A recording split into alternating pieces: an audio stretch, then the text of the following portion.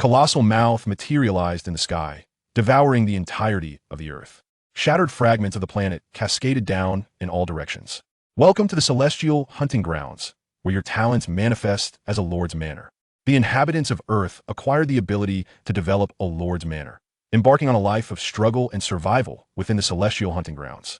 Fang Jie grasped the initial item, a camp conversion scroll, and delicately touched the undead faction with his finger. At the onset, he gained the Undead Mutation Talent, enabling his subordinates to split and increase in value, with the potential for talent enhancement. Chapter 1. The Earth was consumed. As the sweltering summer drew to a close, the weather gradually turned cooler, yet the streets remained bustling with people clad in light attire. Elderly folks sat immovably by the roadside, seemingly unfazed. Another tranquil day, Fang Jie mused as he ambled homeward. Having finally secured a day off, Fang Jie, a young man who had spent over 20 years in his mother's womb, felt no sense of exhaustion from the holiday that others often complained of. Yet, the thought of returning to work the following day weighed heavily on his mind. Look, what is that? Quick, capture it. Suddenly, a voice rang out in astonishment from the street, prompting Fang Jie to instinctively glance upward, his eyes widening in disbelief. What is this? Such an extraordinary sight, truly a rarity. Like the others, Fang Jie retrieved his phone, aiming it at the sky. The once azure heavens had transformed into an expanse of black, not the kind that obscured all visibility, but rather akin to gazing directly at the cosmos beyond the atmosphere. However, amidst this enigmatic celestial realm, a peculiar and bizarre distortion emerged. White waves twisted gradually, coalescing into a massive form, before a fissure opened in the center. This rift widened, resembling a gigantic mouth in the sky, descending toward the earth.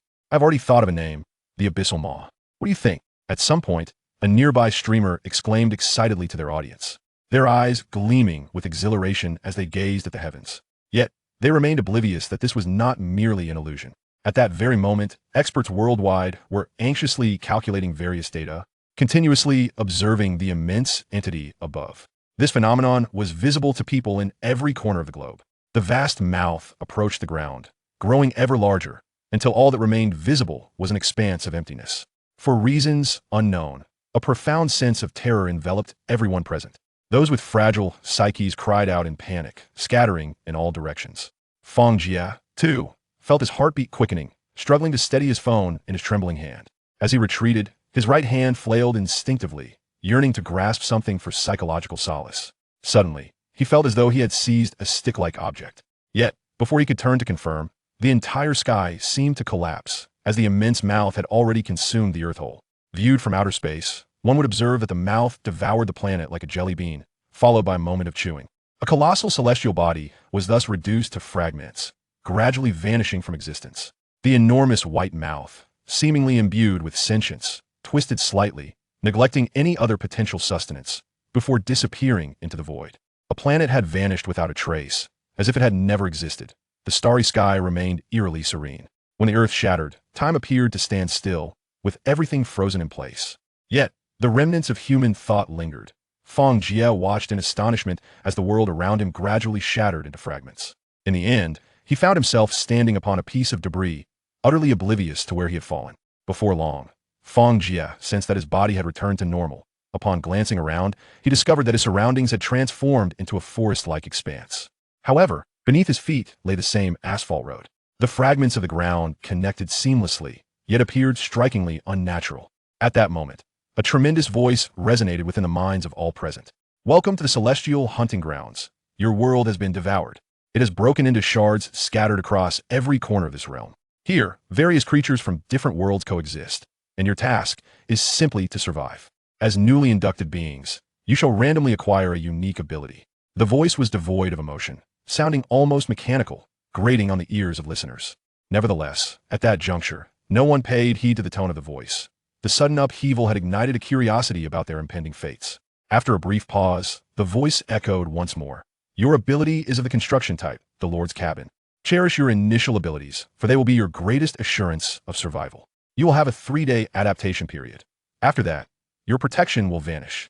Suddenly, the ground trembled behind Fang Jie as a thatched cottage sprang up, its emergence startlingly abrupt. Immediately, a standard circle materialized around the cottage, enveloping it within a radius of approximately 100 meters. This must be the range of the safe zone. As soon as the safe zone formed, Fang Jie noticed something flee in terror, dashing away into the distance. However, obscured by the trees, he could not discern what it was. Subsequently, Fang Jie observed some figures lurking outside, seemingly spying on his location. This is a predicament, Fang Jie muttered to himself. Glancing at his left hand, he found his phone devoid of signal. Once it ran out of battery, it would merely serve as a decorative object. Shifting his gaze to his right hand, he grasped an iron shovel left behind by an unknown individual in his moment of anxiety. Fang Jie quietly uttered an apology before making his way toward the thatched cottage. Regardless, I must enter and investigate. This should be my only refuge. Upon entering the cabin, Fang Jie immediately noticed a panel materializing before him. Lord's Cabin, Level 1. Functional buildings, none. Military forces, none. This is rather rudimentary, Fang Jie thought to himself, and then he spotted a regional chat option, hastily clicking on it. A voice suddenly emerged in this space, and Fang Jie instinctively wished to inquire about the others. Is everyone still alive? Where on earth have we ended up? Who's playing tricks on me? Send me back at once. Do you even know who I am? If someone can protect me and get me back, I will reward them 5 million, declared Wang Xingxing, unwavering in her resolve. A multitude of voices clamored with various exclamations, rapidly flashing before Fang Jie, all seeking to ascertain the current situation. The earth had fractured suddenly, plunging everyone into a state of panic. Ha ha! I have finally arrived in my world. I am the king of this realm. Come forth and worship me. Fang Jie widened his eyes in disbelief. Could someone truly be so naive as to think others would believe such absurdity? As expected, a torrent of scorn erupted from below. Chapter 2. The Camp Transformation Order. After gazing for a while, Fang Jie felt his emotions finally stabilize a bit. It would be prudent to explore what could be accomplished now. If this persisted, he feared he would not endure even 3 days. There was no food here. Not even water, and outside, unknown creatures were howling. If he could not swiftly resolve the pressing issues at hand, it seemed likely that he would not survive the adaptation period. With this thought in mind, Fang Jie began to contemplate the matters concerning the Lord's cabin. Unfortunately, no matter how he examined it, the cabin persistently indicated the absence of resources and blueprints. Although the Lord's cabin possessed the capability to produce farmers, it was futile without resources. Each farmer required 1 unit of food, sufficient for a day's sustenance. With nothing to eat himself, where could he possibly find it? Fang Jie glanced at the iron shovel in his hand. Was he truly expected to venture into danger? A person accustomed to a peaceful society could hardly transform into a valiant warrior overnight, even when suddenly transported to another world. The mere thought provoked trepidation. Suddenly, he noticed an object on the table that resembled a token. The interior of the Lord's cabin was exceedingly simple, consisting of just a bed, a table, and 4 chairs. All operations relied on panels, and actions could only be conducted within the Lord's cabin. As Fang Jie observed the token, a line of text materialized. Camp Transformation Order. Capable of randomly generating 3 distinct camps. The Lord may select one for transformation. The current camp is human. Note: each camp possesses unique advantages and disadvantages. Please choose wisely. Fang Jie casually opened the discussion forum and sent a message. Are there any special items in your Lord's cabin? Special items? Have you lost your mind? If there were any, would we be in this predicament? I need food. I'm starving to death. Is there anyone who can spare me a morsel? Go eat dung. I have some, but I don't know how to send it to you. I've started collecting tree bark. Let us just survive today. Haha, I'm in a supermarket, and there is so much food here. What if I can't finish it all? Oh, I'm really worried about wasting it. One person boasted, only to be met with an avalanche of scorn. To have fallen into a supermarket filled with such resources was a considerable advantage over others. Alas, even if there was food, it could not be delivered. What a pity. That individual continued to provoke animosity, but regrettably, everyone remained anonymous, leaving no way to discern their identity. It seemed that relying on these individuals was futile. Reflecting upon the unreliable netizens, Fang Jie resolved to depend on himself. Gritting his teeth, he decisively chose to use the order. The Camp Transformation Order erupted in a brilliant glow, revealing 3 options. Camp Transformation Order used. Selectable camps: Elemental, Orc, Undead. Elemental Camp, forged from elements, possessing formidable combat prowess and potent elemental magic. However, recruiting units necessitates elemental gems, which are exorbitantly priced. Orc Camp, boasting robust physicality, granting extraordinary melee capabilities, yet weak in magical abilities. Food consumption for recruitment is twice that of the human camp. Note: orcs and humans are hostile camps. Beware of orc recruits devouring the Lord. Undead Camp, bodies forged from death, adversaries of all living beings. Fang Jie contemplated the 3 camps. To forego the transformation would simply preserve the human camp, offering no significant change or advantage. The strength of the human camp lay in learning and cooperation. Featuring various unit types, yet dwindling numbers rendered them ineffective. Most critically, he currently lacked the resources to recruit any units. Regretting not having been near the slaughterhouse earlier, where he might have recruited a few farmers, Fang Jie felt a pang of regret but it was of no consequence. He turned his attention to the other options. The elemental camp held immense power and required no logistics, yet the recruitment of units demanded elemental gems, the nature of which he was entirely unfamiliar with. Venturing down that path would surely lead to ruin without initial resources. Next was the orc camp, which demanded even more resources but boasted considerable combat strength. However, upon reading the note, Fang Jie broke into a cold sweat. These creatures could even devour the Lord? Truly, orcs deserve their ill fate. He glared at this option with disdain. The final option, the undead, was a familiar concept to Fang Jie. As long as there were corpses, the potential for production was vast, relying on sheer numbers for victory. Moreover, it required no logistics. Recruitment likely hinged solely on the presence of corpses. Although he currently lacked food, Fang Jie glanced outside the protective barrier. That area should provide what he needed. Though the undead were the nemesis of all living beings, given the dire circumstances, survival took precedence. Gritting his teeth, he ultimately placed his finger over the undead camp. Confirm, select undead camp. Upon selecting the undead camp, please exit the Lord's cabin. Transformation will complete in 5 minutes. Upon hearing this, Fang Jie hurriedly exited, only to witness the Lord's cabin beginning to transform. The once thatched hut gradually morphed into a gray, withered structure. Surrounding wooden beads adorned themselves with numerous decorations, including some skeletal materials. The entire aesthetic shifted dramatically from a thatched abode to a necromantic style. Acquired unique talent, Undead Fission. Undead Fission Level 1. Unique allows the Lord to split one undead into two.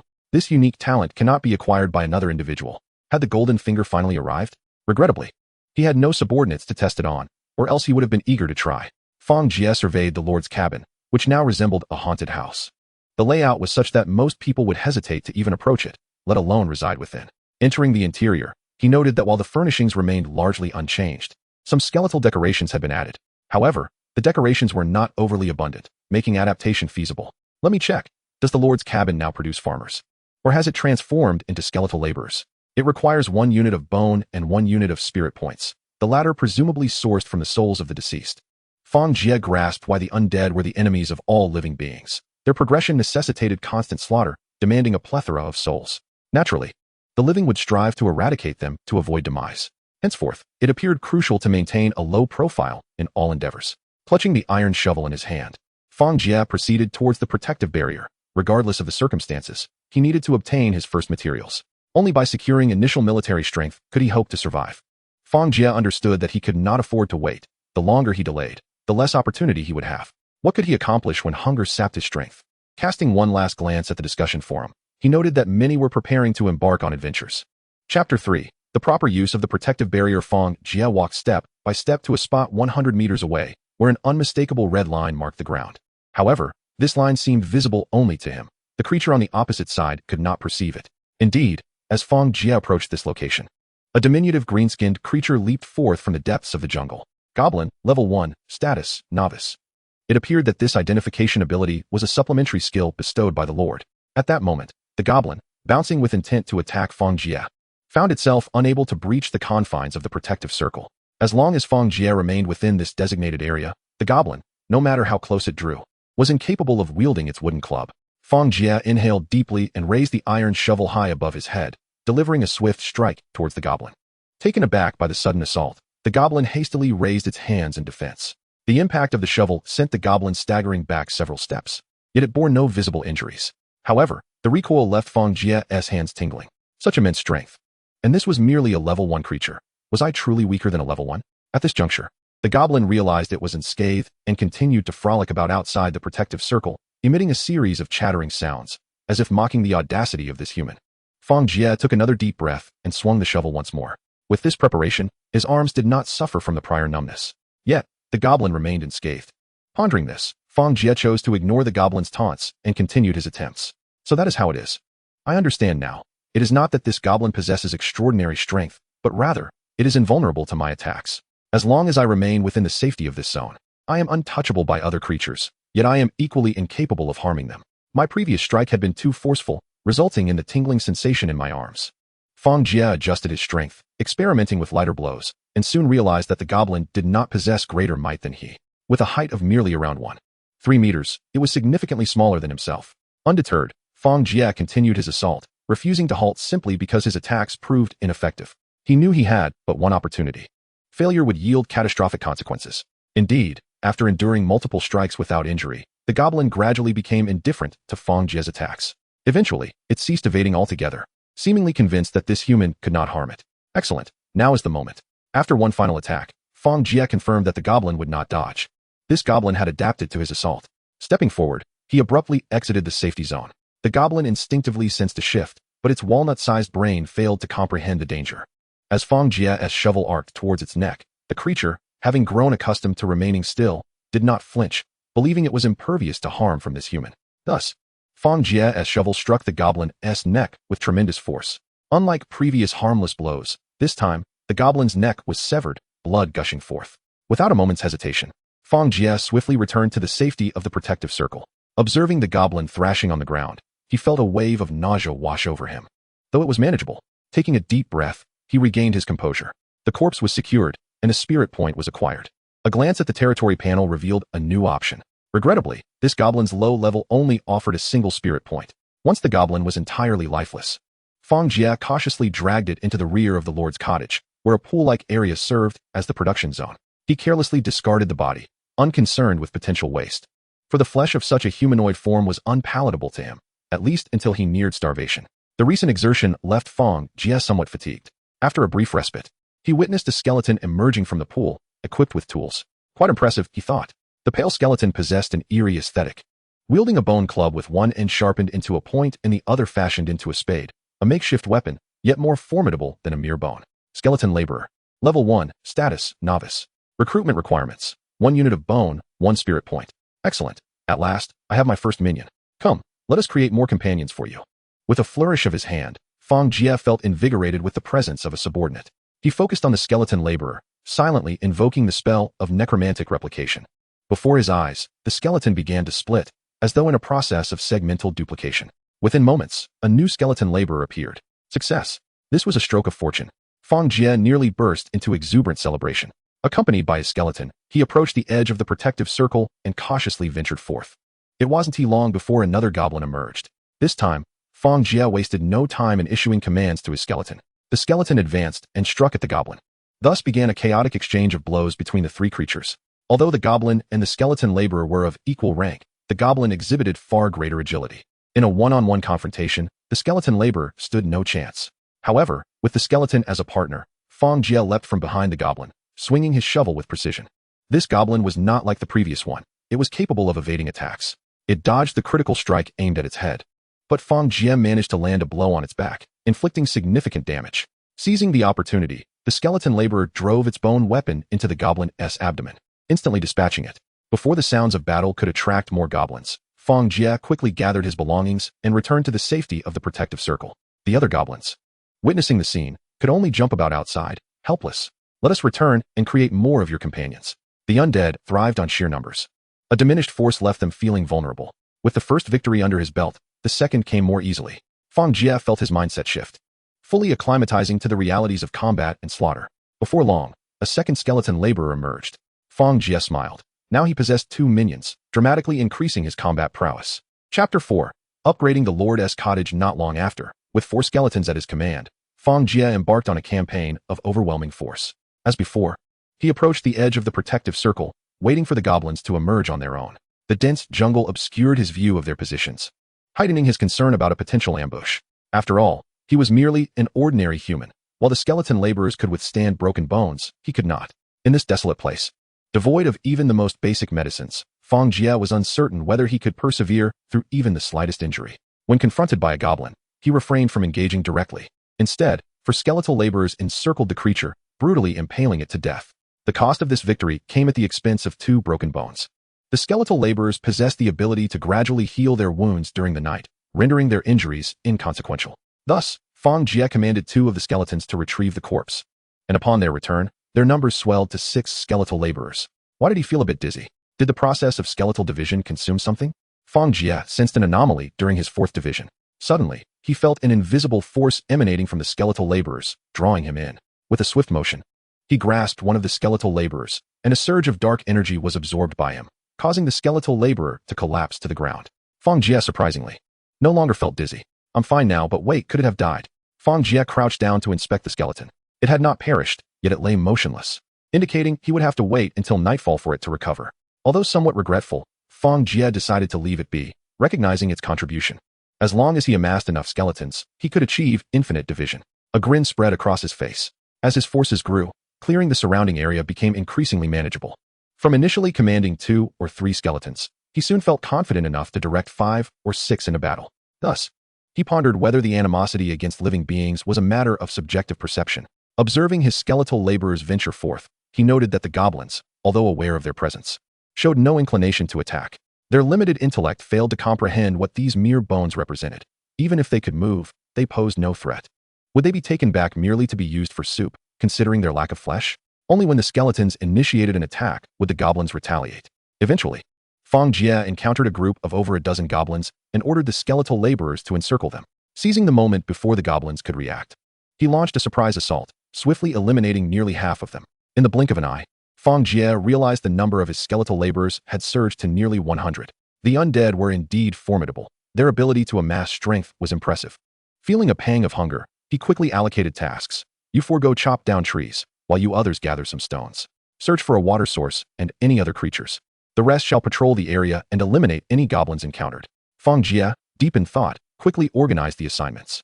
The skeletal laborers, operating primarily on instinct, were not particularly intelligent. Yet, they obeyed commands without question. With nothing better to do, Fang Jie opened the discussion forum to see how others were faring. We just ventured out to explore and lost 2 members. It's perilous out there. 2 dead. Fang Jie's expression shifted as he considered the multitude of goblin creatures outside. Had he ventured out heedlessly, he too might have faced a dire fate. Is anyone nearby? My coordinates are. Whoever rescues me shall be recognized as my leader henceforth. This plea echoed the despair of an individual. I'm a girl, fair-skinned and beautiful, with a charming voice, seeking a benefactor.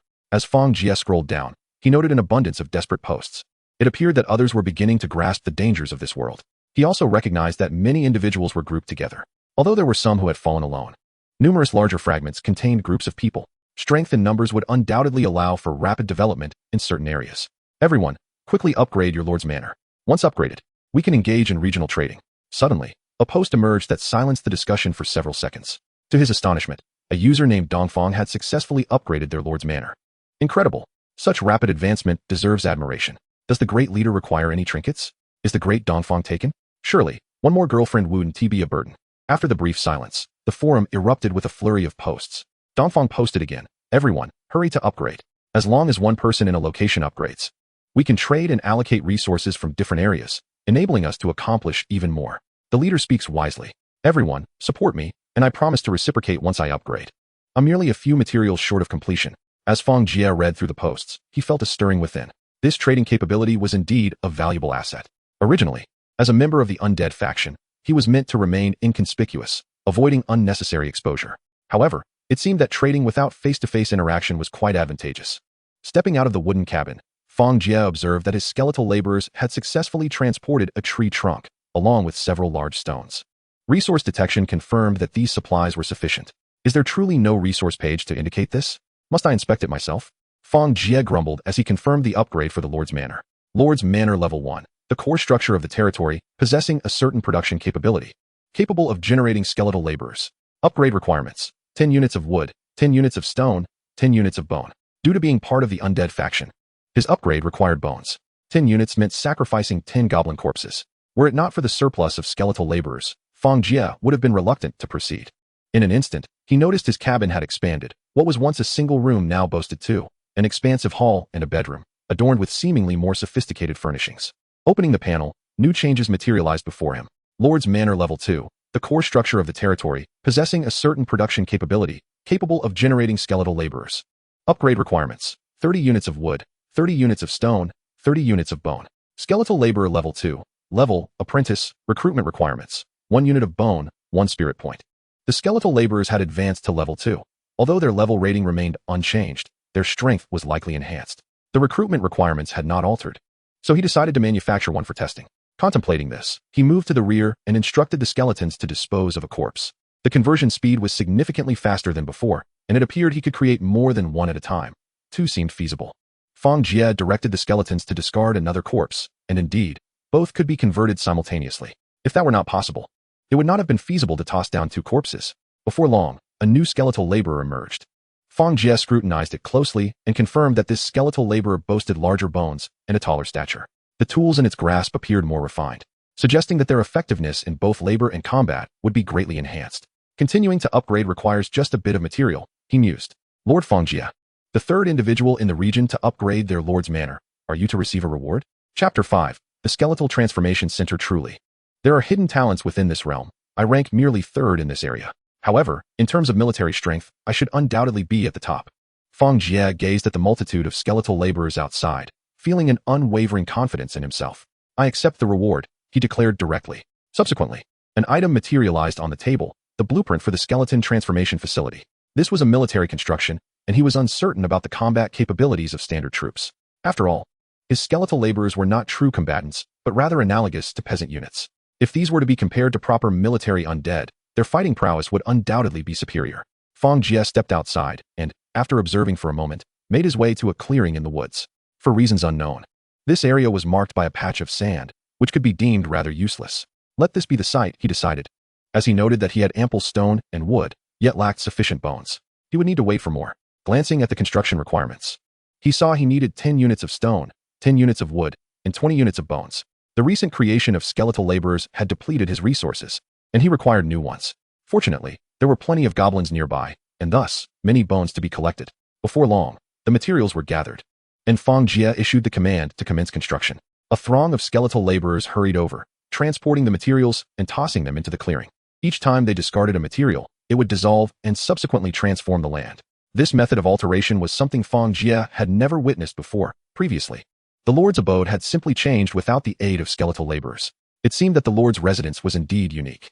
In no time, the skeleton transformation facility was completed. To the untrained eye, it appeared as a vast pit, with bones spiraling downwards into the abyss. Peering into the depths revealed nothing but darkness. Skeleton Transformation Facility Level 1. A structure for converting resources into new skeletal troops. Upgrading requires 50 units of stone, 50 units of bones, and 30 spirit points. Skeleton Soldier Level 1. Rank, Apprentice, Recruitment Cost. 2 units of bones, 2 spirit points. Let us give it a try. 2 units should yield a stronger force. Fang Jie mused, contemplating the level. He decided to conduct an experiment. Soon, 2 goblin corpses were brought in. The area patrolled by the skeletal laborers had expanded significantly, and goblins were becoming increasingly scarce. Moments later, a skeletal soldier emerged from the facility. With a taller stature and more pristine bones, it was evident that the skeletal soldier possessed greater strength. In its grasp was no ordinary bone tool, but a bone sword. Let's see how formidable this combatant is. Fang Jie beckoned, positioning a skeletal laborer opposite the skeletal soldier. The 2 skeletal beings charged at one another, launching into an attack. From the outset, the skeletal soldier's ferocity was unmatched by that of the laborer. How swift and powerful! Fang Jie exclaimed, his eyes widening in astonishment at the soldier's speed, far exceeding his expectations. With a single stroke, the skeletal laborer's head was cleaved in twain. Such a decisive blow would likely obliterate any goblin in its path. Impressive. Truly impressive.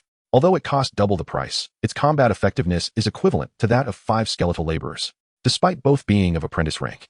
The disparity in strength is remarkable.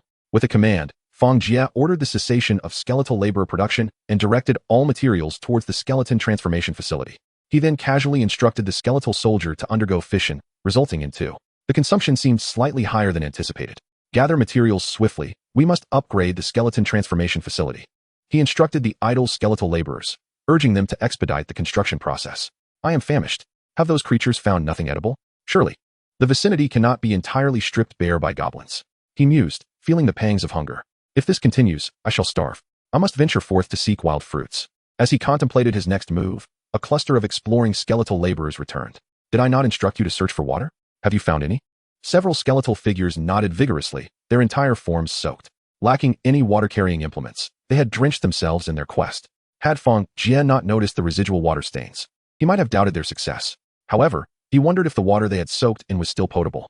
Let us see. It could be fresh. Lord's Abode. Level 2 Functional Building. Skeleton Transformation Facility. Level 1 Military Strength. Skeleton Laborer Level 1. 133. Level 2. 36.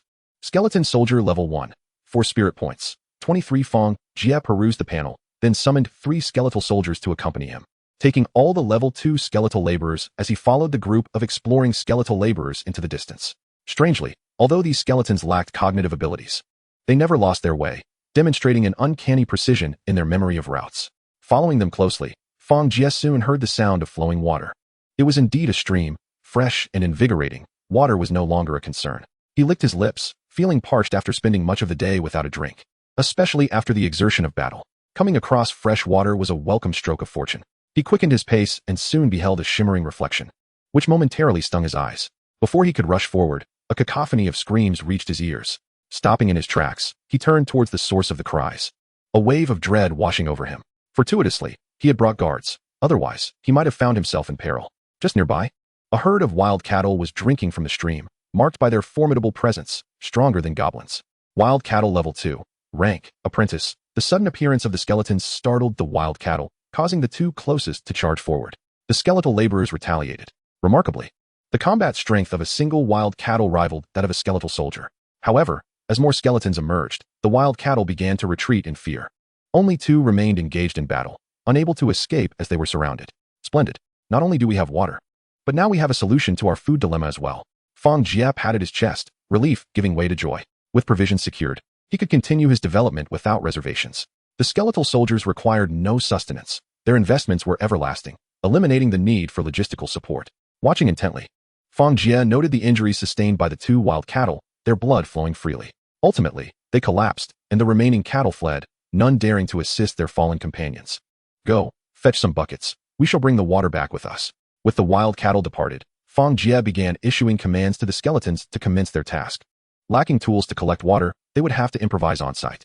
Chapter 6. Blueprint for the material warehouse. As Fang Jie observed the freshly boiled water, he repeatedly licked his lips. The sight of the river had ignited his thirst, but the fear of illness had kept him from indulging until now. Holding a crude cup he had just unearthed, he patiently awaited the water to cool. The skeletal laborers continued to assist in dismembering the two wild cattle, the scene gruesome, which Fang Jie had no desire to witness. After all, it was a task best left to the skeletal laborers. What Fang Jie had not anticipated was that the skeletal laborers excelled in this regard. Perhaps they could not rival the professionals. Yet they certainly did not appear to be novices. Indeed, they were truly representative of a peasant-type troupe. Fang Jie nodded in satisfaction. Subsequently, he opened the discussion forum, observing the fervent debates among others. It had only been a short while, yet so many unexpected developments had transpired. Notably, quite a number had upgraded their lordess cottages, with at least a dozen in total. Though Fang Jie was unaware of the exact number of individuals in this region, he noted that there were merely a few newly opened shops in the trading area. A variety of items were being exchanged there, even down to weeds displayed for barter. Suddenly, Fang Jie's eyes brightened as he spotted a blueprint. It was the blueprint for a resource warehouse, an excellent find. Initially, he had been concerned that the excess beef would spoil if not consumed swiftly. He had contemplated converting some of the surplus beef into jerky, but it now seemed that it could serve as a medium of exchange instead. A resource warehouse should possess some preservation capabilities, even if it did not. At least it would provide a place for storage. Fang Jie was skeptical that such a functional structure would lack any special attributes. Without further ado, he clicked on the shop owned by Lu Liang. Hello, I am Fang Jie. How do you trade for your resource warehouse blueprint? Since the other party had not listed the quantity of goods for trade, Fang Jie had to inquire. The reply came swiftly. Food, anything will do. It appeared they were hungry. Upon entering this world, each person had descended with fragments from their respective realms. The specifics were unclear, but it was evident that many, like himself, lacked water and food. Fang Jie glanced at the freshly organized beef. Surprisingly, a single cow could yield 50 units, and each unit could sustain a person for an entire day. One could not deny the impressive size of the wild buffalo in this otherworldly realm. I have beef. I can trade it for your blueprint, Fang Jie proposed, sending an image of a beef slice grilling on his shovel. Upon seeing the picture, Lu Liang felt his salivary glands begin to tingle. All right, I'll take 30 units. Fang Jie frowned at this audacious demand. Many in various locales were suffering from food shortages. 30 units could sustain a person for 30 days. It was an amount that most individuals could hardly afford. That price is exorbitant. Many people are currently in need of food. Your blueprint is not a true blueprint, but merely a warehouse. It is unlikely to be of use to the average person. This is a blueprint. I possess the only copy in the trading area at present. Furthermore, there were others near the supermarket. If I reach out to them, they will surely be able to provide some. Fang Jie smiled. Then you may try. The supermarket area is densely populated, and surely there are more than just one person who has dropped there. With their numbers, their demand for food will certainly be greater. The other side fell silent. Fang Jie was correct. In fact, Lu Liang had reached out to others previously. If he could offer a higher price, he would have sold the blueprint long ago, as many had contacted him during this period. So what price do you propose? Fang Jie pondered, realizing that offering too low a price might deter the other party. He cautiously sent a tentative message. How about 10 units? That is already quite generous, considering meat spoils over time. The response came promptly. 28 units. That is my bottom line. The two sides remained steadfast, debating for quite some time. As Fang Jie's water grew lukewarm in his hands, they finally reached an accord. Taking a sip of water, he replied, "Agreed, 15 units it is. If it spoils over time, do not hold me accountable." He then uploaded 15 units of beef and set the trading price, which was met with a swift confirmation.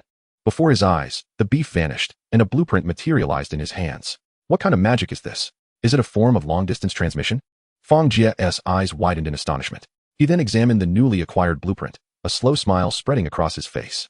He had unexpectedly struck it rich. Lu Liang must have been encountering such blueprints for the first time as well, allowing Fang Jie to seize an opportunity.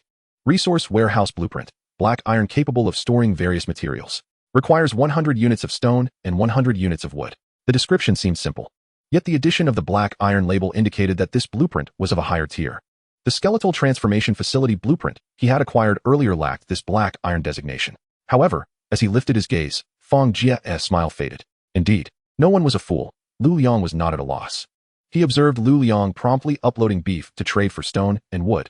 Each portion of beef exchanged for 20 units of stone or wood, and before long, 10 portions had vanished. Such quantities of stone and wood were undoubtedly meant for upgrading the Lord's cottage. This could not be allowed to continue. He could gather wood and stone gradually, but food was a different matter entirely.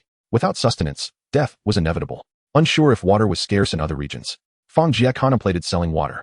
While pondering, he placed a bucket of water in the trading area, setting the price at 20 units of stone or wood. The transaction completed in under 3 seconds. After a moment of thought, he also decided to list some beef for trade, as it was likely to spoil soon. As for food, he had ample manpower and could forage in the forest if necessary. Before long, Fang Jie found himself compelled to step out of the Lord's cottage, as it had become filled to the brim with wood and stone. The resource warehouse needed to be constructed post-haste. With sufficient materials in hand, Fang Jie opted to establish the warehouse behind the Lord's cottage while simultaneously upgrading his dwelling. The beef should be cooked through by now. He would fill his belly first. Approaching the grill, he used 2 sticks as chopsticks, carefully lifting the beef and bringing it to his mouth. The satisfying texture and tantalizing aroma were utterly irresistible. Ignoring the scalding heat, Fang Jie quickly finished the meat, patting his stomach in contentment. He had finally enjoyed a hearty meal. Chapter 7. The first day's development. The flavor surpassed anything he had ever tasted. It would have been even better with a dash of seasoning. Fang Jie savored the memory of the beef, his eyes gleaming with satisfaction. Despite the absence of condiments, the quality of the raw ingredients was simply exceptional. He almost succumbed to the urge to capture all the wild buffalo and turn them into beef. Suppressing that thought, Fang Jie began to examine his status panel. Lord's Cottage, Level 3 Functional Buildings, Skeletal Transformation Facility Level 2, Resource Warehouse Troop Strength, Skeletal Laborer Level 1, 133, Level 2, 50, Level 3, 13. Skeletal Soldier Level 1, 20, Level 2, 2 Spirit Points, 3 Resources, Food 50, Leather 20. Lord's Cottage Level 3, Core Building of the Territory, possessing a certain production capacity, capable of producing skeletal laborers. Upgrade requirements: 80 units of wood, 80 units of stone, 100 units of bones, 50 spirit points, 100 population.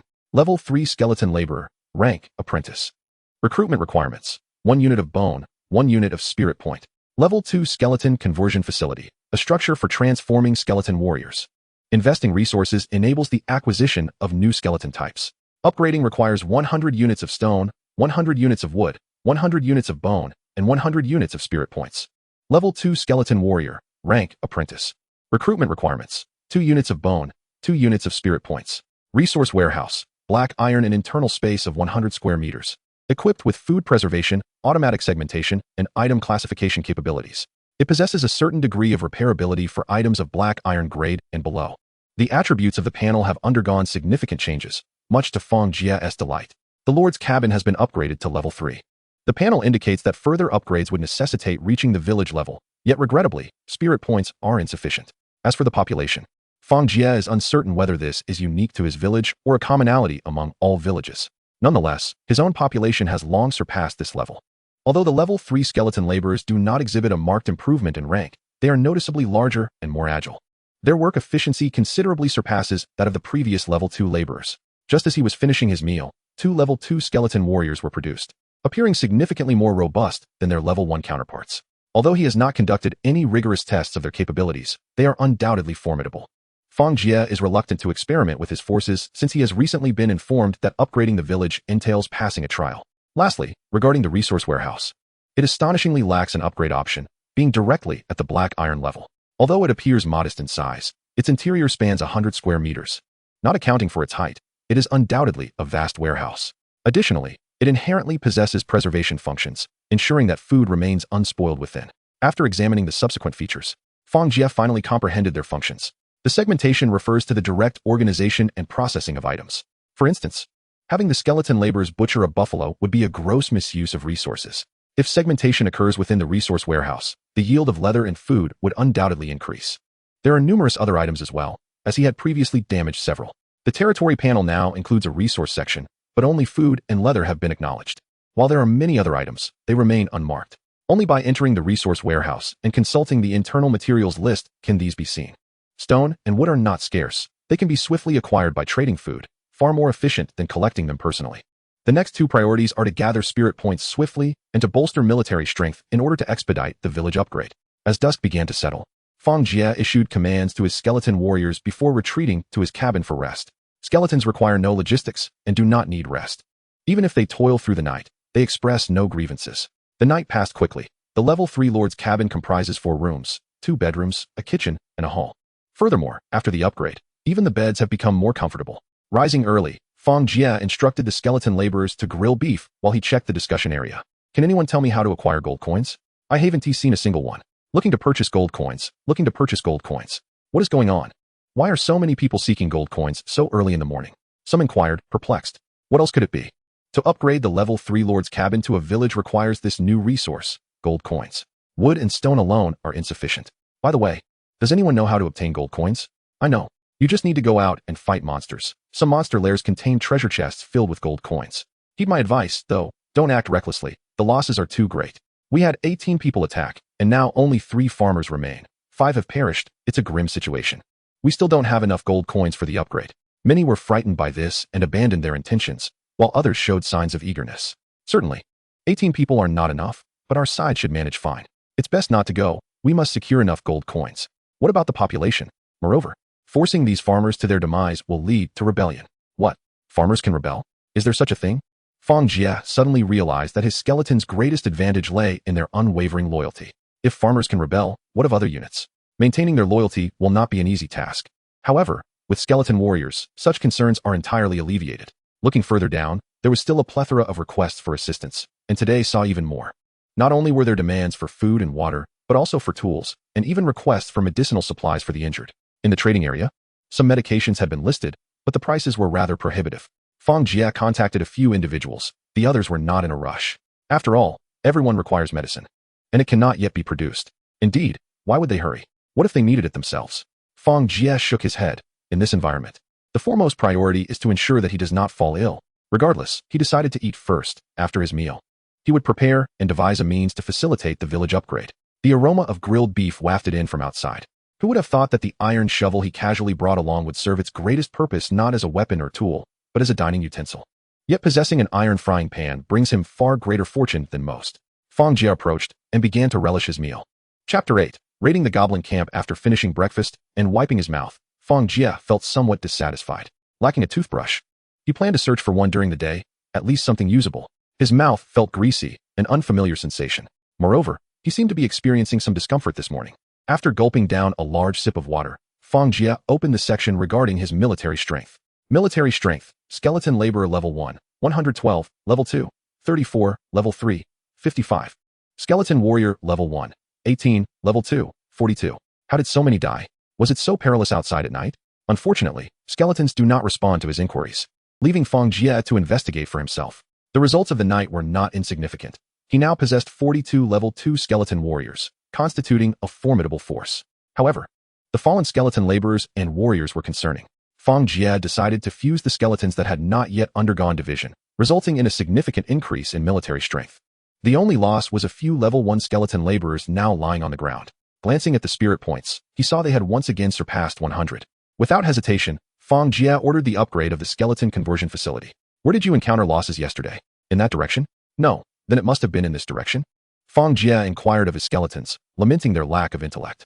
Even posing a simple question required him to guess and infer to ascertain the truth. Oh, so this is the location. Once we summoned the level 2 skeleton warriors, the enemy retreated. It appears their strength pales in comparison to ours. Come, everyone. Follow closely as we embark on a quest to vanquish them, Fang Jie proclaimed loudly. Except for the level 1 skeleton laborers left behind, all other forces were mobilized. The level 2 skeleton laborers trailed behind, while the skeleton warriors formed a somewhat disordered line, proceeding towards the direction where we had suffered considerable losses the previous day. After venturing quite a distance, Fang Jie finally beheld the remains of the fallen skeleton warriors from yesterday.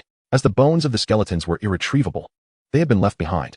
Some bloodstains still lingered on the ground, indicating that the original bodies had likely been taken away. Following the blood trail, we pursued onward. Fang Jie confirmed the direction and led the skeleton warriors further ahead. Judging by the remnants and discarded items at the scene, it was evident that the goblins were responsible for this. As they continued forward, the forest abruptly gave way to a rocky terrain. However, beside them loomed a dilapidated structure, seemingly the ruins of a collapsed building. Could this be debris from Earth? Never mind, I shall investigate upon my return. Fang Jie cast a glance and proceeded with the skeleton warriors. Before long, a cave emerged before him. Hesitating at the entrance for a considerable time, Fang Jie finally steeled himself. One cannot catch a tiger cub without entering the tiger's den. Light a torch, we shall enter. With determination, Fang Jie instructed the skeleton laborers to kindle a torch. This torch was meant for his use. The skeletons did not require vision. A formidable procession of skeleton warriors ventured into the cave, with Fang Jie positioning himself at the center. The cave was not particularly deep. After traversing a short distance, they encountered a bend, which led to the cave's depths. Just as Fang Jie was about to advance, he heard sounds of combat and anguished cries emanating from the opposite side. As he contemplated moving closer for a better view, a dark shadow suddenly darted towards him. It was a slender arrow that struck the stone wall, dislodging a fragment. Too perilous. You all proceed in. You all proceed in. Fang Jie nearly crouched down in alarm. But before he could act, he halted. Such a reaction would be too embarrassing, even with the surrounding skeleton warriors witnessing it. A multitude of skeleton warriors surged past Fang Jie, charging into the cave. As time passed, the sounds of battle within grew fainter. Fang Jie sensed that several of his skeleton warriors had perished, indicating the intensity of the conflict. Once the noise had completely subsided, he cautiously rounded the corner to peer inside. Though the remaining skeleton warriors were not dead, they bore numerous wounds. Fortunately, these injuries were minor and would heal by nightfall. However, the corpses strewn across the ground were numerous. Fang Jie observed at least 200 goblins, both large and small. This could be deemed a victory of the few over the many, Fang Jie murmured. To his own astonishment, he realized that witnessing such a scene no longer troubled him. Had his adaptability become so formidable? This was far bloodier than the slaughterhouse. Enough of such thoughts. Fang Jie gestured forward. Gather the spoils, we shall return. The skeleton laborers promptly moved forward, binding the goblins and dragging them back. After all, they only required bones. The worthless flesh could rot away. As they passed by the ruins, Fang Jie stopped, cautiously advancing with the skeleton warriors to investigate. What misfortune! Fang Jie discovered a stone that had been overturned, revealing remnants of blood. It appeared that when arriving in this world, the inhabitants had been crushed to death by the fallen stones. Clearly, the so-called protective barrier offered no safeguard against such accidents. He found no trace of the Lord's dwelling. It was uncertain whether it had vanished after the Lord's demise or had been destroyed. Fang Jie collected some daily necessities before continuing towards his territory. Upon returning to his domain, he entrusted the corpses to the skeleton laborers for processing, then gathered his forces to set out once more, this time in a different direction. Fang Jie intended to unleash the necessary forces during the daylight hours. This time, he altered course towards the river, which was not particularly wide. Finding a spot where the current was gentle allowed them to cross with ease. Disappointingly, they encountered no herds of wild buffalo this time. However, after crossing the river, Fang Jie spotted a group of goblins engaged in the hunting of reindeer. With a mighty shout, he declared, "Let me handle this. Do not squander my spirit points." He charged forward with a throng of skeleton warriors. The goblins, caught off guard, were met with the onslaught of the skeleton warriors.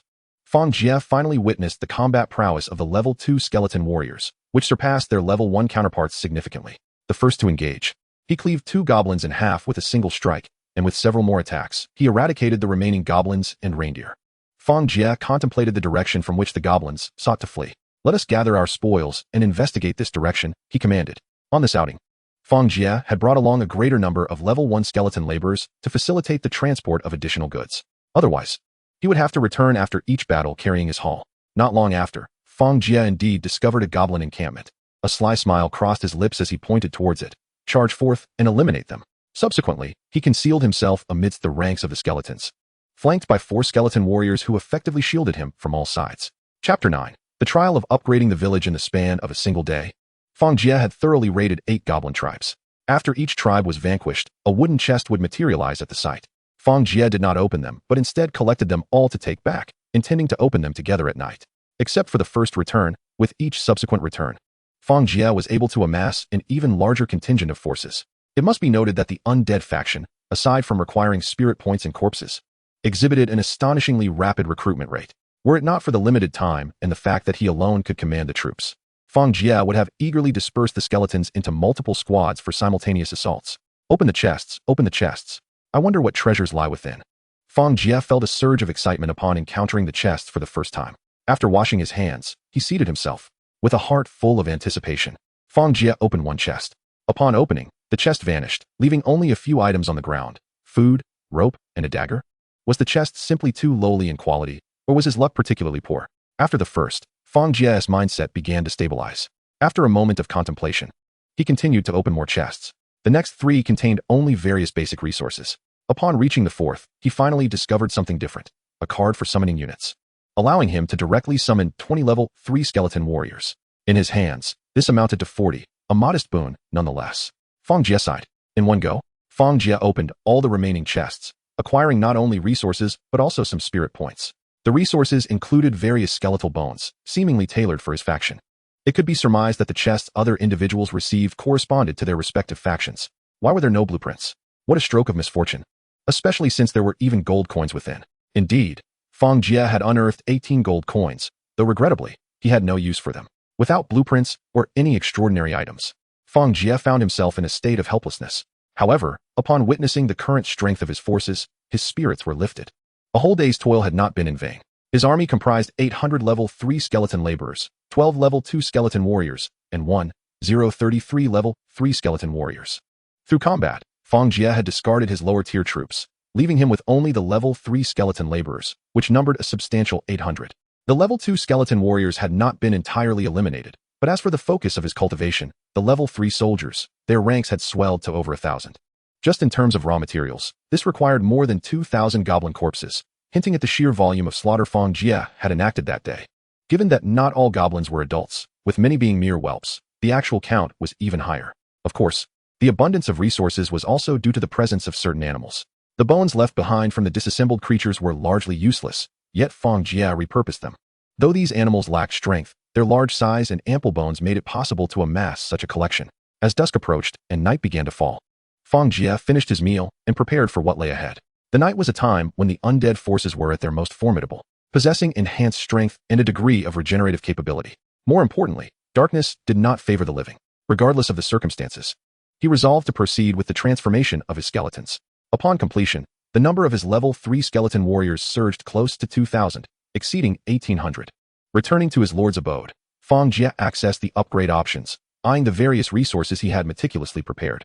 After the sun dipped below the horizon, he opted for the upgrade. However, unlike previous occasions, the lord's dwelling underwent no visible transformation, remaining unchanged. The village had reached the threshold for upgrading. The choice to proceed or face a trial loomed large. Foregoing the trial would result in the loss of the opportunity to awaken the territory's innate talents. Territory talents? What could that possibly entail? Though Fang Jie did not fully comprehend it, he recognized its value. He quickly selected to accept the trial, prompting another notification. Please select the level of the trial: simple, normal, dangerous, hellish, catastrophic. Without needing further persuasion, Fang Jie understood that the greater the challenge, the more bounteous the rewards. However, it was worth noting that the village's initial population requirement was merely 100. His ranks had swelled to nearly 2,000, with over 1,000 being organized troops capable of encircling the village effectively. With this in mind, he bravely chose the highest difficulty, catastrophic. After all, whether he could rise above the rest hinged on this moment. Fang Jie was acutely aware that he lacked a formidable backing or organizational prowess, even in this world. His rapid development stemmed from mere fortune and the acquisition of a particular item. If he did not seize the advantage now, future opportunities might elude him. Moreover, he was not entirely unprepared. Please confirm your choice. Once determined, the trial shall commence. Upon passing the trial, one could opt to switch allegiances. However, remaining within the current faction would strengthen his awakening abilities. Fang Jie narrowed his eyes slightly. It seemed that the option to switch allegiances was not unique to him, and he could only advance before others did. Once they too transitioned, his advantage would diminish. Nevertheless, the matter of factions would likely become less clandestine at that point. Choosing to gamble was indeed the right course. Upon confirmation, another prompt ensued.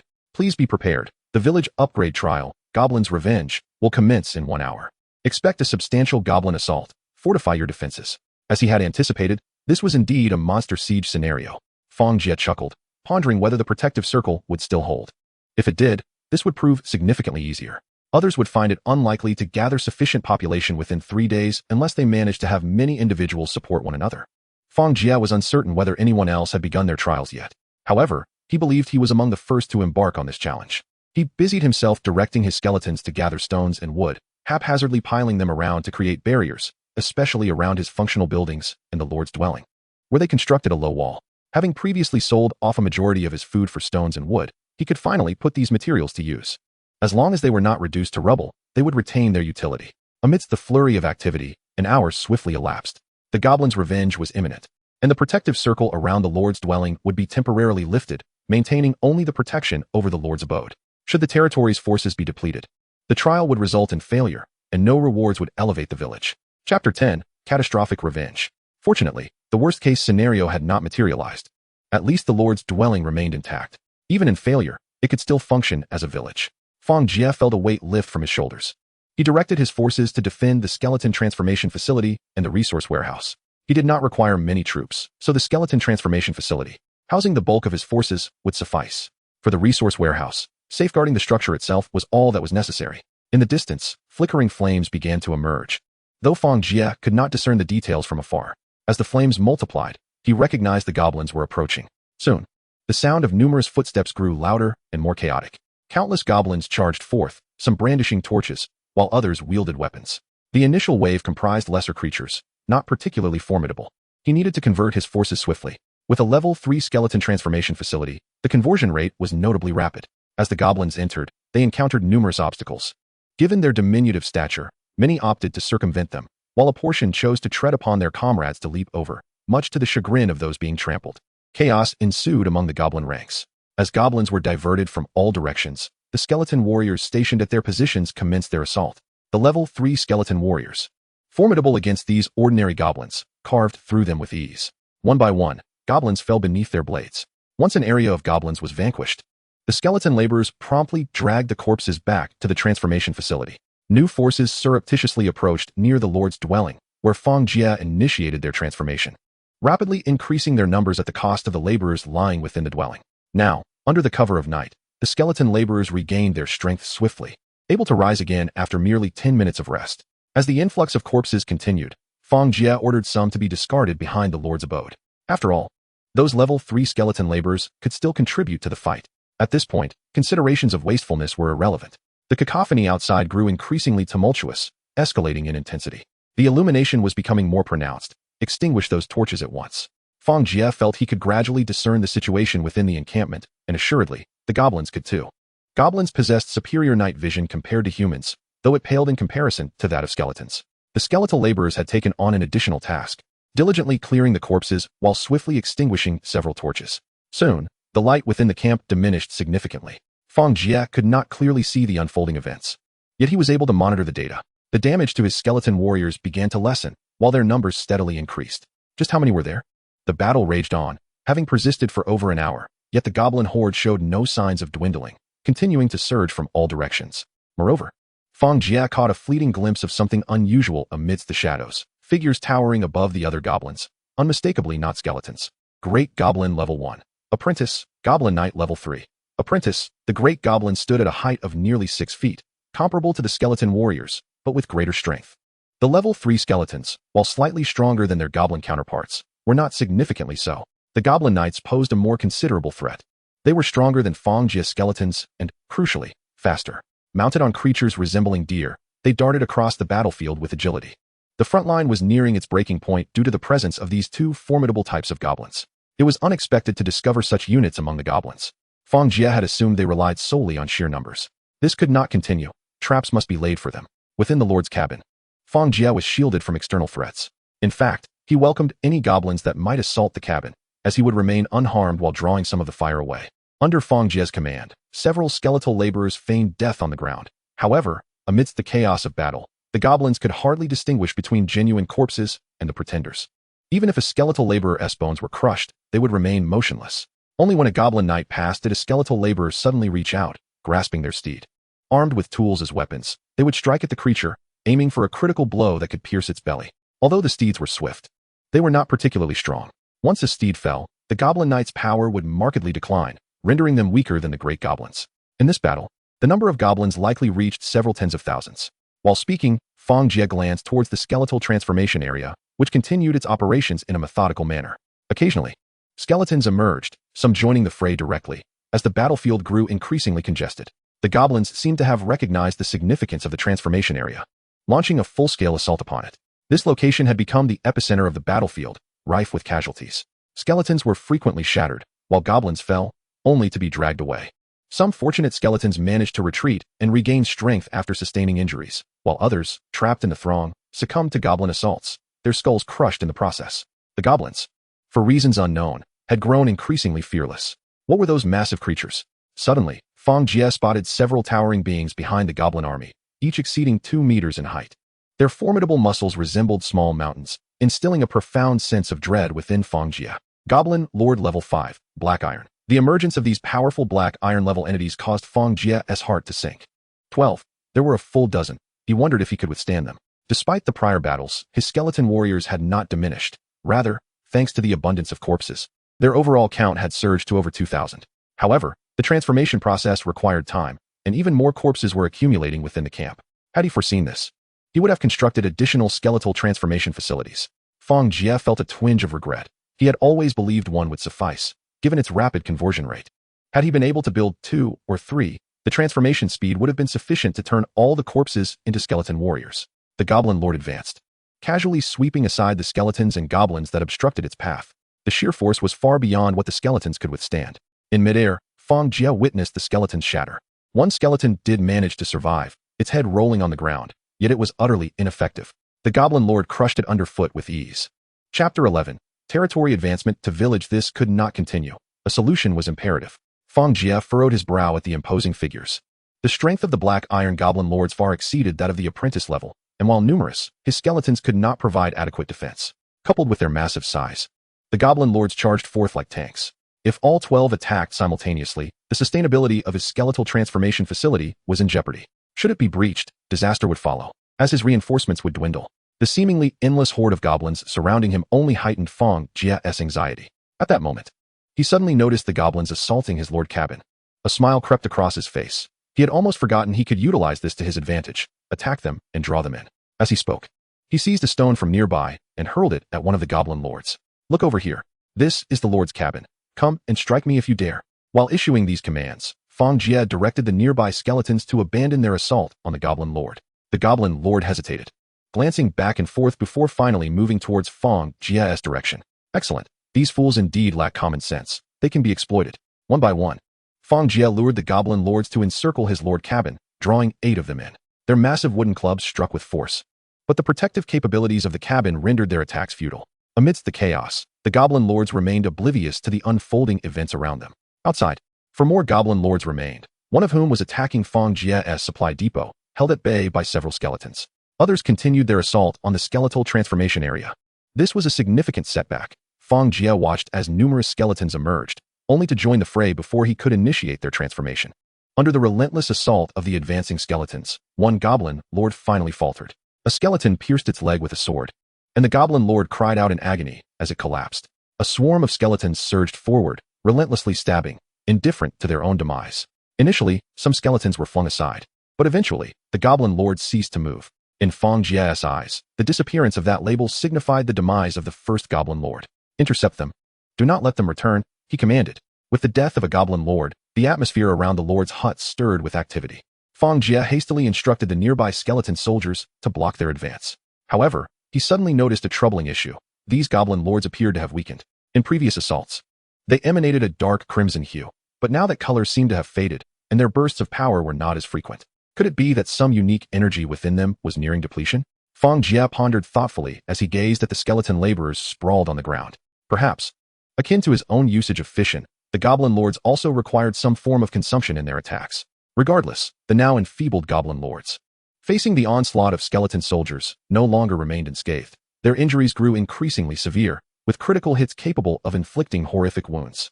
A chilling scream echoed, and yet another goblin lord perished at the skeleton transformation site. Before long, all 4 outside had met their end, allowing Fang Jie to finally lift the blockade on the 2 remaining goblin lords. The goblin lords, devoid of any significant cognitive ability, charged forward without obstruction. Thus, one by one, they were released, and it wasn't long before all the goblin lords had been vanquished. Surveying the surroundings and finding no other threats, Fang Jie exhaled a sigh of relief. Quickly, come over for fission, let us not waste any time, he called out, finally recalling the issue with his skeleton soldiers. A multitude of skeleton soldiers rushed to the lord's hut, and Fang Jie promptly initiated the fission process, absorbing the power from the nearby skeleton laborers as he did so. Unbeknownst to him, the sounds of battle outside gradually diminished, yet he remained intensely focused on the fission. As the calamity level trial concluded and the goblin's revenge came to an end, the lord successfully upgraded the lord's hut to a village. A voice suddenly resounded, rousing Fang Jie from his concentration. Is it over? Finally over. He felt a peculiar numbness spread throughout his body, and upon moving slightly, he experienced a twinge of pain. Sustaining the fission had indeed been a considerable burden on him. Naming, what shall I name it? Fang Jie contemplated before cautiously suggesting, how about Origin? Origin Village has been successfully named, an announcement chimed. Origin Village Level 1. Core building of the territory, possessing a certain production capacity, capable of producing skeleton laborers. Upgrade requires 100 units of hardwood, 100 units of stone, 200 units of bones, 100 units of spirit points, and a population of 500. Skeleton Laborer Level 3, Rank, Apprentice. Recruitment requires 1 unit of bones, 1 unit of spirit points. The materials required for upgrading have now changed to hardwood and stone, indicating that materials indeed possess their own levels. However, why has the skeleton laborer not changed? It remains at level 3, Fang Jie mused, puzzled. Would you like to switch factions? If not, the territorial talents will be strengthened. No switch. He had already transitioned into the undead faction, and given that his talents revolved around undead fission, changing to another faction would render his talents obsolete, thus forfeiting his advantages. If the talents were different, perhaps Fang Jie might have considered a transformation, especially since the undead often incited hostility from the living. Begin selecting talents. Note, a unique level faction talent already exists. The calamity level trial has met the conditions. Will you proceed with the enhancement? After enhancement, the territorial talent will be equivalent to your own talent. Fang Jie deliberated momentarily. If he chose directly, he would likely receive a powerful talent. However, enhancing would augment his existing undead fission talent. Whether this enhancement would prove beneficial was uncertain to him. Forget it, let us enhance. It requires numerous conditions to be met. Surely it will yield unforeseen benefits. At the very least, it should help me conserve some magic power, right? With that thought, Fang Jie opted for the enhancement. Territorial talent, Undead Fission Level 1, Unique. In the next moment, a new talent emerged within the territory. Let us experiment and observe the results. Fang Jie directed a skeleton laborer to toss a material into the skeleton transformation site. Before long, he witnessed 2 skeleton soldiers emerging. Not 1, but 2. Chapter 12. The increasing number of skeleton soldiers.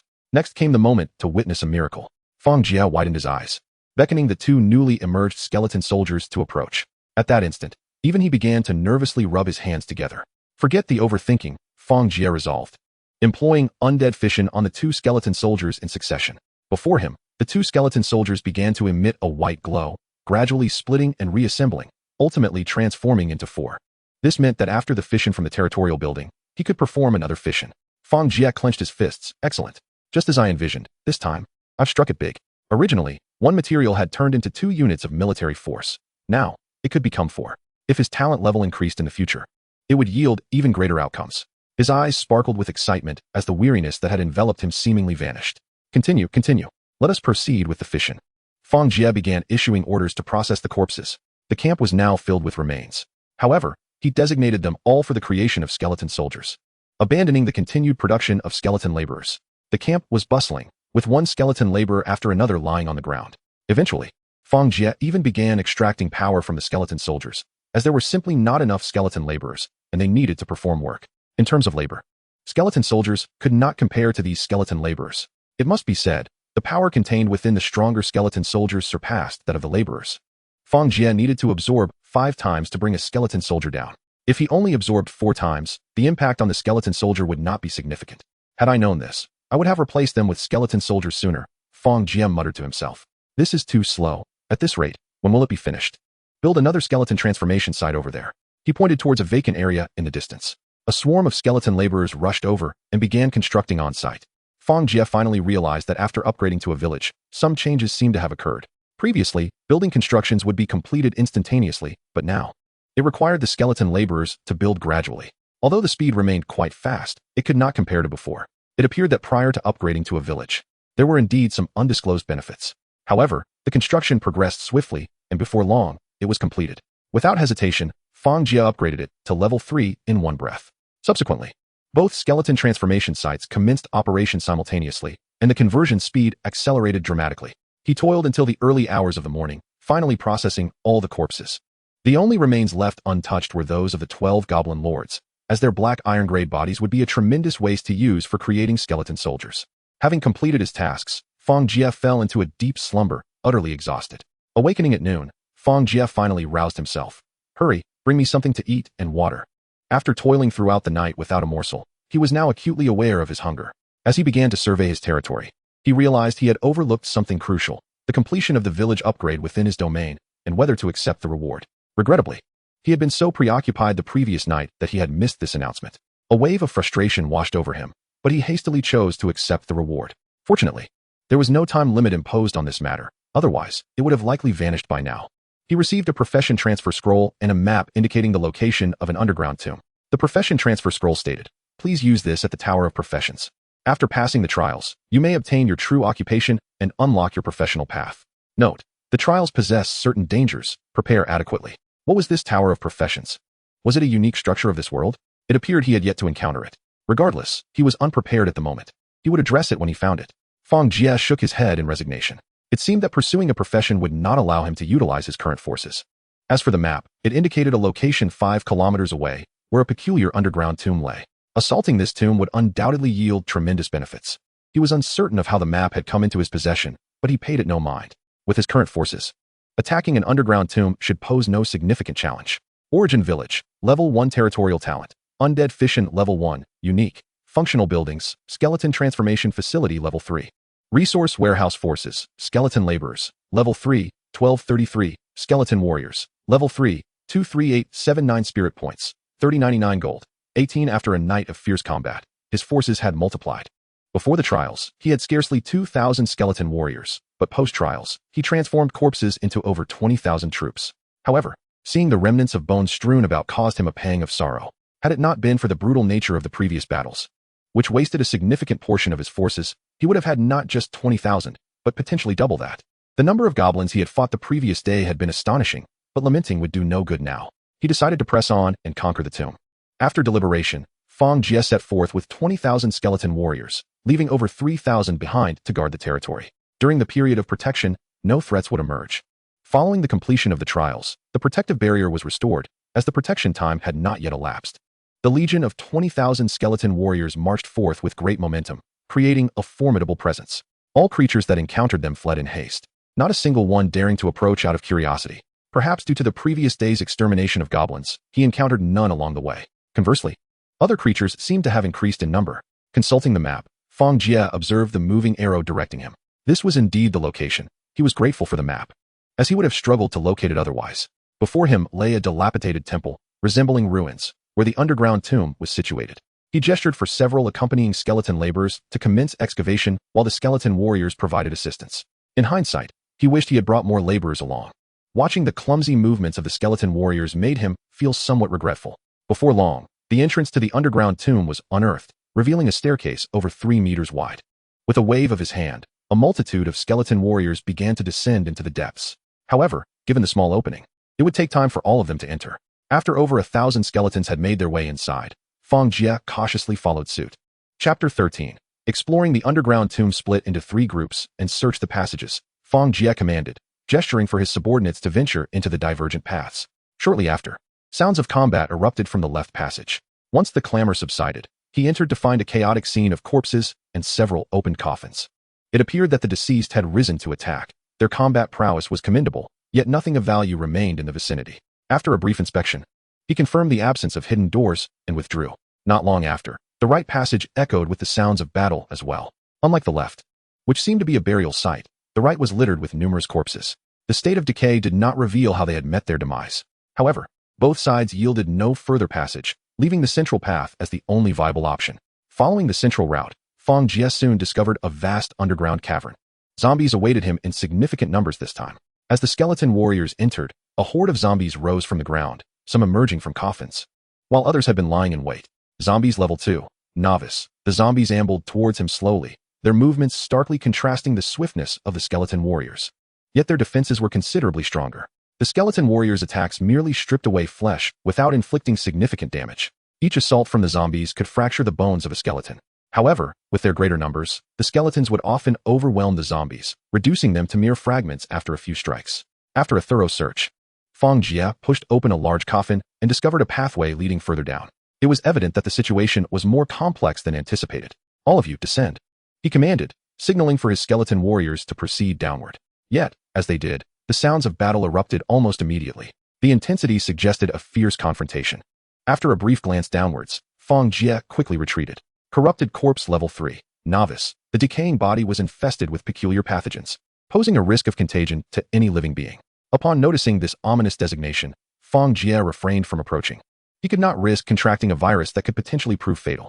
In this realm, medical practitioners and even medicinal supplies were scarce. His safety was paramount. Recklessness was not an option.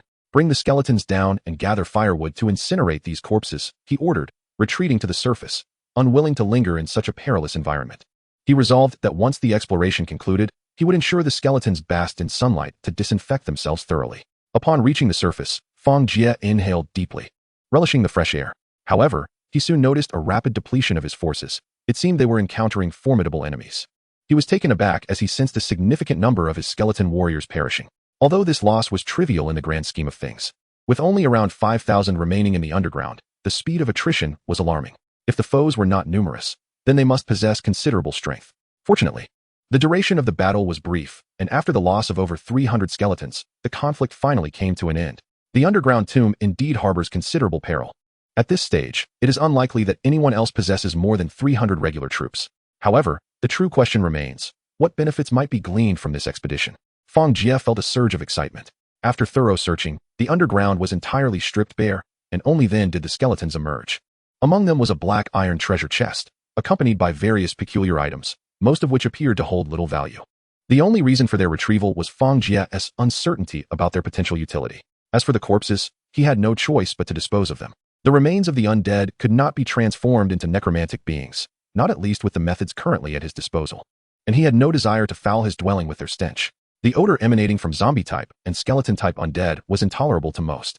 Fang Jie stepped forward and opened the black iron chest, revealing 3 distinct items on the ground: a blueprint for sturdy stone synthesis, a tomb blueprint, black iron, and a troop card, 100 ironclad zombies. The sturdy stone synthesis blueprint required 2 units of stone and necessitated a resource warehouse. The tomb blueprint, black iron, permitted the construction of a tomb, black iron, within his territory, demanding 200 units of sturdy stone, 100 corpses, and 20 black iron corpses, all within a village-level territory. The troop card, 100 ironclad zombies, allowed for the summoning of 100 ironclad zombies. It turned out that sturdy stone required a blueprint for synthesis, which suggested that hardwood likely followed suit. He had been pondering where to find it. Now, it seemed an even greater hassle. He hoped these blueprints were not scarce. Yet, he had not anticipated that utilizing these blueprints would necessitate a resource warehouse. Without it, acquiring the blueprints would be futile. As for the tomb blueprint, it appeared to be akin to the skeleton transformation facility's troop blueprint. However, the construction requirements intriguingly included territory level. Failing to meet these criteria would render construction impossible. Only corpses remained, which was indeed unexpected. "Quickly, bring all the corpses to me, but leave the rotten ones behind." The thought of those virus-laden remains was unbearable for Fang Jie. Before long, the corpses were brought forth. To his astonishment, there were only 10 black iron-level ironclad zombie corpses. The vast number of skeletal soldiers having perished was purely due to the overwhelming presence of other zombies. In the confined space, zombies could unleash far greater combat prowess than skeletons. "Wait, I still have the corpse of the goblin lord in my territory. It will come in handy." Fortuitously, he had not disposed of those remains. With this thought, Fang Jie decided to return promptly. With the combat strength of black iron-level units, his territory would undoubtedly become much safer. Today marked the final day. After this day, the protection over his territory would dissipate. Fang Jie had not forgotten that their Earth had only recently joined this realm of celestial hunting grounds.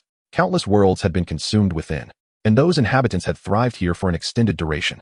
Even without the Lord's cabin, he believed other races possessed formidable talents.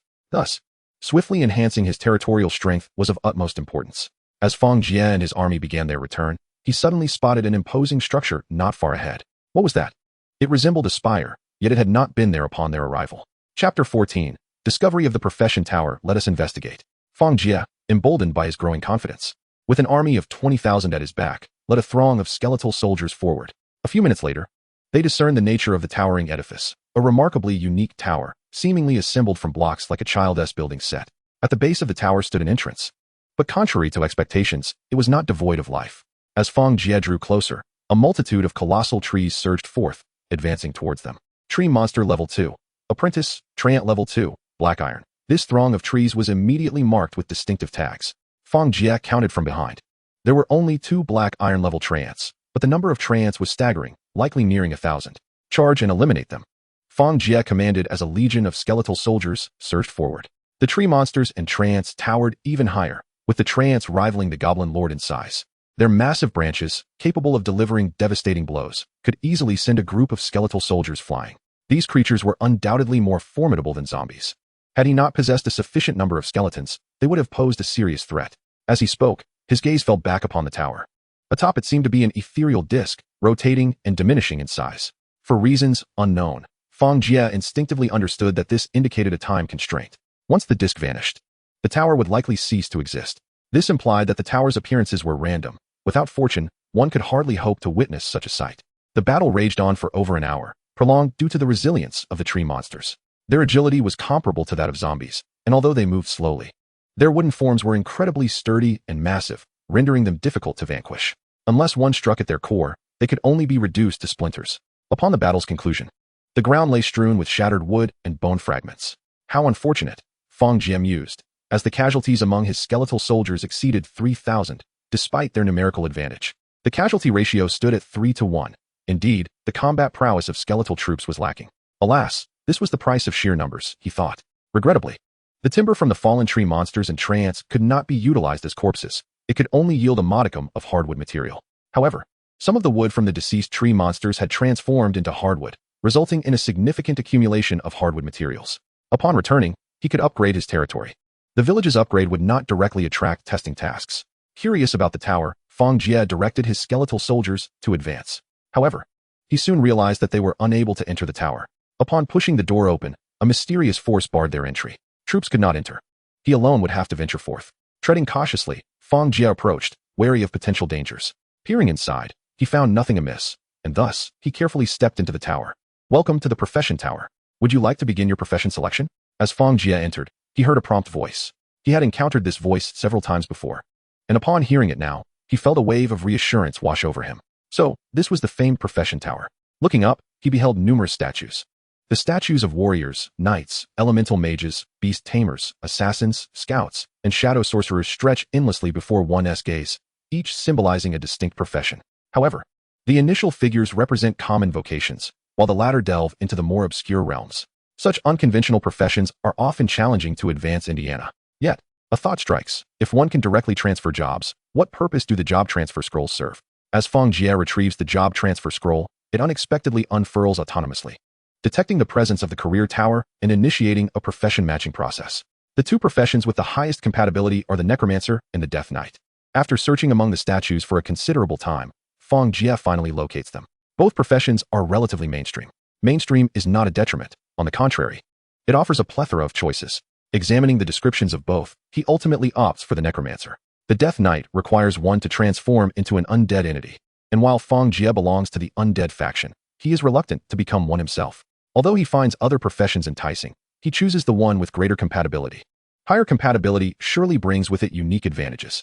Please select a talent direction. The job transfer scroll presents the most compatible talent paths: mana recovery, bone specialization, zombie specialization, death power specialization, and undead regeneration. The first 5 options exhibit remarkably high compatibility, while the subsequent choices dwindle significantly. Fang Jie experiments with the scroll, discovering that without it, selecting a talent direction is impossible. This implies that upon completion of the profession selection, talents will automatically generate. Such automatic generation may yield exceptional talents, though the majority could be mediocre or entirely unsuitable. Even the possibility of acquiring counterproductive talents cannot be dismissed.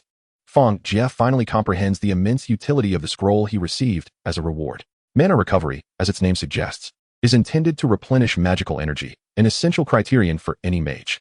Bone specialization and zombie specialization clearly pertain to skeletal and zombie-related abilities, likely linked to summoning. He muses aloud while pondering the implications of death power specialization, which remains ambiguous in its effects, whether enhancing spell potency or overall undead strength. The final option, undead regeneration, raises questions. Does it augment the recovery rate of the undead or provide direct healing? Lacking specific descriptions, Fang Jie finds himself uncertain.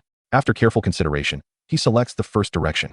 It is the most compatible choice, and an accelerated mana recovery rate is invaluable for a mage, though the others seem advantageous and could significantly enhance his prowess. A mage without mana is but a frail creature. Chapter 15. The commencement of the profession trial. Shall we begin the profession trial? Success will pave the way for your career. Commence. Fang Jie feels no hesitation, requiring no preparatory measures. Please select the difficulty level. The voice persists. Simple, ordinary, dangerous, hellish, catastrophic. Indeed, these 5 levels of difficulty remain. The thought of the catastrophic level evokes trepidation, recalling that fateful night when tens of thousands of foes launched an assault. This time is not about territory upgrades, but personal profession advancement. Surely it will not be as exaggerated. Considering his talents and a special unit card, he believes he can manage. With that, he boldly selects the catastrophic level. If he fails, he can always acquire another scroll for a second attempt. Fang Jie steels himself. Confirm your difficulty choice. Please select a temporary skill, negative energy arrow, skeleton summon, or pain curse. Fang Jie glances at the options. Given his low level, using direct attack skills would be fleeting, so he dismisses them. As for the pain curse, direct attacks seem more effective, thus it too is disregarded. Fang Jie ultimately opts for the skeleton summon, recognizing it as the most practical skill in the early stages. Detection confirms the participant possesses a job transfer scroll. You may choose to replicate and bring 1 item. Please select. The utility of the job transfer scroll is indeed substantial. He selects the unit card. But wait, has he exceeded the specifications? His unit card belongs to the black iron tier, hence cannot be brought along. That makes sense. If anything could be taken in, anyone could opt for the catastrophic level. However, he realizes he possesses nothing else. Suddenly, it dawns on him that his units might also be considered personal possessions, distinct from other factions. Being private property, they could qualify. 1 item need not be singular. He decides to bind them together. Fang Jie instructs the skeleton soldiers to huddle, attempting to select them, only to discover that once exceeding 100, it becomes impossible. Thus, he can bring a maximum of 100. While not an extensive number, it is better than none. He shall take 100 skeleton soldiers with him. The test commences. Please note, should you fail, you cannot participate again within a year. What? There is a time limit? Why was this not mentioned sooner? Fang Jie realizes he has no opportunity to alter his decision. Unbeknownst to him, had he not been a lord of the undead faction, others would not even think of bringing undead units into the trial. Due to his lordship and the unique nature of the undead, these units are indeed recognized as his private possessions. In the next moment, Fang Jie finds himself at the edge of a small village. Glimmers of light surround him, and soon, white skeleton soldiers begin to materialize. Hide. Do not let anyone spot us. With a wave of his hand, the skeleton soldiers quickly lay low, significantly reducing their visibility. Ahead, the village suddenly erupts in smoke. Flames grow increasingly fierce, ultimately consuming the entire settlement. Before Fang Jie can act, a blood-soaked figure bursts forth from within the village, collapsing beside him. Lord Cassie has colluded with demons and is currently capturing villagers for blood sacrifices. You must stop him. The villager's words barely leave his lips before his head tilts, and he falls lifeless. What an unmistakable script-like scenario. Is he to thwart the demons now? An undead attempting to stop demons. How peculiar this narrative unfolds. Just then, a prompt appears. Years ago, you embarked on a solitary quest for power. Though the necromancer is looked down upon, it remains an extraordinary path. Now you have returned, only to find your homeland under the threat of demons. Lord Cassie resides in the frontier town ahead. In 3 days, the blood sacrifice will succeed, and the demons shall descend. You may choose to eliminate both the Lord and the demons, or prevent the Lord from summoning demons and notify nearby villages for assistance. Fang Jie surveys the script, clearly presented with 3 distinct paths, each bearing different levels of difficulty and, likely, varying rewards. The option to seek aid from other villages is dismissed outright. Setting aside the uncertainty of their locations, would they even trust the words of a necromancer? What if conflict arose upon his arrival? The time allotted for this task is a mere 3 days. If I am unable to complete it within this time frame, I shall have no choice but to withdraw. It would be unwise to gamble on the belief others have in me. Thus, relinquishment seems inevitable. While I could obstruct the Lord, I possess 100 skeletal soldiers, and if the military strength of that small town is inferior to my own, I could easily march through and annihilate them. Such a remote settlement should not boast formidable forces, should it? If 100 skeletal soldiers cannot secure victory, then it cannot be deemed a calamity of significant magnitude. However, considering the possibility that others may also bring forth their own troops, it may be prudent to first gauge their strength. Should they prove insufficient, I shall await Cassie's successful summoning and subsequently wreak havoc together. If all else fails, I must intervene. I cannot allow this mission to fail after a year of preparation. Such a span is not insignificant. The initial year of development is undeniably crucial. Squandering this time would make it exceedingly difficult to catch up later. Name: Fang Jie Faction. Undead Class: Necromancer Talent. Undead Fission Level 1, Unique. Mana Regeneration Level 1, Temporary. Level: Apprentice Strength, 1 Agility, 1 Constitution, 1 Intelligence, 2 Spirit, 1 Mana, 20 Skills. Summon Skeleton, Temporary. Items: Unit Card, Ironclad Zombie 100 sealed, before Fang Jie. His personal panel materialized, revealing his current status. With mana regeneration at level 1, he has acquired a degree of natural mana recovery. Furrowing his brow, he pondered the extent of this recovery, deciding to put it to the test. Conveniently, a deceased individual lay before him, presumably the initial material for those participating in the trial. Fang Jie pointed his finger, and a grayish-black aura coiled around it before swiftly enveloping the corpse on the ground. The body twitched, and numerous fissures appeared, causing flesh and blood to drop away, revealing a skeleton that rose to its feet. The swaying skeleton forcefully tore away the remnants of flesh. The sight of the bloodied bones evoked a sense of revulsion. How could it be that this skeletal being seems less formidable than my skeletal laborers? 5 points of mana were expended, allowing for the summoning of only 4. Without sufficient intelligence, most individuals could only summon 2. Fang Jie assessed the situation, realizing the summoned skeletons were woefully weak and utterly useless. Chapter 16. The remains of the necromancer. The skeletal soldiers before Fang Jie emanated a white light, gradually beginning to split apart. As anticipated, these replicated skeletal soldiers could indeed undergo further division, and with the acquisition of a class, the mana expenditure had significantly decreased. Fang Jie observed the scene with satisfaction. Each use of undead fission allowed him to split 10 skeletal soldiers at once, consuming merely a single point of mana. To split 100 skeletal soldiers would require only 10 points, and in no time, the skeletal soldiers before him multiplied to 200. Moreover, Fang Jie discovered that even the ordinary skeleton he summoned was capable of division. It appeared that even the summoning skills derived from the class system allowed his innate talents to manifest. He even realized that the summoned entities could split without consuming any mana. As long as he wished, he could summon 2 at once. An hour had passed, and he noted a slight change in his mana on the panel. Considering the time, it had indeed been over an hour. This was a result of his talent for mana regeneration. Without it, the recovery would have been significantly slower, perhaps even non-existent. Deciding to wait until nightfall, Fang Jie considered that the presence of so many skeletal soldiers during the day would undoubtedly raise suspicion. Thus, he remained in quiet contemplation, strategizing how to confront the local lord. The lord commanded a small town, the strength of which was unknown, but coupled with the town as defenses, his 200 skeletal soldiers might not suffice as a match. If he failed, he would miss the opportunity to thwart the enemy's summoning. Fang Jie held no illusions about the military strength harbored within that town. As time languidly passed, night finally descended. What is this? Fang Jie abruptly lifted his head. For as darkness enveloped his hiding place within the woods, he sensed a unique power manifesting nearby. This power felt familiar. Indeed, he often encountered it, an aura of death. He hurried toward the source, eager to uncover the mystery.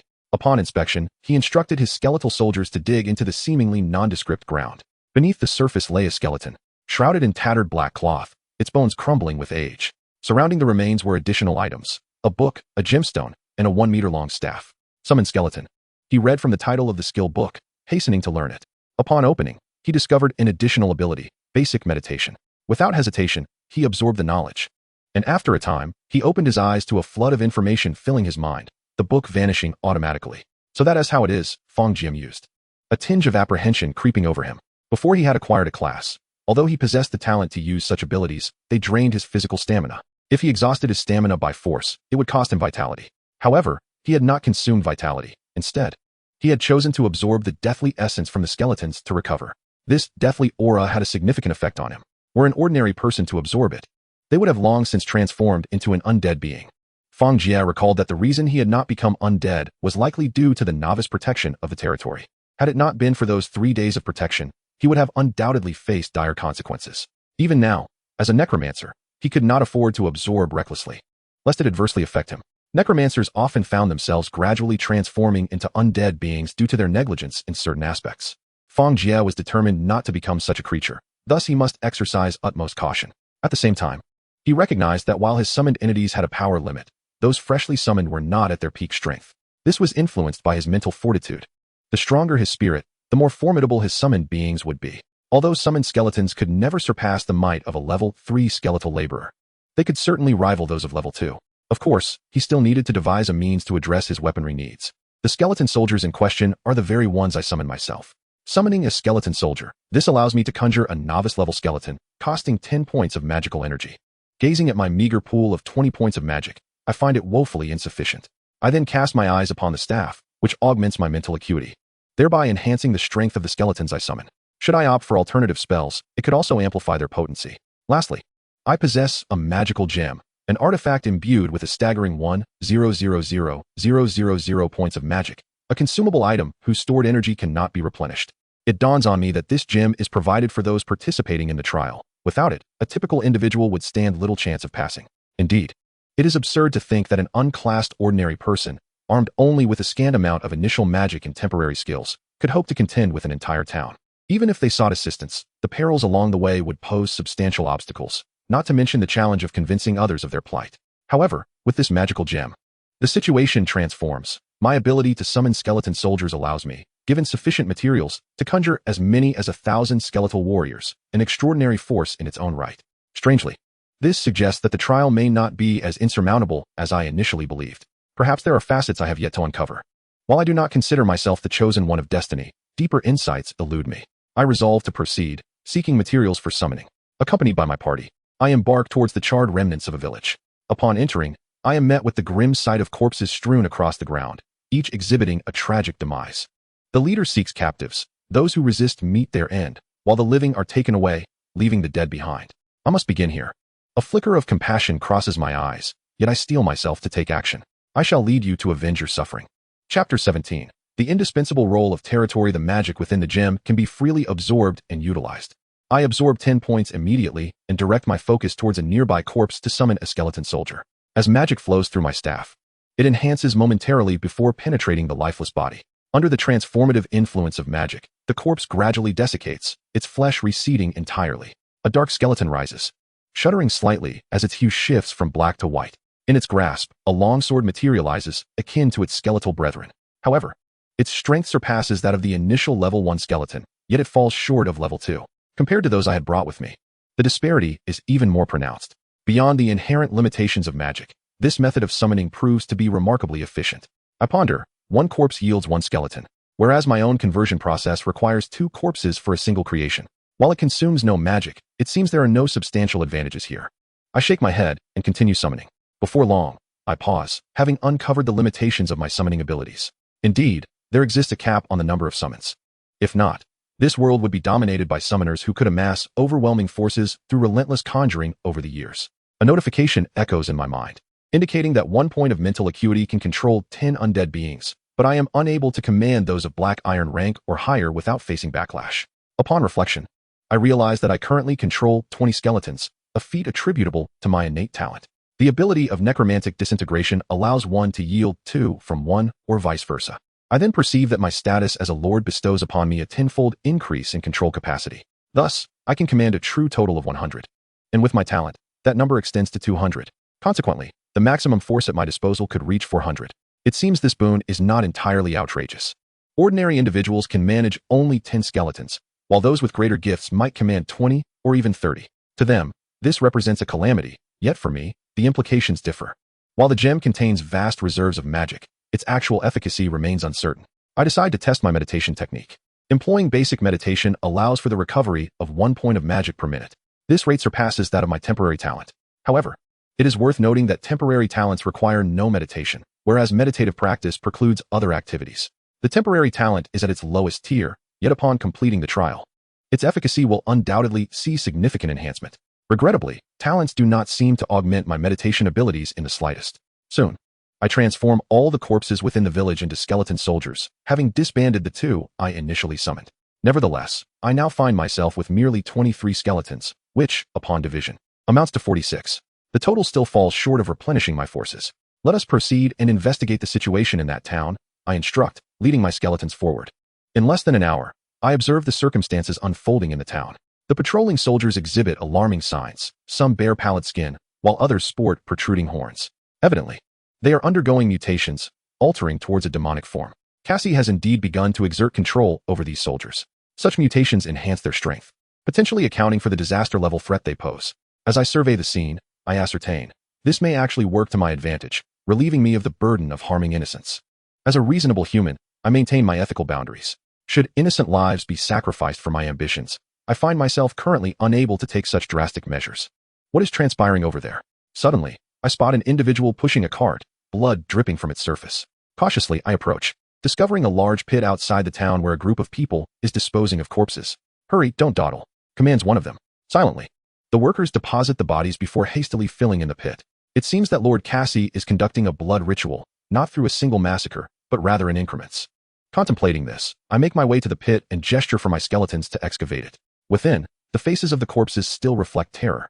Their veins have been severed, and their blood has been completely drained. Such cruelty is beyond what even my necromantic army could perpetrate.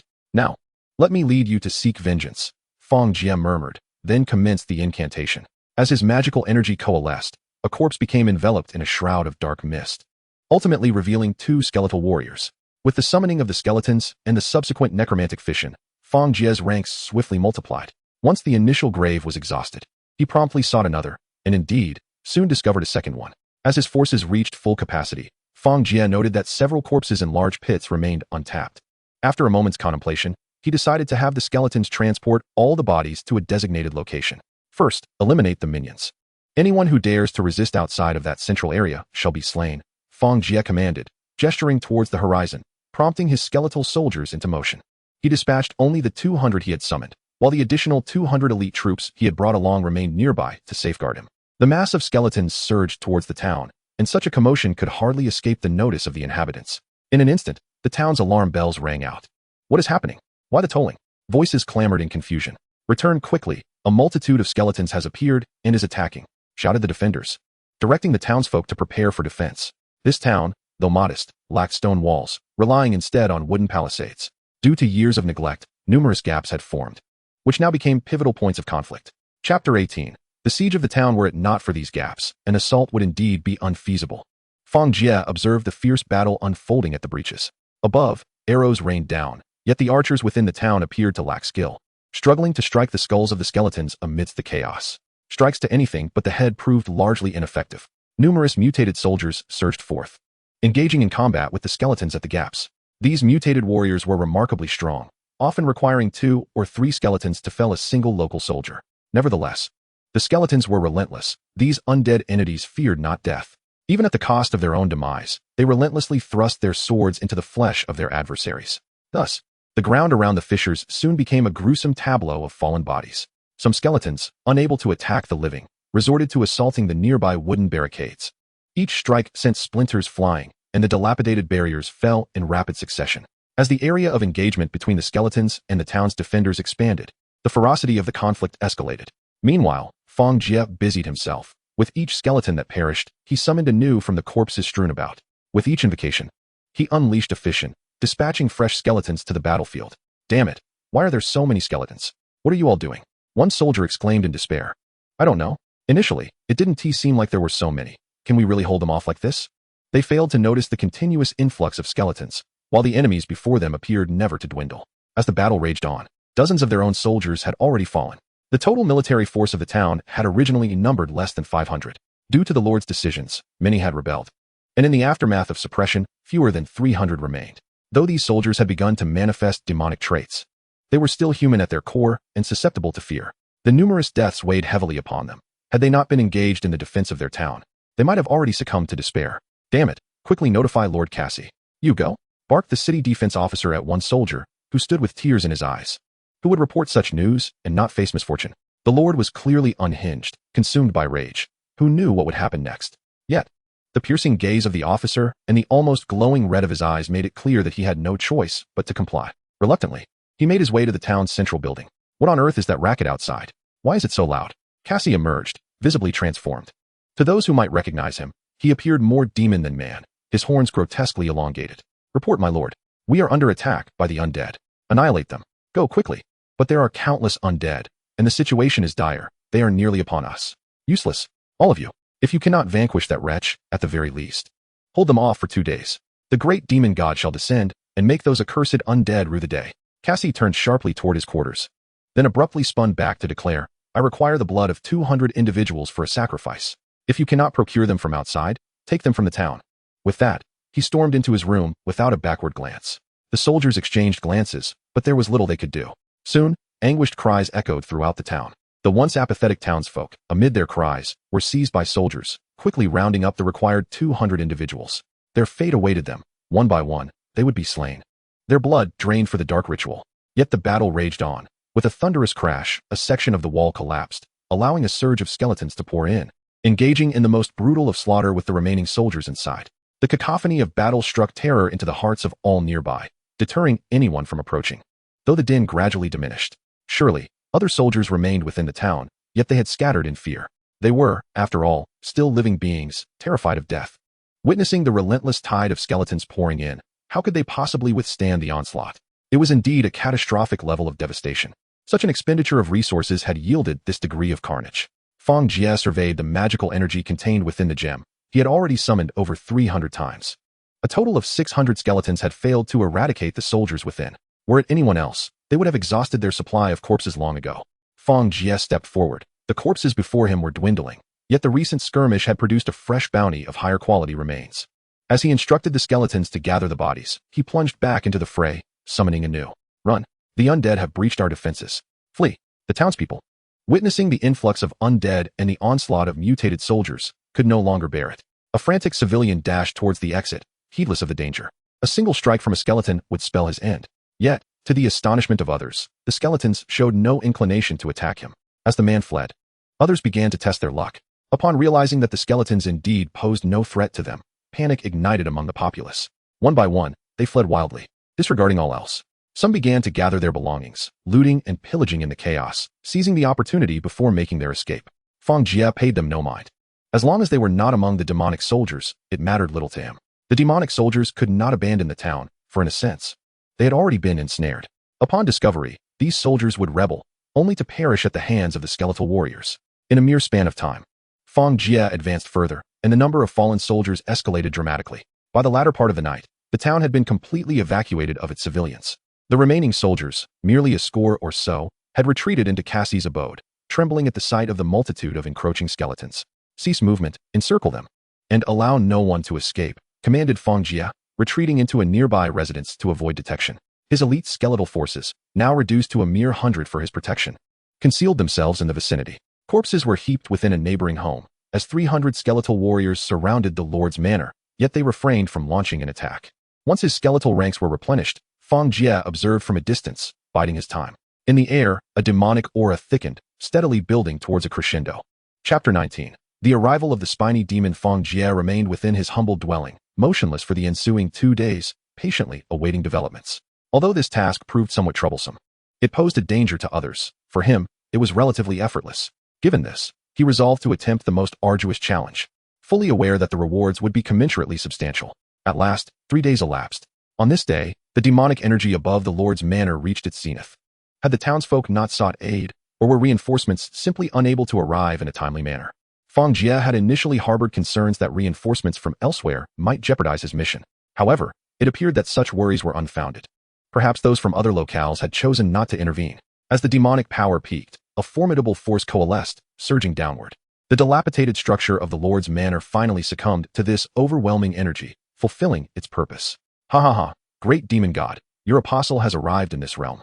Destined to usher in a new era, bellowed the highly mutated Cassie, standing upon a step and laughing uproariously. Below, a blood pool exuded a pungent scent, surrounded by a mound of corpses. At this moment, a group of figures emerged by the blood pool, 1 large and 12 smaller, all bearing similar appearances. Spiny Demon Level 2, Rank, Apprentice. Spiny Demon Level 3, Rank, Black Iron. The large, red-green demon roared angrily at its surroundings. The remaining soldiers of the town cowered in the corners, terrified of being targeted by these fiends. They had grown up hearing tales of the brutality of demons. The demons have manifested. Slay them, Fang Jie ordered, and 300 skeletal warriors charged into the ruins. Witnessing this, the leader of the spiny demons let out a furious roar and leapt into the fray. With a single bound, he soared over 5 meters, crashing into the throng of skeletons, his claws sweeping through the air, unleashing a wave of crimson light. In that instant, over 30 skeletons were effortlessly torn apart. No wonder it was deemed a disaster-level threat. The greatest calamity was this demon. Even if others managed to bring in 100 elite soldiers, it would spell certain doom. Fang Jie discerned that this spiny demon was particularly adept at clearing the battlefield. With just a few casual swipes of its unique skill, dozens of skeletons were obliterated. Fang Jie promptly began summoning more, though he felt the summoning lagging behind. Scatter, Do not cluster together. Fang Jie commanded urgently. Concurrently, several skeletons retreated to engage the 12 apprentice-level spiny demons. These lesser demons, lacking the black iron rank, were incapable of expelling energy and could only shatter a single skeleton at a time. After depleting over 100 skeletons, the apprentice spiny demons were nearly exhausted. The skeletal warriors surged forward to dispatch them. The larger demon, however, proved a formidable adversary. After losing over 200 skeletons in the struggle, Fang Jie finally wore down the giant's strength. Yet, with sheer stamina, the spiny demon managed to slay over 100 more skeletons before its energy was entirely spent. The reinforcements of skeletons, after a grueling battle, ultimately succeeded in vanquishing the colossal demon. No, you wretched sinners, how dare you slay the messenger of the demon god? You shall face punishment, Cassie exclaimed, disbelief and terror etched upon his face. Yet, at that moment, he was utterly powerless, having forgotten the very notion of combat. Only when the skeletons pierced him with their swords did he recall the instinct to struggle, but such resistance was now meaningless. This truly was a catastrophe. The magical energy within the gem had dwindled to less than a quarter. Fang Jie cast a glance at the magic gem. The relentless summoning had even left him feeling fatigued. As the ordeal progressed, a sense of urgency enveloped him. Should the magic gem's energy be exhausted before he could eliminate the spiny demon, he would surely face dire consequences. It remained uncertain whether death in this realm equated to true demise, but failure was an undeniable certainty. Yet, fortune smiled upon him. The mission had succeeded. The demon and the fallen lord had both been vanquished. The skeletal warriors before him now appeared grievously wounded, not a single one remaining unscathed, and the number of skeletons left scarcely exceeded 100. Should this continue, even with ample magical energy, they would stand no chance against those foes. Fortuitously, he had concealed himself well. Had the spiny demon charged forth to behead him, the skeletons would have proven utterly inadequate in defense. Disaster-level threats truly lived up to their name. If given another chance, Fang Jie could not confidently assert his survival. As the trial concluded, the world around him seemed to come to a halt, leaving only himself capable of movement. A mysterious voice resonated within his mind. Talent upgrade, talent mutation. Talent magic regeneration has mutated into super speed regeneration. Super speed regeneration level 1 recovers one's own magical energy at an astonishing rate of 1 point per second. This mutation was remarkable. 1 point per second was several times faster than meditation. This speed of automatic recovery, outside of meditation, rendered him nearly an eternal motion machine with his current magical capacity. Basic meditation technique has mutated into Black Lotus meditation technique, enhancing magical recovery speed and cultivation efficiency. Utilizing the Black Lotus meditation technique shields the practitioner from the influence of death energy, preventing a transformation towards the undead. Fang Jie smiled. For this was precisely what the necromancer class feared the most. Had he known this from the onset, he might have forsaken the necromancer vocation altogether. But by the time he learned of it, it was too late. Having achieved such a high level of completion, he finally realized his potential. A truly powerful necromancer was not merely a monster transformed into the undead. Rewards obtained: negative energy arrow, death energy impact, bone spike. The final rewards comprised 3 new skills. With these newly acquired abilities, his arsenal of spells had broadened. Although their applicability remained uncertain, these powers belonged solely to him, a force no one could usurp. Amidst all the inhabitants of Earth, I find myself among the elite. Fang Jie believes that there must be others who can seize the opportunity for a career transition. However, those who can surpass him are, if not entirely absent, certainly few and far between. Given his remarkable fortune, it is only natural that there are fewer individuals who surpass him. As these thoughts crossed his mind, Fang Jie swiftly mastered all 3 skills. Chapter 20. Successful career transition and the construction of a tomb. The scene before him shattered incrementally, resembling a fragmented mirror. Once clarity returned, Fang Jie realized he had emerged outside the career tower. Although he stood at the entrance, he discovered he could no longer gain entry. Looking up, he observed that time at the apex of the career tower continued its slow yet unwavering passage, appearing much as it had when he entered. Could it be that while he was inside, time outside had remained static? Initially, Fang Jie harbored concerns regarding the safety of his territory, but those worries now seemed unfounded. Name: Fang Jie. Faction: Undead. Occupation: Necromancer. Talent: Necrotic Transmutation Level 1, Unique. Rapid Recovery Level 1. Level: Apprentice. Strength: 1 Agility, 1 Constitution, 2 Intelligence, 3 Spirit, 2 Mana, 30 Skills: Summon Skeleton, Black Lotus Meditation, Summon Skeleton Soldier, Negative Energy Arrow, Death Shockwave, Bone Spike. Items. Unit Card: Ironclad Zombie X100. Upon opening the panel, he noted that his talents had increased to 2, with the term temporary having vanished. His constitution had seen a slight enhancement, yet due to the unchanged strength and agility, the difference was hardly perceptible. His intelligence had reached 3 points. His mana had surged to 30, and his spirit had increased to 2. Fang Jie sensed a newfound sharpness in his perception. Regrettably, The remaining mana gems and his staff had vanished upon his departure, leaving him bereft of those resources. Relying solely on his abilities to summon skeletons, though it conserves corpses, proves to be time-consuming and his mana is insufficient, resulting in relatively weak skeleton soldiers. It appears his territory remains invaluable. Next, he reviewed the 3 skills he had just acquired. Negative Energy Arrow. An energy arrow forged from the power of death, inflicting additional damage on living beings. Consuming 2 mana points. Death Shockwave. A massive wave of death energy directed forward, possessing a corrosive effect on living entities, consuming 5 mana points. Bone Spike. Summons a bony spike that erupts from the ground to strike a target, consuming 2 mana points. Raising his hand. A jet black arrow shot forth from Fang Jie's fingertips with remarkable speed. Upon striking a tree, it created a dent, and the power of death began to spread and corrode. This force, it seems, rivals that of a small firearm, if not slightly inferior. Yet its actual lethality is far greater. The power of death transcends mere physical damage. It is inherently more destructive. Next, he executed the Death Shockwave. A colossal black aura coalesced before him, surging forward like a wall. The force was sufficient to shove aside any nearby skeletons. Observing the surrounding flora succumbing to corrosion made the nature of the additional damage abundantly clear. Finally, he invoked the Bone Spike, and a white bone suddenly erupted from the ground, piercing upward. It was quite devious. Fang Jie widened his eyes as he witnessed a skeleton impaled. The skeleton soldier remained unharmed, yet the sight was undeniably discomforting. Unlike the energy attack of the negative energy arrow, the bone spike represented a purely physical assault. After a few seconds, the spike shattered and gradually faded away, signifying its composition of mana. The only concern remaining was the exceedingly slow training speed afforded by the meditation technique. Fang Jie experimented and felt its effects, yet substantial improvement would require persistence. Immediate results were an impossibility. He resolved to return, dividing his forces to hunt more creatures before nightfall, to cleanse the surrounding area. After the protection period expires, the subsequent circumstances remain unpredictable. Fang Jie separated his forces, taking with him only 2,000 skeletons as he made his way back to his territory. Upon returning, a sense of tranquility enveloped him. Crafting solid stone to construct a tomb was fortuitous, as hardwood would have proven inadequate. Fang Jie positioned the tomb far from his dwelling, as the presence of corpses was undeniably repugnant. A cadre of skeleton laborers rushed forth, initiating rapid construction. After a considerable time, the tomb was successfully erected. Tomb, Black Iron, Level 1. A building for the transformation of zombie-type units. Investing resources yields zombie-type units. Upgrade requirements. 300 units of solid stone, 300 corpses. 100 black iron corpses. Zombie Level 1. Level, Apprentice, recruitment requirements. 2 units of corpses, 3 spirit points. Rotting Corpse Level 1. Level, Apprentice, possesses the Undead virus, capable of infecting living beings, with a chance for the infected to transform into zombies. Recruitment requirements. 3 units of corpses, 5 spirit points. Ironclad Zombie Level 1. Level, Black Iron. Skill, Ironclad recruitment requirements. 1 unit of Black Iron Corpse, 10 spirit points. Currently, he lacked the requisite corpses for further recruitment. Nevertheless, this tomb was a commendable asset.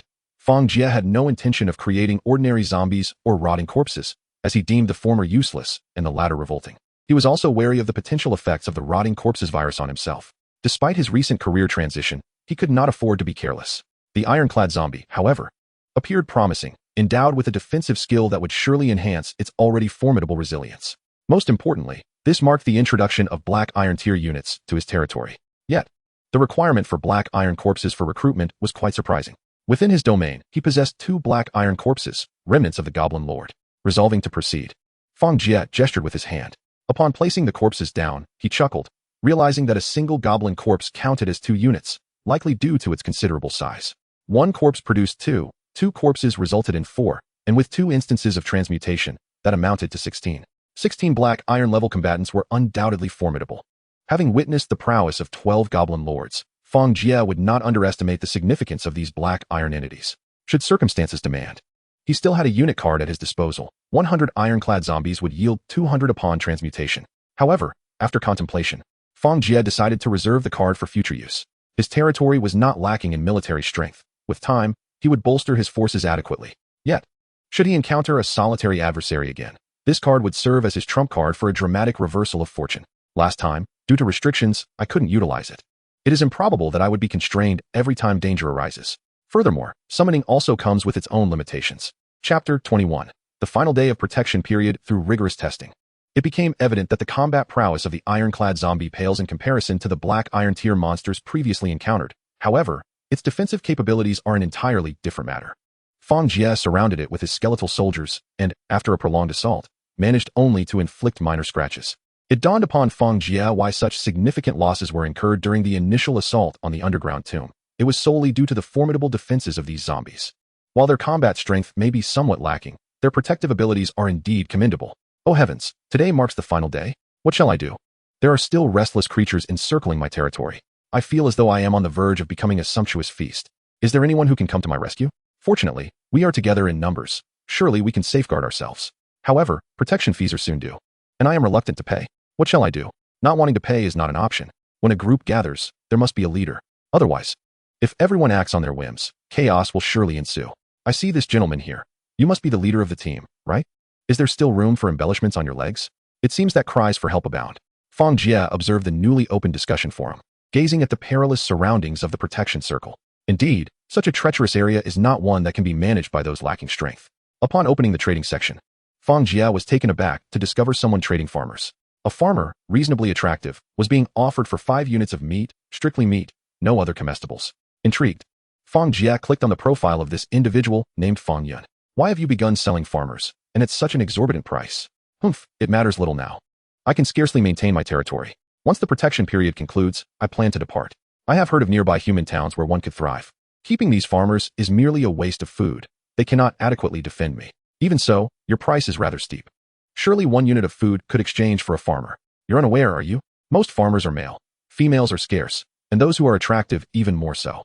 By any measure, this one is a beauty. Were it not for the brief duration, I could certainly fetch a higher price. Indeed, this one is rather fair.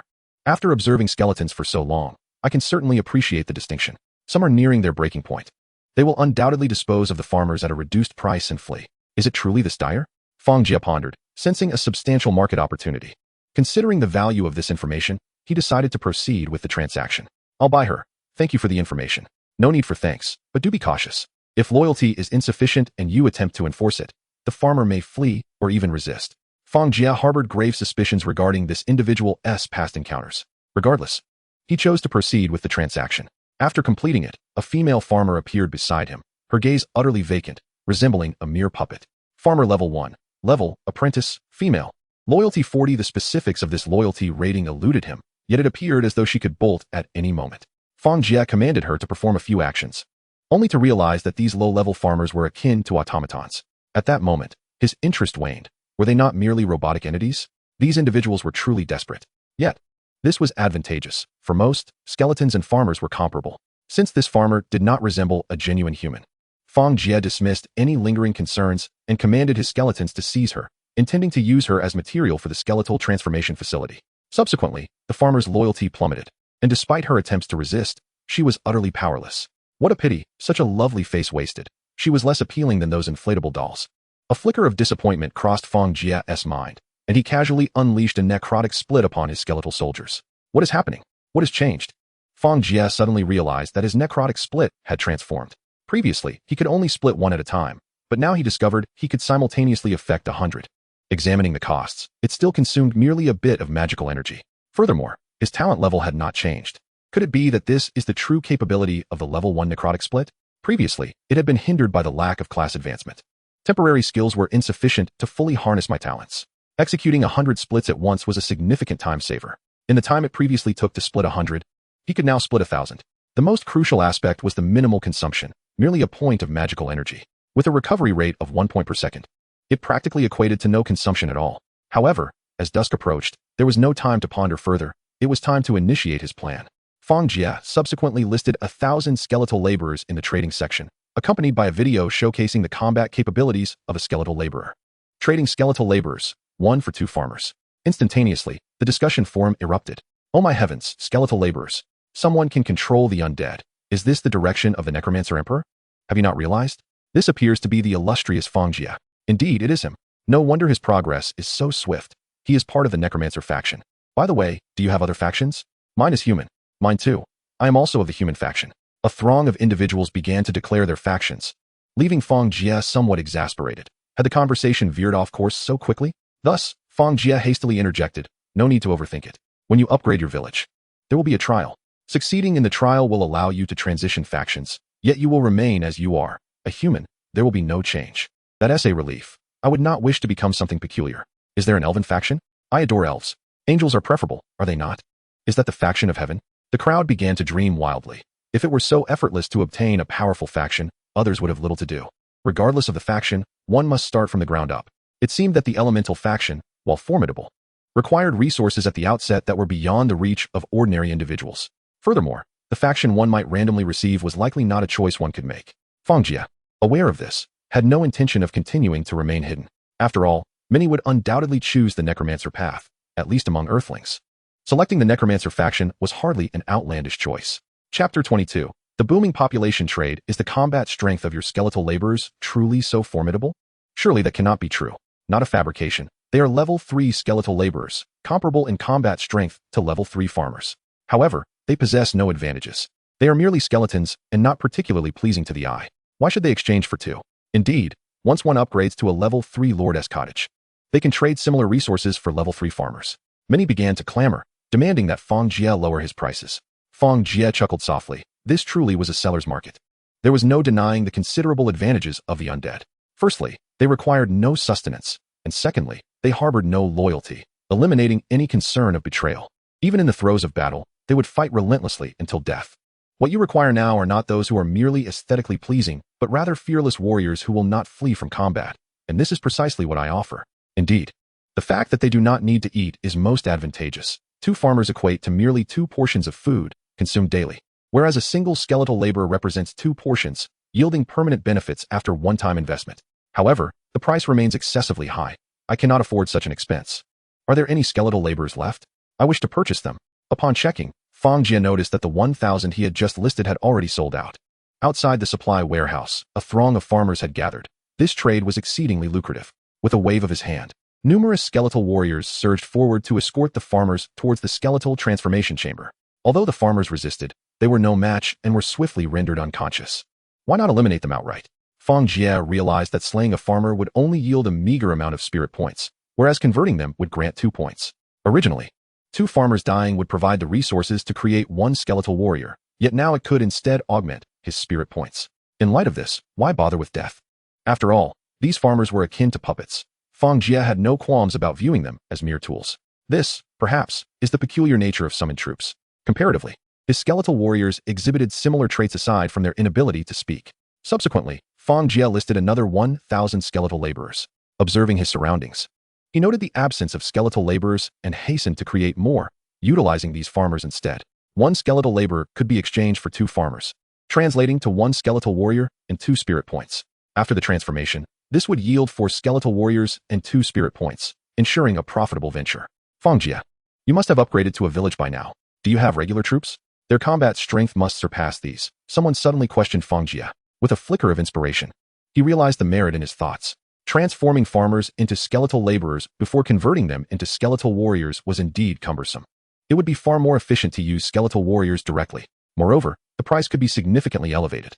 With this in mind, Fang Jie promptly declared, I possess skeletal warriors, who boast formidable combat strength and are of level 3. He then uploaded a video showcasing a level 3 skeletal warrior, whose prowess surpassed that of 5 or 6 level 3 skeletal laborers combined. Even if one were to face 10, it would likely emerge victorious. Witnessing this spectacle, many were filled with fervor. Can we exchange for skeletal warriors instead? These require no food, and while they cannot perform labor, their combat capabilities are formidable. As the protective barrier was set to dissipate, survival became paramount for everyone, overshadowing all other considerations. Some, with ambitions of their own, pondered how to further their development, which necessitated military strength. A warrior capable of defeating 10 should certainly command a tenfold price. However, Fang Jie hesitated, recognizing that once they reached the village level, the disparity would become apparent, tarnishing his reputation. Just as he was about to respond, he abruptly paused. Reputation, often perceived as lacking tangible value, was, in truth, invaluable. To thrive and expand, a commendable reputation was essential. Fang Jie did not harbor illusions of invincibility. He knew that a poor reputation would invite myriad troubles and dangers. With this in mind, he decided to send out a message. The material cost for skeletal warriors was double that of skeletal laborers, yet the transformation required time. I offer a 5-fold price. I will trade 10 farmers, and level 1 farmers are acceptable, correct? As soon as Fang Jie spoke, responses flooded in. Tenfold price. Before long, the price surged. If it were anyone else, they would surely be ecstatic, as it had risen to 20 times the original. Fang Jie understood that this was merely a momentary surge of enthusiasm. If he were to adhere to such a price, he would undoubtedly face scorn. And the number of feasible transactions would dwindle, which would not bode well. I will exchange military strength, but I cannot do so without some profit. Hence the need for a higher price. Indeed, expecting others to contribute selflessly is nothing short of extortion. Fortunately, someone had already established the terms of the trade, alleviating Fang Jie from further elaboration. He issued another message. I shall not be overly greedy. Let us set the price at 8 farmers for 1 skeletal warrior. After all, my own production capacity is limited, and I cannot facilitate excessive trade. I agree to this price. Let us begin with 1,000. Immediately, orders began to pour in. Fang Jie was momentarily taken aback by the audacity of this individual. He soon realized that this was likely not a solitary person but a collective, consisting of numerous members. The 8,000 farmers did not imply they possessed that many. They could temporarily summon them using food. Since farmers required sustenance, many had stockpiled significant quantities of food, which would not be converted into farmers. However, the skeletal warriors were different. They required nothing, akin to an eternal engine. A one-time investment yielded lifelong benefits, making the 8-fold price exceedingly reasonable. After all, sustaining a farmer would consume 8 portions of food in just 8 days. Moreover, in terms of combat strength, 8 farmers were no match for a single skeletal warrior. There were those who had planned to wait until the final day to convert food into farmers to survive the most perilous moments.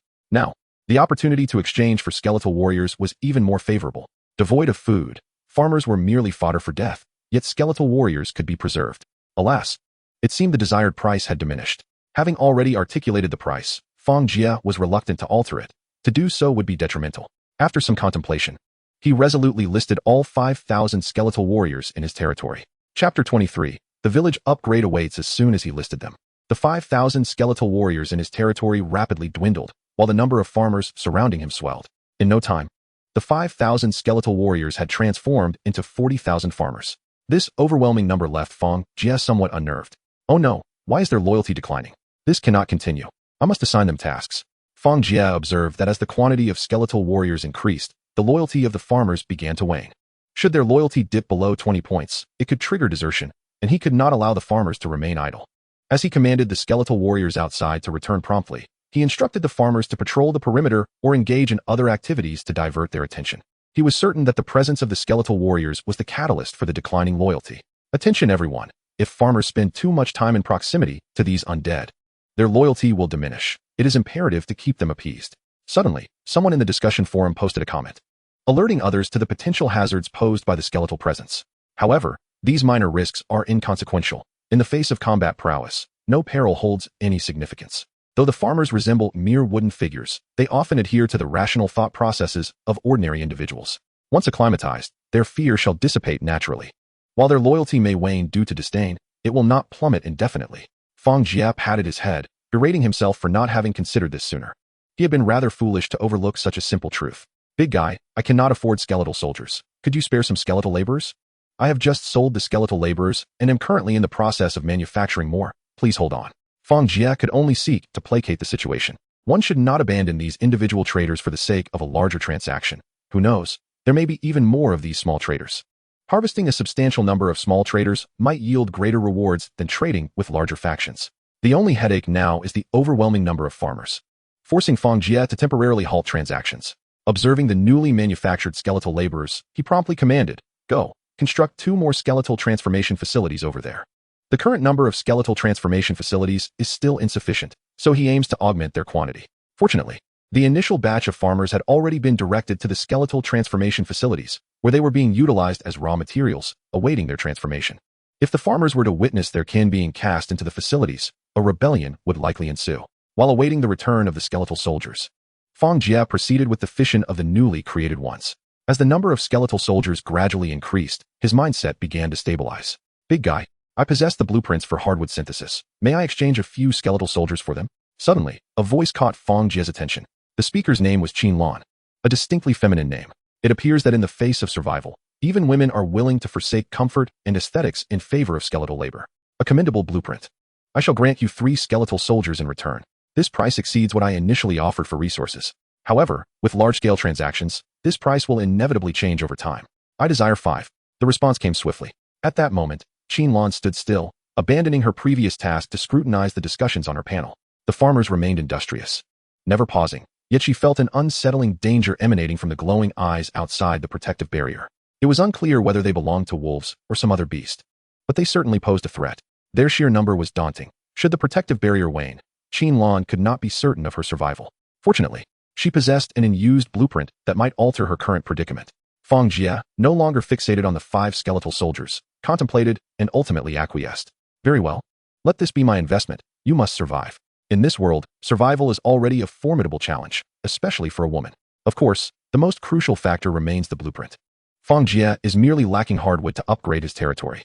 Perhaps he could elevate his village by several levels in one fell swoop. He was uncertain of the benefits that would follow the upgrade, but some structures undoubtedly require a higher level territory for construction. The tomb he had built earlier was contingent upon the village level. Qinlan sighed, feeling somewhat resigned. How far she had fallen from needing sympathy. From a young age, she had been the envy of many, surrounded by admirers, hailing from a prosperous family with commendable achievements. Never did she imagine her life would descend to such depths. Yet now she had no choice but to accept the pity of others. If you provide me with 10, I shall disclose the origin of my blueprint. She paused before continuing. It did not come from a treasure chest. Fang Jie was taken aback. Were there alternative means to acquire benefits? He was aware that aside from treasure chests, there were only a few area-based rewards, which were scarce. The initial upgrades of lordly cottages and his first elevation to a village level were among them. Even when upgrading to a level 2 village, such rewards were unlikely. Very well, then 10 it is. Fang Jie did not mind conceding an additional 5. He currently possessed an abundance of skeletal soldiers. Upon completing the transaction, Qinlan stated, I saw this when I acquired the lordly cottage. Although such initial items are few, some individuals must possess them. Fang Jie was startled. It seemed that his acquisition of the faction transformation order was not an isolated case. Others also had initial items, though he was uncertain of their nature. Perhaps some were even luckier than he was, thus his current achievements felt insufficient. Thank you. This information is invaluable. You may contact me in the future should you require assistance. As long as the trade price for skeletal soldiers is lowered, it can be arranged. Agreed. I shall exchange 1 skeletal soldier for 5 farmers. With a reduction of 3, this price is indeed quite favorable. This offer is limited to today, and you may not resell to others. No problem. Qinlan sighed in relief, finally glimpsing a glimmer of hope for her rise. Next, she would turn those unknown beasts outside into sustenance for her ascent. Observing the skeletal soldiers that had just materialized beside her, Qinlan silently apologized to the farmers before pointing outside. Eliminate those creatures outside and bring back their corpses. The skeletal soldiers, devoid of loyalty, proceeded without hesitation, and soon the sounds of battle erupted. In a short time, they returned dragging the corpses. These massive remains bore no resemblance to wolves. They appeared more akin to some feline creature. Chapter 24. A busy final night. Despite the onset of night, Fang Jie showed no signs of respite. As more and more orders were posted, he found himself helplessly watching. Left with no other choice, he decided to synthesize hardwood. Hardwood synthesis blueprint requires 2 units of timber to be conducted at the material warehouse. As he synthesized wood, he awaited the return of his skeletal soldiers. Once there was sufficient wood, he would proceed to synthesize sturdy stone. Upon achieving both, Fang Jie would upgrade the village. Before long, the village level ascended to level 2. Fang Jie discovered that the loyalty of the inhabitants had actually increased somewhat. So it turns out that the level of a territory possesses the ability to rally the hearts of its denizens. If loyalty can rise, then morale must surely follow suit. The undead exhibit neither loyalty nor morale, demonstrating a remarkable stability. However, living beings are different. When morale is elevated, they often unleash formidable combat capabilities alongside enhanced work efficiency. Regardless, the current situation is advantageous. Origin Village Level 2, core territorial structure, possessing a certain production capability, able to produce skeletal laborers. Upgrading requires 300 units of hardwood, 300 units of sturdy stone, 600 units of bones, 500 spirit points, and a population of 1,000. With more work ahead, Fang Jie, aside from occasionally performing fission on the skeletons, devoted the remaining time to manufacturing these items. Gradually, the number of skeletal soldiers around him increased, and new skeletal soldiers began to emerge. Commenced transporting the farmers, section by section, from that area. Fang Jie promptly commanded his subordinates to spring into action, and the farmers were once again cast into the skeleton transformation facility. Such occurrences had only just begun, yet the farmers' loyalty had already plummeted. The eventual outcome was a mass exodus of farmers. Although some were recaptured, many still evaded their pursuers. The flight and resistance of 40,000 farmers genuinely unsettled Fang Jie. The rebellious farmers inflicted considerable losses upon his skeletal soldiers. Fortunately, he was always surrounded and protected by his skeletal minions. Otherwise, he too would have been vulnerable to attack. He resolved that he could not afford to be so ruthless next time. It would be better to approach them 1,000 at a time. Observing the disposal of the captured farmers, Fang Jie dispatched a portion of his skeletal soldiers to apprehend the fleeing ones and subsequently hanged another 1,000. Alas! As soon as the new batch was hung, They were swiftly seized by those who had been waiting. Boss, could you bring in some more? We are in short supply. Indeed, we are willing to pay a premium, an even higher price. There's nothing I can do. My current production of skeletal soldiers is limited, and I cannot produce more. It's not solely a matter of production. There are simply too many farmers for me to manage. The influx of farmers into the transformation facility placed considerable strain on it. Boss, exchanging farmers directly is far too cumbersome. Let us offer you food instead. It will save time. Exactly. Producing farmers takes time. Food is preferable. Upon hearing this, Fang Jie couldn't help but chuckle in exasperation. They were certainly pushing their luck. You need time, but do I not? No. Creating skeletal soldiers requires spiritual points and corpses, not food. Farmers are useful to me, but food is not. What? You actually use farmers to create skeletal soldiers? That is truly sinister. How could you engage in such practices? The presence of moralists is ubiquitous, regardless of the locale. A 3-day protection period had elapsed, and yet some individuals had failed to alter their perceptions. It seemed they had grown far too comfortable. Fang Jie had no desire to engage with such people and swiftly added them to his blacklist. This blacklist was a new capability acquired after upgrading his village, a privilege that others did not yet possess. Fang Jie decreed that those on the blacklist would be refused any transactions. Curse it, why can't I trade anymore? What is this blacklist? A young man, wearing a sullen expression, seethed with resentment as he observed the unfolding events. Beside him stood a large contingent of skeletal soldiers. What are you all doing? Get to work. The young man barked at the others. These were not farmers, but fellow inhabitants from Earth. However, in his eyes, they were merely tools to be utilized. Boss, are you there? I wish to trade for some skeletal soldiers. Suddenly, Qinlan sent a message, as she had a discount that Fang Jie had personally promised. Your trade volume is quite substantial. I almost regret it. That simply won't do. You personally promised. And the time has not yet elapsed. Qinlan flashed a beautiful smile. Fang Jie would not tarnish his reputation over such trivial matters. After all, she possessed initial items. Who knew what the reasons were? Perhaps she had some hidden talent. Furthermore, acquiring such a vast quantity of food and producing a multitude of farmers in such a short time indicated that she was no ordinary individual. Fang Jie completed the transaction and returned to his tasks. After a prolonged period of activity, with materials sufficiently prepared, Fang Jie upgraded the village to level 3. Origin Village Level 3, core territorial structure with a certain production capacity, capable of producing skeletal laborers. The upgrade required an increasing quantity of materials, 1,000 units of hardwood, 1,000 units of sturdy stone, 2,000 units of bones, 1,500 units of spiritual points, and a population of 2,000. The escalating demands left Fang Jie speechless. It was no longer an issue of producing sturdy stone and hardwood at a rapid pace. Rather, he simply lacked sufficient wood and stone. Thus, Fang Jie had no choice but to create more skeletal laborers to gather materials. He was not particularly short on spiritual points or population. However, upon upgrading the village to level 3, an additional special building became available, a subsidiary structure of the territory. Wooden wall, a defensive structure surrounding the village, possessing a certain degree of defensive capability, requiring 1 unit of wood per meter. Fang Jie conducted an experiment and discovered that the wooden wall could only be utilized within the confines of his village. It could not be employed outside its boundaries.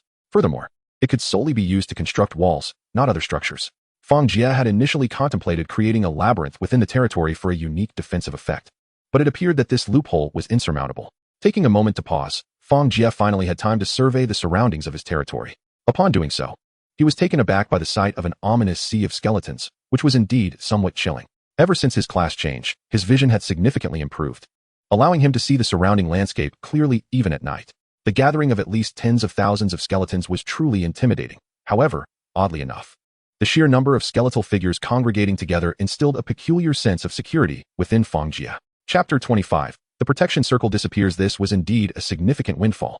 Fang Jie mused with satisfaction. Boss, are you there? I have something to exchange. Suddenly, another individual contacted Fang Jie directly. However, Fang Jie had set his parameters so that he hardly ever reviewed messages from those who reached out to him, unless there was a truly special matter. He would be inundated with inquiries if he did so. Blackstone Statue Blueprint. Undead, a defensive building capable of constructing special statues with offensive capabilities. Limited to the Undead faction. To Fang Jie's surprise, it was a special building for the Undead faction, yet it bore no level, indicating it was not of Iron Tier. It was unclear whether the defensive building itself lacked a sufficient level or if the blueprint simply did not display a level. With only a single blueprint, it provided little information. This blueprint is valuable. I can offer you 10 skeletal soldiers for it. Fang Jie was uncertain whether this item was an initial tool or a treasure obtained from a chest, but he sensed its potential utility. 100 soldiers, no haggling. This should be extremely beneficial for someone of your Undead faction. Without 100 skeletal soldiers, I would prefer to wait and see. Fang Jie furrowed his brow. He did not appreciate the feeling of being coerced. Nonetheless, every special blueprint in the early stages was immensely valuable, and it certainly outweighed the mere 100 skeletal soldiers. If he were to wait, the value of this item would undoubtedly surpass that of 100 skeletal soldiers. No one is a fool. While future valuable items may exist, one cannot expect to trade them now at their true worth. However, even for trading purposes, they would not be sold cheaply. After deliberating, Fang Jie finally relented. Very well. 100 it is. It's a deal. He immediately marked down the individual known as Ji Ling for reference. Soon, the blueprint was in Fang Jie's possession, and without hesitation, he recorded it. Black stone statue, a defensive structure possessing the ability to inflict necrotic damage. Construction requirements: 30 units of stone, 50 units of gathering stone, 100 units of spiritual points. What is this gathering of shadow stones? It seems to be yet another novel material, and without it, manufacturing would be utterly impossible. Fang Jie found himself momentarily speechless, taken aback by yet another pitfall. However, he did not perceive himself as at a disadvantage. On the contrary, the more challenging a substance is to fabricate, the greater its inherent value. Perhaps he had stumbled upon a hidden treasure, albeit one that could not yet be produced. As time ticked away, dawn of the fourth day approached, the sun on the verge of rising. Attention, inhabitants of Earth, the protective barrier is about to vanish. You may choose to relinquish your territory and will be randomly relocated to other cities for their protection, or you may opt to remain and continue your struggle. Wonderful. I can simply give up. I shall do so at once. In an instant, someone chose to forfeit, promptly vanishing along with their lord's abode, as well as their units and resources, all disappearing without a trace. Listen up. Anyone who dares to abandon their post shall face my wrath. Some team leaders began to panic. Those who had surrendered had, in effect, diminished their own power. Those who had excessively exploited their teams suddenly realized their precarious situation. Their subordinates, once eager to converse, now fell silent, one by one vanishing. No matter how dire the circumstances in other cities, could they truly be worse than this? Soon, some of their trusted subordinates quietly departed. A man with a grim countenance watched as his minions disappeared without a trace. In an instant, both his lord's dwelling and resources were lost, although the loss was not catastrophic. After all, the items remained in his possession. Without these individuals to work, what was he to do? Previously blacklisted by Ji Guang, his skeletal forces had scarcely gathered. Now trouble loomed. These traitors shall pay. Even alone, I will thrive. Ji Guang invested a substantial amount of food to summon farmers. For farmers also possess combat capabilities, do they not? Qin Lan gazed anxiously into the distance. Yet her heart steadied upon glancing at the 1,000 skeleton soldiers surrounding her. Even if danger lurked, she trusted that these 1,000 skeletal warriors would provide her with ample protection. If all else failed, she could always surrender in the end. After all, time was still on her side. Simultaneously, over half of the global populace that had entered this world relinquished their lord's abodes, for their development could not ensure their survival. In the face of life and death, all else paled in comparison. At last, the moment arrived. The protective barrier began to glow softly, and when it reached its zenith, it emitted a faint sound before vanishing entirely. It seems as though nothing has transpired, Fang Jie remarked. Yet, it was only natural. He had already cleared the vicinity, ensuring no threats remained. Origin Village, Level 3 Territory Talent. Undead Fission Level 1, Unique. Functional Buildings, Skeleton Conversion Field Level 3x10. Resource Warehouse, Tomb, Black Iron. Level 1.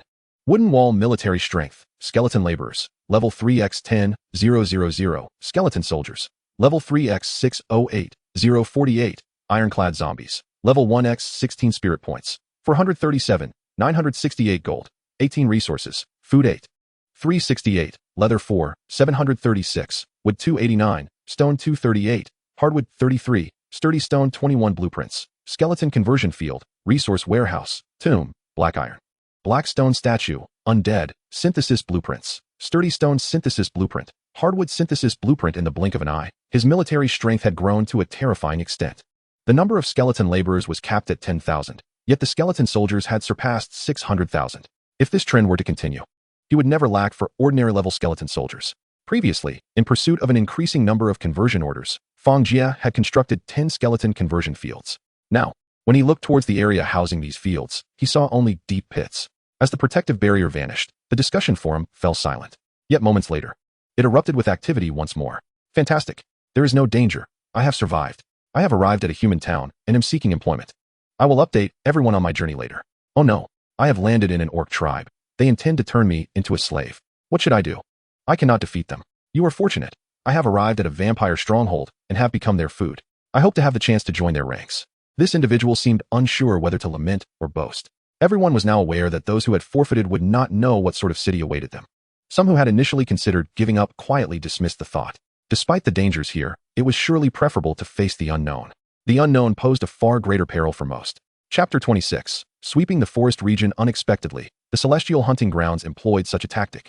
It seems they perceived that humanity on Earth was upsetting the balance. After all, with so many territories, even partial development could yield formidable power. Consequently, countless individuals chose to surrender.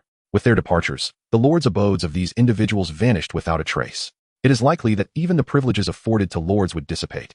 Regrettably, few were aware of these benefits. The ability to summon tenfold the number was immensely powerful for an individual, though it may seem trivial to a lord.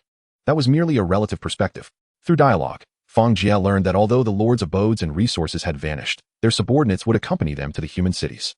While these subordinates might still lack intelligence, their loyalty was unwavering.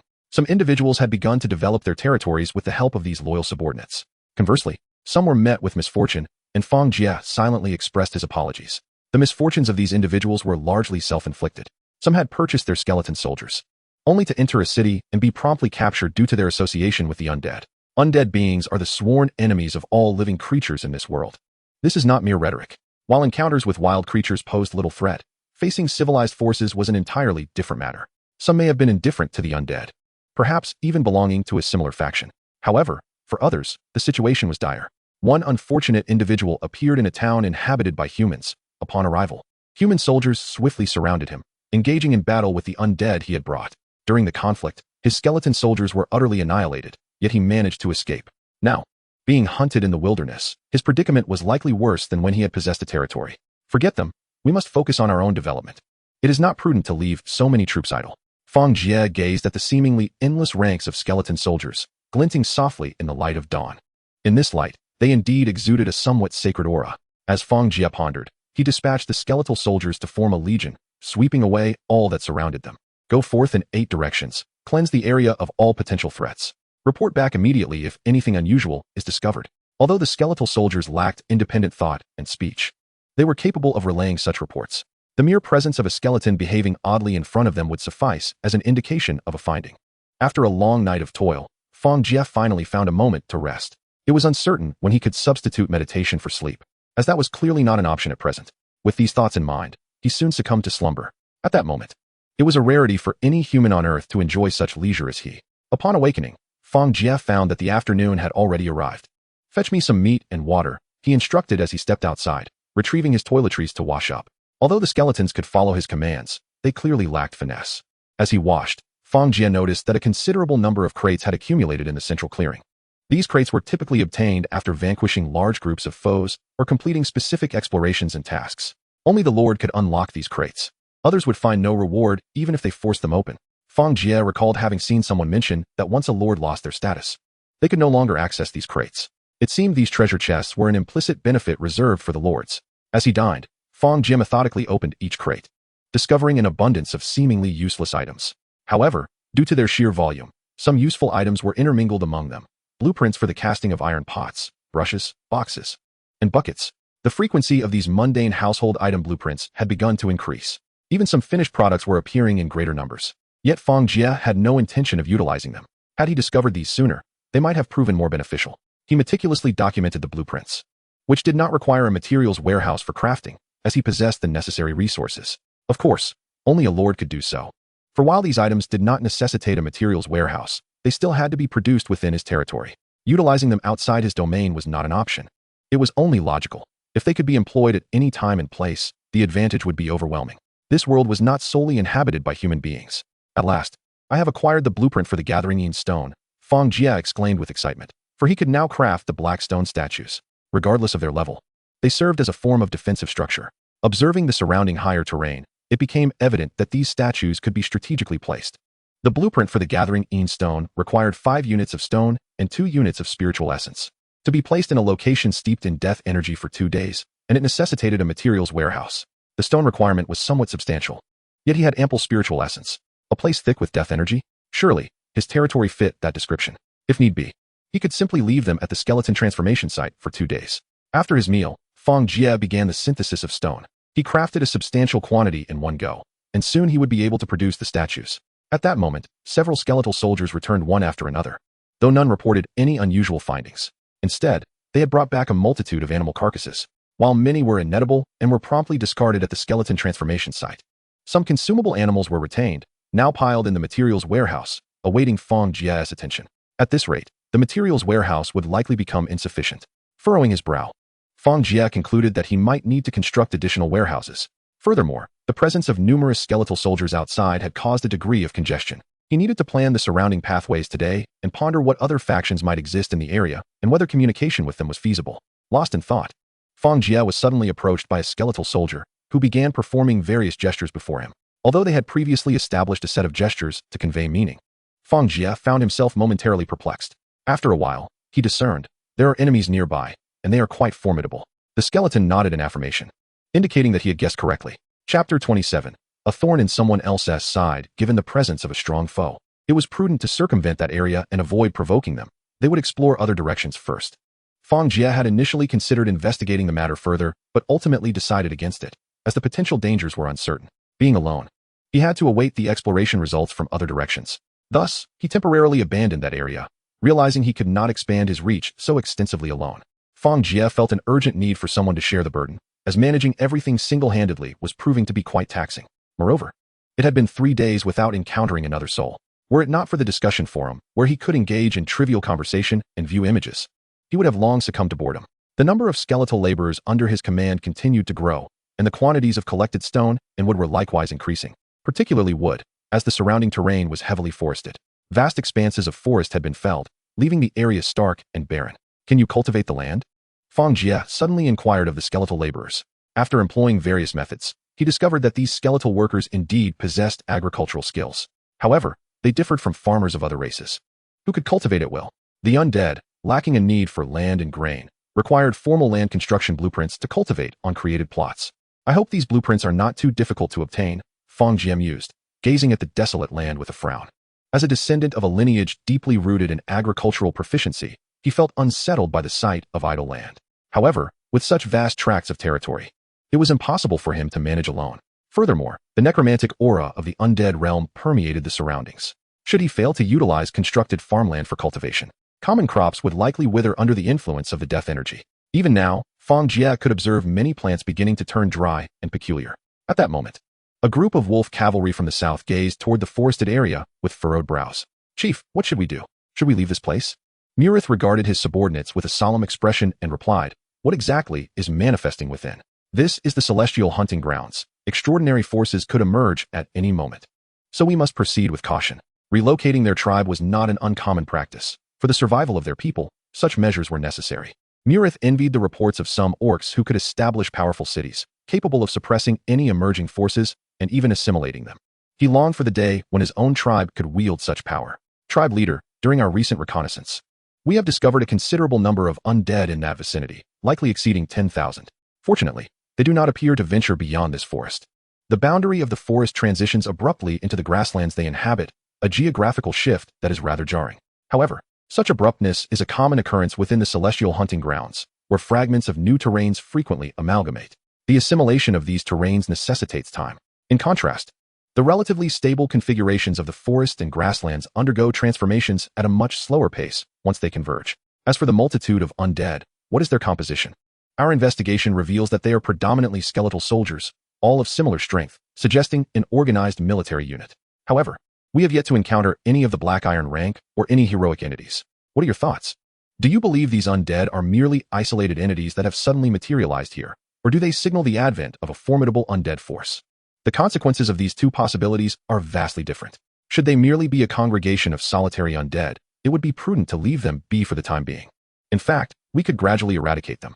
Conversely, if they are indeed the harbingers of a powerful undead faction, the ramifications would be entirely different. We remain uncertain, yet we lean towards the latter hypothesis.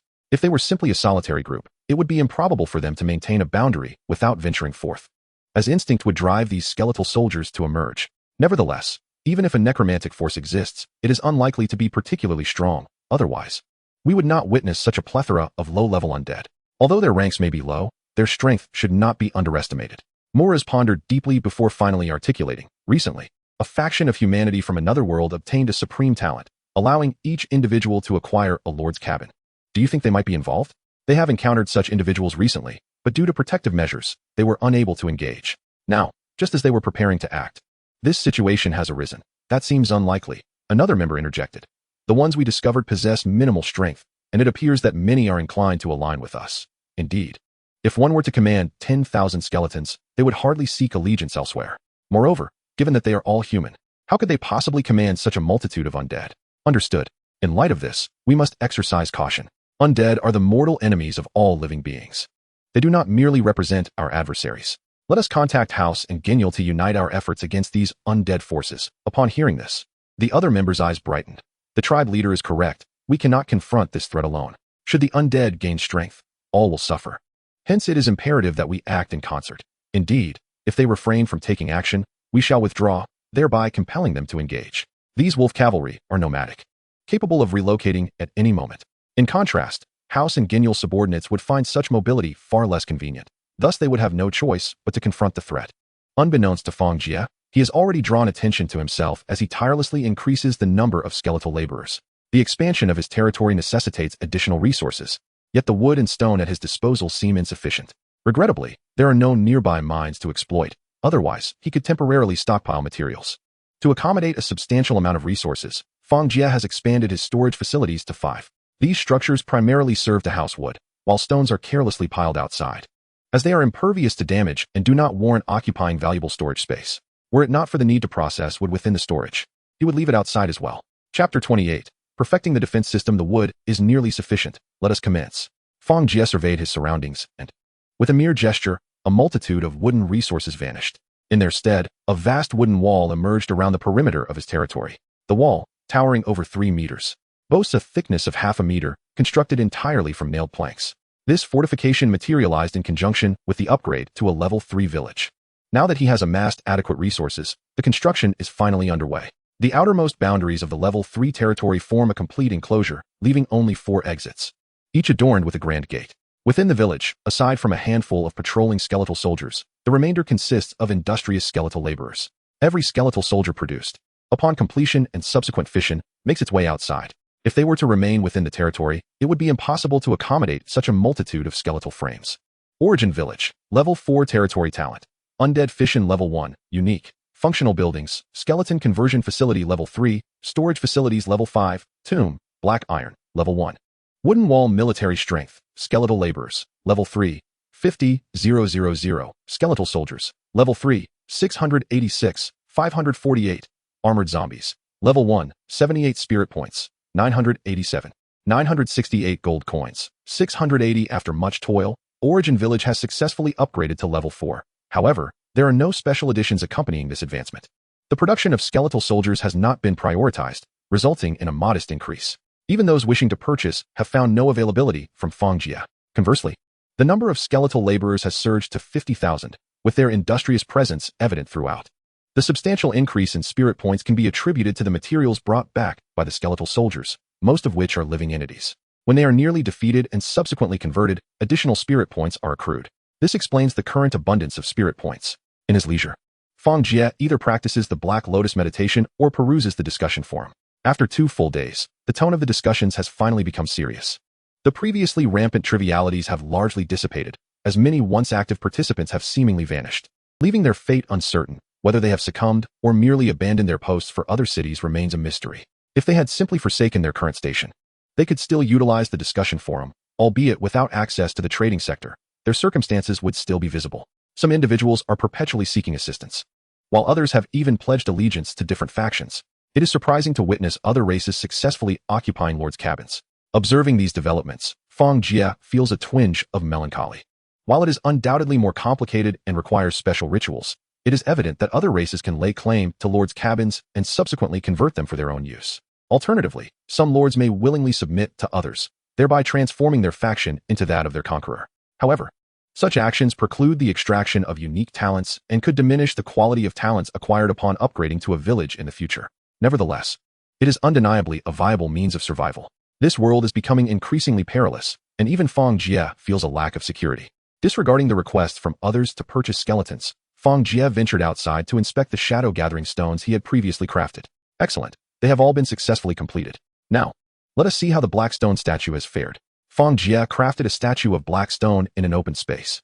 This statue resembled a 2-meter-high column, taking on the distinct form of a peculiar sculpture, crowned with 4 skulls that appeared eerily, each gazing in a different direction.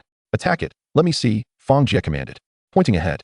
In an instant, one of the skull's eyes flickered to life, and a swift gray beam shot forth, striking the indicated spot and creating a small crater in the ground.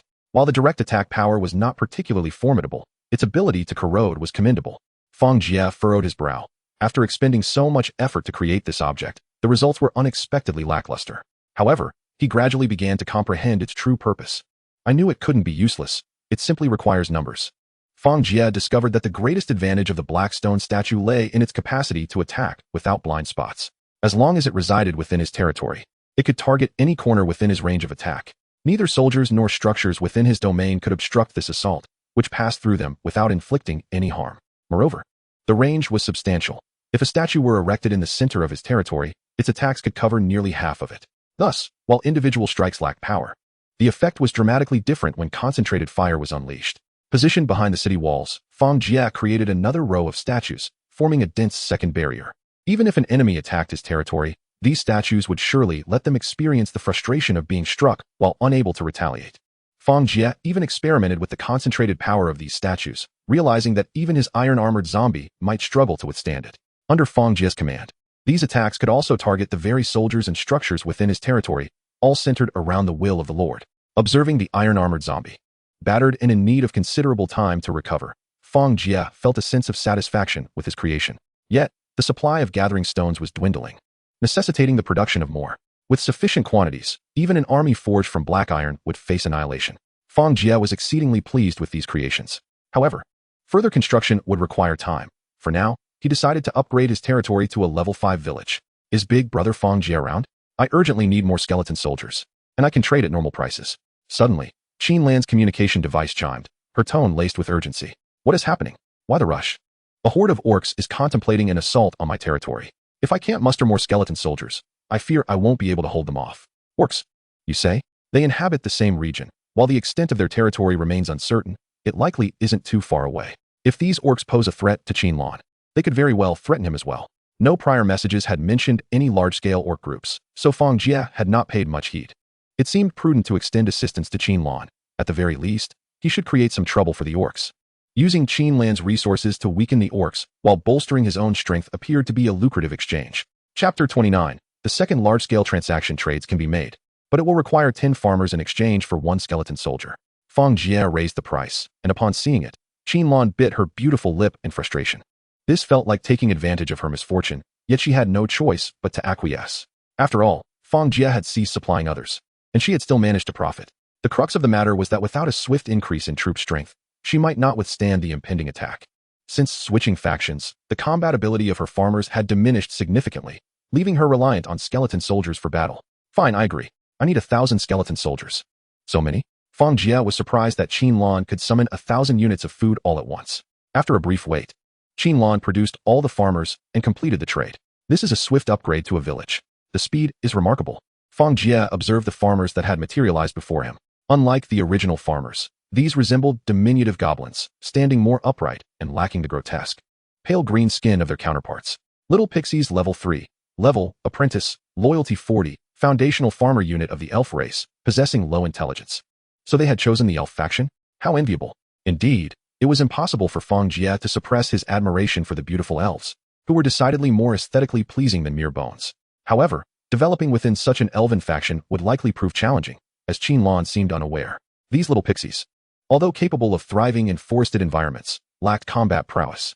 They fell significantly short compared to human farmers of the same level. In fact, a single well-utilized farmer could easily contend with 2 little pixies. Fang Jie understood Qin Lan's predicament. Without the means to construct military units, it would be remarkably difficult to confront the burly orcs. Is there anyone powerful who can come to my aid? I am besieged by a horde of orcs intent on attacking me. If help does not arrive soon, I may have to abandon this place. The circumstances had shifted drastically. Previously, abandoning the Lord's dwelling allowed one to teleport to a random city. However, that opportunity was fleeting. Now, should one abandon it, the Lord's dwelling would remain in situ. If occupied or destroyed, one would lose their Lord status.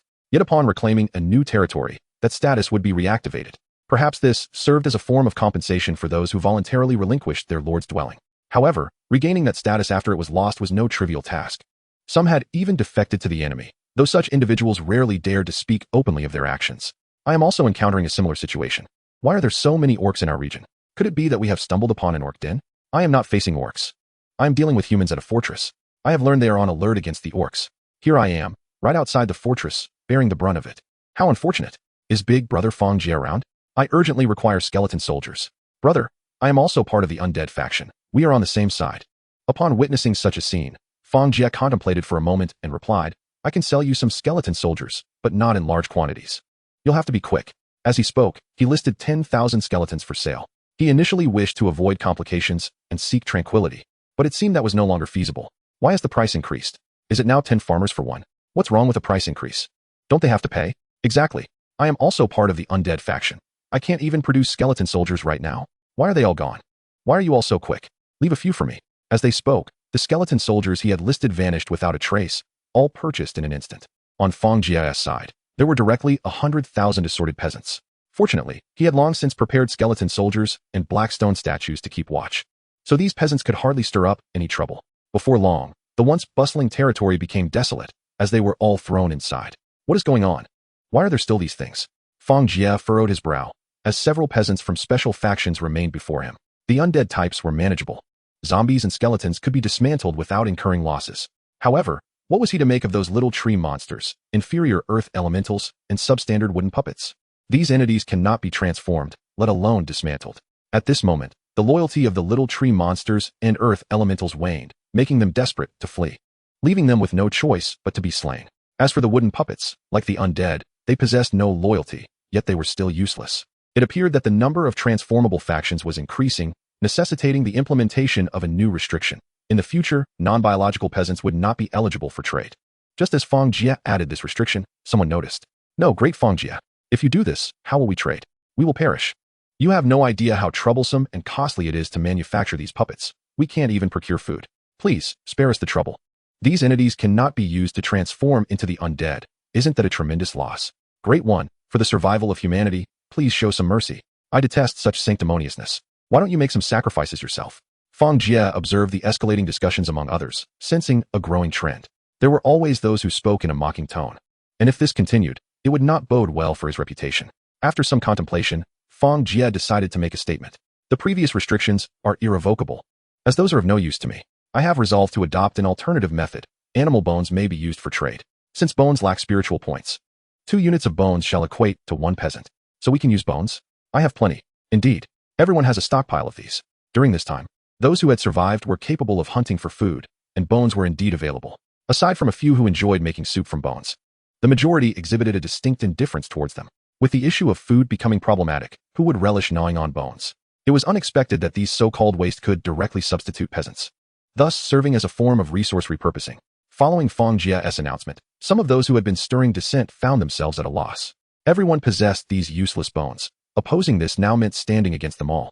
As the tide began to turn, Fang Jie felt a sense of relief. After some thought, he decided to deploy another 10,000 skeleton soldiers. Chapter 30. The first heroic unit with the deployment of 10,000 skeleton soldiers. Yet another feast ensued. Regrettably, for those within the region, this was still insufficient. Many managed to acquire only 1 or 2, if any at all. Although skeleton soldiers boasted commendable combat prowess, they struggled to effect change in the current predicament. Particularly in territories besieged by large groups, a few skeleton soldiers were of little consequence. However, some individuals, possessing larger numbers of subordinates, could collectively garner a notable impact with several skeleton soldiers. It's out, but how should we utilize it? 1 skeleton soldier could be exchanged for 10 units of peasants, creating 5 skeleton soldiers. With 2 dismantlements, that totaled 20, meaning 10,000 could potentially yield 200,000. Despite inevitable losses, the total would certainly approach 200,000. At this rate, Fang Jie contemplated using his resource warehouse to store peasants. No, he must act swiftly. He needed to expend more skeleton soldiers, converting them into the desired territorial resources. Keeping such an abundance of skeletons without purpose was disheartening. Great Fang Jie, I have a hero upgrade scroll. If you desire, I will sell it to you for 1,000 skeleton soldiers. Were it not for the urgent circumstances, I would not part with such a precious item. An upgrade scroll for heroes? Let me see. Fang Jie quickly examined its attributes. Hero upgrade scroll. Upgrades 1 ordinary unit under your command to a heroic unit, requiring a loyalty of 100 from the unit. After upgrading, loyalty will diminish to a degree. What is lacking now is a capable leader. He cannot always command from the front alone. Very well, 1,000 it is. After all, He had no shortage of skeleton soldiers, and he needed to diminish the power of neighboring factions. Most importantly, he could not deny others a taste of success. As others realized that exchanging peasants was unprofitable, trading various items would yield benefits, encouraging them to offer more valuable goods.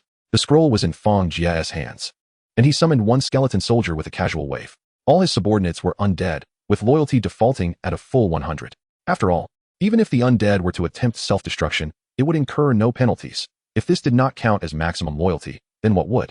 Opening the scroll, a radiant light enveloped a skeleton soldier. As the light dissipated, the skeleton appeared taller, its bones transformed into a pristine white hue, devoid of any blemishes. It resembled a work of art rather than a mere skeleton. Please provide a name. A prompt sounded. Fang Jie pondered for a moment before stating, "You are my first heroic unit. Thus, you shall bear my surname. From now on, your name shall be Fang Hao." Naming successfully accomplished. Fang Jie opened the Unit S panel. Name, Fang Hao. Affiliation, Origin Village. Loyalty, 100. Profession, Skeleton Warrior. Talent, Swordsmanship Mastery Level, Black Iron. Strength, 12. Agility, 12. Constitution, 10. Intelligence, 3. Spirit, 5. Death Power, 100. 100 Skills, Basic Swordsmanship, Parry, Block, Downward Slash, Sacrificial Strike, Infantry Legion Command, Skeleton Phalanx. To his surprise, the loyalty remained at a full 100, which seemed to be a special compensation for the undead faction. After all, these units had been upgraded from his own ranks, distinguishing them from others. With a loyalty of 100, the unit would not betray him and would fulfill all the Lord's commands. Pleased with the introduction, Fang Jie nodded in satisfaction. Were other high-level intelligent undead to be transformed, it remained uncertain whether they would enjoy similar benefits. However, given the presence of a loyalty option, it was likely that instances of loyalty falling below 100 could arise. The profession was rather ordinary, and the talent was also commonplace, lacking anything of particular note. Examining the attributes, Fang Jie discovered that the limit for ordinary beings was 9, indicating that any value exceeding this threshold would reach the Black Iron tier. Death Power, it seemed, was an inherent strength of the skeleton warrior profession, akin to the battle aura of other warriors. While its direct lethality was not exceptionally high, it provided additional effects against living beings. Lastly, the skills were primarily seasoned combat techniques. However, the Infantry Legion Command and Skeleton Phalanx were undoubtedly skills befitting a Legion-type unit. It appears that assigning Fang Hao to command the troops would yield more effective results than undertaking the task personally. This is the essence of true professionalism. Genuine skill possesses the ability to bestow additional capabilities upon the Legion. Excellent. You shall immediately proceed to the southern region to gather intelligence on the situation regarding the orcs. Subsequently, seek an opportunity to eliminate them, ensuring that none escapes. It is highly likely that the formidable adversaries discovered by the skeletons in the south were indeed the Orc clan. Allowing them to flee would undoubtedly present a considerable dilemma, as orcs have the capacity to communicate with their kin, leading to an ever-increasing threat. Although our current forces appear substantial, they comprise predominantly low-tier units. Acquiring troops of the Black Iron tier is no simple feat. It necessitates obtaining Black Iron corpses. Presently, I possess only 78 ironclad zombies, and to safeguard Fang Hao's security, Fang Jie entrusted all of them to him. As long as I remain within the confines of my territory, I shall face no peril. With the construction of numerous blackstone statues, even 100 elite Black Iron warriors attempting a surprise assault would find themselves thwarted, as I am confident in my ability to prevent their departure. The concentrated firepower of these constructs is indeed formidable. Is Master Fang Jie present? I possess the blueprints for a corpse processing factory. Would it be possible to exchange them for 1,000 skeleton soldiers? Others have also heard whispers of individuals trading skeleton soldiers in large quantities for various items, prompting further inquiries. This conversation unfolded in the public discussion forum rather than through private messages. A subtle smile graced Fang Jie's lips. An unexpected boon had arrived. The individual in question was clearly not affiliated with the undead faction, for these blueprints are unmistakably tied to the necromantic domain and would not be so readily sold. However, the purpose of the corpse processing factory remains enigmatic. Fang Jie evidently had no intention of haggling. This was a golden opportunity to procure resources at a premium. Regardless of whether it was a worthy investment, the mere act of purchase would attract a plethora of offerings from others. Fang Jie promptly sent a message. Agreed. I shall buy it. Upon witnessing this turn of events, others erupted in jubilant cheers. The farmers lacked the means to construct such a multitude of structures, as they required not only sustenance, but also time. However, those who had survived thus far were likely well equipped. Soon after, a veritable swarm of private messages and direct exchanges ensued, signaling the dawn of a new trading era. I wish there were someone to assist me in overseeing this. It is utterly exhausting, Fang Jie thought, filled with the burdens of happiness. Chapter 31. The corpse processing factory. Fang Jie's generosity ignited a flurry of reactions among the populace. Previously, he had only offered a portion of his resources for others to vie for, necessitating farmers to barter in exchange. Yet, the tide had shifted. Now, it seemed that possession of blueprints could readily procure vast numbers of skeleton soldiers. Such a bounty of skeleton warriors could be immediately transformed into combat-ready units. At this juncture, the need for reinforcements was paramount, and considerations regarding the potential impact of employing undead on other troop types were entirely secondary. Preserving the territory took precedence above all else. Master, I possess blueprints for wall bricks. May I exchange them for 100 skeleton soldiers? That is of limited utility. 100 is excessive. I can offer you 30 instead. After a moment's contemplation, the other party acquiesced to the deal. Oh no, I too have blueprints for wall bricks. Can the master exchange with me? Not needed. I already have them. Fang Jie replied without hesitation. Oh, had I known, I would have acted more swiftly. Master, I possess blueprints for toilet manufacturing. In an instant, numerous individuals flocked to engage in trade. Fang Jie welcomed all offers, as long as they were items he did not already possess, conducting exchanges at set prices. Regrettably, most of the items were mundane household goods. The truly valuable blueprints had become scarce. The populace was not foolish. Unless absolutely necessary, few would part with future treasures for a pittance. I have 100 iron swords. Does anyone wish to acquire them? The price is negotiable. This was evidently directed toward Fang Jie, who mused inwardly. While iron swords were indeed superior to bone swords, a mere 100 would scarcely suffice, given that he commanded hundreds of thousands of skeleton soldiers. I have no need for them. Perhaps others will, he replied, noting the disappointment on the other party's face as they sought other buyers. The iron swords quickly sold out, yet the seller remained discontent. Having received resources in exchange rather than troops, the trading persisted for much of the day, with Fang Jie dedicating his time to both transactions and the proliferation of skeleton soldiers. Before long, he discovered that the corpse processing factory had been constructed. The corpse processing factory, Black Iron, is capable of processing various biological remains, yielding increased quantities of materials and spiritual points. Processed corpses can be more swiftly transformed into undead units and preserved with greater efficacy. The construction requirements include 300 units of stone, 500 units of wood, 100 units of hard stone, 100 units of hardwood, 200 units of shadowstone, 100 units of leather, 1,000 spiritual points, and a materials warehouse. This structure is comparable to his existing warehouse, positioned at the Black Iron tier, with no further upgrades possible. Fang Jie then commenced experimentation, depositing corpses into the factory, and observed the emergence of numerous dark gray cubes. Each cube represented a unit of skeletal remains. Processing corpses in this manner indeed resulted in a greater yield. Upon meticulous calculation, the increase became apparent when dealing with larger quantities, and larger corpses produced a greater number of cubes. Had he not understood the nature of these items, Fang Jie might have been tempted to reach out and examine them. However, the grim realization of their origin deterred him. Fang Jie then commanded the skeleton soldiers to utilize these cubes in the skeleton transformation facility, discovering that the manufacturing speed of skeleton soldiers had significantly increased by over 30%. Within the constraints of limited construction, this represented a substantial enhancement in the growth rate of his forces. Now, Fang Jie felt a growing sense of congestion within his territory. Functional buildings could only be erected within the confines of his domain. Thus, while there was no numerical limit to construction, there existed hidden constraints. Should he fill the territory with structures, future endeavors to create more advanced buildings would face insurmountable challenges. It was prudent to construct additional warehouses, otherwise, he would lack space for his burgeoning inventory. Observing the gray-black skeletal cubes, Fang Jie recognized their potential for storage in warehouses. Storing them within would ensure minimal loss, whereas exposure to the elements over time would lead to degradation.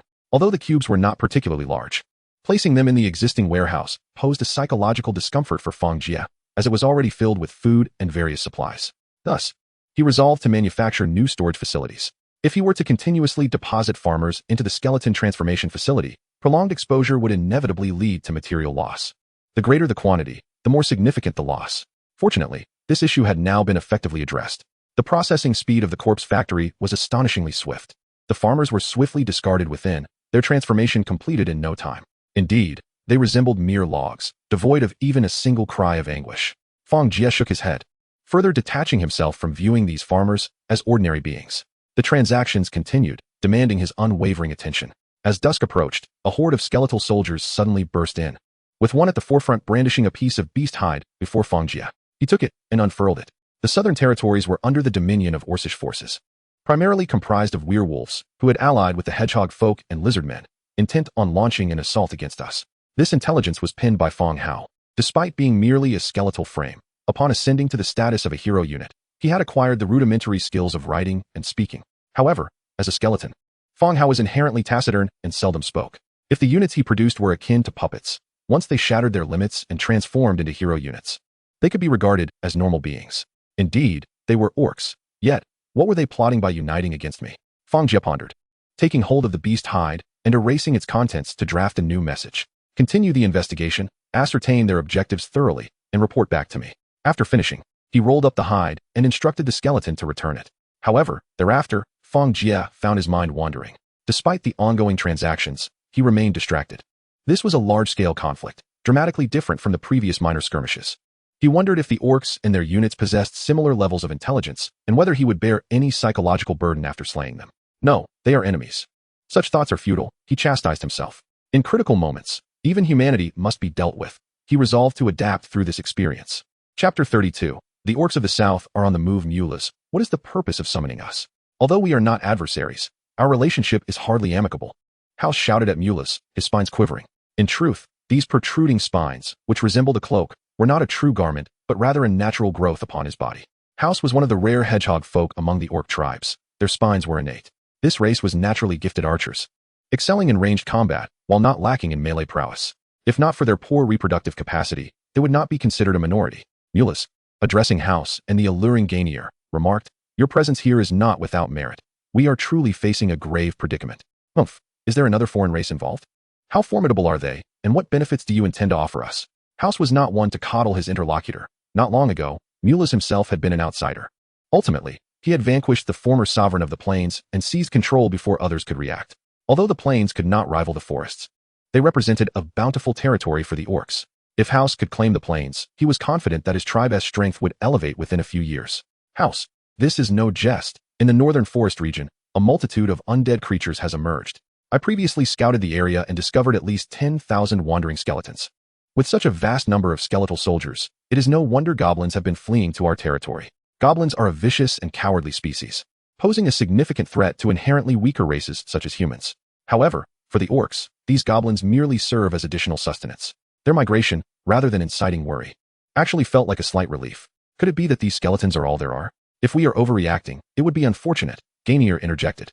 No, that cannot be the case. Those skeletons are clearly on patrol. While there may not be any high-level undead or other varieties present, they remain steadfastly within the forest. The other two pondered, furrowing their brows. These undead are evidently under the command of a higher authority, within the realm of the undead. Hierarchy is not merely a concept, but an absolute truth. The existence of such leadership indicates that these undead are formidable. Thus, I implore you to join forces with me to eradicate these undead. Should we allow them to proliferate, their numbers will grow beyond our control. The most fearsome aspect of undead creatures is their capacity to multiply through continuous slaughter. The most effective strategy is to concentrate our forces and eliminate them in one decisive strike. As orcs, we possess no superior means to counter the undead. How many troops do you intend to mobilize? House inquired coolly. The hedgehog folk were far too few in number. They had a duty to their tribe and could not afford substantial losses for the sake of confronting a single enemy. If necessary, relocation was always an option, as it was a common practice among orcs. Had it not been for the perilous nature of the celestial hunting grounds, their roaming territory would be quite expansive. Multiplies had already devised a plan and responded directly. Our tribe can muster 50,000 wolf riders, of which 400 are of black iron rank, and I alone am of bronze rank. We will all participate. The wolf rider forces of the werewolf tribe were confident in their strength. Should they falter, Multiplies believed he could lead his kin to safety and escape this place. Very well, since you are committed, we shall also exert ourselves fully. House declared after seeing Gainier nod. Within our main force, we can muster 70,000, with 600 of black iron rank and only one of bronze rank. Multiplies smirked. Who did not know that the hedgehog folk were adept at concealment? Their numbers surely exceeded what they claimed. Nevertheless, even this force likely constituted over 2/3 of their tribe. Having even one bronze rank among them would suffice. If they could not withstand the undead, then adding more would be futile. Our forces number slightly more, totaling 100,000, but our black iron ranks are scarce, with only 500, and I am the sole bronze rank. This group of lizard folk has a weakened lineage, making their advancement difficult. At that moment, a wolf rider suddenly galloped in with urgency. Reporting to the chief, the number of skeletons in the forest has suddenly surged. Our reconnaissance indicates that their numbers may exceed 10,000 now. It seems those undead have become aware of our presence and are perhaps contemplating an expansion. Multiplies furrowed his brow. To increase their forces to such an extent so swiftly suggests that the undead may be far more numerous than he had anticipated. They did not doubt their ability to prevail, for their own numbers were substantial and their combat prowess formidable. Their greatest concern was that even if they achieved victory, it could be a Pyrrhic one. Such a battle would yield no benefits, Yet retreat was not an option. Unlike the undead, they could not enhance their strength through the use of corpses. Truthfully, they would prefer not to engage in a head-on clash. How many black iron level undead are there? Currently, none have been discovered. It is possible that the opponent lacks them or that they are simply concealed. Mulaz raised his head and said, "Time is of the essence. We must act swiftly to eradicate them. Their rate of development is alarmingly rapid. If those goblin corpses are depleted, we may very well be next. Let us prepare at once." Even House grew vigilant. While he wished to conserve his strength, he certainly did not want to sustain significant losses in battle. A group hurriedly departed to make preparations, unaware that a skull was staring in their direction. Once they left, the skull suddenly glowed and began to cautiously shift across the ground with its teeth. While the orcs deliberated, Fang Jie uncovered a new issue. "Everyone, I have realized that those functional buildings are not exclusive to us. I have relinquished my territory, yet I discovered a market in the human city, allowing me to utilize the trading zone's capabilities once more.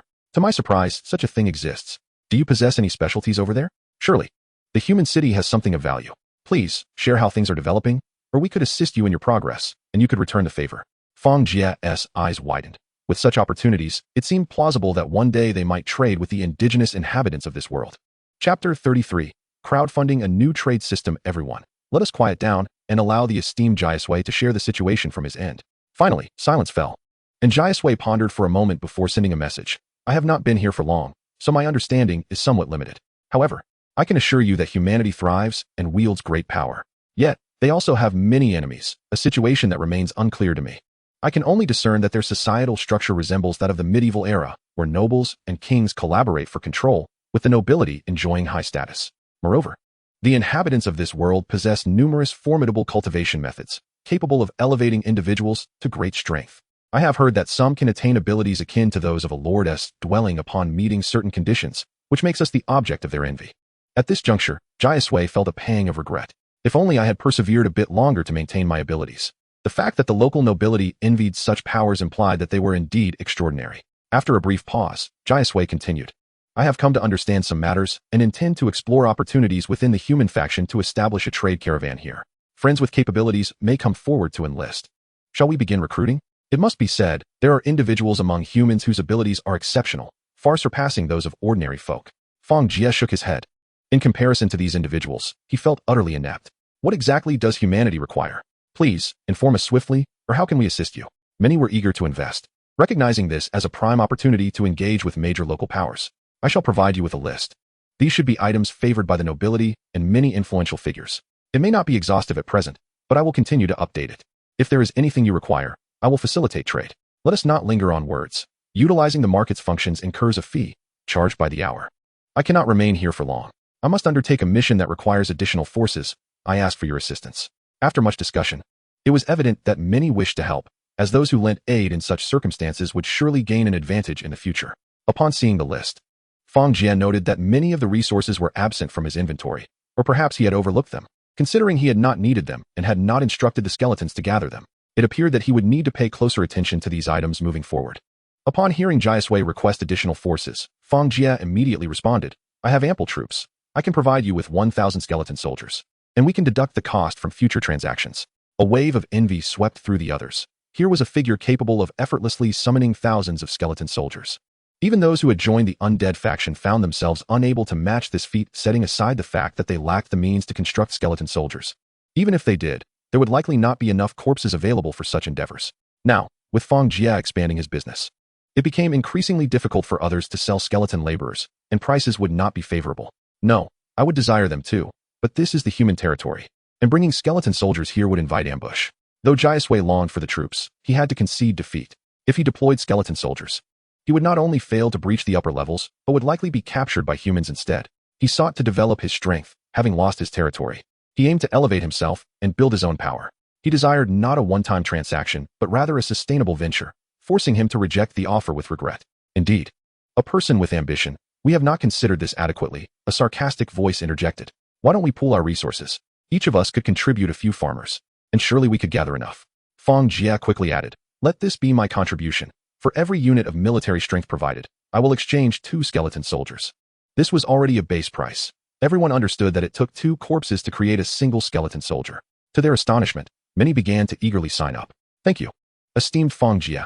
I shall certainly repay you in the future," Jiasui expressed hurriedly. "As long as you establish a solid commercial system, Simply lend us a hand when the time comes. We are all part of the same region. We cannot afford to fall behind others. Although they might become competitors or even adversaries in the future, that was not the case at present.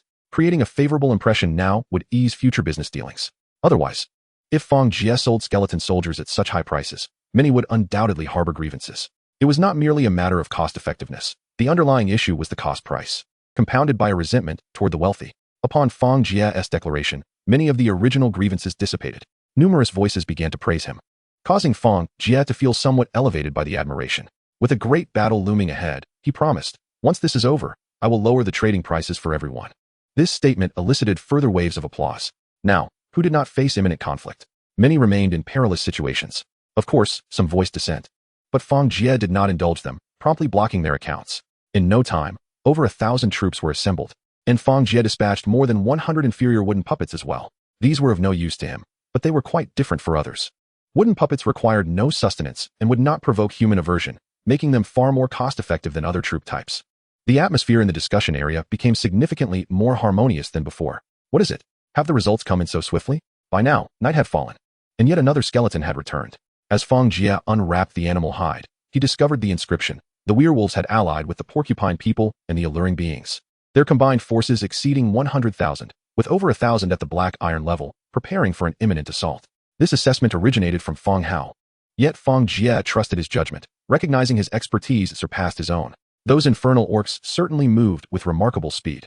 It was uncertain when they would strike, but preparations must be made in advance. After an entire day of relentless labor, Fang Jie had tirelessly engaged in the fission of skeleton warriors. Currently, he could simultaneously split 100 skeletons, amassing a considerable army. This was an opportunity to acquire more black iron corpses and to forge additional black iron level troops. Even if they were merely zombies, they would still serve a purpose. The pressing question was how to ensnare the enemy. After some contemplation, Fang Jie felt uneasy about sending Fang Hao alone to the front lines. Chapter 34. Preparations on both sides. Origin Village. Level 4 Territory Talent. Necromantic Fission Level 1. Unique. Functional Buildings. Skeleton Transformation Facility Level 3. Resource Warehouse Level 10. Grave. Black Iron. Level 1. Wooden Wall Troop Strength. Skeleton Laborers. Level 3. 50,000. Skeleton Warriors. Level 3. 1. 226. 865. Armored Zombies. Level 1. 78 Spirit Points. 1. 0. 89.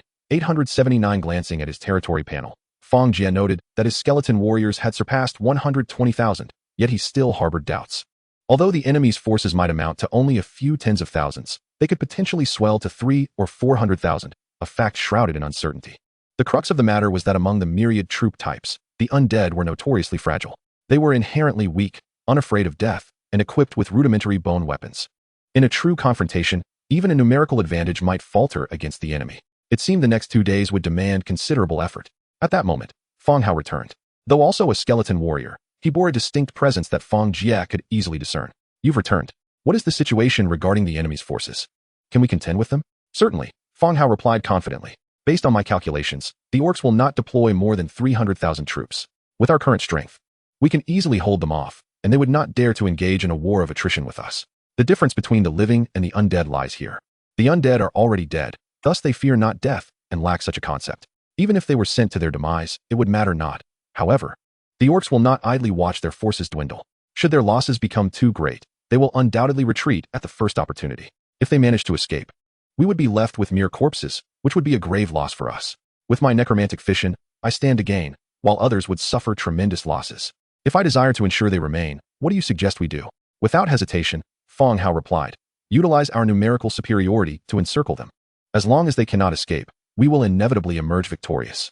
This is the typical strategy of the undead. How do we encapsulate them then? Initially, we must create a ruse, luring them through the forest towards us. We have 2 small hills here. If we can trap them between these elevations, it will suffice." Fang Jie had not thoroughly assessed the surrounding environment until now. Observing the hills, while not particularly large, their steepness presented a significant advantage. With a vast army to encircle them, escape would be a daunting task. For a smaller contingent, it might be feasible. Yet for an army numbering in the hundreds of thousands, escape was inconceivable. That is an excellent plan, but we must ensure they do not discover our troop movements. What do you think of approaching from both sides? Living beings might struggle, but the undead would have no issue. Indeed, that poses no problem. I will make the necessary arrangements. Suddenly, Fang Jie smacked his forehead. "Wait, hold on. Why am I trapped in this habitual thought process? Why do we need to sneak around? We can march boldly across. Fang Hao looked at Fang Jie quizzically. His knowledge being shaped by the world imparted to him post-hero upgrade.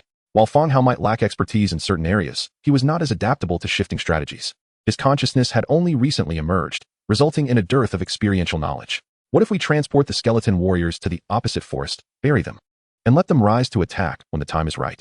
Upon hearing this, Fang Hao's eyes sparkled momentarily. You are quite right, my lord. I shall command from the other side. At this moment, Fang Hao's unique, almost mechanical voice seemed to carry an added warmth. You will be on the other side.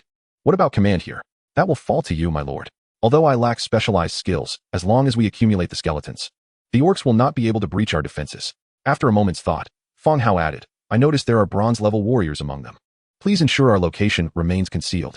In this world, it is not uncommon for individuals to single-handedly eliminate enemy leaders. Fang Jie, aware of his current capabilities, understood he would stand little chance against a bronze-level adversary. Bronze level? How formidable. You must exercise caution. Faced with bronze-level opponents, a mere handful of armored zombies would be insufficient for protection. If one were to breach the black iron threshold, a single attribute would need to exceed 9 points, while achieving bronze level would require surpassing 29 points. In terms of attributes, even a recent breakthrough would significantly outclass armored zombies by 2 or 3 times. Once the plan was established, Fang Hao busied himself.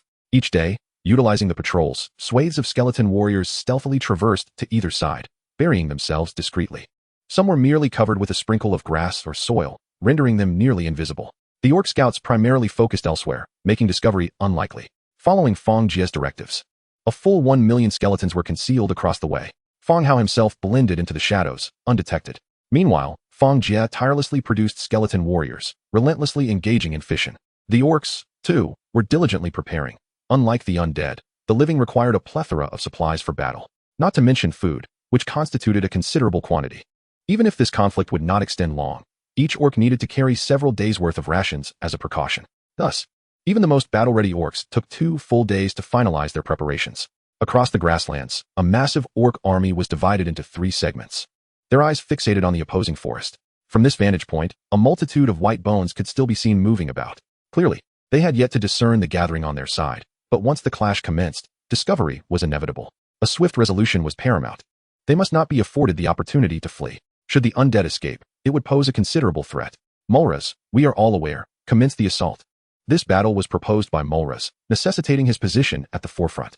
A multitude of wolf cavalry surged swiftly towards the forest. Unbeknownst to them, the porcupine men advanced stealthily from the flanks. However, it was the porcupine men who initiated the assault. These formidable beings extracted a sharp quill from their bodies and unleashed a barrage of heavy arrows from their robust bows. Each arrow, propelled with terrifying force, shot forth with astonishing ferocity. Chapter 35. The pincer movements such as the prowess of the porcupine men, the archers among the orcs, and notably, the rare heavy archers. Their arrows are nearly impervious to the defenses of ordinary heavy armor. Even when blocked, the immense force can cause grievous injury, potentially even death on the spot, which underscores their formidable might. Regrettably, this time they faced the skeleton warriors. The heavy arrows, though powerful, predominantly pierced through the gaps in the skeleton's bones. Those few that struck bone merely shattered it, inflicting little harm. A handful of arrows did sever the skeleton's spines, yet they continued to engage in battle, crawling on the ground. Only arrows that struck the skull could obliterate the skeletons instantly. While the undead are indeed frail, a miss renders them invulnerable. House observed the lackluster achievements of his subordinates with a furrowed brow. This cannot stand. The skeletons are far too adept against us. When have we, a historically potent force on the battlefield, ever been so restrained? At that moment, House felt a pang of regret. Had he foreseen this outcome, he might have abstained from joining the fray. Fear not. Leave this to us, said Multiplies, who envied such a formidable class of archers. Were he to face them, his own kin would undoubtedly suffer tremendous losses from this deluge of arrows. As the rain of arrows proved ineffective, House commanded his troops to cease their assault. In the distance, the skeletons, having absorbed the attacks, swarmed forward en masse. The wolf cavalry had already engaged the skeletons, and the battle escalated into a fierce melee. The wolf cavalry, swift and armed with razor-sharp blades, targeted the heads of the skeletons with precision. Utilizing the momentum of their mounts, they outpaced the skeletons, decapitating them before they could retaliate. In mere moments of contact, a significant number of skeletons were annihilated. Yet, the forward charge of the wolf cavalry soon met a formidable blockade. This was a battlefield, and the undead were unyielding. The skeletons, undeterred by fear, staunchly resisted the onslaught of the cavalry. In the ensuing chaos, the skeletons sustained considerable losses but managed to halt the advance of the wolf cavalry. With their mobility compromised, The cavalry struggled to fend off the skeletons' relentless attacks, slaying only a few before succumbing themselves. Some wolf cavalrymen, lacking the requisite strength, found their blades ensnared within the skeletal frames, and the skeletons wasted no time in dispatching them. Meanwhile, the lizard men surged forward, wielding spear-like long weapons. They formed a dense formation, encircling the skeletons. With a longer reach, their losses were comparatively minimal. Multiplies, frowning, found himself ill-prepared for combat against the undead. Such an assault typically would shatter any formation, tearing through all in its path. Yet, against the relentless undead, this strategy bore little fruit. Engaging foes who feared nothing laid bare the vulnerabilities of his forces, which boasted speed but lacked defenses. The immense casualties left Multiplies gasping for breath. House, unleash your porcupines. Consider this a favor owed to you, which I shall repay later. House contemplated this request, his brow furrowed, before nodding in agreement. His concern was not merely for the favor, but the grim realization that retreat was not an option. Failure to act would yield even graver consequences. A legion of porcupines was released, showcasing the hallmark skill of the porcupine men. These creatures charged with their quills, boasting both defensive and offensive strength, capable of scattering even the most tenacious armies. Even the skeletons, faced with such an onslaught, would falter when their attacks proved futile. With the porcupines joining the fray, the skeletons' tight formation was finally disrupted. On the battlefield, the number of skeletons paled in comparison to the orc forces. Once the formation was breached, the wolf cavalry swiftly tore through the ranks, systematically dismantling their foes. Look, the skeletons begin to retreat. That direction must lead to their stronghold. As the skeletons displayed signs of disarray, the rear commander decisively ordered a withdrawal.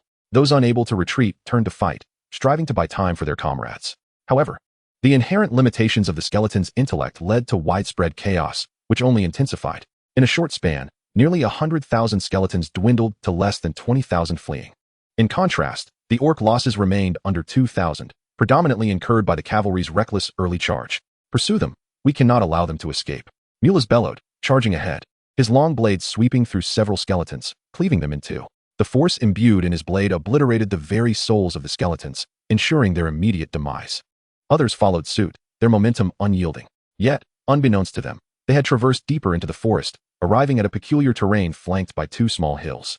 As the army fully entered this area, a vast horde of skeletons suddenly emerged ahead, densely packed and seemingly endless. How can there be so many? Just how powerful is this force? Lacking black iron-level warriors, they could not ascertain the position of their commander. Let us test the waters. If it proves too daunting, we shall retreat. No one wished to incur excessive losses. After all, they were not undead. Finally, they arrived. Yet the events leading up to this moment remained shrouded in mystery. No, I can't see anything here, Fang Jie remarked, furrowing his brow. Acutely aware of the uncertainty that plagued him, rendering direct command impossible.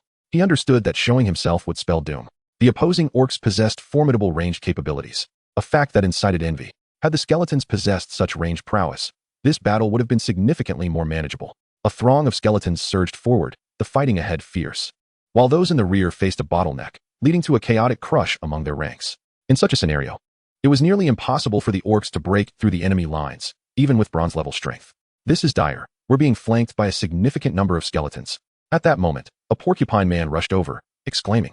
Several turned to look, discovering that a growing tide of skeletons had emerged from the forest behind them. This is bad. We've fallen into a trap. We must retreat. Gainier realized the gravity of the situation. However, with such a substantial force, a hasty withdrawal was fraught with difficulty. Before they could prepare to retreat, they found the skeletons had amassed behind them, completely blocking the exit. Unlike the skeletons they had faced earlier, these were arrayed in disciplined formations. Chapter 36. Diverging choices. The once favorable situation had swiftly devolved into chaos, a turn of events unforeseen by any. It was evident that the undead had long since discovered our presence. This was undoubtedly their trap. How infuriating it was that they possessed such overwhelming numbers. This region could hardly sustain such a multitude of beings. Moras had traversed many lands and harbored a modicum of understanding regarding these creatures. The conventional method of creating undead beings could not possibly yield one from a single corpse. Otherwise, the world would be inundated with them. The creation of undead necessitated several conditions, and one could assert that the crafting of even a single entity required at least multiple corpses. Unless, of course, one spoke of a necromancer who directly commanded the undead. But even such practitioners could only manage a limited number, making it implausible to amass such a horde. Muras's knowledge of the territories held by the undead was somewhat superficial. He could scarcely fathom how anyone could employ a strategy of trading farmers alongside fission to generate so many skeletons in such a brief span. The sight before him was endless, with a relentless stream of skeletons converging upon their position. Considering the sheer quantity, Even the most tireless effort would prove insufficient to vanquish them. They stood at the brink of annihilation. At this moment, the three chieftains were engulfed in regret, lamenting their impulsive incursion. From their aerial vantage, the landscape transformed into a bizarre tableau. Towering mountains flanked either side, interspersed with vibrant orc territories, while the remaining expanse was a stark white, resembling an odd blossom. What shall we do? We cannot persist in this manner. Time is of the essence. Daniel stated with calm resolve. We must charge forward. There lies a military formation behind us, indicative of a more formidable commander. Our only hope is to advance, Moraz declared, his gaze sharpening with determination. That is unwise. We cannot press forward. We must retreat. The commander behind us, capable of wielding a military formation, signifies the presence of their leader. If we can eliminate their leader, we may yet escape, Moraz argued, understanding the chaos that would ensue among the undead in the absence of their leader. Some undead might even turn upon one another, instinctively seeking to absorb each other's power. However, House harbored personal motives, as his own territory lay beyond, populated by many of his kin. Even at the risk of greater peril, he felt compelled to relay the situation back home. Conversely, Moraz's werewolf clan was already largely present. Those remaining were merely children and the elderly. In such dire circumstances, leading his kin to safety while abandoning the vulnerable was the most prudent course of action. After all, the adult women of the clan had already been evacuated. They could easily find a new place to propagate.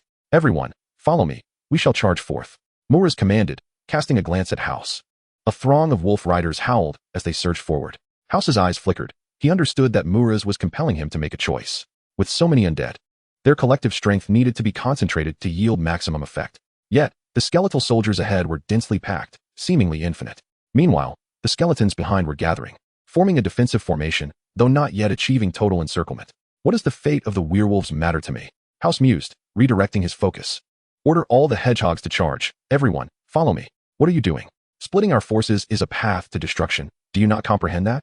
Moraz retorted, aware that the defensive strength behind them was considerably greater.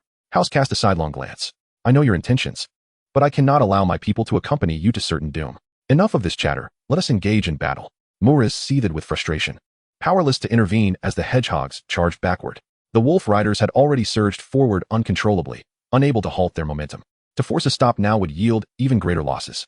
Moreover, a breach had been created in the ranks of the skeletons ahead, victory seeming tantalizingly close. With gritted teeth, Moraz resolved to lead his forces onward. They could not afford infighting. Such discord would only heighten the peril. Daniel observed the predicament of his two allies, caught in a web of indecision, his eyes flickering with unspoken thoughts. At that moment, Fang Jie stood anxiously at the battlefield's center, frustrated by his inability to discern anything from his vantage point. All he could see was a vast expanse of white and the distant sounds of battle. What is happening over there? The commotion is tremendous. Could it be that a bronze-level warrior has emerged? Fang Jie scanned the area, where smoke billowed and shadowy figures intermittently soared. Without needing a closer look, he recognized those shadows as the dispatched skeletons. Regrettably, amidst the vast sea of skeletal foes, such efforts would merely stir the waters, yielding little effect. On another front, Fang Hao, having assumed the guise of a skeleton, blended seamlessly into the ranks. He refrained from charging ahead, opting instead to oversee and direct from within the formation. As long as he remained inconspicuous, no one would suspect he was of black iron rank. Even the iron-armored zombies Fang Jie had assigned were stationed elsewhere. Observing the multitude of hedgehogs charging, Fang Hao noted that the skeletons had little recourse against them. Given the presence of black iron hedgehogs behind, they had abandoned ranged attacks in favor of close combat. If this continued, the not yet fully closed defensive circle could very well be breached. Utilizing his skills to form an infantry formation, he recognized that the opposing faction was equally hardened by experience. Go, block their advance. Fang Hao commanded his iron-armored zombies, positioning them in the path of the charge. With the formidable defensive capabilities of the zombies, the hedgehogs would find little success. Even the black iron hedgehogs, upon closing in, would struggle to inflict damage in such close quarters. Leveraging the zombies' entanglement, Fang Hao swiftly maneuvered skeletons from the periphery to intercept, preventing any escape. Yet, unbeknownst to him, the repositioning of the surrounding skeletons resulted in a gradual weakening of their defenses in other directions. At that moment, an unexpected figure burst forth, drawing back a longbow. A cascade of yellow light surged forward, forcibly cleaving a path through the ranks of the skeletal army. We must press onward. The message must reach its destination. Chapter 37. The surrendering lizard folk. Fang Hao watched in shock as an opposing contingent charged toward his vulnerable flank. At this juncture, he found himself powerless, as he possessed no further resources. Confronted by 100 black iron hedgehogs, any attempt to engage would be tantamount to suicide. Despite their status as ranged attackers, their close-quarters combat capabilities were formidable as well. Fang Hao could only command the skeletons around him to obstruct the advance, yet he found himself utterly helpless. A substantial portion of the Black Iron Tier Hedgehog warriors had been intercepted, yet a few managed to flee, though the impact was not significant.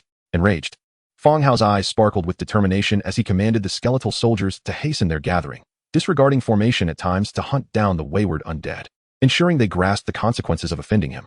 Meanwhile, at another valley entrance, Muraz led his kin in a rapid surge forward. In a desperate bid to break through with his people, he had exhausted nearly all of his fighting spirit. However, upon emerging from the valley, his eyes widened in disbelief at the sight before him. Instead of a vast expanse, he was confronted by an endless sea of white, a relentless tide of skeletal soldiers. What manner of being had he provoked? The sheer number of skeletal warriors suggested the presence of a necromantic empire. No other force could muster such a formidable army. Faced with this terrifying quantity, Muraz no longer pondered alternatives.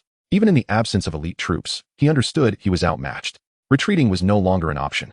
They found themselves ensnared. The wolf cavalry, stripped of their mobility, resembled lambs awaiting slaughter. "Chief, you must escape. Do not worry about us. Remember to avenge us in the future." The wolf cavalry shouted fervently. "I am truly sorry for you all. If only I had heeded House's counsel," Muraz lamented, recognizing his grave misjudgment that led to the annihilation of his clan. "Father, go. As long as we survive, we can rebuild our kin. Besides, our children are still out there. Surely, we can find a clan of beastmen willing to accept us. Leader, you must leave now, or it will be too late." Tears welled in Muraz's eyes as he whispered, "Forgive me, my kin. I shall avenge you." With that, he produced a scroll, a special teleportation device acquired during his earlier adventures, pinpointing their clan's stronghold. Regrettably, this scroll could only transport 10 individuals.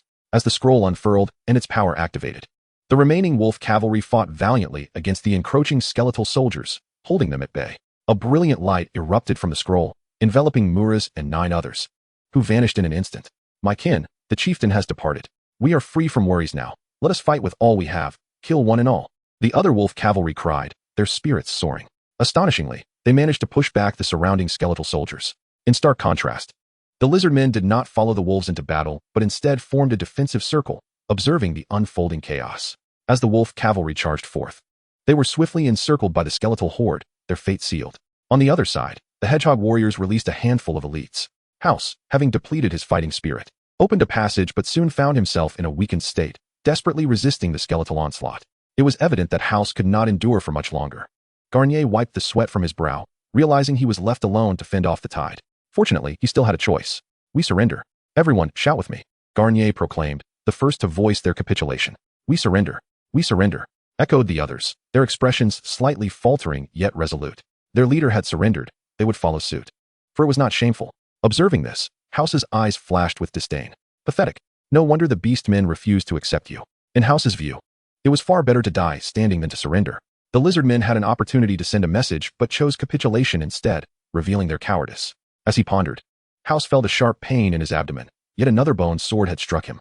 With numerous wounds and bleeding profusely, he finally reached his limit, stumbling to the ground. The surrounding skeletal soldiers surged forward, swiftly ending the life of this bronze-tier warrior. "What are they shouting over there?"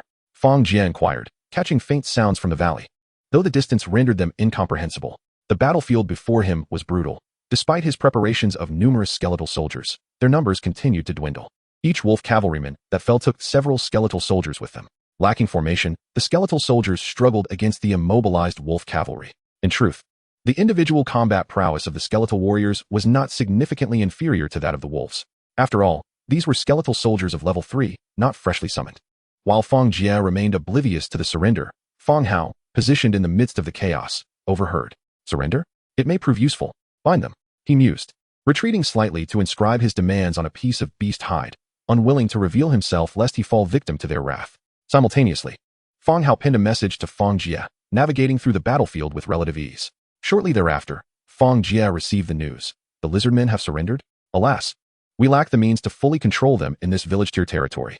Let them have their sorcerers. It may be beneficial, but its impact seems limited. Regrettably, the lizard men do not belong to the undead faction. Had they been of the same camp, we could have exercised control, but alas, they are not." Fang Hao reminded himself that they could compel them to swear oaths of loyalty, with the caveat that any breach would result in repercussions. However, these consequences had their limits and were not entirely reliable.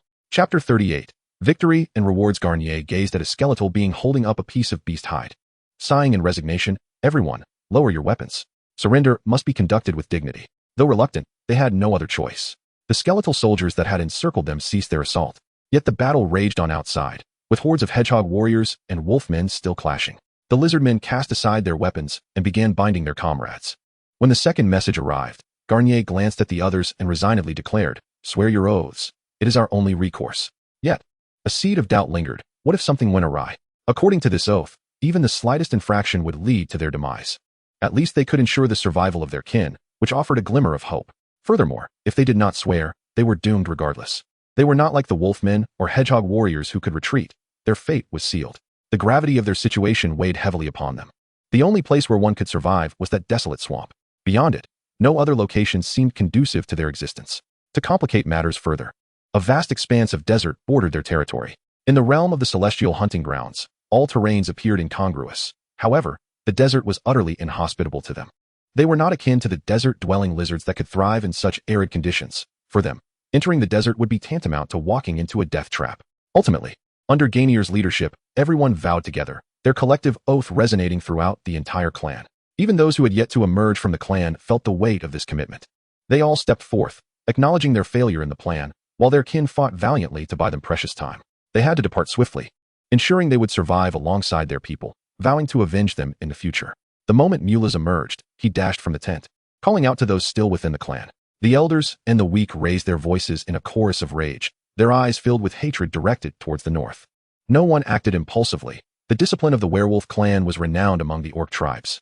They quickly gathered their belongings, discarding the majority of their possessions, and set off before darkness fell. They could not afford to linger, for every moment was critical. On the battlefield, the clash of arms persisted until midnight, gradually subsiding thereafter. Fang Jie cast a glance at his forces. It was a daunting sight. Over 2 million skeleton soldiers had been deployed, yet they had suffered close to 800,000 casualties, while the enemy's numbers were merely around 200,000. This assessment was derived from Fang Hao's observations, as he lacked the ability to calculate the enemy's exact strength himself. The vastness of the battlefield was not something just anyone could quantify. Although the undead troops were indeed frail, this was also tied to his own inadequacies in command. After some contemplation, Fang Jie decided to abandon the idea of mastering command. He recognized that it was not within his capability. It was far more prudent to summon additional hero units to manage the situation. At that moment, a notification chimed. You have achieved victory in a regional campaign, receiving a reward of a low-level meditation potion. You have secured the first victory in the region, earning a hero upgrade token. You orchestrated the first battle of a scale involving 10,000 participants, obtaining a blueprint for a new troop type, specifically for the Black Iron tier. You led the first battle of a scale involving 100,000 participants, receiving 3 random personal skill cards and 1 random Legion skill card. Desert Region Map. You commanded the first battle of a 1,000,000 scale victory, earning a blueprint for a skeleton transformation facility, Black Iron. With the conclusion of the battle, the rewards were bestowed upon Fang Jie. He looked at the rewards and felt that the arduous struggle had been worthwhile. Although the rewards were not numerous, each was of significant value. The low-level meditation potion, when utilized during meditation, could greatly enhance its effects, limited to once per day. The stipulation was that it could only be used by those at the bronze level or below. Exceeding this threshold would render it ineffective. With this potion, his strength could see rapid enhancement. Even for someone at the apprentice level like himself, it would undoubtedly yield some effect, though he hoped it would not be overly potent. His Black Lotus meditation technique was a premier meditation method, capable of simultaneously enhancing mental acuity and intellect, and even improving physical constitution, potentially counteracting the effects of necromancy. With an improved constitution, both strength and agility could also see a boost. The hero upgrade token allowed him to elevate a subordinate unit with a loyalty level of 100 to become a hero unit. This was excellent. With this token, he could acquire a second hero. Had there been 2 hero units commanding during the previous battle, he was confident that the losses could have been significantly mitigated, at least by 20,000. The new troop type blueprint enabled the construction of a troop type that aligned with his faction's needs at the apprentice level. Note: constructing a new troop type requires corpses of similar types as a foundation.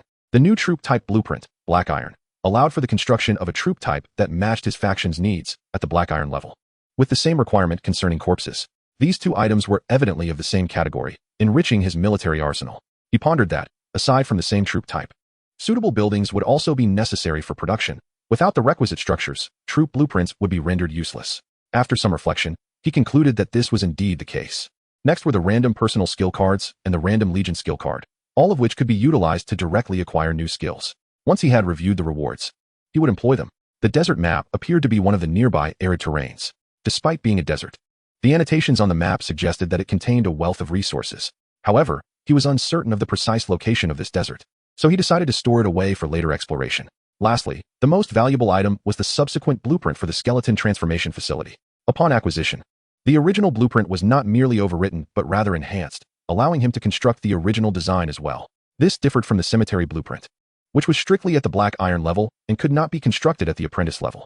Perhaps in the future, he could synthesize blueprints to create a more comprehensive facility. The necessary components, aside from black iron bones, included gathering stones, which appeared to be a standard material. Chapter 39. Comprehensive Enhancement. Fang Jie glanced at his gathering stones and found he had sufficient quantities. He promptly ordered the internal upgrades for the skeleton transformation facilities within his territory, which would enable him to acquire more advanced troop types. With 2 scrolls, he began the production of archers and cavalry, given the abundance of black iron level boar archers and wolf cavalry. Designing suitable troop types of the same category posed no issue. He decided to forego the zombie troop type, as he found them rather intolerable. Compared to zombies, Fang Jie preferred skeletons.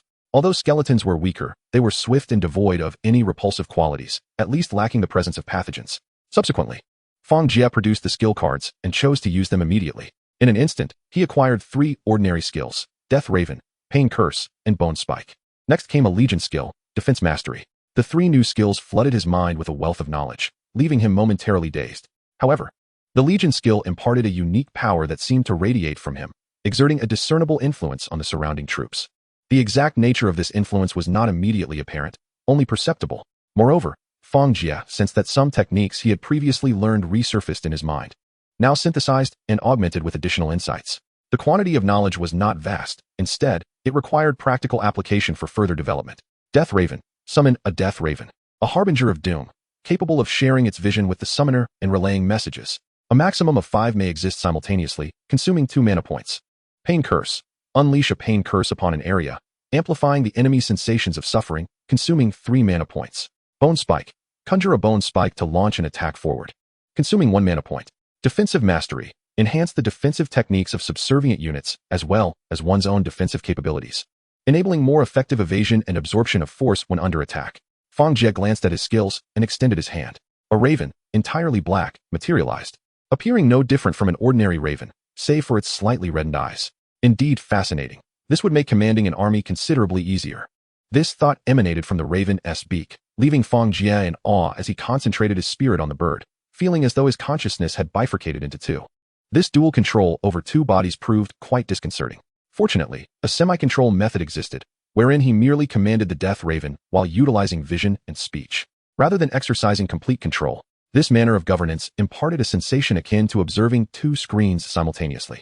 Although still somewhat disoriented, it was a marked improvement, necessitating further practice. The Pain Curse could not be tested, as his subordinates were merely skeletons, incapable of experiencing pain. Judging by the description, it appeared to merely heighten the sensation of agony, rendering it of little practical use. Fang Jie held a disdain for such status-affecting skills, preferring instead those that delivered swift and decisive strikes. As for the Bone Spike, he raised his hand, and a spike formed from bone shot forth, embedding itself forcefully into a tree. In terms of attack power, it surpassed the negative energy arrow while consuming even less mana, quite commendable. This technique solely constituted a physical attack, devoid of any accompanying negative energy corrosion. For living beings, prolonged exposure to such erosion would result in greater damage over time. However, in the case of direct assaults, this Bone Spike proved extremely effective. With his regeneration rate, he could unleash 1 per second, akin to an infinite barrage from a handgun. As his level increased, this skill would undoubtedly grow stronger. Lastly, regarding the Legion skill, Fang Jie enlisted a number of skeletons for experimentation, observing that their techniques had indeed improved. Yet, the enhancements pertained solely to evasion and force absorption. Their offensive capabilities remained unchanged. It was less a skill and more an instinctive response, with the skeletons themselves oblivious to the utility of their actions. Fang Jie gleaned a general understanding of how these so-called Legion skills functioned. Glancing at the hero upgrade token in his possession, Fang Jie contemplated before returning it to his inventory, deciding to reserve it for the emergence of new unit types. Was it not preferable to directly forge a hero of iron rank? With skeletons as his primary force, he promptly abandoned the notion of the iron-armored zombie unit. Next, Fang Jie turned his attention to Fang Hao's profile. Name: Fang Hao. Affiliation: Origin Village. Loyalty: 100. Class: Skeleton Warrior. Talent: Swordsmanship Mastery Level: Iron Rank. Strength: 29. Agility: 29. Constitution: 29. Intelligence: 5. Spirit: 7. Death Power: 100. 100 Skills: Basic Swordsmanship: Parry, Block, Downward Strike, Fatal Blow, Conceal Presence Legion skills. Infantry Legion Command, Skeleton Phalanx. Enclosed truly enviable. Hero units gain experience merely by commanding in battle. He had surged to the pinnacle of Iron rank, acquiring 2 additional skills. Regrettably, the Skeleton Warrior class could not ascend to Bronze rank, necessitating a means to elevate the profession. Fang Jie realized that Fang Hao was currently unable to advance, which constituted the most significant issue. Alas, heroes differ from ordinary individuals. While the latter can elevate through suitable training methodologies, heroes are unique, requiring specific profession scrolls for class advancement. Absent such scrolls, one might encounter a profession tower as an alternative. However, since his last encounter, Fang Jie had not come across one again. Otherwise, he could have directly acquired a bronze-ranked hero, significantly bolstering his power. Never mind, once he digested these gains, he would experience considerable enhancement as well. My lord, the lizardman captives have been brought forth. How shall we proceed? Several securely bound lizardmen were presented, and Gainier was astonished to discover that the leader of the undead faction was, in fact, a human. When had humanity gained dominion over such a multitude of undead? These lizardmen appeared rather sizable. Well, since you have surrendered, you must offer some assistance. I harbor no desire for uselessness. Tell me, what can you provide? If they were entirely undead, they would offer little aid, primarily assisting in battle and providing corpses. However, as humans, their worth seemed altogether different.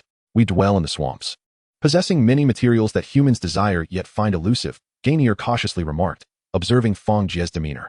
Chapter 40. Weapons Workshop and Fortress. What utility could those materials possibly possess? Fang Jie responded with a hint of displeasure. Yet suddenly, he envisioned other possibilities. Was not Jiazmi seeking to expand the human factions market? The items favored by the noble class of humanity seemed to align perfectly. If that were the case, these lizardmen might indeed hold value. Very well, then. You shall compile a list of these materials for me to review. Should the monthly quota be met, I will ensure your safety, and certain resources may be traded with me. After a moment's thought, Fang Jie continued, however, your military strength must not exceed 10,000. Should danger arise, you may seek my assistance, and I can station troops. Dissolve all other forces. Fang Jie's commands were mandatory. Any defiance would incur repercussions. Not only that, but he would also immediately sense any transgressions against his orders and enact punishment accordingly. While oaths might not be entirely foolproof, they still served significant purpose. Fang Jie did not place his complete trust in them. Rather, he instructed Fang Hao to lead 200,000 skeletons to the swamp region. Fang Hao was to garrison there, serving both as protection and as a deterrent. Gainier had no recourse but to comply, and Fang Hao departed with a large contingent of skeletons, escorting the lizardmen away. Fang Jie had faith in his subordinate's ability to manage the situation. He might exhibit a degree of leniency, but Fang Hao would not. After all, he was undeniably of the undead lineage. As he watched them depart, Fang Jie resumed organizing the skeletons. Following the previous battle, the skeletons remained copiously numerous. Such a vast array of skeletons would be conspicuous anywhere, easily detected, which could lead to complications. Fang Jie was acutely aware that his current strength was far from invincible.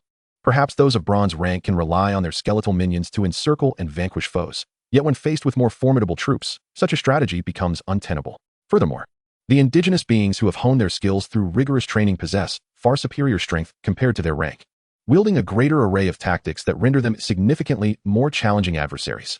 Very well, let us conceal ourselves around this modest hill for the time being. If necessary, we may resort to entombment.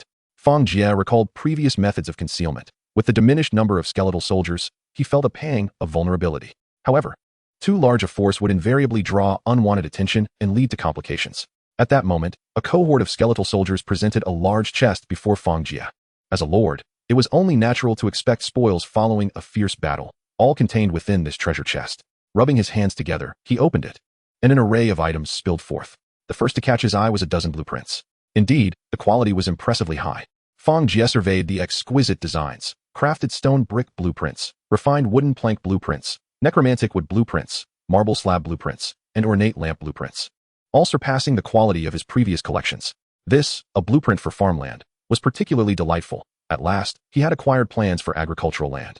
Fang Jie's eyes sparkled with excitement. With farmland, he could engage his skeletal minions in cultivation.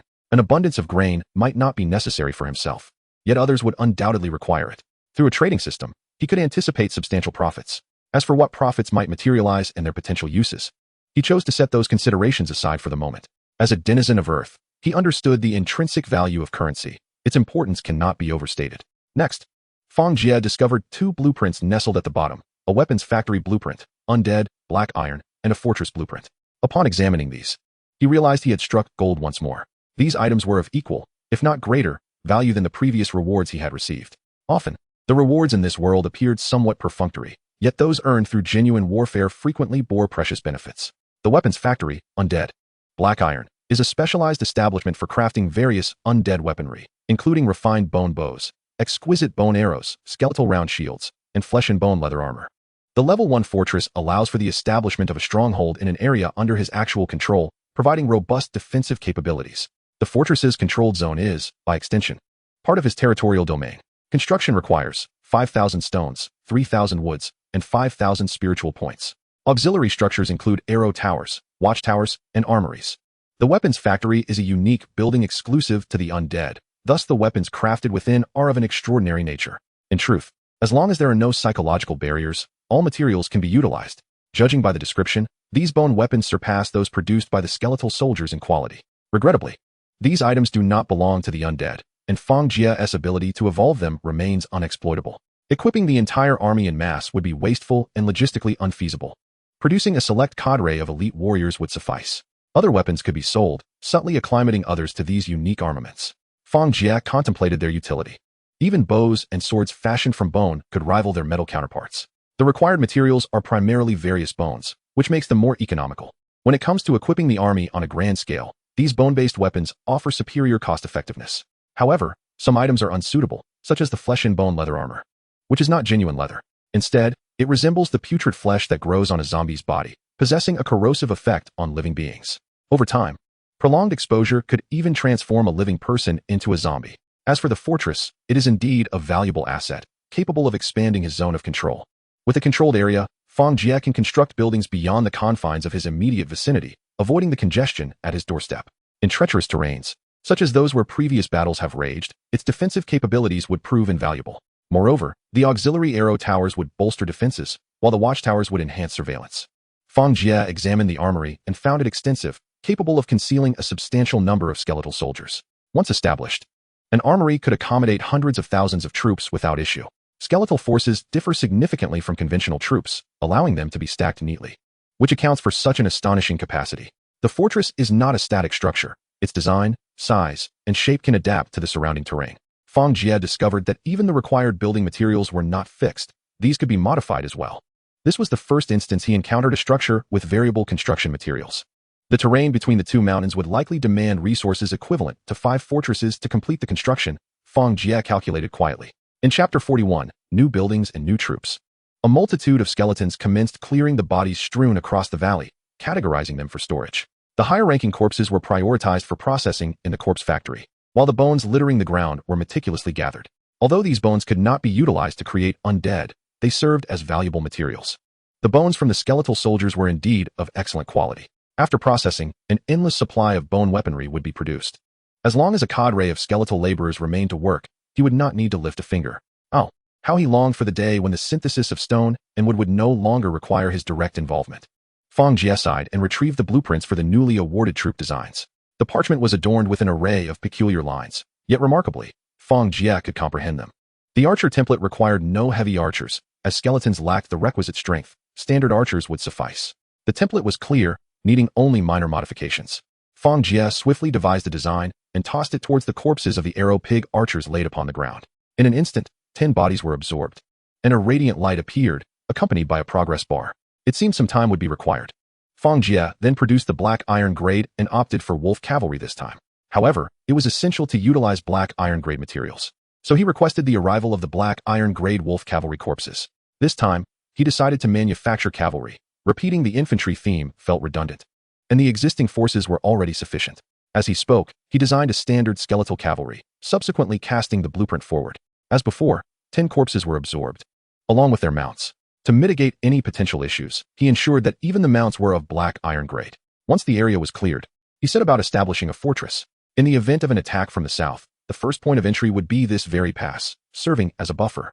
Fang Jie issued commands while simultaneously planning the layout. A fortress would grant him control over the surrounding area, allowing for the construction of further structures. After considerable thought, he ultimately resolved to build several skeletal transformation facilities in this location. With the establishment of this fortress, a vast expanse of territory extending from the fortress to his domain fell under his direct control. As for the situations on the eastern and western flanks, Fang Jie had yet to fully comprehend the circumstances, while the northern region appeared to be an unbroken stretch of forest with no significant topographical changes encountered thus far. After a brief wait, the transformation of the troop blueprints was completed. Skeleton Archer Blueprint requires skeleton type for construction. Apprentice Skeleton Cavalry Blueprint requires skeleton type for construction. Black Iron, excellent, excellent. It's time to return. My skeleton transformation facilities should be upgraded by now. Fang Jie led his team back to his territory. Most of the skeleton warriors were left outside, and within his domain, only the industrious skeleton laborers remained. Although there was a fair amount of activity, the atmosphere was nearly devoid of life. Fang Jie shook his head as he approached his lord's manor. Upon opening the panel, Fang Jie immediately turned his attention to his skeleton transformation facility. Skeleton Transformation Facility, Black Iron, Level 1, a building for converting skeleton soldiers, capable of producing new types of skeletons with resource investment. Upgrade requirements: 1,000 units of gathering stones, 1,000 units of necromantic wood, 1,000 units of refined stone bricks, 1,000 units of refined wooden planks, 2,000 units of bones, 200 units of black iron skeletons, 10,000 units of spirit points. The resources required for this upgrade were staggering. At this rate, constructing higher-level buildings would become a daunting task, as even upgrading them would be an uphill battle. Fang Jie was taken aback. Were it not for the refined stone bricks, refined wooden planks, and the crafting blueprints for necromantic wood he had acquired, he would have been unable to facilitate the upgrade. As the material demands continued to escalate, Fang Jie glanced over the crafting blueprints. Refined stone brick crafting blueprint requires 2 units of hard stone, 5 units of stone. Needs a storage warehouse, black iron. Refined wooden plank crafting blueprint requires 2 units of hardwood, 5 units of timber. Needs a storage warehouse, black iron. Necromantic wood crafting blueprint requires 5 units of timber, 2 units of spirit points, and must be placed in an area suffused with death energy for 2 days. Needs a storage warehouse. The production of necromantic wood would take an additional 2 days, as it could not be expedited. Thus, he decided to first create 2 types of soldiers to assess their capabilities, incorporating the blueprints into his inventory. Skeleton Archer Level 3. Level, Apprentice, Recruitment Requirements: 2 units of bones, 3 units of spirit points. Skeleton Warrior Level 1. Level, Black Iron, Recruitment Requirements: 2 units of black iron skeletons, 200 units of spirit points. Skeleton Cavalry Level 1. Level, Black Iron, Recruitment Requirements: 5 units of black iron skeletons, 500 units of spirit points. The Skeleton Warrior was a newly emerged unit following the upgrade, so Fang Jie decided to produce them all at once. Shortly thereafter, the Skeleton Archer emerged first. The Skeleton Archer appeared significantly more slender than the standard skeleton soldier, equipped with a quiver containing approximately 30 bone arrows. Fang Jie noted that these bone arrows were consumables. Once depleted, they would only replenish at night.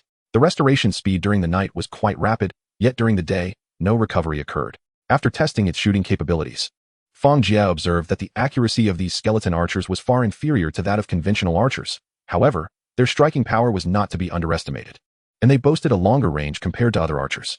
This might be attributed to the unique nature of the arrows, which were lighter than their counterparts. He instructed the processing facility to produce some bows and arrows, as maintaining a robust supply chain was essential. Rubbing his chin thoughtfully, Fang Jie had the skeleton archers don the newly crafted equipment and resumed their attacks. The results were indeed improved, yet their accuracy remained lacking. This was likely due to the inherent limitations of the skeleton's cognitive abilities, but it was of little consequence. Fang Jie had no intention of turning the skeleton archers into snipers. Their capacity to unleash a barrage of arrows and mass attacks sufficed. After a while, the skeleton warrior also emerged. It bore a resemblance to Fang Hao, albeit with fewer skills. Fang Jie had these upgraded skeletons engage in combat, and indeed, their abilities were comparable. Upon reaching the black iron level, they were no longer limited to mere physical attacks. The skeleton warrior radiated a potent aura of death, delivering formidable strikes. It could be said that apart from its defensive capabilities being inferior to those of the iron-armored zombie in all other aspects, it was on par with its black iron counterparts from other races, perhaps even more agile. Chapter 42. Becoming a major arms dealer after engaging in combat for a considerable duration, Fang Jie discerned that his skeleton warriors and iron-armored zombies were at an impasse. The iron-armored zombies primarily absorbed blows, suffering minimal damage. Even when employing the power of death, they could only inflict superficial wounds. While these wounds were substantial, they were not life-threatening to the iron-armored zombies. Regrettably, the iron-armored zombies could not match the skeleton warrior's speed, resulting in a stalemate. Over time, it became evident that the skeleton warriors would exhaust their energy, and the iron-armored zombies would be unable to pursue. However, Fang Jie believed the skeleton warriors had greater utility. The iron-armored zombies were simply too slow. Before long, his skeleton cavalry was also produced. Fang Jie gazed upon the skeleton cavalry, feeling a sense of imposing grandeur. Mounted upon a steed of considerable stature, It appeared as though the two had melded into one, alleviating any concerns of falling. The knight wielded a large shield, capable of enveloping its entire form, while its right hand grasped a massive bone sword. It also bore some semblance of armor, providing protection to vital areas. The overall appearance seemed to straddle the line between light and heavy cavalry, yet due to its skeletal composition, it was remarkably lightweight. Indeed, significantly lighter than conventional light cavalry. Upon conducting a charge test, Fang Jie discovered that the skeleton cavalry's speed could rival that of wolf riders. On the lower tiers of the battlefield, cavalry were undeniably sovereign, especially when it came to the fearless nature of skeleton riders. Excellent, excellent. First, I must produce materials for upgrades. The territory must be enhanced, necessitating those special materials. As Fang Jie assigned tasks for the production of corpses, he also commenced the creation of materials. Origin Village Level 5, the core structure of the territory, possessing a certain production capacity, capable of generating skeleton laborers.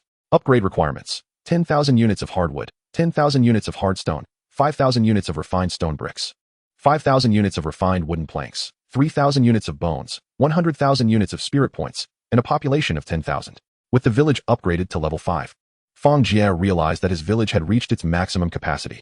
To further upgrade, it was imperative to advance to a town. Once elevated to town status, he would face the subsequent choice of whether to accept a trial. Having tasted the fruits of success, Fang Jie was hardly inclined to refuse. Thus, he resolved to undertake the trial and select the highest tier.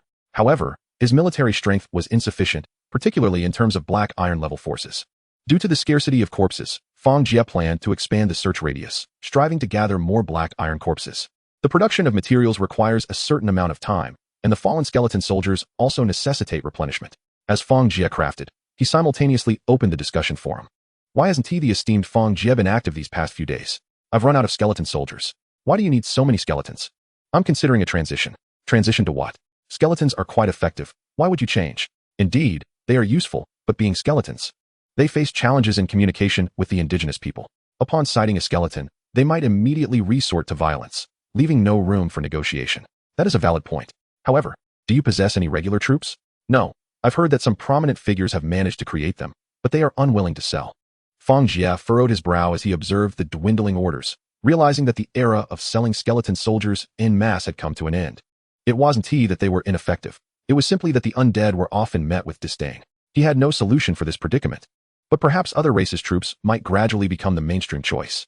The drawbacks of undead troops were glaringly apparent. They lacked significant cognitive abilities and were inherently fragile. I wonder if any esteemed figures are offering weapons. The iron swords from last time are insufficient. You still desire those items? They are quite expensive. Why not just produce more troops? But I need the resources to create troops. I can only arm a few farmers. Yet, it's noteworthy that with weapons, the combat prowess of the farmers could rival that of regular troops. Although I'm uncertain how they manage it, it's certainly not through direct confrontation. Observing their discussion, Fang Jie realized that his initial plan to wait before resuming business could indeed commence earlier than anticipated. As for the items for trade, he had already formulated a strategy. Why not exchange farmers for skeleton soldiers? Those are quite inexpensive and wouldn't waste food. Those wouldn't be a waste either. One could simply trade for some indigenous gold coins. For the natives, food isn't particularly costly. At the very least, small quantities of food can be easily acquired. What are indigenous gold coins? Aren't they the same as our gold coins? No, our gold coins can be considered a resource, while the indigenous gold coins serve merely as currency. Different regions possess different types of gold coins, so one must ascertain their weight and gold content. At this moment, someone stepped in to educate the group. Fang Jie suddenly decided to list a large quantity of bone weapons for sale. To him, these were merely materials crafted from bones, and the skeleton soldiers already possessed ample supplies, requiring no additional corpses. As for the cost, it amounted to merely a few spiritual points. One spiritual point could produce a single unit of weaponry, and this unit consisted of no less than 10 pieces, with arrows being available in batches of 100, yielding a substantial output. The speed of the weapon manufacturing facility exceeded Fang Jie's expectations, even allowing him to arm the majority of his skeleton soldiers without issue. As soon as Fang Jie listed the items, a significant stir ensued. The esteemed Fang Jie has arrived. We've caught a true magnate. Soft girl, warm bed, seeking sponsorship. I want a batch of skeleton soldiers. The price is negotiable. As Fang Jie made his appearance, a flurry of responses followed. Moments later, someone finally recognized that Fang Jie had listed weapons. Weapons, swords, shields, bows, and arrows, all in abundance. The quantity is astonishing. With these, I could arm farmers and still enable them to exhibit formidable combat strength. Stop chatting and look. They're selling out fast. Upon hearing this, everyone suddenly realized that the number of weapons was rapidly decreasing. Fang Jie chuckled, pleasantly surprised by the thriving arms trade. It proved far more lucrative than selling skeleton soldiers directly. While his troops faced some rejection, particularly being skeletons, the allure of weapons was fundamentally different. They were high quality and reasonably priced. Even if buyers were aware they were made of bones, they wouldn't mind, as they wouldn't be using them themselves. Moreover, the currency exchanged was all verified by the system. Who knew what future utility it might hold? Chapter 43. The booming arms trade witnessing such fervor. Fang Jie unhesitatingly listed all the newly produced weapons. Given his rapid production pace, he had no concerns about scarcity. Esteemed one, while these weapons are already quite affordable, could you offer them at an even lower price? Can you lower the price? Fang Jie furrowed his brow, his gaze landing on the discarded weapons on the ground. And an idea sparked. Let me test the effectiveness of the exchanged weapons. Fang Jie instructed a batch of skeleton soldiers and skeleton archers to equip better weapons, while the original arms were replaced and subsequently listed for sale. Since the price was set at merely 20% of the premium, these weapons were sold even more rapidly. Fang Jie found himself somewhat at a loss, as this outcome was entirely unexpected. Esteemed one, must it be gold coins? I do not possess such a quantity. Can I offer something else? What do you have? Wood, stone, and some ordinary tools. After deliberation, Fang Jie nodded and replied, that will suffice. Basic resources can be traded. But no food. My skeleton soldiers do not consume sustenance. Furthermore, vast farmlands had already been established, with numerous skeleton laborers toiling in the cultivated fields. Once abundant food was produced, he aspired to become a significant exporter of grains. There was no need to purchase food. However, wood and stone were different. Observing the barren forests outside, he anticipated substantial future consumption of wood.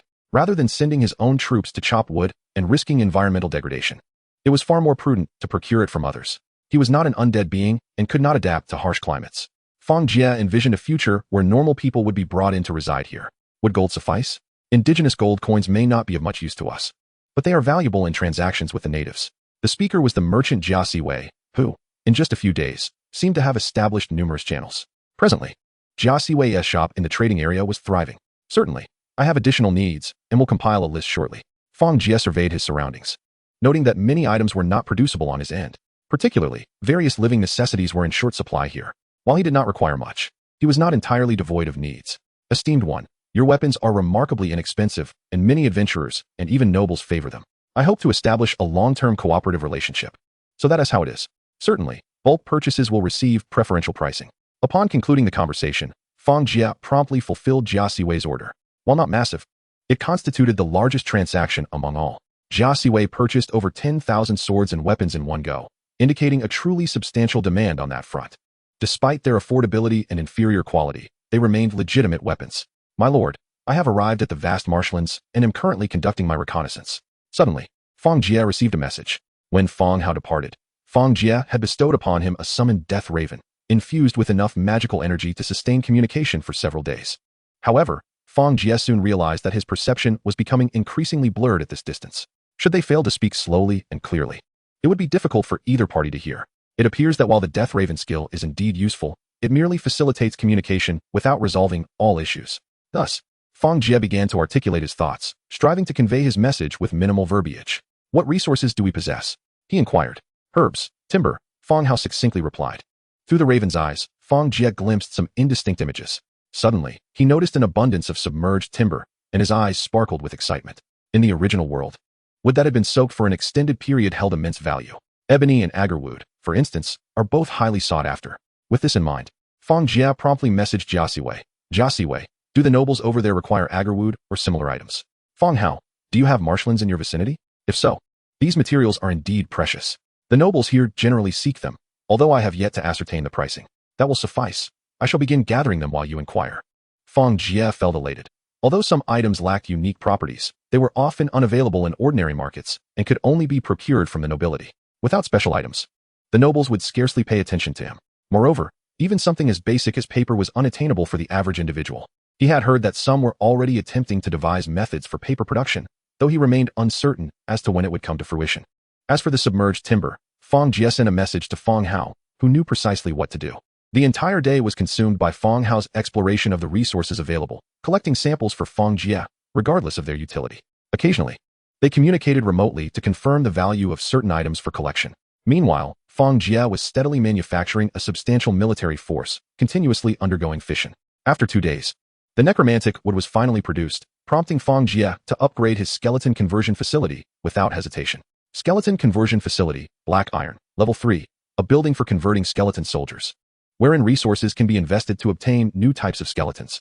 The upgrade requires 3,000 units of Een stones, 3,000 units of necromantic wood, 2,000 exquisite stone bricks, 2,000 exquisite wooden planks, 5,000 units of bones, 500 units of black iron corpses, and 30,000 units of spiritual energy. The higher the level of upgrade, the greater the demand for resources. Ultimately, Fang Jie could only afford to upgrade one facility to level 3. As he lacked sufficient black iron corpses for further advancement, he resolved to dismantle the ordinary skeleton conversion facilities within his territory, planning to relocate them to the soon-to-be constructed fortress. Henceforth, lower-tier structures intended for mass production would be situated within the fortress, alleviating the congestion within his territory. Upon completing the upgrade, Fang Jie immediately dispatched all available black iron corpses into the facility to produce military forces. He decided to postpone further upgrades until he enhanced his town, as pursuing upgrades now would deplete his military strength. Chapter 44. The Orc's Great Counterattack. Should I upgrade the town? Fang Jie unhesitatingly selected yes. Should I accept the trial? Yes. Please select the difficulty of the trial. A prompt chimed. Disaster level. Fang Jie observed the difficulty options and was prepared, as they remained the same 5 levels. Disaster level detected. Task generation in progress. The task was completed. Disaster level, or counterattack. You have 1 hour to prepare. The trial will commence in 1 hour. Fang Jie smiled, recognizing that this aligned closely with his expectations. The only disappointment was the farmland outside his territory. It must be noted that the territorial mechanics in this world are rather unscientific. The construction of farmland astonishingly consumes 1 unit of timber per plot, roughly equivalent to a unit size of an acre. After developing the farmland, Fang Jie initially intended to procure seeds, but soon realized it was unnecessary. Each unit of farmland required merely 1 unit of food for planting, regardless of the type of food. Fang Jie found himself perplexed by the nature of this transformation. Why could items stored in the resource warehouse not be transformed, yet they magically became seeds during planting? Fortunately, farmland was resilient against destruction, unless entirely excavated. As planting had yet to commence, Fang Jie worried that the impending trial might damage his crops. Uncertain of the orc army's point of origin and with the southern fortress not yet fully established for defense, he remained confined within his territory. Fang Jie muttered to himself. The skeletal laborers, apart from a few retained for tasks, were amassed together like cargo. Within the territory resided high-level troops and a multitude of skeleton soldiers. The surplus skeletons were gathered outside, forming a unique formation. The outer ranks consisted of skeleton soldiers, while the inner ranks housed skeleton archers, aligned in immaculate order. Origin Village, Level 5 Territorial Talent. Necromantic Fission, Level 1, Unique. Functional Buildings, Skeleton Conversion Facility, Black Iron. Level 3, Skeleton Conversion Facility, Level 10. Resource Warehouse, Black Iron. Level 10, Graveyard, Black Iron. Level 1, Wooden Walls, Corpse Processing Factory, Black Iron. Weapon Forging Factory, Black Iron. Military Force, Skeleton Laborers. Level 3, 200. 000, Skeleton Soldiers. Level 3, 3091, 226. Skeleton Archers. Level 3, 1, 984, 820. Iron Armored Zombies. Level 1, 40. Skeleton Warriors. Level 3, 500. Skeleton Cavalry. Level 3, 1, 000 Spiritual Energy. 2, 310, 898 gold. 89, 680 now. His skeletal laborers had increased to 200, 000, all dedicated to constructing the massive fortress. Although the fortress appeared to have low resource consumption, its vast size demanded a significant workforce. The skeleton soldiers numbered over 3 million, not reaching their peak. Yet the skeleton archers approached 2 million, significantly enhancing his ranged combat capabilities. The elite among them were his skeleton warriors and cavalry, both of black iron tier, forming a complete military structure. Were it not for his necromantic fission ability, such a number would have been unattainable. The necromantic fission applied to these black iron tier units also consumed 1 point of magical energy, affecting 100 units simultaneously. This seemed to adhere to a set rule rather than being a mere skill. Fang Hao, you shall lead the skeleton warriors. Koster, you shall command the skeleton cavalry. In critical moments, you may directly engage in battle. Understood, my lord. The 2 voices echoed in unison. Apart from Fang Hao, a skeletal cavalryman also stood by his side. This new hero, Kost, was directly upgraded from a level 3 skeleton knight using Fang Jie's hero upgrade token.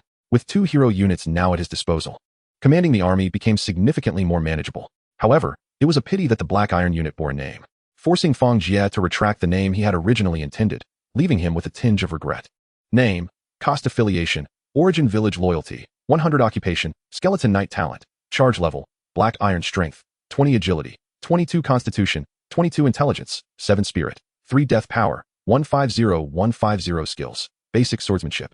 Parry, block, downward strike, horsemanship, charge legion skills. Cavalry command. Legion charge due to his solid foundation, cost, despite still being at the black iron level, was significantly stronger than Fang Hao at his initial stage. Even at his peak, Fang Hao might struggle to defeat him. This disparity stemmed from the unit's nature, cost. Being cavalry, boasted unparalleled speed and formidable impact. As Fang Jie conducted a thorough inspection of his territory, an hour had swiftly passed. He had intentionally chosen to upgrade during the night to expedite the recovery of his undead and slightly enhance their combat prowess. Moreover, the nocturnal environment exerted considerable pressure on many living beings. Suddenly, the enemy materialized within his territory. Fang Jie nodded. I see them. I didn't expect them to emerge in such numbers. A raven soared through the night sky, nearly imperceptible, connecting with the raven's vision. Fang Jie gazed down at the ground. Outside his territory, a series of glowing, disc-like entities appeared, resembling portals. A vast horde of orc warriors surged forth from within. These orcs were none other than the werewolves, boarmen, and lizardmen he had previously encountered, along with other units, including numerous gray-black ratmen and towering war elephants. Orc War Elephant Level 5. Black Iron. These were formidable battlefield weapons, meticulously cultivated to unleash devastating power in combat. Fang Jie's expression darkened as he observed a neatly arranged 100 orc war elephants. If they advanced as a whole, it would be an overwhelming force, rendering his defenses utterly inadequate. Not to mention, other black iron level combatants were continuously pouring out. They could not allow them all to break through and attack. Meanwhile, the orcs were equally perplexed. What is happening? Why are there so many skeletons? Did we stumble into a skeleton den? They had come to eradicate heretics, but encountered this bizarre situation right upon their arrival. However, the skeletons afforded them little time for contemplation. The orc warriors, having just emerged, were swiftly surrounded by the skeletal soldiers. Simultaneously, a barrage of arrows descended from above, saturating the area. The wolf cavalry, with minimal defensive capabilities, bore the brunt of this devastating onslaught. Chapter 45. Let them through or hold them off. Look. The heretics' territory is over there. Attack! Attack! A towering orc bellowed. In the next instant, the first 100 orc war elephants began to accelerate, lowering their heads. Their iron-clad tusks resembled enormous steel blades, shredding everything in their path. Any skeleton obstructing their advance, regardless of type, was mercilessly torn apart and trampled into fragments. The surrounding skeletal soldiers attempted to resist, but they were powerless, unable to even slow the onslaught. The skeletal archers, constantly firing arrows, found their efforts futile against the orc's armor. Even if some arrows found their way through, the skin beneath was remarkably resilient. Such a powerful offensive technique rendered the battlefield nearly invincible to resistance. Fang Jie felt a pang of regret. Had he known earlier, he would have retained a blueprint for constructing such heavy cavalry, which was far more formidable. In comparison, his standard cavalry seemed rather unimpressive. We can use sheer numbers to hold them off. Otherwise, if they break through, the walls may not withstand the onslaught, Fang Jie asserted. However, he acknowledged, even with numbers, it may not suffice, and time is of the essence. Let them through. We must hold back the reinforcements. Fang Jie issued the command directly. Although command had been delegated to 2 others on the battlefield, Fang Jie could issue orders at will. In other armies, such a situation might lead to chaos, but here, it posed no issue. The transition of forces at the front was remarkably fluid. The skeletons at the forefront made way, concentrating their strength to confront the subsequent waves of troops, such as the wolf cavalry and boarmen archers, who formed a blockade. By forsaking the engagement with the orc war elephants, they could better manage the incoming reinforcements. The orcs found themselves in a predicament. Their well-established tactics involved the orc war elephants leading the charge while they followed to eliminate the weaker foes, ensuring a smooth advance on the battlefield. Even if the enemy possessed walls, they could easily flatten them and enter for a massacre, ultimately wrapping up the engagement. Yet, they had never encountered a scenario where the orc war elephants were allowed to pass unhindered. Ironically, even with the elephants advancing, the enemy's formation remained intact. The sheer volume of troops caused their rear ranks to lag. The boarmen's attacks failed to suppress the skeletons' counteroffensive. An increasing number of bone arrows turned into a substantial threat against the boarmen. The orcs could only watch helplessly as their war elephants grew distant. With more skeletons accumulating between them, this charge was crucial for the orcs. They could not afford to halt. If they did, the elephants would find themselves trapped with no way out, ensnared in a perilous situation. The orcs were well aware of their war elephants' prowess. They were powerful, with terrifying offensive and defensive capabilities. However, their limitations were glaring. They lacked agility and speed. Their linear charge was formidable and swift on the battlefield.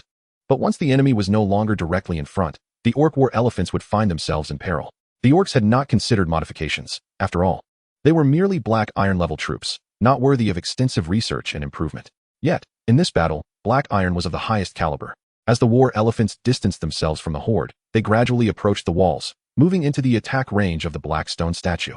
Indeed, Fang Jie intended to rely on the black stone statue for offense. The statue could concentrate fire effortlessly, while its attack power was not particularly high. The death energy it exuded significantly affected living beings. Hold them off. Do not pursue. Fang Jie instructed the skeletal warriors, while ensuring Fang Hao remained behind. In this fierce battle, although Fang Hao had reached the pinnacle of black iron, charging forward still posed a grave risk to his life. Acknowledging this, he nodded and remained beside Fang Jie, fully aware of his own worth. This time, not only the skeletal warriors surged forth, but the armored zombies joined the fray as well. It was as if two colossal waves collided, erupting in a cacophony of explosive sounds. The armored zombies were torn apart one by one, yet the speed of the orc war elephants was ultimately hindered. Subsequently, the blackstone statues at the rear concentrated their fire, resulting in the immediate downfall of two orc war elephants. Fang Jie furrowed his brow, realizing that the vitality of the orc war elephants appeared remarkably resilient, and he had underestimated the number of blackstone statues he had deployed at the front. To eradicate them all would require a considerable amount of time, yet his skeletal warriors seemed unable to endure for such a duration. It was a miscalculation. Stemming from an insufficient troop count, Fang Jie produced a card. Unit card, Armored Zombies 100. Initially, he had intended to conserve this for a critical moment, but now it was necessary to employ it here. As the card shattered, 100 armored zombies emerged in a radiant glow. With a wave of his hand, he initiated a necromantic split, doubling their number to 200. Go forth and obstruct those orc war elephants. The 200 armored zombies staggered forward, surpassing the skeletal warriors, for their superior defensive capabilities made them more suited for this task. Meanwhile, the skeletal warriors began to inflict wounds on the orc war elephants from the flanks. "My lord, I shall commence," Koss said suddenly. "Go ahead, act according to your own judgment," Fang Jie responded. Previously, he had intended to rely on the black stone statues, hence the direct orders. However, he now recognized that his performance on the battlefield paled in comparison to that of the two heroic units. They were the true masters of combat. Koss waved his hand, leading his skeletal cavalry in a charge, while the other skeletons cleared the path ahead. The skeletal cavalry swiftly surged forward, penetrating the rear of the orc forces. The orc army, which had just begun to consolidate, was instantly overwhelmed. Particularly, the orc legions of black iron rank became prime targets for Koss's assault. "Not good. They are targeting us. Block them." "No, they are merely skeletons. Our arrows are ineffective against them." The porcine archers found themselves at a loss, for they detested foes with formidable defenses, and now they faced an army of bones. In such chaotic warfare, their marksmanship faltered, with most arrows failing to find their mark. The wolf cavalry charged forward, attempting to intercept. Yet they were no match for their agile opponents. Once the momentum of the charge was established, the wolf cavalry found themselves thoroughly suppressed. The skeletal cavalry sliced through the formation like a blade. Chapter 46. Unexpected ease. Since the orc forces did not emerge all at once, but rather in waves, Koss managed to assert control over their offensive with his 1,000-strong skeletal cavalry. Whenever he detected a concentration of enemy forces, Koss would promptly charge in to disrupt them. Following this, other skeletal troops would infiltrate, further dividing their ranks, while skeletal archers continued to rain down arrows. Except for the moderately defensive lizardmen and porcine archers, the werewolves and ratmen fell easily to their onslaught. It could be said that aside from the initial impressive display of the orc war elephants, the remainder of the battle felt surprisingly effortless. At this juncture, the orc war elephants continued their relentless assault, hurling aside or shattering the skeletal warriors and armored zombies in their path, yet their speed remained significantly impaired. The blackstone statues at the rear focused their fire, consistently bringing down two orc war elephants at a time. A multitude of skeletal soldiers surged forth, surrounding and hindering the elephants' advance. Gradually, the orc war elephants found themselves nearly immobilized, now perilously close to the city walls. One war elephant charged recklessly, its wooden barricade proving no match. With a resounding crack, a substantial portion of the wooden wall splintered apart. However, that very elephant soon became ensnared against the wall, as the concentrated fire resulted in its immediate demise. The remaining war elephants continued their assault, relentlessly attacking the city walls, with their primary target being the statues behind. The orc war elephants were not mindless beasts. They understood precisely what attacked them. Yet, from the onset of the onslaught, their numbers had dwindled from 100 to fewer than 30. Consequently, they found it impossible to advance any further. Fang Jie glanced away, for he understood that the threat of the orc war elephants was no longer a concern. The orc army ahead, albeit consisting of black iron ranks, was continuously streaming forth without forming a substantial formation. The sole black iron squad that had just appeared was swiftly targeted by Koss, who charged in and swept them away. Despite sustaining some losses during his continuous charges, the casualties were minimal. On the battlefield, cavalry indeed proved to be a formidable force. As long as they maintained their speed, Even armies of equal rank could not withstand their charge, left helplessly watching as they were pierced through. As the battle progressed, it gradually became less arduous. The battlefield growing increasingly clearer.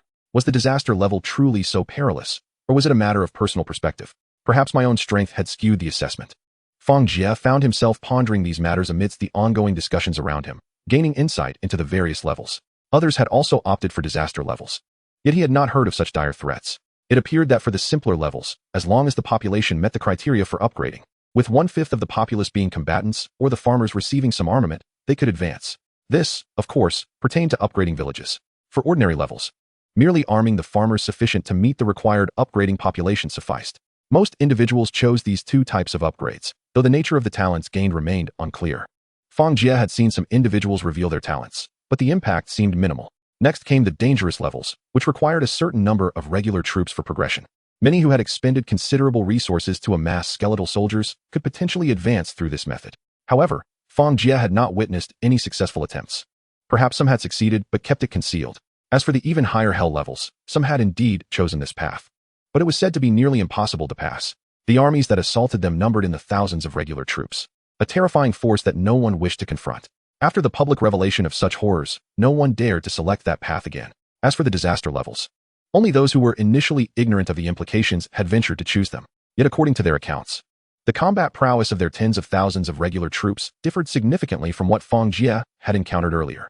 The goblins I encountered initially, while not all of them could be deemed as elite troops, certainly a significant majority were, amounting to tens of thousands, if not more.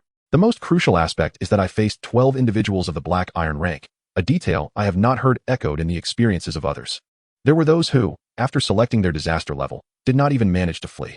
Thus, it stands to reason that they could not possibly have fabricated their accounts in their final moments, even if one were to do so. It is improbable that all would follow suit. Otherwise, I would not harbor such speculation. My lord, the orc forces have largely ceased their external sorties, remarked Fang How suddenly as I pondered. As I opened my eyes, through the death raven, I indeed observed that the exits were no longer dispatching troops. The total number of orc forces beforehand? I inquired. This battle is proving rather effortless. The total had reached 500,000, surpassing the previous orc coalition. Their ranks of Black Iron warriors had also increased. If they opted not to retreat, it might well extend until late into the night. My lord, you should take a rest. We shall keep watch here. The orc formation had thoroughly disintegrated, rendering them utterly incapable of posing a challenge. At this juncture, even if those orcs were fiercely unyielding, they could not contend with the legions of the undead. No, I shall remain here to observe. I had no intention of retreating. Before me, the orc formation lay in utter disarray, and the undead were not faring much better. However, the sheer number of the undead was overwhelming, compounded by the fact that the orcs had initially charged forth in segments, resulting in the Black Iron warriors still remaining in their ranks being entirely depleted. I also noted that at the center of the orc formation, there were still some individuals who had not moved. Perhaps some had already attained the bronze rank. Just as I was contemplating this, I suddenly sensed a change in Cost, as his power level surged rapidly. Could it be a breakthrough already?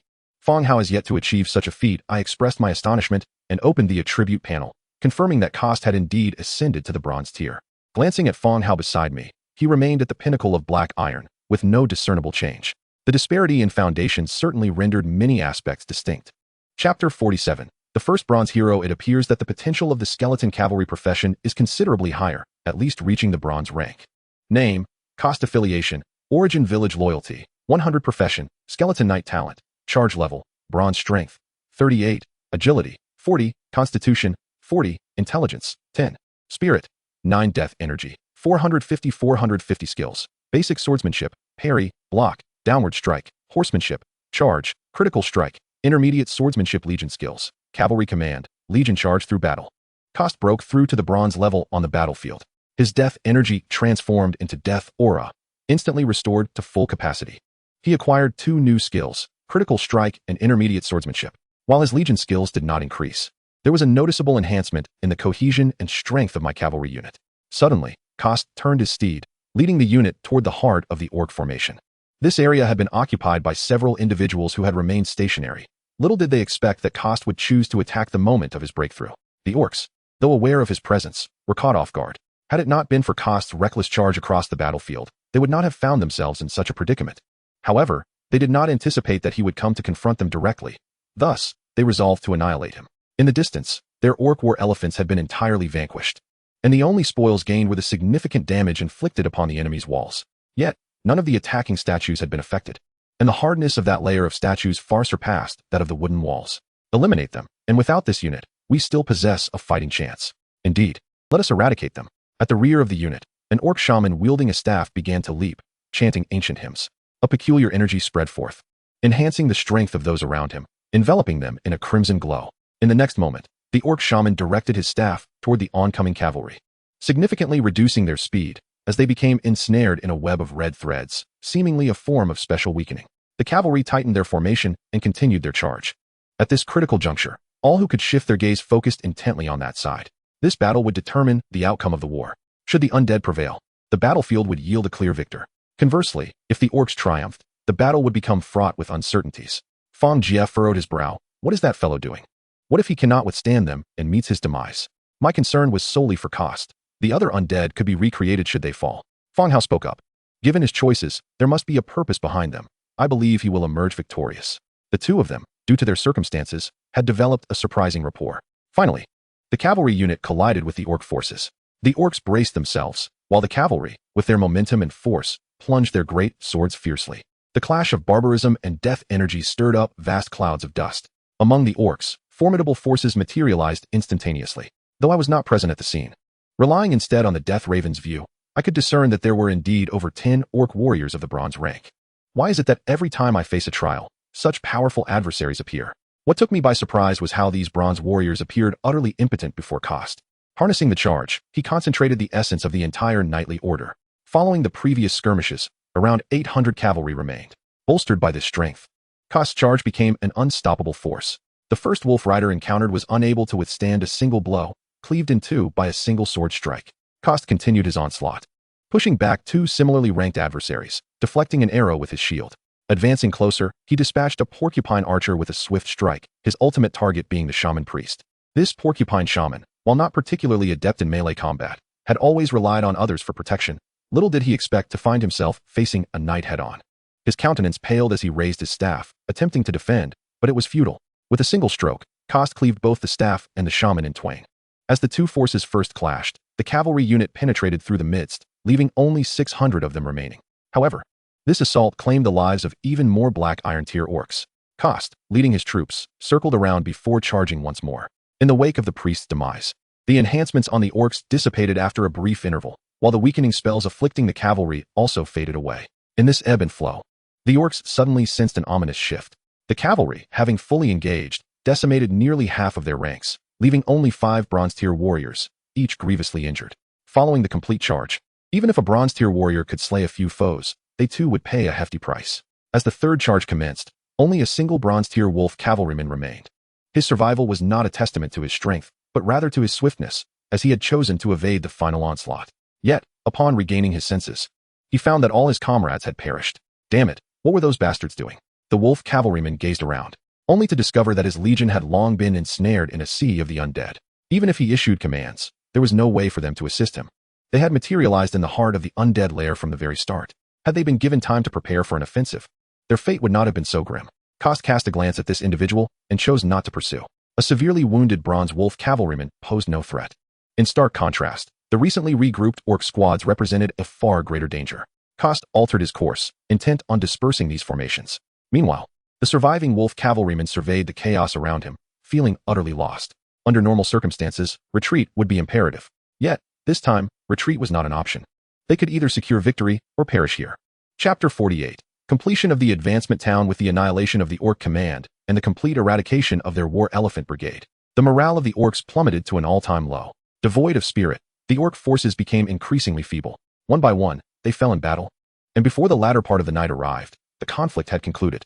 The remaining wolf cavalrymen met their demise at Fang Hao's hands during the final charge. Indeed, Fang Hao entered the fray. The last wolf cavalryman sought to eliminate a hero unit in Fang Jie's possession, but was thwarted by the surrounding skeleton warriors.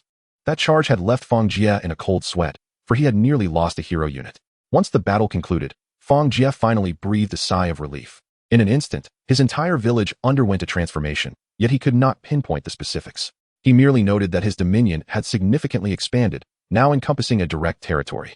In terms of area, it had increased at least tenfold since its prior state. The land outside had suffered considerable damage to farmland, yet not excessively so, rendering the impact manageable.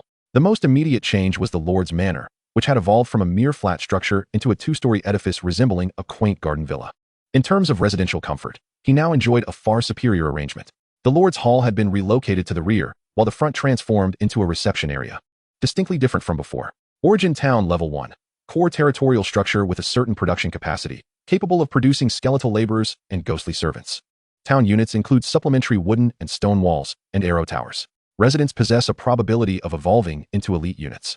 Upgrade requirements: 10,000 exquisite stone bricks, 10,000 exquisite wooden planks, 5,000 marble slabs, 5,000 carved wooden boards, 10,000 bones, 100 black iron bones, 1 bronze bone, 200,000 spirit points, 100,000 population.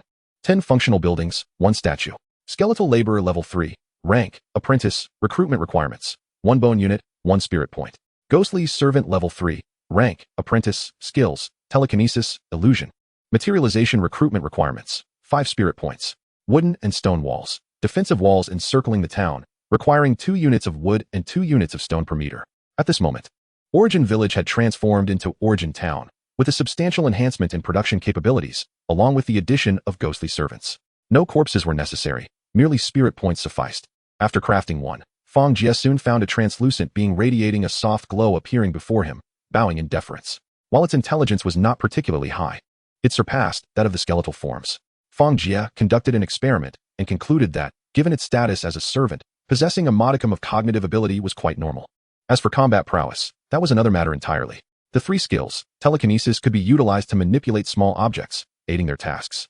Henceforth, domestic chores could be entrusted to these beings. The skeletal laborers were utterly oblivious to the concept of cleanliness or meticulousness. Illusion presented their current visage, a necessity for visibility. Lastly, materialization allowed these ghostly servants to temporarily solidify into forms akin to those of normal humans. However, in such states, physical attacks would prove effective against them. Regrettably, this materialization had little benefit to themselves and often created hindrances. The duration was brief, rendering it largely impractical, relegating it to household tasks. Fang Jie promptly produced a batch, assigning them to clean the Lord's Manor. It seemed that in the future, he could cultivate some flora. As he mused, he continued to observe. The upgrade conditions were no longer limited to basic materials, incorporating specific requirements. It appeared that advancing was not a simple endeavor. Wait, the town could yield certain elite units. Fang Jie suddenly noted this special mention. A closer examination revealed that in the future, his skeletal minions could produce unique units. These special units would possess greater skills, enhanced combat abilities, and more advanced cognition. This elite category straddled the line between heroes and standard troops, capable of managing unit squads. With these in place, commanding armies on the battlefield would become considerably easier. At that moment, Fang Jie felt a unique force infusing both his territory and his being, initiating a remarkable transformation. Subsequently, he discovered that his innate talent had upgraded. Specifically, only his talent for necromantic fission had evolved.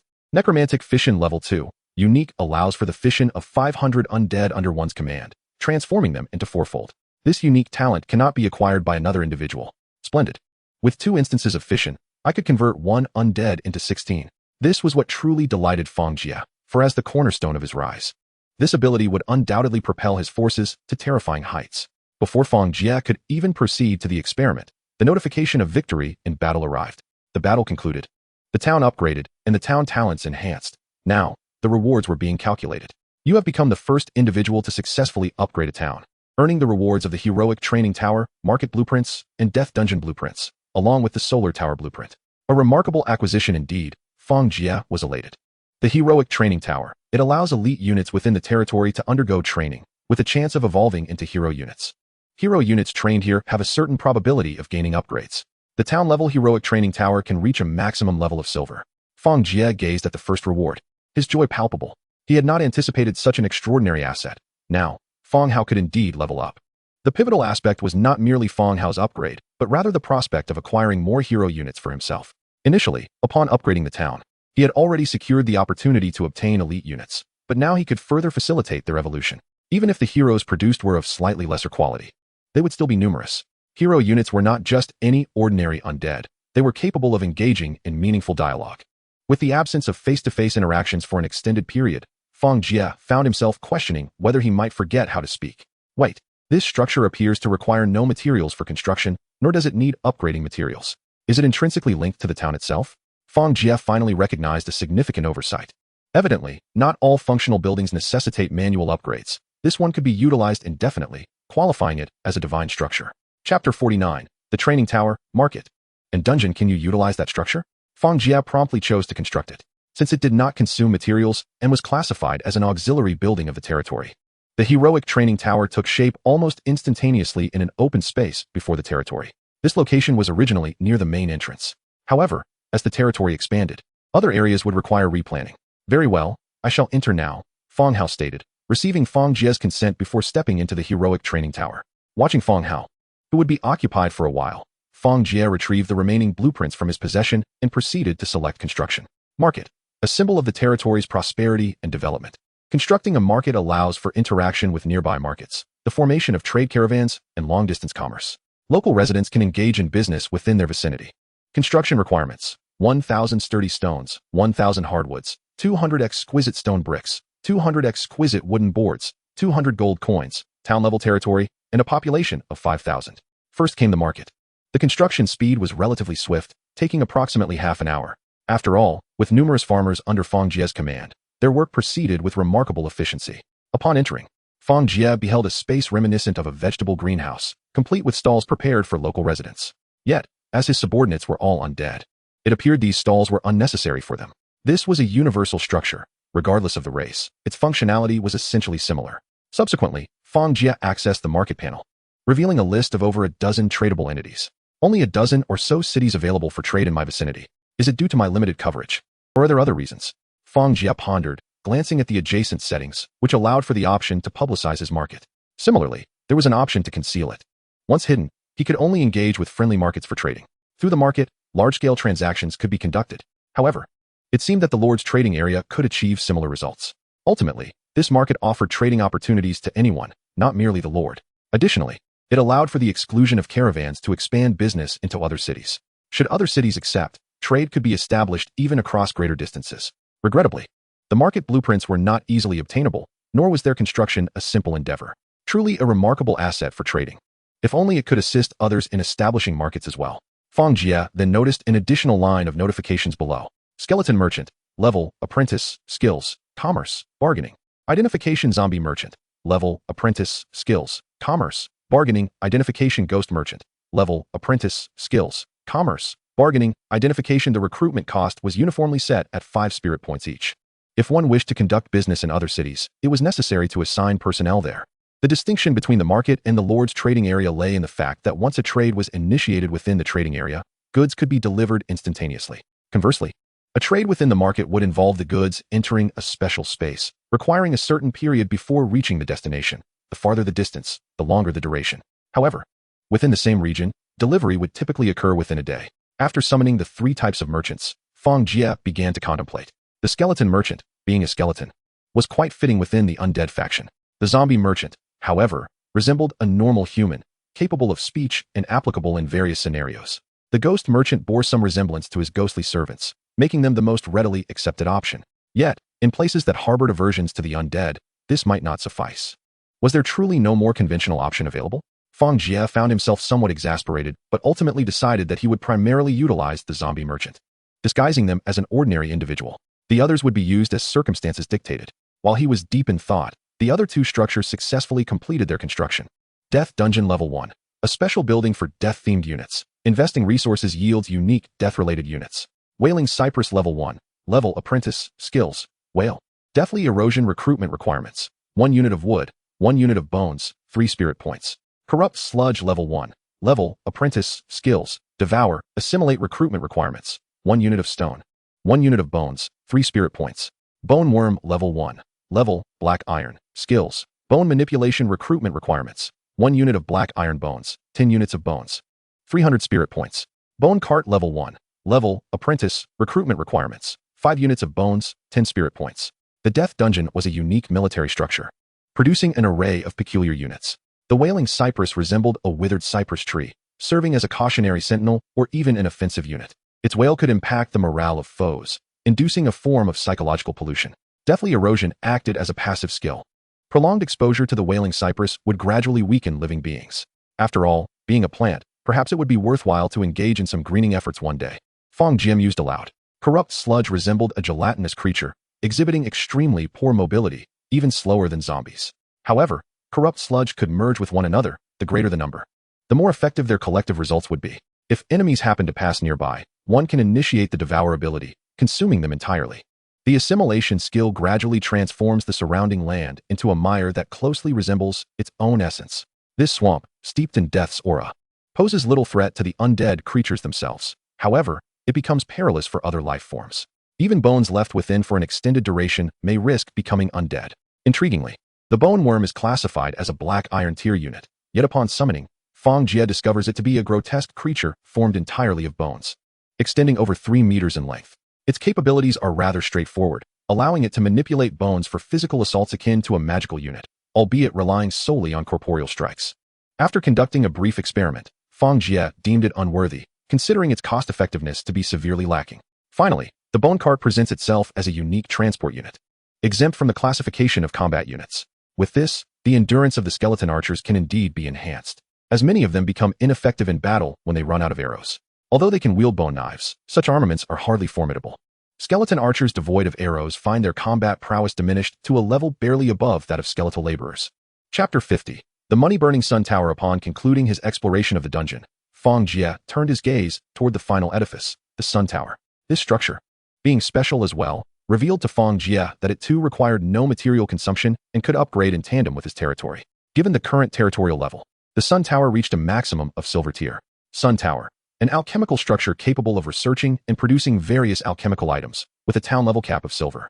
Low-grade healing potion, low-grade meditation potion, death alchemy assistant level 3, tier, black iron. Recruitment requirements, 2 black iron bones, 500 spirit points, low-level death alchemist level 5, tier, bronze. Recruitment requirements, 2 bronze bones, 3,000 spirit points. To his astonishment, the sun tower turned out to be an alchemical facility, prompting Fang Jie to summon a few for immediate use. He summoned an alchemist in one breath, then utilized the undead fission to transform it into 16. Following that, he summoned a batch of low-level death alchemists and a cadre of alchemical assistants. The appearances of these alchemists resembled that of wizened, emaciated elders clad in extravagant attire. They did not seem like the undead. Rather, they resembled elderly scholars.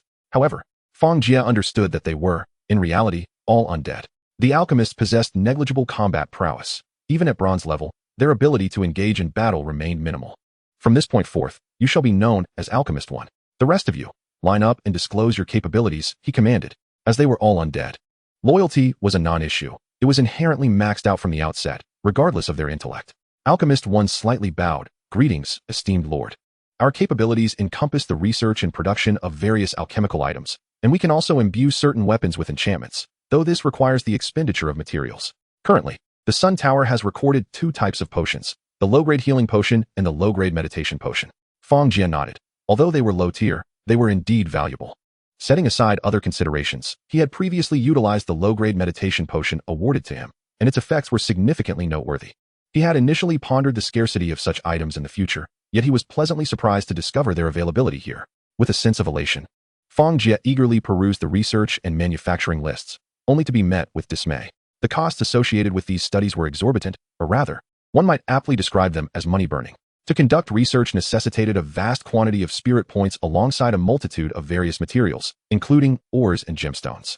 Most crucially, the success of any research, as well as the efficacy of the produced items, remained uncertain. This implied a substantial risk. It was entirely plausible that after investing resources, one might yield nothing in return. The formulas for both potions could also be manufactured, yet he currently lacked the necessary materials. Alchemical assistants could cultivate the required herbs. Utilizing the farmland outside, Alchemist 1 informed Fang Jie.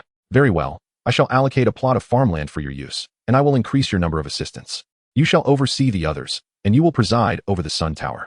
Should materials become available, you may utilize them, Fang Jie resolved.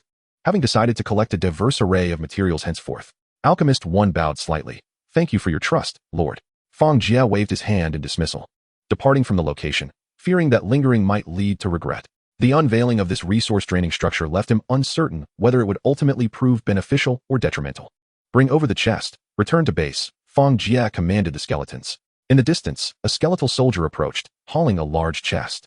Ah, a silver-tier chest. And such a substantial one at that.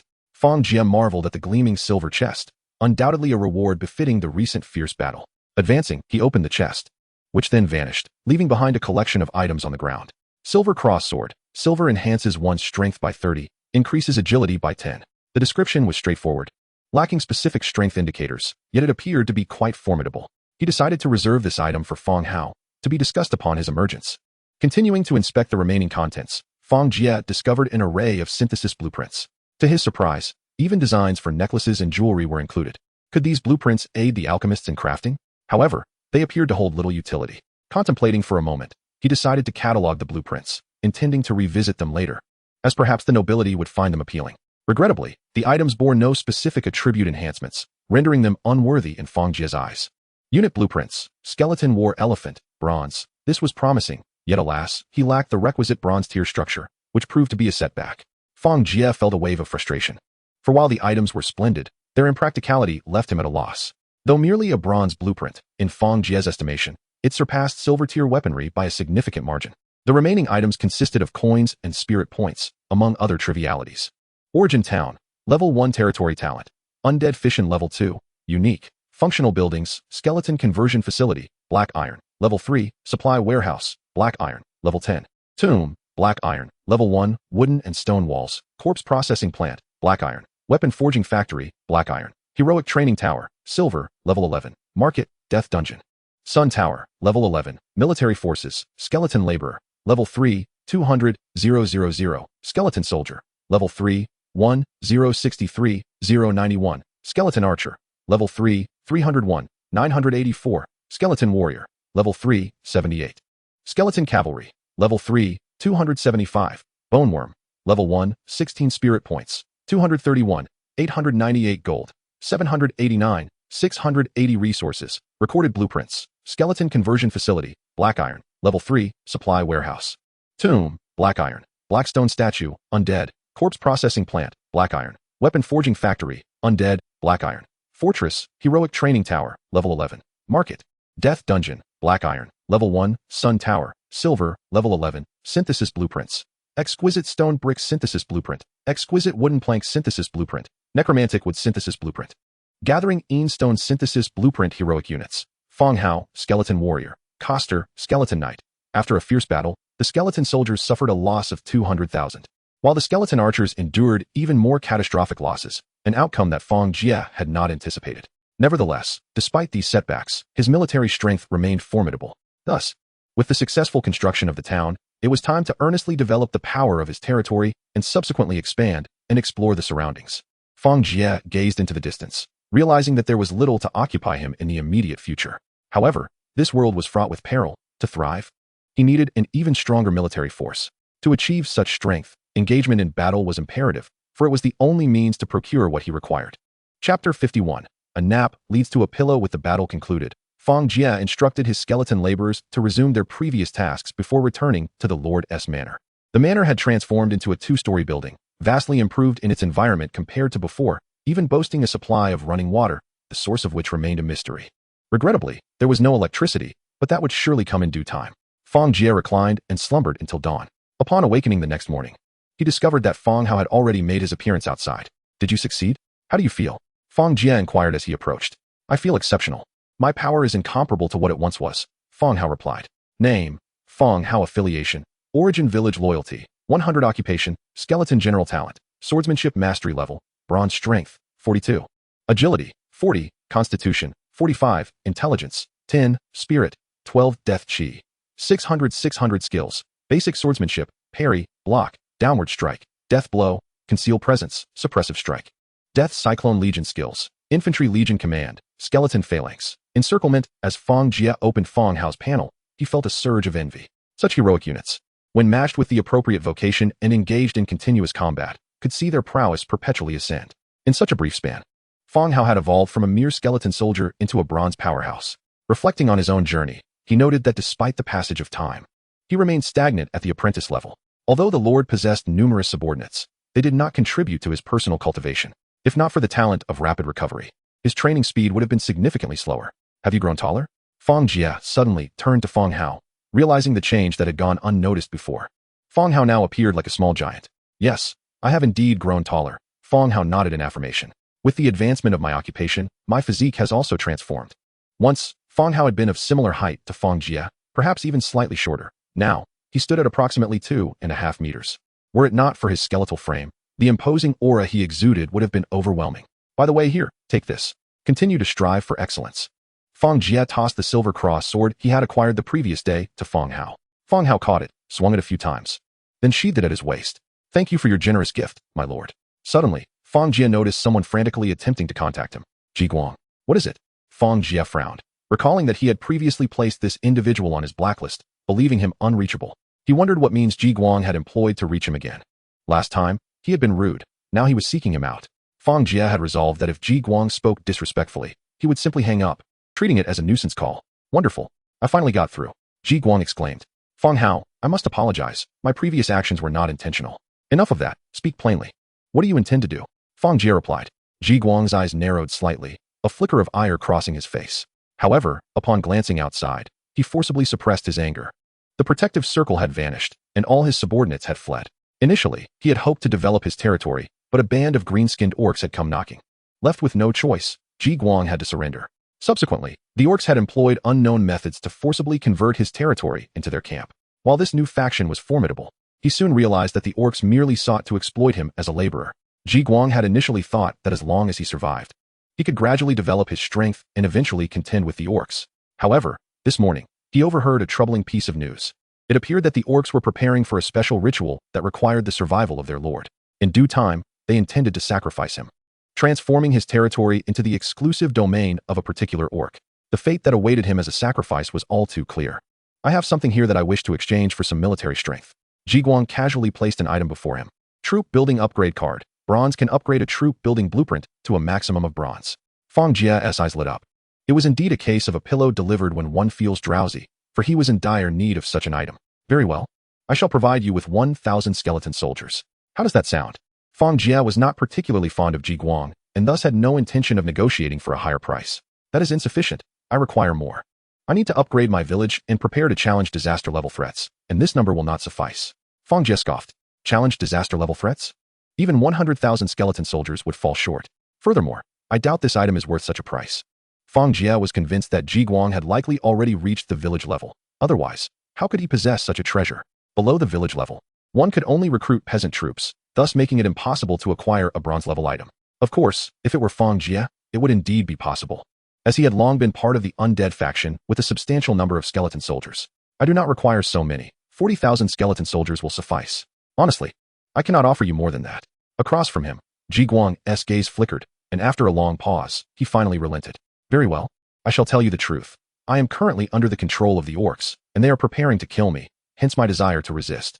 These orcs are formidable, numbering at least 100,000. Fang Jie pondered for a moment, finding it hard to believe this claim. Ji Guang mentioned 100,000, yet only required 50,000 skeletal warriors. How could that possibly be? An army of that scale would certainly include some of bronze rank. If it were his own army, he would likely seek to eradicate the orcs entirely. If 50,000 could suffice for their annihilation, then the orc forces must number around 23,000. And they likely lacked any powerful bronze-ranked individuals within their ranks. Fang Jie was reluctant to nurture a potent adversary, especially one who was at odds with him. After calculating in his mind, he concluded that if they were to engage in mutual destruction, 20 to 30,000 would be sufficient. However, this was a transaction, not a battle. With this thought in mind, Fang Jie replied, I will give you 20,000. While that item holds value, it cannot possibly be worth so much. 30,000. I shall sell it for 30,000. Anything less, and I would rather devise my own escape. Ji Guang's palms began to sweat. He had no means of escape, as the orcs were ever watchful. Yet, he could not afford to bluff. With fewer troops, his chance of survival dwindled. If he possessed a sufficient force, he might just turn the tide. Even at 30,000, he felt uncertain. Fang Jie considered that others might not offer such a high price for the item, but to him, it was not particularly significant. It seemed that Ji Guang had reached his limit as well. Very well, it shall be 30,000. Chapter 52. Ji Guang's armed resistance. It appeared that he could no longer trade troops carelessly. Fang Jie squinted, voicing his concern.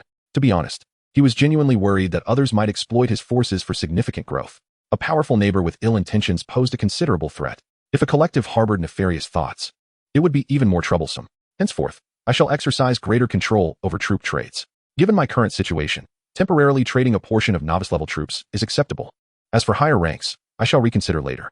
Troop trading was not altogether inadvisable. After all, it greatly benefited him, particularly in bolstering his forces. Without such transactions, how could he possibly muster such a formidable military? Nevertheless, one principle remained. Any traded troops must not pose a threat to him. Can we wait until tonight for the trade? I prefer to act then. Observing Ji Guang's words, Fang Jie nodded. Very well, inform me when the time comes. He deftly removed Ji Guang from his blacklist to ensure the latter could reach him. Meanwhile, Ji Guang breathed a sigh of relief. The night swiftly descended.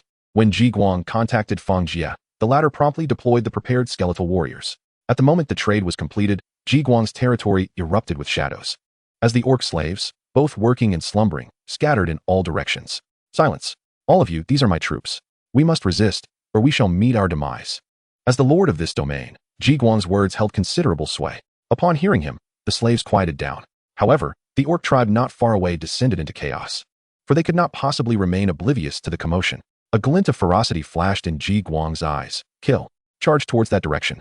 As Ji Guang issued his command, the skeletal warriors had already begun their assault. The orcs would not allow Ji Guang to escape. Thus numerous orc soldiers remained stationed around him. Yet, their numbers were few, and their combat prowess was not particularly strong. Mere minutes into the conflict, the orc soldiers suffered considerable casualties. However, their distress signal had already been dispatched. Damn human wretch. I knew he would betray us. Call upon our brethren and annihilate them. A towering green-skinned orc bellowed, awakening the others in the camp, who armed themselves and charged out with fervor. In the darkness, the orcs struggled to discern the situation. Upon encountering the enemy, the orcs quickly realized something was amiss. Curse it, they are the undead. This human has allied with the undead. You fool, you are courting death. Stand down immediately, and we may yet forgive you. I would not trust you. You have planned my sacrifice. Did you think I was ignorant? Ji Guang shouted defiantly. What now? He knows our intentions. The orc chief seethed, wishing he could strike the imbecile down. With such revelations, he had lost any chance to feign innocence. Although the night was chaotic, their voices rang loud and clear. Capture him. We cannot allow him to escape. This is our tribe's chance to rise. Typically, it would be nearly impossible for anyone to seize the Lord's abode. Yet now, with such an opportunity at hand, they could not let it slip away. The development of such a Lord's dwelling represented a pathway to prosperity. With it, not only would their tribe thrive, but the individual himself could also experience tremendous growth. With such a foundation, the prospect of ascending to divinity was not entirely out of reach. As the orcs roared and launched frenzied attacks against the skeletal warriors, the latter remained undeterred, calmly continuing their slaughter. However, as the battle raged on, Ji Guang sensed something was amiss. His skeletal warriors were falling at an alarming rate. Nearly 10,000 had already perished from the original 30,000, while the orc forces appeared to be far from depleted. How could this be? How could this happen? Damn it, damn it! Ji Guang shouted frantically, retreating towards his domain while relying on the skeletal warriors for protection. He had initially hoped to catch the orcs unawares outside his territory, aiming to annihilate or drive them away. He did not wish to let his own domain suffer the repercussions, yet now that was no longer an option. Even if his territory were to be affected, Ji Guang could only continue to withdraw. What is happening? How could they possess so many black iron-ranked warriors? Ji Guang finally understood why he was outmatched. The orc forces boasted at least 30 black iron-ranked individuals. Though they lacked any bronze-ranked warriors, the presence of these black iron orcs significantly enhanced their strength. With the wind at their backs, the morale of the orc soldiers soared, while Ji Guang's side found it increasingly difficult to withstand the onslaught. Fang Jie, I have something valuable. Please grant me another 30,000 skeletal warriors, and swiftly. At last, Ji Guang, having returned to the Lord's Manor, communicated urgently with Fang Jie, simultaneously offering a new item for trade. Evil blood. Consuming the evil blood grants immense power, but this strength is beyond your control. Note, for bronze rank and above, consuming the evil blood will be ineffective. Fang Jie scrutinized the item, his brow furrowing. It was evidently not a beneficial offering. Not only did he not wish to consume it, even if he did, the price was exorbitantly high. Apologies, but I have no desire for this item. It is evident that it is of no value. Brother Fang Jie, I implore you, assist me this once, and I shall become your loyal subordinate, compliant to your every command. A glimmer of shrewdness flashed in Fang Jie's eyes. Others might have accepted it, but he harbored no trust in Ji Guang. It was well known that many of Ji Guang's former subordinates had relinquished their territories, and his actions had long been spoken of. It could be said that within this region, Ji Guang's reputation was hardly commendable. Contemplating this, Fang Jie chose to remain silent, observing that Ji Guang's tone was increasingly desperate. This time, he would take advantage of Ji Guang to deplete the opposing forces. Ji Guang, perceiving Fang Jie's silence, grew increasingly anxious, and a deep-seated hatred flickered in his eyes. Very well, if you all insist on this, I shall ensure that you come to regret it. Ji Guang pointed at the nearby orc slaves and commanded, What are you waiting for? Set this place ablaze. Chapter 53. The Lord who dies before their eyes trouble is at hand. Leader, look ahead. That scoundrel has set the territory ablaze. The orcs raised their heads, staring at the immense inferno that had erupted before them, their expressions turning grim.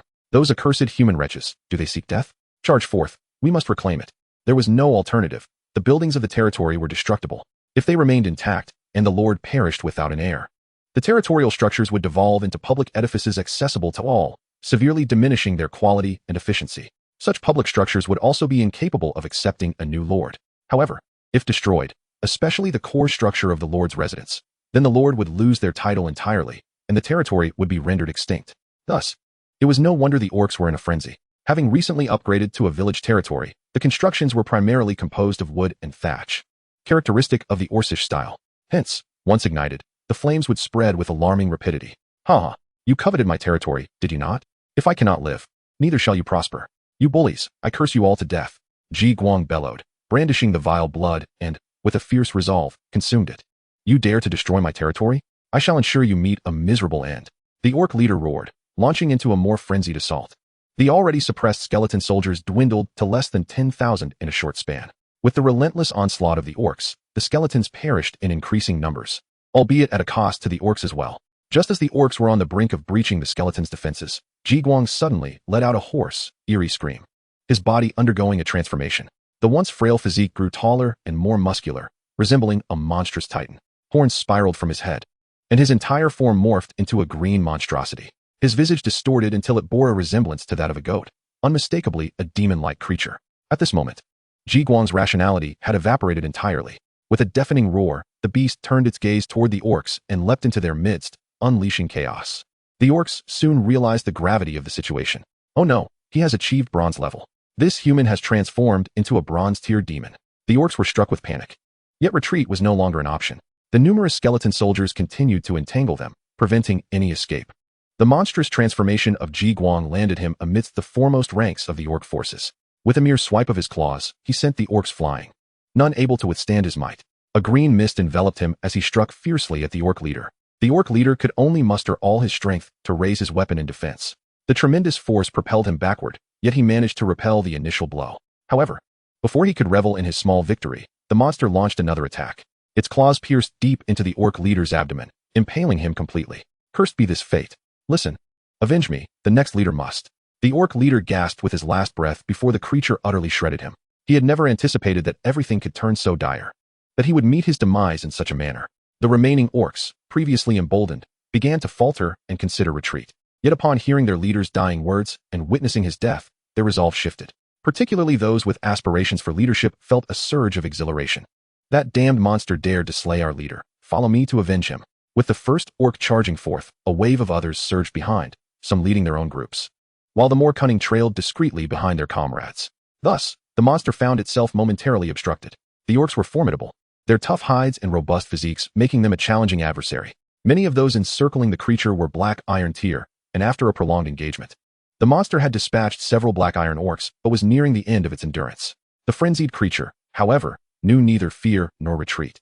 Relying solely on brute strength to engage the orcs, its wounds multiplied, and its condition worsened. Yet the orcs were unprepared for the truth. The more grievously injured the creature became, the more terrifying its assaults grew. At this juncture, they found themselves with no opportunity to escape. Any who dared attempt flight would be the first to be targeted. The battle raged for over half an hour before concluding, leaving Ji Guang's territory reduced to a desolate expanse of ash, devoid of all remnants. The orcs' machinations had culminated in utter failure. The ground was littered with shattered skeletons, while the orc slaves were mercilessly torn apart by their brethren, venting their fury. However, the orcs themselves suffered grievously. Over 10,000 had perished that night, a staggering loss amounting to a quarter of their entire tribe's population. Even within a warlike orc tribe, such losses were devastating. Most critically, more than 20 black iron tier warriors had been slain, leaving fewer than 10 remaining. Although the monstrous entity ultimately fell, their leader was likewise lost. The remaining orcs glared at one another, their quarrels escalating as each believed themselves worthy of the leadership role. Had they not been utterly exhausted, a fierce conflict would likely have erupted on the spot. However, the atmosphere among these orcs was anything but harmonious. Their tribe faced imminent fragmentation. Meanwhile, Fang Jie occasionally glanced at his panel. Initially, he could hear Ji Guang's curses, but after the final exclamation, silence ensued. Moments later, Fang Jie noted that Ji Guang's name had dimmed, ultimately vanishing. He understood that this development signified but one possibility. Ji Guang had met his demise. During this period, The disappearance of names has been exceedingly prevalent. Not everyone can adapt to survive in such an environment. Fang Jie poured the water from his hand onto the ground. To survive in this world, one must possess formidable strength. Unfortunately, mutual assistance is often mere rhetoric. Who can genuinely uphold such ideals? Conversely, even those from Earth must exercise greater caution. Fang Jie stepped outside, determined to continue enhancing his own power. The blueprints he had just reviewed had successfully completed their upgrade, and he finally possessed his first bronze unit. Chapter 54. The emergence of bronze units. Fang Jie stepped out, inhaling deeply as he observed the industrious skeletons, his spirits gradually lifting. This was indeed his domain. Although it lacked popularity, it offered a semblance of safety. Even if a nearby formidable force sought to confront him, it would not be an easy endeavor. Subsequently, Fang Jie approached the front of his skeleton transformation facility. Skeleton Transformation Facility, Bronze, Level 3, a construction for transforming skeleton soldiers, wherein resources can be invested to acquire new types of skeleton soldiers.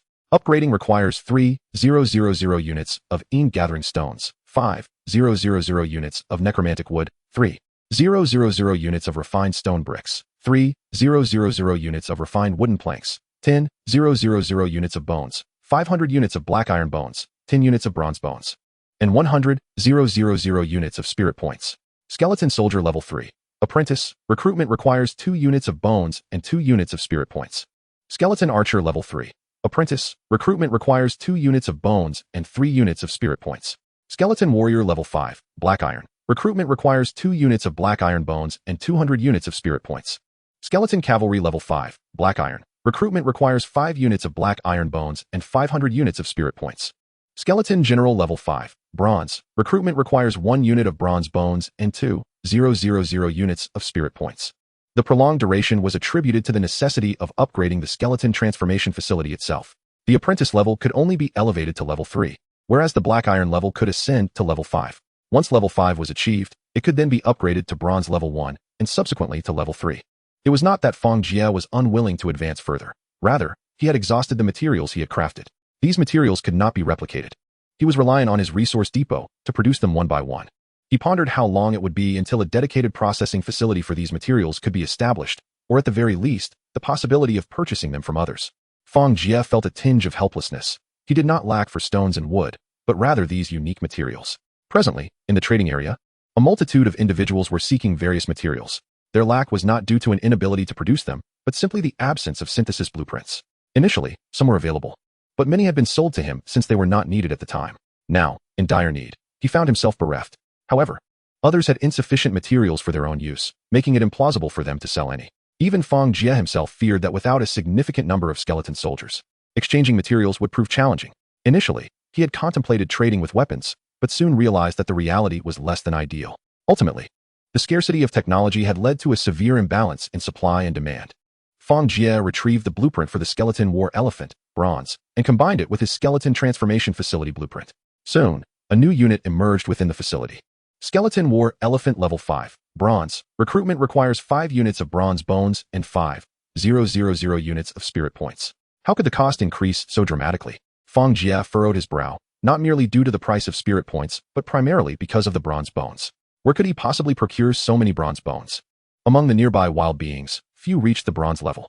Most bronze level entities resided within large factions, at least those comprising thousands of individuals. To acquire their bones would necessitate waging war against those factions. Fang Jie finally comprehended why the undead faction had become the mortal enemy of the living. He would feel the same in their position. To develop, one must engage in slaughter, and the victims are invariably the strong, the elite. It is no wonder they regard the undead as foes. Observing the bronze bones in his possession, it seemed he could only create 6 war elephants. He decided to manufacture one of each to assess their capabilities. After some contemplation, he crafted a skeleton war elephant and a skeleton general. The appearance of the skeleton general bore a striking resemblance to Fang Hao after his upgrade. Fang Jie strongly suspected that this was the new unit resulting from the evolution of the skeleton soldiers, a special unit at the bronze level, even sharing a similar combat mode. Although it could not compare to Fang Hao, it was undoubtedly a powerful bronze level unit. In comparison to the bronze level beings Fang Jie had encountered, these skeleton generals appeared equally formidable. Perhaps the only inherent flaw of the undead was their relative fragility. Shortly thereafter, a skeleton war elephant materialized, eliciting a smile from Fang Jie. This war elephant had been obtained from a treasure chest, akin to those of the orc war elephants, yet at a higher echelon. Standing at an imposing 4 meters tall, it exuded an overwhelming presence. Moreover, The bones of the skeleton war elephant were adorned with numerous sharp bone spikes. Its tusks, not limited to 2, boasted an impressive 6, angled in various directions. With the slightest motion, it could unleash devastating lethality. The frontal skull resembled a shield, instilling a profound sense of security with its substantial thickness. When it charged, the impact would undoubtedly be seismic. Of course, it also possessed its drawbacks. Due to its sheer size, acceleration was relatively sluggish, and agility was compromised. However, in terms of defense and frontal assault, it was undeniably formidable. On the battlefield, it would serve as a trump card, challenging for any adversary of comparable level to withstand. Fang Jie calculated that manufacturing 5 of each would yield 80 after 2 rounds of replication, sufficient to form a small battalion. Assessing the quantity of bones in his possession, he commenced the manufacturing process, simultaneously engaging in replication. Soon, 2 squads emerged. You two, each take a squad. Fang Jie instructed the 2 heroic units. As anticipated, Fang Hao opted for the skeleton general, as it aligned more closely with his own abilities, although slightly inferior in strength. Leading a squad of the same race and profession seemed to yield greater synergy. The skeleton war elephants were entrusted to Koster, who appeared to have his own ideas. He surprisingly incorporated several skeleton archers into the war elephant's body, augmenting its ranged attack capabilities, ensuring the war elephant was not devoid of long-range potential. Furthermore, this also seemed to increase the weight of the war elephant, enhancing its impact. Regrettably, the skeleton archer's level was somewhat lacking. Fang Jie frowned. What deterrent could a bronze-level war elephant paired with apprentice-level skeleton archers possibly present? For now, he decided to set it aside, assessing its aesthetics later. After all, these skeleton war elephants were unlikely to object. Forces, skeleton laborers, level 3, 200,000. Skeleton soldiers, level 3, 1063. 091. Skeleton archers, level 3, 301, 984. Skeleton warriors, level 3, 8000. Skeleton cavalry, level 3, 1034. Bone worms, level 1, 16. Skeleton generals, level 5, 80. Bone war elephants, level 5, 80. After processing the advanced corpses, the forces have transformed into this current state. Continue to expand, broadening the patrol scope, and ascertain everything surrounding us. Next, it is time to seek out some minerals. Fang Jie dispatched 2 heroic units, as well as those elite units that had leveled up from yesterday's battle, for training. Chapter 55. These are the skeleton soldiers we sold. It has become apparent that the undead are rather indifferent to mineral resources. The heroic units are solely adept in combat, a capability bestowed upon them directly by the territory. However, they lack any knowledge or experience in mineral exploration. The only ones with such abilities in the territory are the alchemists within the Sun Tower. Yet, Fang Jie discovered that these alchemists not only lack offensive capabilities, but are also confined to the vicinity of the Sun Tower. Consequently, Fang Jie had to allow some elite undead to temporarily learn a few skills in a bid to search for minerals, but after several days, their efforts yielded no results. My lord, we have received news that the fortress has been completed. A female, ghostly servant fluttered over and respectfully addressed Fang Jie. He nodded in acknowledgement, waving her away. Although these ghostly servants possess the ability to speak and some level of cognition, they still resemble automatons, failing to evoke the warmth of human interaction. Having closed the chat interface, Fang Jie stepped outside. After such a lengthy period, the construction has finally been completed. I shall go and take a look. He exited his lord's manor and mounted a skeletal war elephant, accompanied by a retinue, venturing towards the outskirts of his territory. The skeletal war elephant, Cost, carried only half of the contingent, with the remainder remaining under Fang Jie's command as part of the escort. As a lord, the absence of protective power would leave both him and Cost feeling uneasy. As they journeyed forth, Fang Jie beheld vast fields of crops flourishing with verdant sprouts. The speed at which these crops grew seemed rather astonishing. How long until harvest? He inquired. Replying to my lord, these crops can be harvested once a month. The ghostly servant responded. Ah, this world is already rife with the inexplicable. It hardly matters if this is another peculiarity. Fang Jie mused. He was uncertain how long it typically took to harvest ordinary fields, but a monthly yield seemed extraordinary. He wondered if the output was equally remarkable, having never heard of major cities facing food shortages. Perhaps the shortages were substantial, leaving him unaware for the time being. Currently, Jia Siwei has just penetrated the local noble circles with the premium herbs and agarwood he provided, diligently expanding his commercial channels. However, he has yet to delve deeply into certain matters, and some aspects may be concealed from him, which Fang Jie had no means to investigate. Upon arriving at the fortress, Fang Jie was greeted by an impressive sight of towering walls. Constructed from stone and timber, the vast structure connecting 2 hills was truly magnificent. Have the positions for the military structures been carefully planned? He pondered, but realized it was futile to inquire. He recognized his dire shortage of heroic units. He did not even have a single unit capable of defending the city. He could only rely on elite units to fill the gaps, Yet directing such a multitude of undead in battle was untenable. Finding an open area, Fang Jie proceeded to construct 10 beginner-level skeleton transformation facilities. Should war break out here in the future, bodies could be swiftly generated to reinforce the fortress's military might. Just as Fang Jie was surveying his fortress, a contingent from the south approached rapidly. "My lord, we have discovered a special target in the south," a dim-witted skeleton announced. This elite unit had already acquired the ability to speak. Perhaps it would soon be capable of challenging a hero. "Excellent. Pray tell, what is this special target you mentioned?" Fang Jie inquired, realizing that the unit's ability to communicate was the reason Fang Hao had dispatched it to him. At that moment, Fang Hao was still exploring the southern regions, while Kost had taken a team to the north. "We have discovered a unique troop composed entirely of skeleton soldiers." Skeleton soldiers? Fang Jie mused, realizing that there were indeed fellow compatriots who had transitioned into the undead faction. He felt conflicted, knowing that while they were kin, they must be controlled. Leaving them unchecked could lead to complications. He had a clear understanding of the troubles that could arise among his own people. "Yes, they are the skeleton soldiers we sold." "We sold them?" Fang Jie's eyes widened. He had indeed sold a considerable number recently, but encountering such a large contingent was a rarity. It was unusual to find someone capable of purchasing so many at once. Could it be that he had been deceived by that scoundrel Ji Guang, who had not engaged in combat with the orcs? "How many skeleton soldiers are there?" Fang Jie inquired, but the skeleton merely stared blankly, revealing its lack of intelligence. "Very well, I shall go and investigate," Fang Jie decided, gathering a force and heading southward. There was no need for extensive explanations. Nothing required his immediate attention. Fang Hao had amassed a substantial force in the south, allowing Fang Jie to proceed with a smaller contingent. The distance was not great, and he would reach the location in less than an hour. "This path is quite treacherous. It seems we must undertake some road repairs." Although Fang Jie lacked blueprints for road construction, he could manage basic repairs. With so many skeletal laborers at his disposal, he could not afford to let them go to waste. If necessary, he could produce more, as he currently had an abundance of bones. After more than an hour, Fang Jie arrived at the encampment in the south, where Fang Hao awaited him. However, Fang Hao had not been idle. He had surrounded a nearby valley. "My lord, this area appears to be the territory of a lord, and the skeleton army we discovered is stationed here." As Fang Hao pointed in the direction, Fang Jie noticed several skeleton soldiers milling about. The valley was not particularly expansive, nearly overflowing with the skeletal forms. Raising his hand, Fang Jie released a death raven into the sky. It indeed appeared to be a territory, likely belonging to a forest faction. He gazed down at the concealed domain, noting the pleasant surroundings adorned with towering trees, predominantly green in hue. What manner of beings adorned themselves in such a forgiving color? He mused. This style was typically associated with forest units, though he was uncertain of their specific kind. Goblins, too, seemed to align with the forest faction, albeit with a more savage demeanor. Since they had encountered this group, they could not be let off lightly.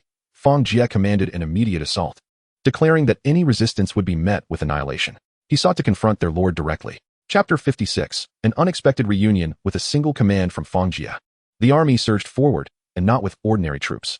A battalion composed of black iron units charged into the fray. The skeleton soldiers attempting to resist were akin to fragile waves crashing against steadfast rocks.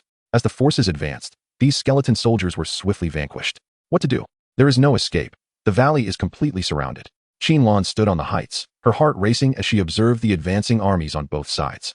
This valley was initially a strategic stronghold, easily defensible by guarding its flanks, but now, faced with a formidable assault, she found herself trapped. Surrounding her were the diminutive green-skinned sprites, leaping about as they gazed into the distance. If one were to perceive their morale, it would be evident that the spirits of these creatures were waning.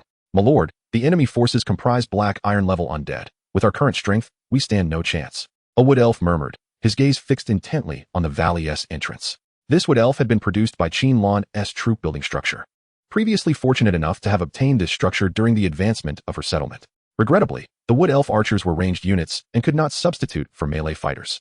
Otherwise, Qinlan would not have resorted to trading for so many skeletal warriors. However, the crux of the problem lay in the fact that she had no black iron-level subordinates.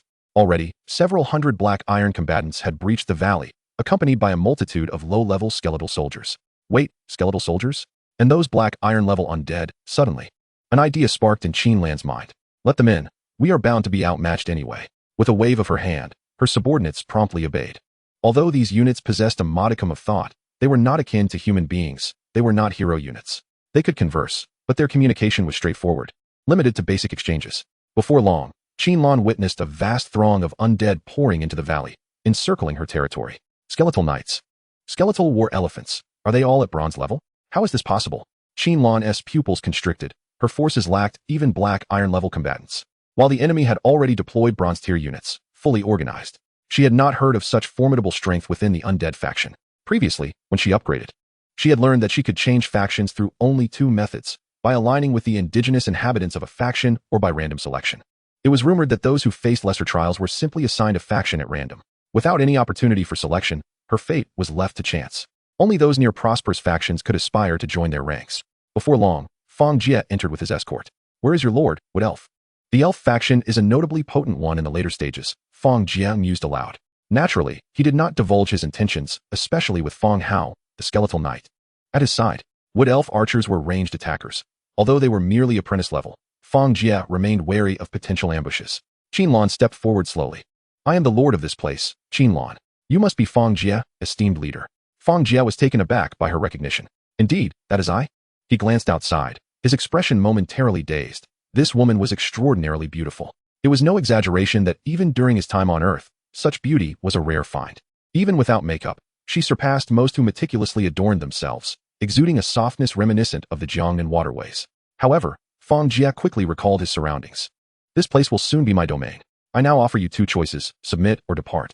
To leave would mean relinquishing her status as a lord, posing the question of her future. Qinlan was confident in her allure, having noticed Fang Jie's initial reaction. Yet, his subsequent demeanor elevated her estimation of him. He seemed devoid of lustful intent. Nonetheless, losing her lordship was a grave concern. Even if she survived in the wild, her ability to protect herself and other cities would be severely compromised given her current strength. Moreover, Qinlan harbored ambitions. Surrendering here would be unacceptable. Fang Jie shook his head. "No, not necessarily. Once you upgrade to a town, you will have an opportunity to relocate." This new capability, discovered after Fang Jie upgraded to a town, allowed him to select a new coordinate for moving the town. However, such a move would reset his status to a level 1 lord's abode, requiring a fresh start. All previous constructions would be left behind as public structures. Although he could transfer his forces, retaining them as his own, all previously acquired blueprints would also remain intact, so it was not a complete erasure. Yet, there would inevitably be a period of vulnerability, allowing territories in perilous regions a chance to reassess their positions. Qinlan pondered briefly before dismissing the notion. She questioned whether she could find a suitable location to migrate. After all, every area was likely occupied. Even if she found one, would her adversaries grant her the opportunity to develop into a town? With such vast territories already claimed, she recognized that resources for upgrading would be scant. Thus, upon hearing Fang Jie's words, she realized her chances of departing with her domain were non-existent. As for submission, Qinlan felt a surge of frustration but managed to temper her anger. Upgrading to a town would grant her the ability to acquire subordinate territories. As long as the territory's level was lower than that of the town, she could convert it into a subordinate domain with various restrictions. Fang Jie was aware of this, yet the specifics of those restrictions remained unknown to him, as he had not yet established a subordinate territory. Furrowing her brow, Qinlan raised her gaze to Fang Jie, her mind racing with calculations. She had only met this man once, yet she could glean some insights into his character.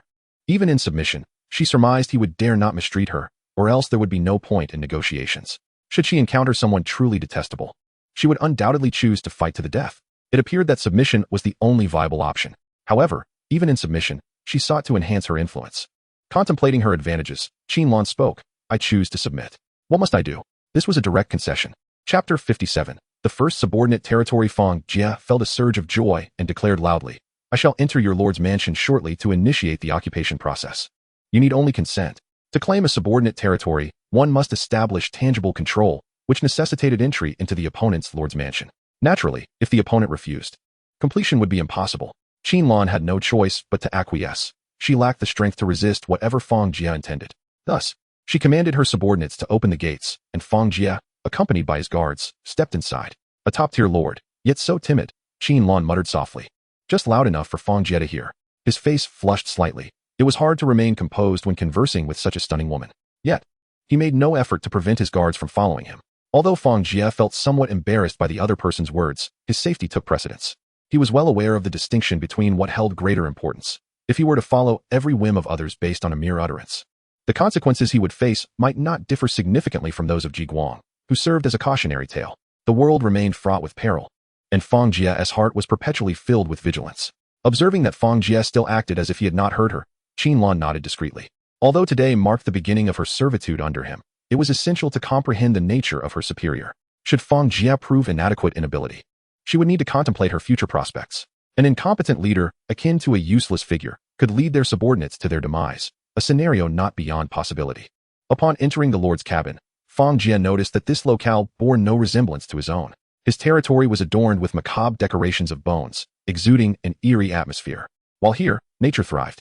Vines and blossoms flourished everywhere, vibrant and alive, creating an impression far superior to that of his own domain, despite its classification as merely a village. Upon entering the other lord's dwelling, Fang Jie received confirmation that the conditions for occupation had been met.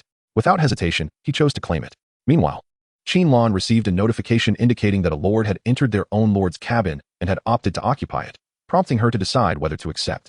Note: should she decline, the other party would be designated as a hostile force, and she would be unable to accept their occupation attempts for a month. Qinlan was taken aback by this notification, but with no alternative, she promptly chose to agree. In the next moment, Fang Jie realized that he could now control the territory of the other party. The highest authority had entirely shifted into his hands, allowing him unrestricted access to utilize various blueprints previously collected by the other party. Conversely, only a portion of his blueprints would be accessible to her. Simultaneously, Fang Jie discovered that he could impose restrictions on the other party, meaning that as long as they adhered to basic rules, he could enforce more significant limitations, for instance, confining them to maintain a village level or restricting them to levels 2 or 3. As long as their status fell below his own, such restrictions could be enforced. He could even prohibit certain buildings from being constructed and limit the total number of troops. It occurred to him that these measures were intended to stabilize his rule. After some contemplation, Fang Jie established a regulation. The military strength at each level must not exceed 1/10 of the main territory.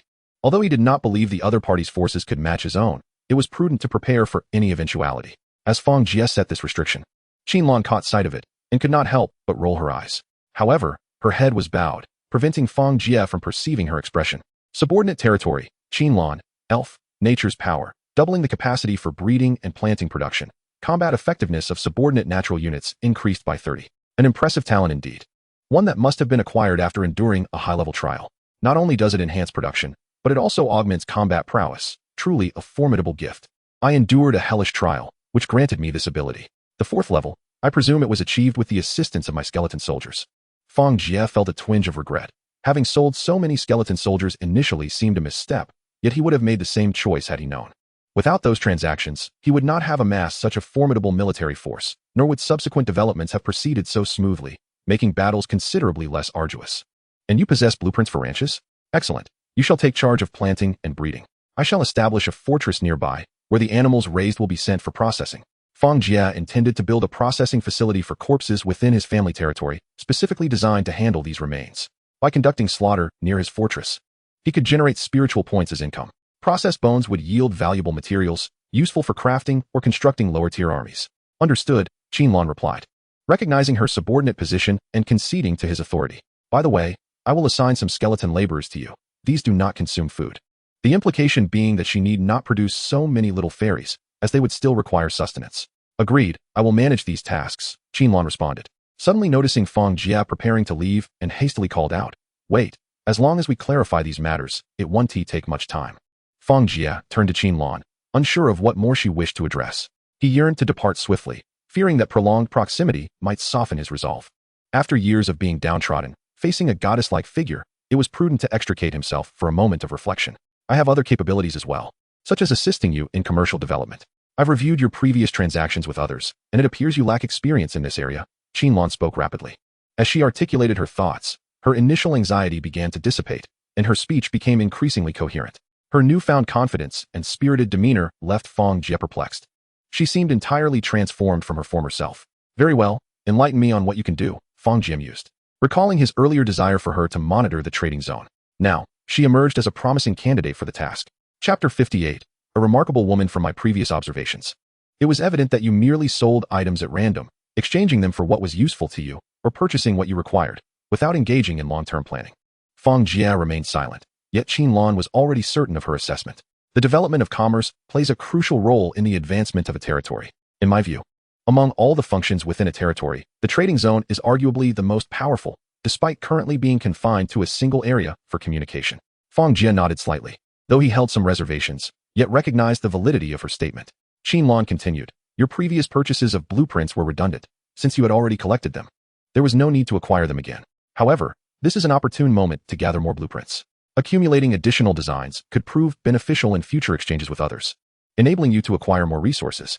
Whether trading for what you lack or negotiating terms, this approach is far superior to neglecting the opportunity. Furthermore, it indirectly undermines the developmental pace of others. For a territory to flourish, it must inevitably compete with neighboring territories. Thus, restricting the advancement of others is a vital strategy. Fang Jie had only recently come to this realization, yet he had not determined how to implement it. Once my strength increases, others will have no choice but to submit. Qinlan gently nodded. That is indeed true, yet others will not remain stagnant in their development.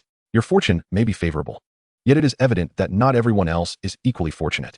Fang Jie wholeheartedly agrees with this sentiment. Had he not held such a belief, he would have long since ascended to the heavens. Take Qinlan, for instance. Her luck could be deemed quite good, and her progress commendable. Yet when compared to her prowess, it is as though one resides in the heavens while the other languishes underground. Indeed, it would be remarkable if an ordinary person did not become conceited in such circumstances. Initially, your trade of skeleton soldiers with others was fraught with issues. You posited that it would empower them with formidable forces for early development, a notion I too acknowledge. However, my need for greater military strength prevails. Should the opportunity arise again, I would make the same choice, for it has expedited my advancement remarkably. Finally, Fang Jie found his voice. The sensation of being suppressed was far from pleasant. You speak the truth, and moreover, you have cultivated a powerful and relatively equitable image in the eyes of others, which will greatly aid your commercial endeavors. Nevertheless, your methods are flawed. You ought not to engage in excessive trade of military forces with individuals, as this will only serve to fortify their growth. Qinlan gestured around her, for she herself was a quintessential example.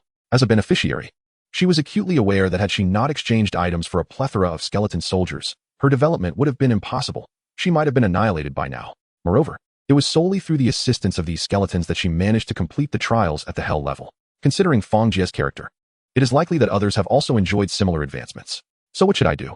Fang Jie pondered in confusion. You ought to revert to your original strategy, directly listing trades in the transaction area, thereby limiting the quantity available to individuals. Utilize a modest number of skeleton soldiers to barter for lower-grade items, and subsequently exchange these items, supplemented by skeletons, for higher-grade goods. Ultimately, the primary principle must be that no individual or region can amass an excessive number of skeleton soldiers. While your words ring true, the execution appears rather cumbersome. The crux lies in discerning their regional affiliations. You are surely contemplating how to differentiate them. This requires analyzing the items they list for trade. Those from the same region will invariably exhibit certain similarities. Very well, you are the expert. But Fang Jie truly struggles to distinguish these nuances. Furthermore, I have noticed that you possess a great many items. Yet your transactions seem solely focused on acquiring what you personally require. This mindset reflects that of an ordinary consumer rather than a shrewd merchant. What then do you intend to do? Fang Jie felt a semblance of realization dawning upon him. After all, he had always been an ordinary individual. How could he possibly adopt such a keen mindset? Had he possessed such acumen, he would not have remained comfortably ensconced at home for so many years. Qinlan smiled. Having seized the initiative in their negotiation, though he held the title of lord, she could not betray him.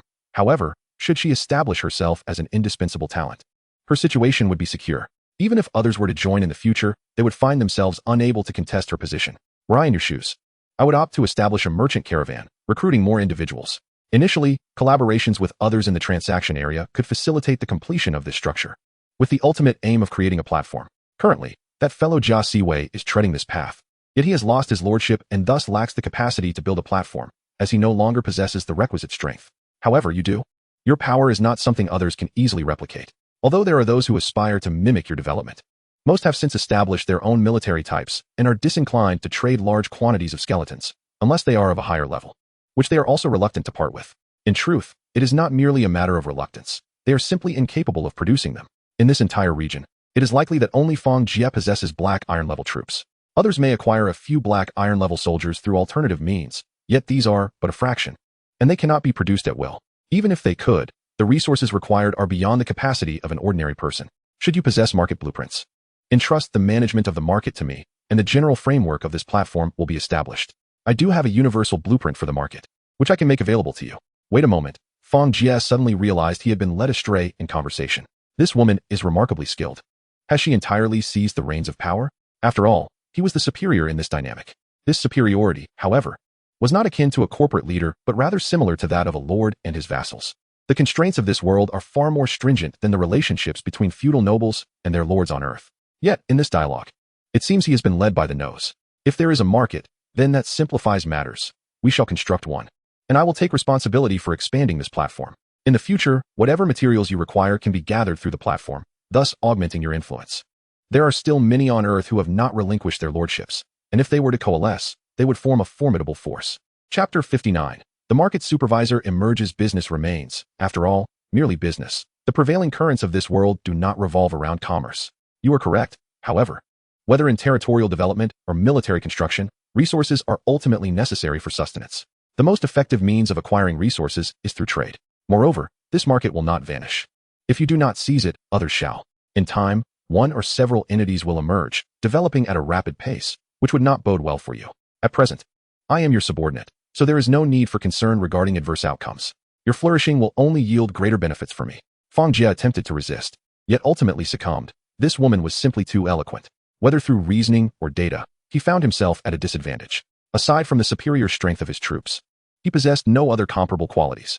Previously, having had no exposure to such individuals, Fang Jie felt a sense of defiance, believing himself no lesser than anyone else. However, upon encountering them, he recognized that his capabilities were utterly incomparable to theirs. Once, during his time on Earth, his lack of development and inability to compete with others were not without reason. Very well, I shall construct a market for you. From now on, you shall oversee matters here. Fang Jie hastily instructed the construction, yet when he attempted to leave, he was detained. Hold on. First allow me to explain the rules regarding the market. Fang Jie had no choice but to summarize the essential points, yet upon meeting Qin Lan's disdainful gaze, he felt somewhat speechless. Was it such a crime to possess only a superficial understanding? Fang Jie had not placed much importance on the market, merely gleaning surface-level knowledge.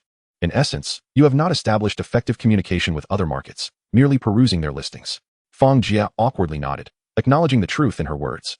Qin Lan stated directly, from now on, I shall manage the entire commercial system. You need not concern yourself with the market. I shall handle the specifics. And simply inform me if resources are lacking. What then shall I do? Am I to become useless? You should focus on what you excel at, developing your territory, enhancing your military strength, and subsequently conquering more lands while augmenting our subordinates. Qin Lan subtly referred to our subordinates with a clever turn of phrase. Fang Jie, oblivious to her implications, nodded in silence, feeling acutely aware of his own limitations. Nevertheless, he consoled himself, recalling how Liu Bang managed to elevate himself through his subordinates. Perhaps he could adopt a similar approach. Soon, the market was successfully established. Fang Jie observed that there were merely two options available, both represented by elven merchants, distinguished only by gender. While Fang Jie felt indifferent, Qin Lan swiftly engaged in conversation with them. Although somewhat straightforward, she made an effort to interact. However, it seemed she was less than satisfied with these merchants. She even instructed Fang Jie to temporarily create a few undead merchants, only to become even more discontented with their rigidity. In the future, the elven merchants would be responsible for communications between the cities of the good and neutral factions, while the undead would specifically handle exchanges with the cities of the evil faction, ensuring that the natives remained unaware of their connections. Perhaps I should manage this, she thought. Recognizing Fang Jie's confusion indicated his lack of proficiency in such matters. Fine, I shall entrust these affairs to you. Remember the production aspect. I must take my leave, she concluded. Fang Jie hurriedly exited the territory, instructing the skeletal laborers to construct 2 fortresses at the valley's entrance, temporarily setting aside other concerns. He ventured eastward into the forest, while Fang Hao led his troops further south. As long as his territory remained intact, Qin Lan would forever be his subordinate, a fact that was immutable. Thus, Fang Jie felt no trepidation regarding the possibility of betrayal. This world did not permit such treachery. To betray would necessitate relinquishing one's territory, a scenario Fang Jie deemed unlikely. He felt a twinge of embarrassment. Were others to develop to his level and witness his performance, he surmised they would undoubtedly mock him. Reflecting on his previous actions, he realized he had been led by the nose. Yet, upon retrospection, he found little recourse to refute this assessment, acknowledging his earlier lack of diligence in study with a sense of regret. Watching Fang Jie flee, Qin Lan couldn't help but stifle a laugh. Had he remained, he might have been ensnared by her enchanting smile. Truly, he was an amusing lord. Despite his shortcomings, he exhibited the admirable quality of tolerating his subordinates' critiques. If he could maintain this trait, he might achieve something remarkable. Qin Lan's earlier demeanor had been intentional. She would not have been so audacious with anyone else. Although she lacked in certain abilities, she possessed a natural talent for developing territories and military forces, qualities paramount in this world. While she spoke of the importance of commerce, she understood that strength, both individual and collective, was of utmost significance. They had even contacted individuals who aspired to replicate Earth's technology here, only to discover that, apart from a few basics, such advancements were largely impractical due to the different rules governing each world. The inability to test or utilize technology and the interference of other regulations rendered technological development impossible. Thus, they could rely solely on the capability to expand their territories. According to the accounts of some natives, the Lord's Manor was among the most elite abilities, an invaluable asset. It was imperative to refine this commercial platform swiftly, without tangible results. She would face repercussions for her earlier bold claims.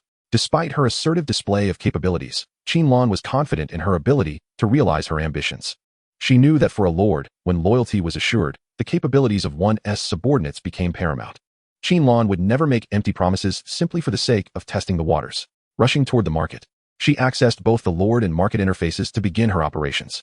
Attention, I am Qinlan, now a vassal of the esteemed Fang Jie. Henceforth, I shall oversee matters concerning trade, she declared, immediately attracting a flurry of responses. Chapter 60. Advancing into the eastern forest, although Fang Jie felt somewhat exasperated after being chastised, his spirits remained buoyant. It was not due to any masochistic tendencies. Rather, the rare opportunity to engage in face-to-face conversation with a fellow human eased his mind. Had Qinlan not been so assertive and imposing, he would have relished a longer exchange. After their parting, Fang Jie proceeded eastward from the valley. Armed with a substantial military force, he could not afford to return the same way. It would be a waste of time. Given that there was little to attend to at the territory, he opted to explore the eastern region. Once he exited the valley, the circumstances beyond were as unknown to Qinlan as they were to him. With inadequate military strength, he could only conduct a cursory reconnaissance. Unlike Fang Jie, Qinlan commanded a retinue of standard beings. Even the small fairies exhibited loyalty, and sending them out recklessly could prove perilous, as they might defect. While the fairies were remarkably industrious, their autonomy was somewhat excessive. However, Fang Jie also noted that upon becoming his subordinates, the issues of loyalty and morale among the undead had finally been resolved. It was not that these concerns had vanished entirely, but rather that being part of the same faction diminished their impact. With Fang Jie's undead present, there was little fear of other troops staging a rebellion. As they advanced deeper into the small forest, numerous skeletal soldiers scoured the area, swiftly locating and eliminating everything in sight. They exterminated any goblins or gremlins they encountered, collecting and temporarily storing their corpses for later use. Fang Jie himself manipulated his death crows for aerial reconnaissance. The forest boasted rich resources, with combatants of bronze caliber present. He soon spotted a bronze-level beast resembling a lion and, without hesitation, commanded his skeletal champions to charge at it. Even though the beast possessed greater strength, it was overwhelmed in a multi-against-one scenario, and, within moments, was cleaved into several pieces by the swarm of skeletal warriors, destined to be transformed into bone materials. Fang Jie felt pleased with this haul, contemplating that this world might be larger than he had anticipated, as his journey had revealed little of note thus far. Lord, I have discovered something peculiar, an elite skeleton reported. Intrigued, Fang Jie followed to investigate this unusual find. Soon, he arrived at a peculiar clearing, remnants of structures still visible. The buildings shared a uniform style, and the central one struck Fang Jie as familiar. Was that not the Lord's Manor? It has been abandoned, devoid of even the most rudimentary functions. It appears to be a remnant left behind by those who relinquished their lordship without a second thought. Fang Jie understands that this is a result of the world's rules being shattered. Although it superficially retains its original appearance, in reality, it has been reduced to an ordinary structure. Perhaps the realm of the celestial hunt believed that the sudden emergence of billions of lords was somewhat excessive, and thus employed this method to alleviate the situation. There must be numerous such relics scattered throughout this world. There is little value here. Let us proceed. After a brief search that yielded no worthwhile treasures, Fang Jie continued onward. Along the way, he stumbled upon two more such ruins, both of which were of little use. However, he did discover some useful items within, including a synthesis blueprint for stone bricks.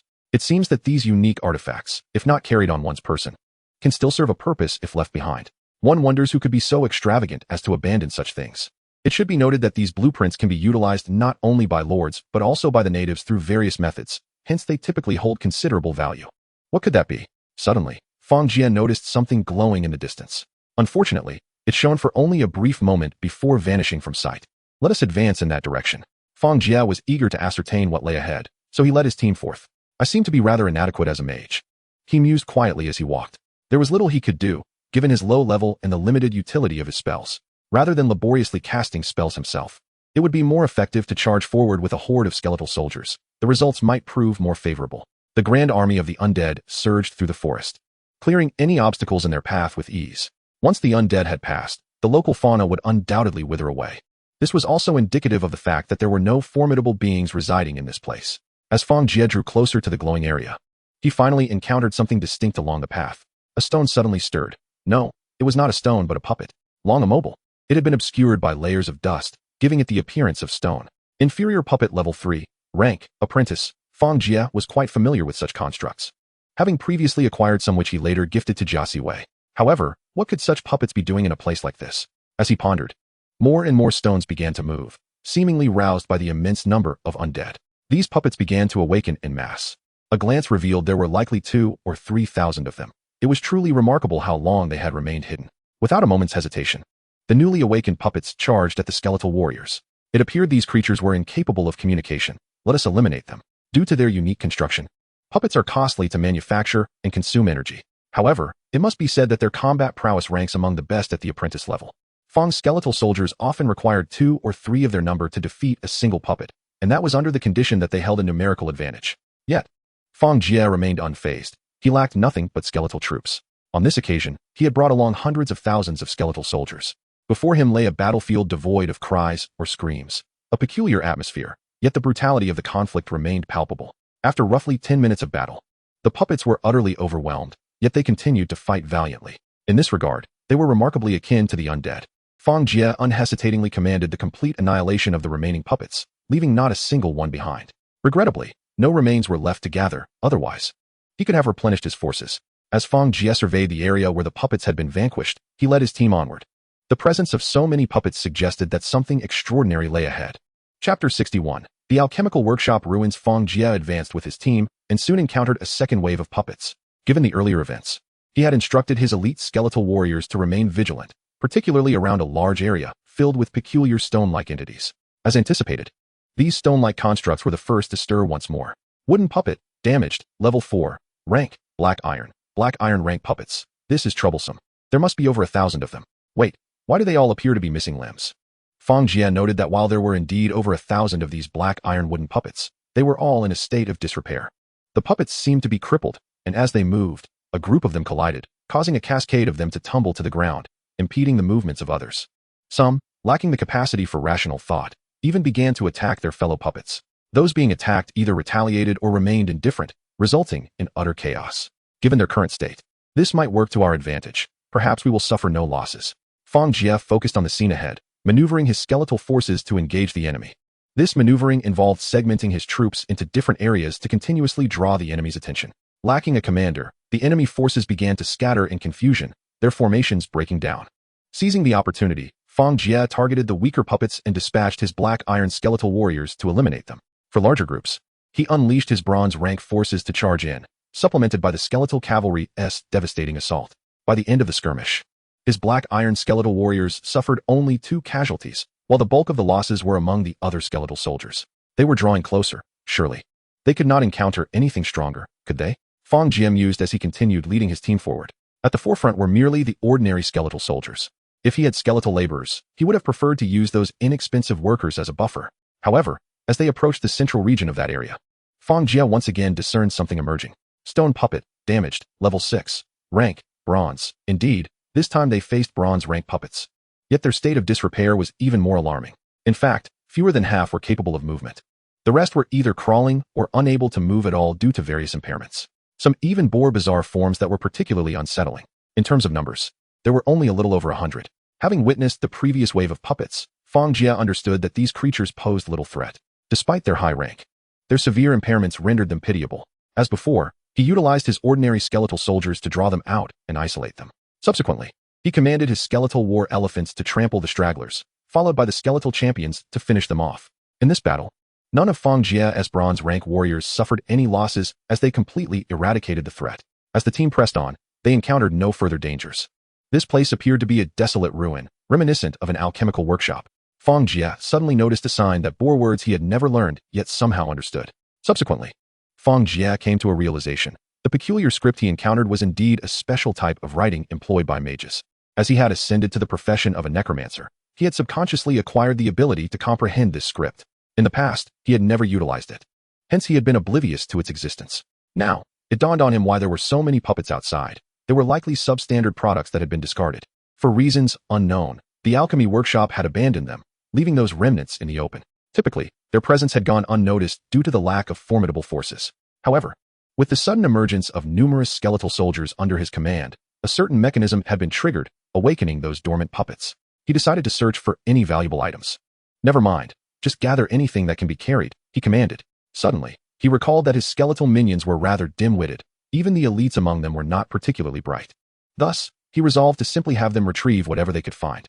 Honestly, how could this battle yield such a meager treasure chest? Fang Jie lamented. Clearly, the prior puppets were severely flawed. Otherwise, how could they possibly yield a treasure chest smaller than a volleyball? Based on his experience, treasure chests were categorized by both rank and size. The larger the chest, the more substantial the contents within. He casually opened the wooden chest, which had been obtained from defeating the inferior puppets.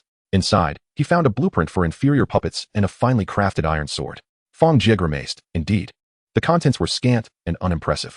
Given the unique nature of puppets, they could be manufactured by various factions, as the unit type was not tied to any specific camp. Nevertheless, within certain alchemical factions, the production was more abundant and cost-effective. As for the territorial structures, Fang Jie was uncertain. The problem was that he currently lacked the facilities to create alchemical puppets, and even if he did, the cost-effectiveness was poor, as he did not possess the talent for puppet fission. He then opened the black iron chest, revealing a blueprint for a mechanical hawk, an aerial unit. Regrettably, it was of no use to him.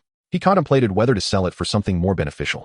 However, at this stage, acquiring a fair price seemed improbable, as the manufacturing costs for puppets were exorbitantly high. Those who had opted for the alchemical faction were likely lamenting their choices. Finally, he opened the bronze chest, which contained yet another blueprint. Is this intended to transform me into an alchemical merchant? Fang Jie mused as he examined the blueprint. Blueprint for Alchemy Workshop. Bronze allows for the construction of an alchemy workshop within one's territory. Required materials: 1,000 units of finely crafted stone bricks, 1,000 units of finely crafted wooden planks, 500 units of marble slabs, 500 units of carved wooden planks, 200 units of iron ingots, 200 units of copper ingots, 500 units of metal parts, and 5,000 gold coins. Must be built in a level 3 territory of an alchemical faction or any town of another faction. To his astonishment, a blueprint for the alchemy workshop had indeed materialized. Fang Jie widened his eyes. However, this item was merely of bronze rank, implying he should possess a bronze-level alchemical puppet. Regrettably, he lacked the necessary materials. If he had them all, he could potentially manufacture something to assess its capabilities. Not to mention, expanding the variety of functional buildings within his territory would be advantageous. Fang Jie felt a headache coming on. He currently had no iron ingots or copper ingots, and he was utterly unfamiliar with what constituted metal parts. Chapter 62. The Cleansing of Residual Magic. Regardless, the ability to construct a building for bronze-level military units was immensely valuable. He decided to return and see if he could procure the required materials. Fang Jie relinquished his search and observed as the skeletons explored the ruins. However, it seemed there was little left within. To his surprise, a number of items were soon delivered into his hands. There were iron and copper products, all labeled as substitutes for iron and copper ingots. These were not special alloys, but rather ordinary metals cast into shape after smelting. Additionally, there were some unknown parts, all of which could be recycled. Excellent. I now have materials, Fang Jie remarked. Though they may not suffice, at least I know these items exist. He instructed the skeletons to tidy up and prepare for their return. He had brought along a skeletal cart, which could serve as a means for transport. While not a combat unit, it was quite effective for logistical purposes. In the wilderness, he had no means of directly manufacturing tools from blueprints, which would have made things far more convenient. At that moment, the ground in front of him suddenly erupted. A brilliant flash of light, akin to a roaring flame, surged into the sky, releasing something unknown.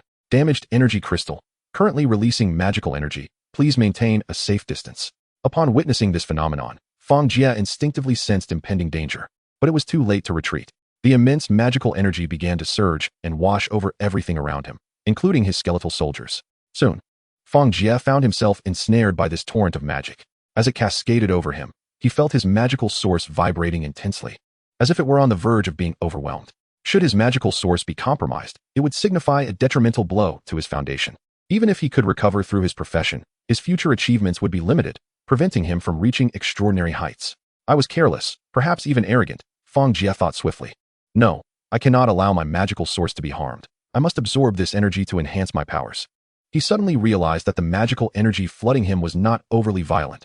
Quite the opposite. It was exceptionally gentle. After all, this magical workshop had been abandoned for countless years, and the mere fact that residual magic remained spoke volumes about its quality. However, after so many years, the magic intended for creating alchemical puppets or conducting experiments had lost all its properties and impurities, transforming into pure magical energy. This type of energy was highly suitable for absorption, provided the intake was not excessive at once. It was excellent for cultivation. After employing the Black Lotus meditation technique, Fang Jie felt his magical source expanding continuously. What had been on the verge of reaching its limit was now poised to reach its zenith. Simultaneously, this magical energy continued to wash over his body, prompting Fang Jie to utilize techniques to refine his physique, maximizing the benefits of the surplus magic. Unbeknownst to him, Fang Jie sensed that his magical source had reached its limit. Now is the time. I cannot delay any longer. Breakthrough. The sensation of expansion was palpable. If he persisted further, the consequences would be dire. In truth, Fang Jie had long since reached the threshold for a breakthrough. He simply wished to accumulate more power, to the utmost limit, to bolster his strength. With so many black iron and even bronze units at his disposal, he need not personally engage in battle. As the magic coursed through him, the image of the Black Lotus grew increasingly vivid in his mind, a hallmark of his Black Lotus meditation technique. When the Black Lotus became sufficiently clear, it felt as if his head had exploded, leaving him momentarily blank. As Fang Jie regained consciousness, he opened his eyes to find that the torrent of magical energy that had been swirling around him had inexplicably ceased. The once intact energy crystals on the ground had now been reduced to a mere scatter of shards. After a moment's contemplation, he instructed his skeletal minions to gather the fragments, for one could never be certain of their potential utility. Even if they proved to be of no use, they would merely occupy a bit of space, which would not pose any significant concern.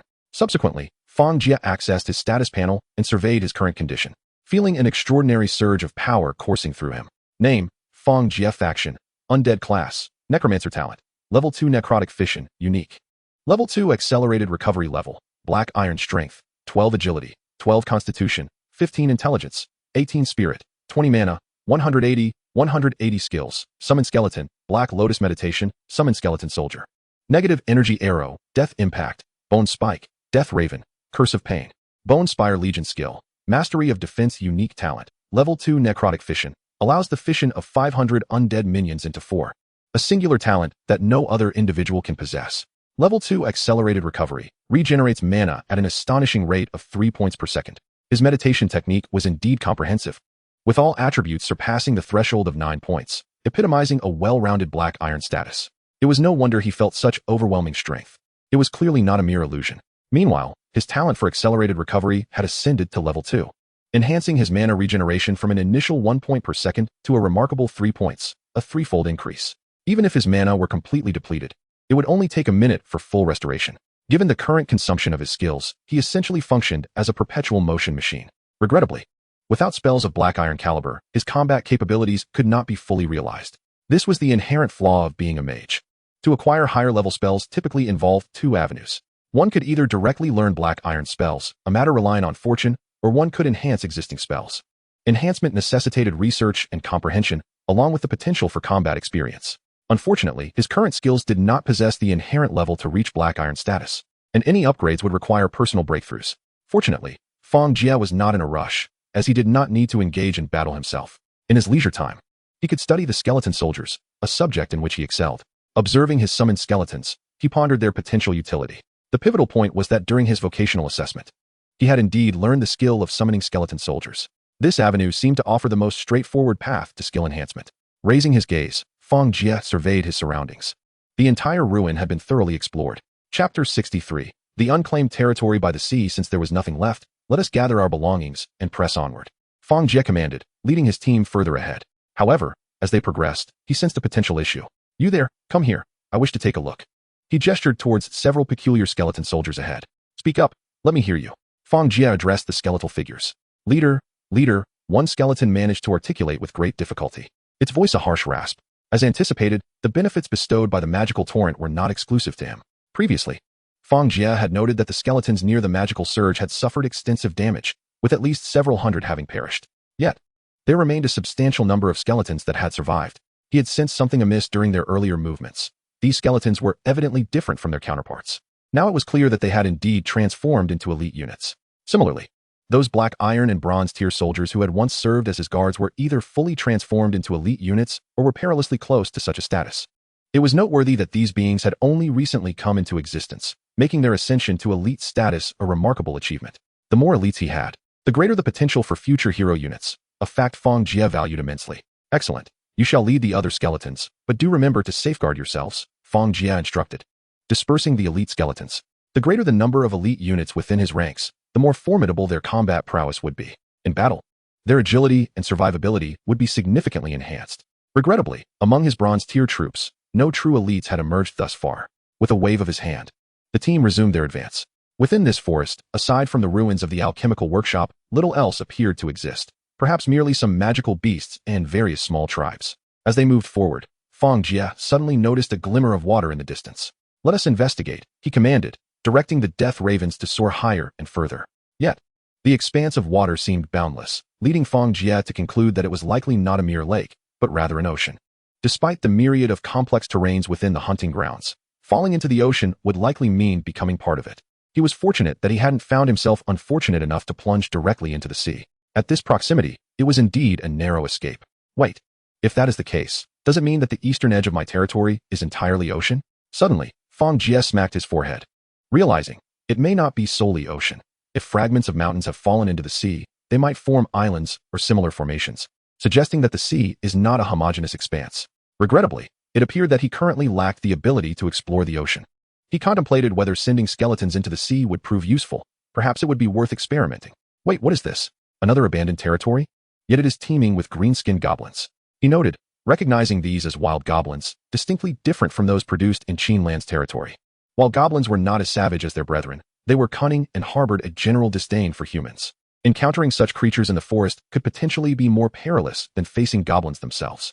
At that moment, a throng of goblins congregated within the abandoned territory, with larger ones likely being their leaders, all engaged in what appeared to be a feast. Fortunately, goblins were not carnivorous. Their diet primarily consisted of other magical beasts and animals. Nevertheless, witnessing such a gathering of goblins warranted extermination. Fang Jie led his team onward, intent on cleansing the area. What had begun as a mere reconnaissance venture had now evolved into a mission to thoroughly cleanse the borderlands. A multitude of skeletons silently encircled the goblins, and by the time they realized the encroaching danger, they found themselves trapped within the skeletal ranks. As the skeletons surged forward, none of the goblins escaped unscathed. Indeed, even beings of black iron tier possessed the potential for evolution. Fang Jie entered while speaking, only to soon realize that something was amiss. He discovered a territory devoid of a master, contemplating whether to claim it. Should he choose to seize it, it would become a subordinate domain. Alternatively, he could opt for its destruction and acquire some resources, or forego the choice, leaving the public structures intact. Suddenly, Fang Jie noticed a prompt. This place was not abandoned, but rather unclaimed. Such unmastered territories could be utilized by others, except for the Lord's Manor, which remained off-limits. However, through certain peculiar methods, it was indeed possible to capture the Lord's Manor and convert the territory into one's own. Fang Jie was aware of this method, yet the specifics eluded him. As a lord, he had the capacity to conquer it. Initially, he intended to investigate if any remnants were left behind. Now, he had stumbled upon the most valuable asset. Conveniently situated near the coast, there existed the potential for development into a port city. The location was already quite close to the shoreline, requiring only the construction of a road. In fact, standard urban development might necessitate even greater distances from the sea. He resolved to claim it. Claiming will cost 10,000 spirit points for transformation. Are you certain? Affirmative. Proceed with the transformation. Fang Jie confirmed once more. Subsequently, the entire territory began to undergo a metamorphosis, an eerie aura permeating the air, a sensation that resembled death, yet felt distinct. The architectural style of the domain gradually shifted from a wooden aesthetic to one befitting the undead, interwoven with bones and imbued with a sense of decay that was disheartening at first glance. Only upon reaching the town level would this morose atmosphere dissipate, albeit replaced by a sense of horror. Please name the subordinate territory. Given its proximity to the coastline and its future potential as a seaside city, Fang Jie decided to name it Coastal Village. The naming was successful, and it was detected that the original territory possessed a territorial trait. The trait conversion commenced and was completed. Coastal Village, Undead Warfare, a warrior-type undead unit with a 5-point increase in attack power. What a pathetic trait, Fang Jie mused. Bemused by its insignificance, suspecting it to be a trait born from a standard level test. Even a hazardous level would not yield such a lackluster outcome. He comprehended why this place was unclaimed. The previous lord had been utterly incompetent, failing to abandon it, ultimately leading to their demise at the hands of the creatures within the forest. It was highly likely that those pesky fairies had been responsible for his downfall. Chapter 64. The Unexploitable Ocean. It has been detected that the subordinate territory perfectly aligns with the original territory. Should the original territory's trait override the current territory's trait? Fang Jie's eyes brightened, taken aback by this capability. However, he soon realized that it would be of no use to him. His own territorial trait was one that replicated inherent traits, undead fission, a trait that increased the number of units. When combined with his own trait, it could result in a 16-fold increase. Yet this trait became irrelevant after the creation of units. Coastal Village was not a site for unit production. Thus, utilizing such a trait would be a waste. The units created here would require him to either visit or send them back for further fission, too cumbersome. It would be far more convenient to establish units at Origin Town and transport them elsewhere. Moreover, the unit stationed here would benefit from a 5-point increase in attack power for melee units. While modest, it was still advantageous. Consequently, he opted against the trait override. After making his choice, Fang Jie subsequently stationed a portion of his forces in this subordinate territory. In the future, controlling these forces would necessitate conversion through the subordinate territory. Presently, it resembled the past, albeit with some inconvenience. However, once the subordinate territory acquired a lord, it would become more manageable. Once he had amassed more hero units, he could send one over. Fang Jie never contemplated utilizing earthlings. While agile and akin in thought, their loyalty was uncertain. In contrast, the heroes who advanced from his ranks exhibited commendable intelligence and unwavering loyalty. As he commanded the skeleton soldiers to clear the surrounding area, he simultaneously commenced the production of skeletal laborers. Without skeletal laborers, constructing roads in this location would prove exceedingly challenging.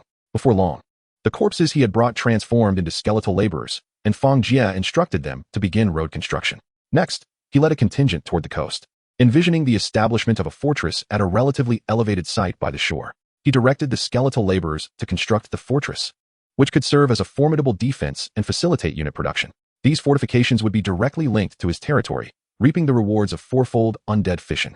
Even if he did not return in the future, the forces here would still expand rapidly. Subsequently, Fang Jie and his skeletal soldiers arrived at the coast.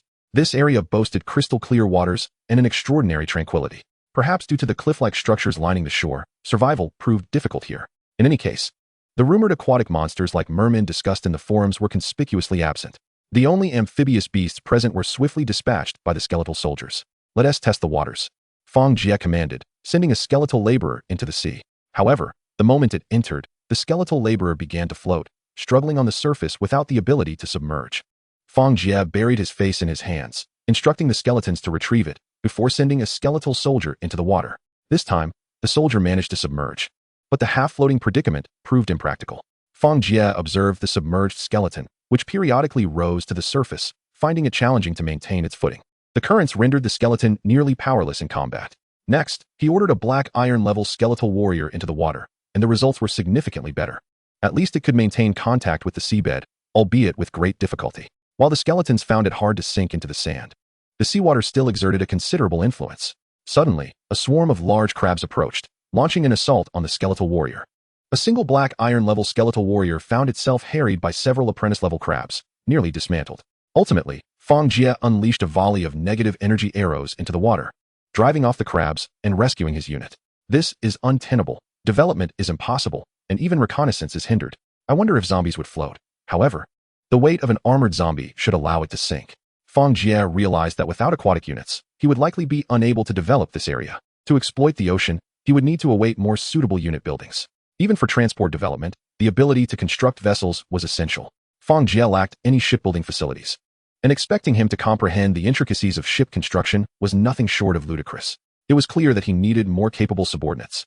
Having someone skilled in shipbuilding would certainly be advantageous. Fang Jie relinquished his ambitions of developing the ocean and instead commenced patrolling the shores with his skeletal minions, diligently cleansing the vicinity. Within the realm of his purview, be it magical beasts or other creatures, all were subjected to his relentless efforts. Over the course of 2 full days, Fang Jie meticulously cleared a substantial area, culminating in the completion of a small fortress. Subsequently, he established several skeletal transformation sites, reserving a portion of his forces before preparing to depart. The village, for the time being, did not warrant construction, as the coastal area remained undeveloped. Fang Jie redirected his team, traversing through the forest towards the direction of Feifeng Village. This village, named by Qin Lan, always struck Fang Jie as a name ill-suited to the elven faction. However, he had no authority to rename the settlement. After another day, Fang Jie returned to the valley entrance. This time, he encountered no peculiar locales. Even the abandoned territories were few, with only one such site encountered along the way. Aside from a rather large work tribe, he faced no significant adversarial factions.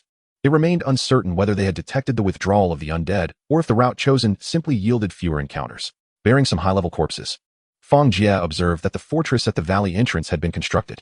This fortress was considerably larger than the one by the sea, and after all this time, it had reached completion.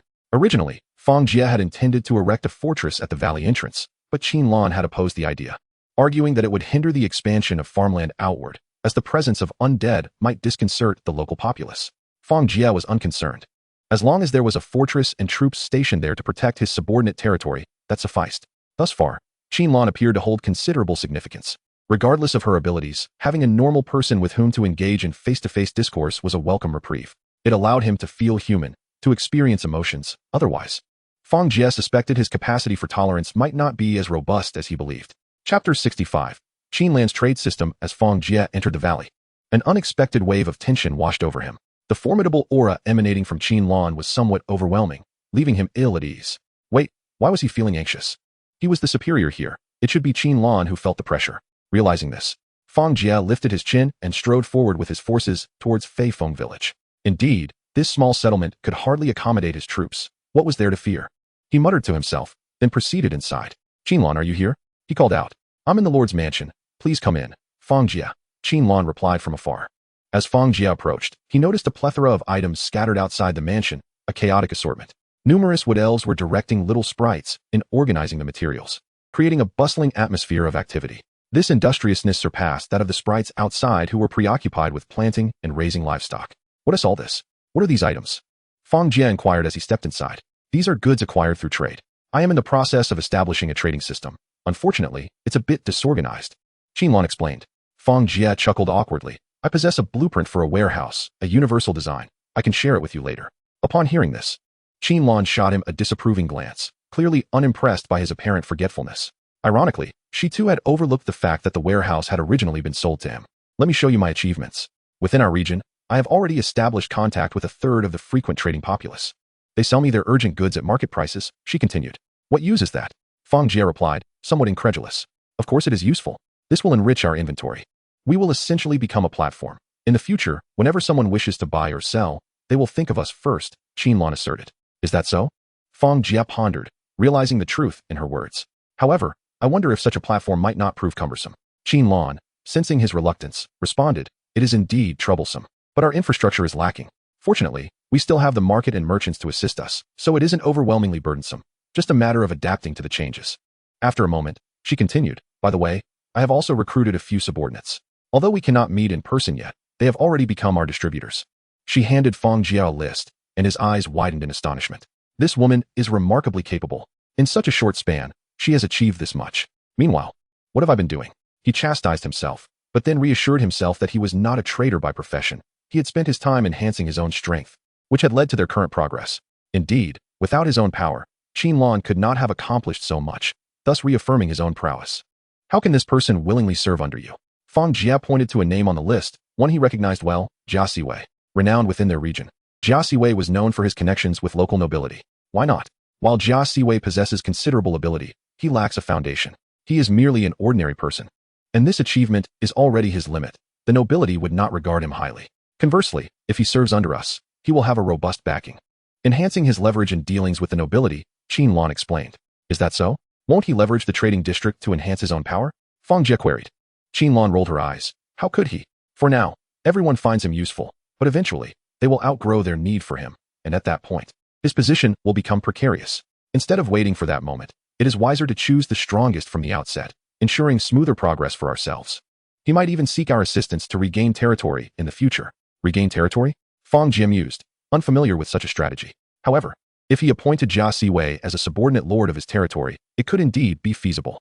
Though this appointed lord could only govern his own domain and could revert to being an ordinary person once stripped of that title. Of course, Jia Siwei has conditions.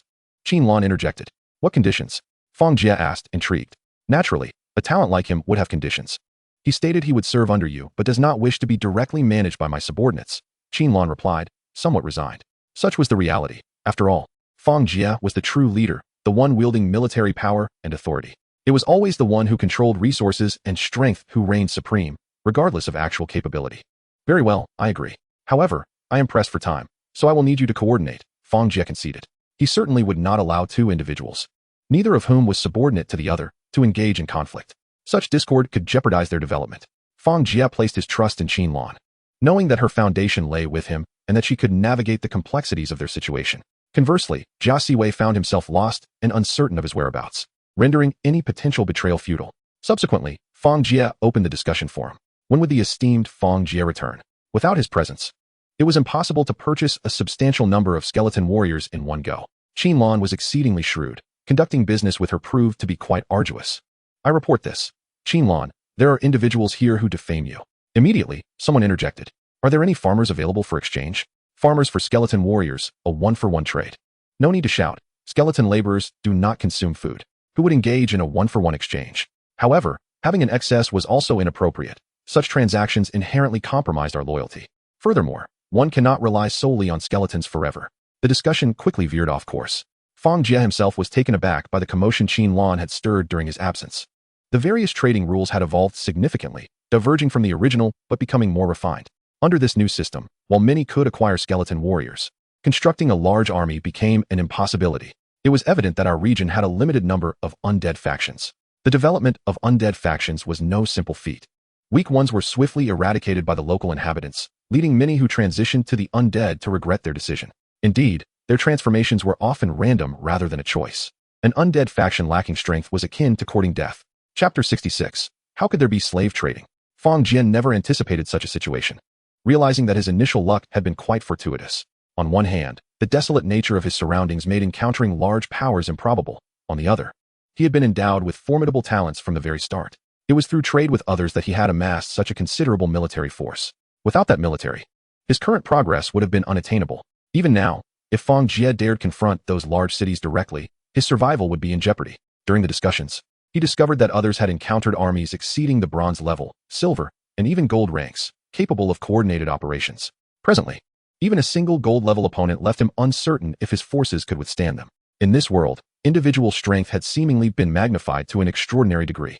As Fang Jie pondered these matters, a sudden commotion erupted outside. Positioned near the entrance, he looked up to see the source of the disturbance emanating from the marketplace.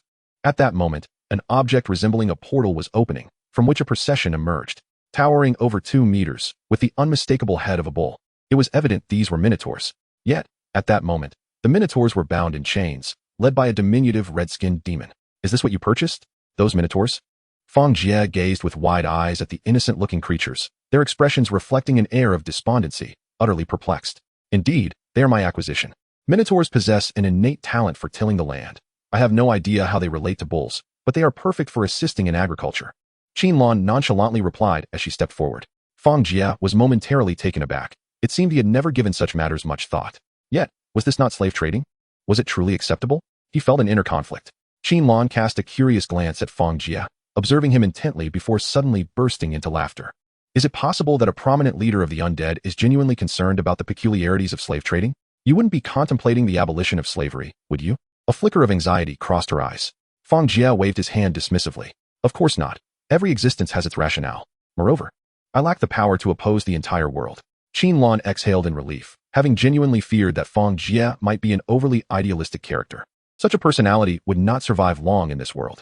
Thankfully, Fang Jie remained remarkably rational, cognizant of what was permissible and what was not. In truth, the existence of slaves has persisted through nearly every era, merely adopting different terminologies. If you disapprove of such practices, then we simply need not engage in them ourselves in the future. Fang Jie shook his head. There's no necessity. If required, we shall still procure them, provided we refrain from indiscriminately capturing and selling sentient beings similar to ourselves. Implicitly, he indicated that as long as those beings were unrecognized, their sale was of little consequence. After all, Fang Jie, being human, inherently viewed matters from a human perspective, his moral values shaped within the confines of human society. Despite his control over the undead, could they truly be classified as living beings? The undead might be deemed natural slaves, albeit of a particularly unsettling variety. Furthermore, if the units manufactured were somewhat dim-witted, they need not be regarded as normal individuals. In Fang Jie's understanding, those units resembled cloned entities. Unless they could transcend their limitations and evolve into heroic units, they remain mere tools. Qin nodded gently, fully comprehending Fang Jie's boundaries. Approaching the merchant, she completed the transaction, facilitating the Minotaur's transition to agricultural labor. The need for a formal exchange stemmed from the necessity of a slave contract for these newly acquired Minotaurs. This contract bore a modicum of magical enforcement. While not excessively powerful, it still required the individual's consent to sign. In essence, territorial control could be considered the most formidable form of contractual limitation. Even so, loyalty remained a factor. Typically, magical contracts, while useful, employed punishment as a means of control. Thus far, the inhabitants of their region had yet to encounter more potent forms of binding contracts. See if you can gather these materials. Fang Jie specified the items required for his alchemical workshop. Qin promptly examined the external supplies. We have copper and iron ingots and metal components, though not in sufficient quantity. Are you intending to create an alchemical automaton? Fang Jie did not conceal his intentions. Indeed, I possess a blueprint I wish to experiment with. It's a universal design. This time, Qin did not consider reluctance. Fang Jie would not permit himself to wield excessive military strength, rendering provocation unnecessary. For now, she preferred not to tarnish Fang Jie's impression of her. If this is the case, we will also need crystal powder for the automaton. Any energy crystal powder will suffice. Let us gather some. Fang Jie contemplated briefly before acquiescing. Let us collect a few. Who knows when we might need them?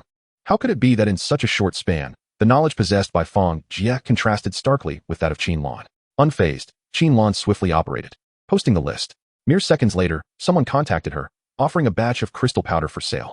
As for whether Qin or Fang Jie intended to use it, no one doubted their intentions. It was common knowledge that Qin belonged to the Elven faction while Fang Jie was aligned with the Undead. They were unlikely to require such resources. In the ensuing 2 days, Fang Jie took the opportunity to recuperate in Feifeng village while awaiting the arrival of materials. These items were rather sophisticated for the current inhabitants of Earth, which explained the complexities involved in their procurement. During this period, Fang Jie was not idle. He diligently sought to enhance his own prowess. To his surprise, it was not his summoned skeletons that advanced first, but rather his Black Lotus meditation technique. Indeed, although this meditation method seemed rather ineffective for a time following his upgrade, it was a unique gift originally bestowed upon him. After several days of nurturing, the Black Lotus meditation technique remarkably evolved on its own, adapting to his current level and enabling him to cultivate up to the bronze tier. He could even sense the potential for further enhancement, although such progression would require him to first attain the bronze rank. On the second day following the upgrade of the Black Lotus meditation technique, Fang Jie developed the spell for summoning skeleton soldiers. This was facilitated by his prior experience and the abundance of skeletons under his command, allowing for extensive experimentation. However, the creation of Black Iron tier skeleton warriors was beyond his current capabilities. Given his research pace, it might take several days to achieve that. This was still a relatively straightforward endeavor, were he to pursue a typical offensive spell. With his present knowledge and research capacity, he would be hard-pressed to make progress for a considerable time. Rather than embarking on such a tedious path, he deemed it more prudent to gather complete skill sets for study, particularly those related to necromancers. Qin rolled her eyes, remarking, "How could one casually collect skills? Everyone knows their immense value. Even if they exist, they are typically exchanged for skills of personal utility, rarely sold outright." It was evident that no one was a fool. Qin had certainly contemplated the idea of collection during her time, yet had been unsuccessful. Generally, if a skill was available for learning, she would acquire it herself. If not, it would serve as a bargaining tool or be temporarily stored away. Most individuals currently lacked even their own professions. Like Qin, she remained an ordinary person without a defined career. Although Fang Jie had mentioned the matter of the profession tower, her circumstances did not afford her the same fortune, rendering her unable to act for the time being. With a sense of resignation, Fang Jie resumed his studies. That afternoon, he suddenly sensed Fang Hao's presence. Being one of his subordinates, he could detect him from a distance, indicating that he was not far away. Fang Jie rose, drawing Qin's attention, though she remained silent. Shortly thereafter, he returned to Feifeng village accompanied by Fang Hao. "All right, let us discuss specifics," Fang Jie stated as he had just received Fang Hao, who reported discovering a formidable force in the south. Curious about Qin's perspective, Fang Jie brought Fang Hao along. "In the south, we have identified a remarkably powerful faction. Although we have yet to engage, as they are human forces, we are concerned that any contact could provoke their aggression." This was a reasonable apprehension.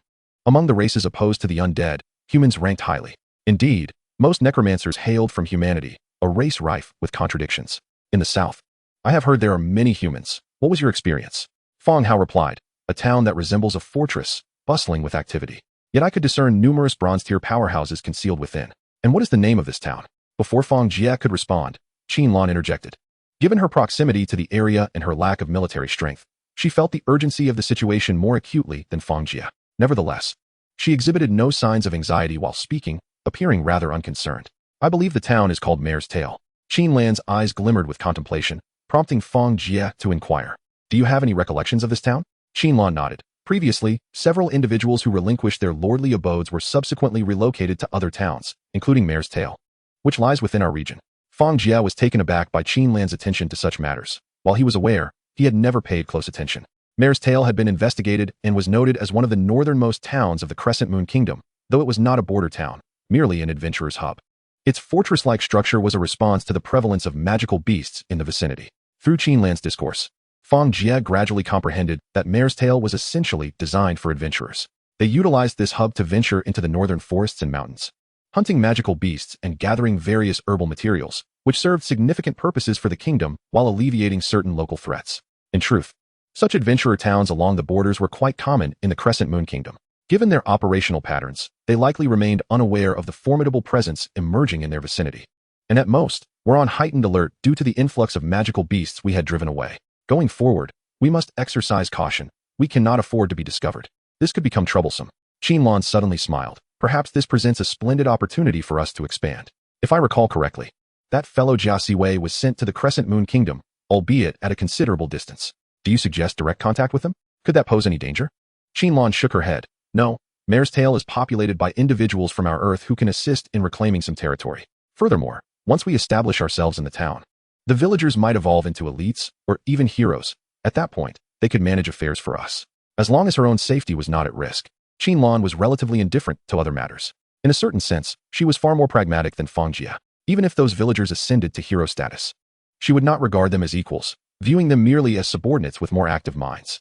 Although Qinlan would not willingly send her subordinates into peril, she would not hesitate to delegate dangerous tasks to them. Fang Jie pondered for a moment, realizing that Qinlan was more adept at these matters than he. Let us proceed according to your strategy. Do not hesitate to request assistance as needed. I shall return for a brief interlude. It has been several days since my last visit. Allow me to elaborate. Fang Jie addressed Qinlan. Are you departing now? Should you not observe the vessels? I have just procured a ship. A ship? How is that possible? One can actually purchase such a thing? Fang Jie's eyes widened in disbelief. Of course. Among the fragments here, one piece houses a shipyard. It appears that someone once constructed a wooden three-masted vessel, which subsequently ran aground upon the fragments. Qinlan chuckled softly. Initially, the locals intended to dismantle the ship for timber, but soon realized that felling trees was far more convenient than deconstructing a ship. They left it untouched until we expressed interest in acquiring it, and they decided to sell it to us at a remarkably low price. Qinlan gestured with her fingers. It costs merely 20 gold coins, though it lacks the unique functionalities of territorial vessels. Fang Jie marveled at their generosity, initially assuming there were no fools among them, only to be pleasantly surprised. However, it would be inaccurate to label them as foolish. They must have considered other factors. After all, such a sizable vessel stranded upon the shore is of no use to them. It is wiser to exchange it for some goods. Indeed, even with the transaction secured, we currently lack the means to utilize it, as it must be lifted into the water. My skeletal minions can row, but how can they communicate with humans? Moreover, Qinlan's subordinates have yet to acquire such skills, and they do not even possess a horse. Never mind, I shall return for now. Engaging in oceanic exploration necessitates substantial preparation. You should procure additional vessels, Fang Jie concluded, leading his troops toward his territory. In truth, the primary reason for his return was not as he had stated, but rather due to the increasing number of elites among his ranks awaiting the hero trials. Following the recent large-scale campaign, many ordinary skeletons had gradually evolved into elites through combat, while others had accumulated sufficient experience to reach the threshold of heroism. Yet, without Fang Jie's consent, these elites could not undertake the trials. The activation of the heroic trials tower required a certain expenditure of spiritual energy. Upon swiftly returning to his domain, Fang Jie pointed toward the tower, declaring, the spiritual energy can be utilized. Proceed to the trials. At his command, the skeletons sprang into action, hewing excitedly towards the trials tower. Fang Jie then found a suitable location and proclaimed, establish an alchemical workshop here. A swarm of skeletal laborers promptly rushed to begin construction. Although the workshop would struggle to thrive outside of the alchemical faction cities, its existence was still of value. As Fang Jie awaited the completion of the workshop, he made his way to his resource warehouse. After several days' absence, the stock of high-grade materials had nearly been depleted, necessitating his return to manufacturing. Such was the plight of a fledgling necromancer lord. Before long, Fang Jie noticed the emergence of new hero units on his panel: Withered Straw, Ashenbones, Bobo. What curious names. He suddenly realized that these skeletal elites had begun to name themselves. This was rather convenient, relieving him of the burden of naming them. Though the names were rather peculiar, he resigned himself to the fact that as long as they were content with their names, that sufficed. Upon stepping outside, Fang Jie observed the transformed skeletal warriors and archers, now of a more advanced black iron tier, though none had yet achieved hero status. Gather round. Let us assess your capabilities. Fang Jie instructed the new heroes, only to find them lacking in comparison to Fang Hao and others. What is the meaning of this? Why are they so weak? Fang Hao approached and explained, they are merely evolved from elites through the heroic trials tower, essentially substandard. A proper hero emerges by surpassing their own limits before ascending through the trials. Fang Jie was taken aback by this revelation, as both Fang Hao and Koster had attained their statuses through unique means. Did you not encounter this issue? We did not.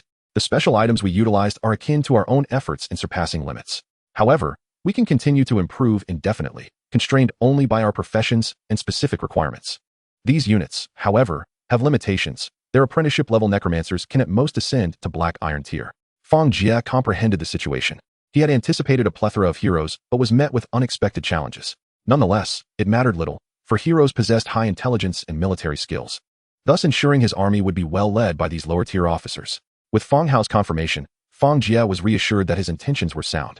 Then, I shall permit them to lead their troops in exploration and expansion without hesitation. Fang Hao nodded. Indeed, there is no deficiency in their intellect. They are comparable to us. With this affirmation, Fang Jie felt empowered to act. To the east lay the vast ocean, to the south the Crescent Kingdom, and to the north, Coster was already exploring. Thus, he sent his newly minted hero units westward to embark on their exploratory mission. As more heroes emerged, many of his burdens would soon lighten. My lord, you can delegate the crafting of materials to the hero units. They are capable of utilizing the synthesis blueprints. Fang Hao interjected. Fang Jie paused, taken aback by this timely revelation. Had Fang Hao held back this information out of concern that he might assign him to such tedious tasks? Yet, it was true that Fang Jie was the type who might undertake such laborious work. Casting a reproachful glance at the indifferent Fang Hao, he summoned several skeletal heroes to assume his responsibilities. The 100% loyal skeletal heroes exchanged glances. Though reluctant, they dutifully set to work. At last, Fang Jie felt a sense of liberation. However, a troubling thought struck him. Why was there such a stark contrast between those who entered and those who emerged? He suddenly realized that while many elite skeletons had entered the Trials Tower, the number of fully formed heroes was far fewer than he had anticipated. Was the failure rate truly so high? What had become of those who had failed? He turned to Fang Hao, who seemed to possess knowledge of the intricacies involved, as the wisdom of herohood was directly imparted to him. Indeed, Fang Hao affirmed, maintaining his calm demeanor, the success rates vary among different buildings. The naturally occurring vocational towers are marvels. Even if one fails the trials or meets their demise within, they can respawn outside without consequence. The utmost consequence would be the attainment of professional failure, resulting in a diminished ceiling for the benefits garnered from subsequent trials. Fang Jie had never anticipated this. His initial preparation was to safeguard his life upon failure. Even in the face of a failed trial, survival was paramount. Little did he know, he was virtually invulnerable to death. Had he been aware of this prior to the last trial, he might have adopted a more aggressive stance, potentially jeopardizing the completion of his mission. The thought of enduring failure only to be penalized with reduced benefits was intolerable. Moreover, who could ascertain if his potential might also wane, thereby influencing his future prospects? Fortunately, despite his ignorance of these particulars, Fang Jie had astonishingly succeeded in passing the trials in one fell swoop. If he had utilized the internal professional tower within his territory, death would have been a genuine peril, and the benefits would have diminished. This was far less favorable than the naturally occurring wonders. Ultimately, the hero trial tower of their kind could only be employed by the troops of his own territory. Observing their success rate, which hovered around a mere 10%, the consequences of failure were dire, immediate death. What then of leveling up? Fang Hao remarked nonchalantly, failing a leveling test is merely a setback. One may simply try again next time. However, regardless of the trial, should failure occur, any future success would yield progressively diminishing returns, potentially nearing insignificance. It appeared this was a fundamental rule of the world. Fang Jie mused silently. Yet, a success rate of 1 in 10, upon reflection, did not seem so daunting. Each trial required 1,000 spiritual points. Thus, a 10% success ratio implied that 10,000 spiritual points could yield a single hero. In this light, an investment of 100,000 spiritual points could produce 100 heroes. Although his territory was substantial and his forces numerous, 100 heroes would suffice, perhaps even exceed his needs. These were not elite heroes, merely low-tier ones, sufficient for emergency situations. The remaining elite troops would be spared from trials, allowing them to push their limits externally. Once they broke through, they would emerge as proper heroes, with the necessary time for gradual accumulation. In Fang Jie's view, prior to becoming heroes, even elite skeletons were merely tools. Tools, by their very nature, could be sacrificed, even if 10 perished for one to succeed. It was merely an investment. When the yield met his expectations, Fang Jie bore no qualms about discarding a portion of those investments. My lord, the alchemy workshop has been completed. Has it been finished? Excellent. Let us produce a few for inspection. Alchemy workshop, bronze, level 1. Capable of producing various puppet troops and processing metal components. Upgrading requires 1,000 units of exquisite stone bricks, 1,000 units of exquisite wooden planks, 500 units of marble slabs, 500 units of carved wooden boards, 200 units of iron ingots, 200 units of copper ingots, 500 units of metal parts, and 5,000 gold coins. Low-quality puppet level 1. Rank, apprentice, requires 3 units of wood, 1 unit of low-quality metal parts, 1 unit of crystal powder. Wood puppet level 1. Rank, black iron, requires 3 units of hardwood, 1 unit of metal parts, 3 units of crystal powder. Mechanical Eagle Level 1. Rank, Black Iron. Requires 2 units of hardwood, 2 units of metal parts, 3 units of crystal powder. Stone Puppet Level 1. Rank, Bronze. Requires 2 units of solid stone, 5 units of metal parts, 100 units of crystal powder. The upgrade for the alchemy workshop remarkably required the same materials as the initial construction. Nevertheless, Fang Jie decided to produce the units first and evaluate the need for upgrades later. Before long, the low-quality puppet emerged, resembling those Fang Jie had previously encountered. In the alchemical system, such low-quality puppets served as the equivalent of peasant units, albeit his production lacked the skills of genuine farmers. However, upon testing, he discovered that this unit's combat abilities surpassed those of level 3 peasant units. Truly, it was the strongest single combat puppet type, albeit at a considerable cost, primarily due to the expense of the metal and crystal powder, which required a significant investment. The wood puppet, classified as Black Iron, was pitted against one of Fang Jie's skeleton warriors. The outcome was unmistakable. Despite the wood puppet's lack of consciousness, its materials were exceedingly resilient. Though only at level 1, the skeleton warrior found itself outmatched. Were it not for his undead's ability to proliferate and their affordability, Fang Jie might have considered replacing his primary troops. Shortly thereafter, the mechanical eagle was produced. This puppet, entirely black, boasted a wingspan of 3 meters. Regrettably, its combat style was confined to melee, swooping down to engage foes, and its combat prowess was rather lacking. Fang Jie realized that the blueprint he had acquired seemed rather futile. Marketed as an aerial unit, it possessed minimal combat capability, serving primarily to counter other aerial forces. It appeared that a fraction of these would suffice for construction purposes. While musing on this, Fang Jie suddenly noticed that the mechanical eagle had lifted a wood puppet into the air. Such impressive carrying capacity. Could it possibly bear a human? If it could transport individuals, the strategic implications would be profound. He could travel wherever he wished, even establishing air routes, significantly easing the journey from his territory to Fafing village. Through rigorous testing, Fang Jie confirmed that the mechanical eagle could indeed carry a passenger. Despite his considerable weight, it managed to transport him, albeit at a reduced speed. Nevertheless, flying was certainly swifter than traversing the ground. The journey from here to Fafing village might take merely a matter of minutes. With this capability, operational speed could be greatly accelerated. It was imperative to manufacture several more. He must also notify Qin Lan to gather additional materials. While the alchemy workshop could produce metal parts, ores and crystal powder were beyond its capabilities. With no resources available on his end, Fang Jie had no choice but to rely on Qin Lan for collection. Lastly, the bronze-level stone puppet differed significantly from what he had previously witnessed. These were no longer incomplete. Standing nearly 3 meters tall, the stone puppet resembled a statue. Although its movements were sluggish, its strength and offensive capabilities surpassed those of his skeletal war elephants. The only drawback was its exorbitant cost. Otherwise, mass production would be feasible. Chapter 70. Aerial Freight Route. Given its usefulness, Fang Jie resolved to continue upgrading, elevating the alchemy workshop to level 5 in one breath. He refrained from advancing further due to a lack of upgrade materials. Alchemy workshop, bronze, level 5, capable of producing various puppet troops and processing metal components. Upgrading requires 10,000 units of exquisite stone bricks, 10,000 units of exquisite wooden planks, 5,000 units of marble slabs, 5,000 units of carved wooden boards, 2,000 units of iron ingots, 2,000 units of copper ingots, 5,000 units of metal parts, 10 elemental gems, 10 energy crystals, and 500,000 gold coins. To continue upgrading the level 5 alchemy workshop, elemental gems and energy crystals were now required. Fang Jie reminisced about the unique crystal he once faced, which had unleashed the stored magical energy within him, compelling him to advance prematurely to the rank of a black iron level necromancer. It appears that such a substance must be gathered for construction purposes. However, it was evident that he lacked any in his possession.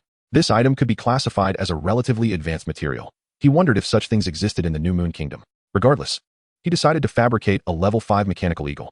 As he anticipated, it indeed had grown in size. Fang Jie observed the mechanical eagle, which had doubled in dimensions.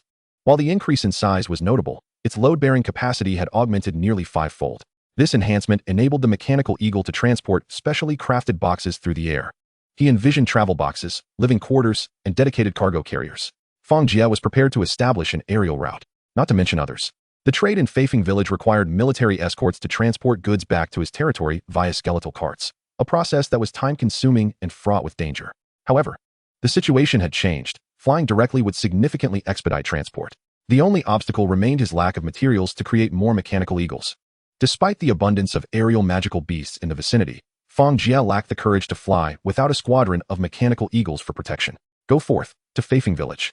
He instructed, notifying Qinlan, and sent the mechanical eagle on its journey. In no time, Qinlan spotted the newly crafted mechanical eagle. Your alchemical workshop is capable of producing such wonders. The value of this creation surpasses your expectations. Unfortunately, the humans in our region are not affluent enough. Otherwise, there would surely be buyers. Is it truly that remarkable? It is merely a black iron-level alchemical puppet, Fang Jie replied. Do you underestimate its significance? Consider it a private aircraft. It is far safer than one. While its price may not be exorbitant, it will attract more buyers. In the long run, few will be able to manufacture mechanical eagles, she countered. Fang Jie pondered briefly, realizing the merit in her words.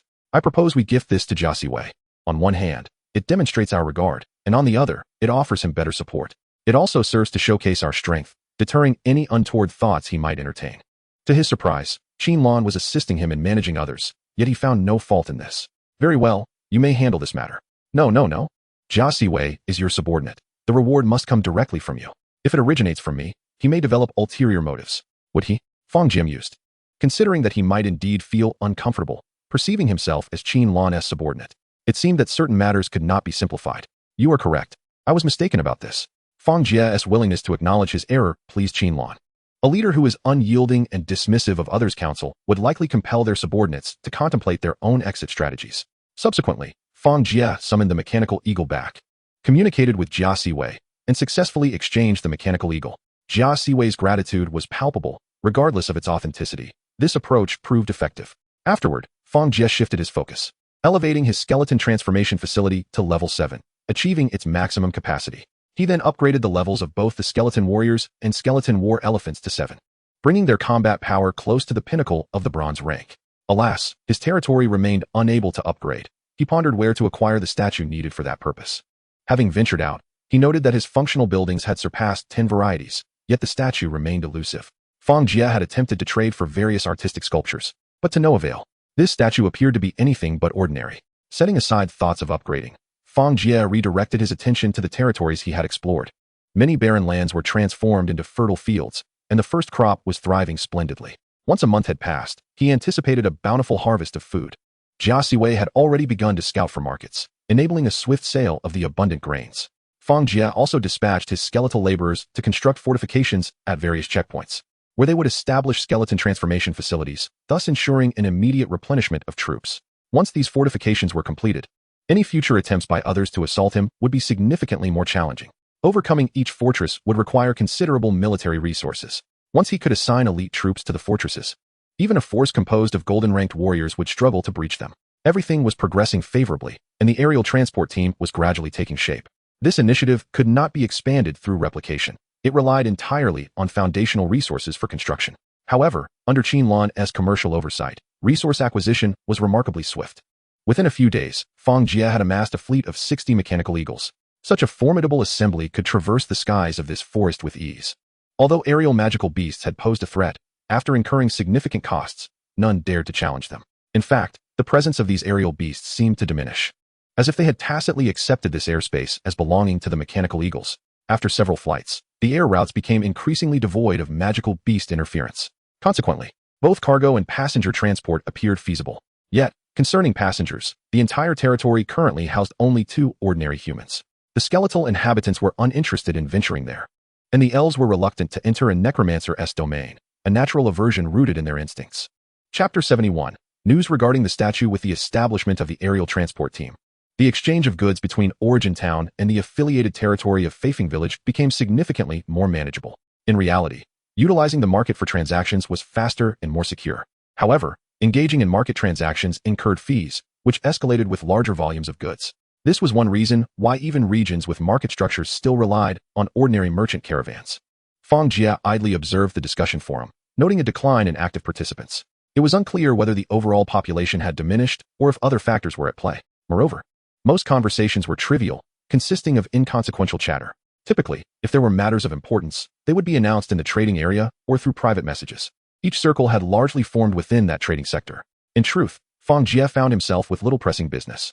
The undead were producing, and once they were generated, he could simply undergo fission.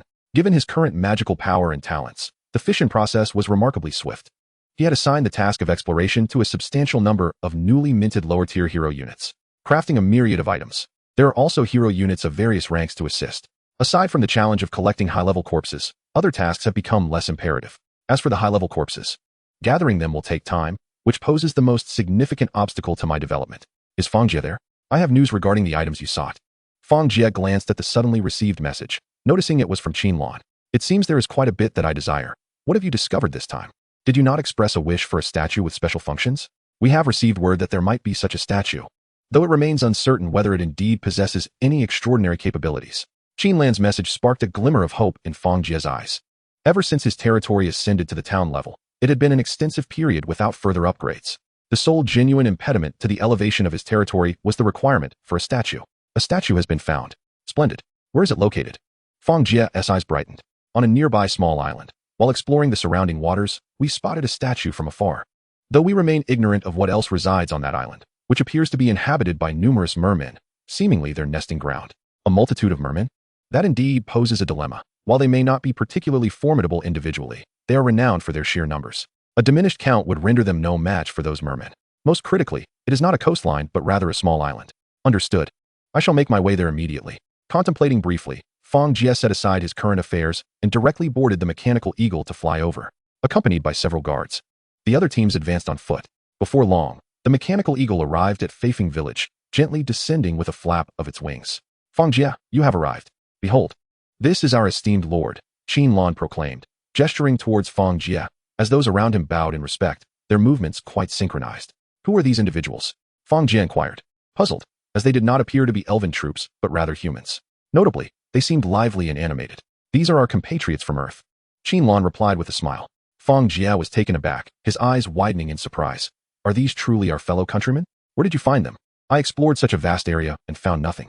Qinlan pointed southward, over by the mare's tail grass town. Did we not already discover that area?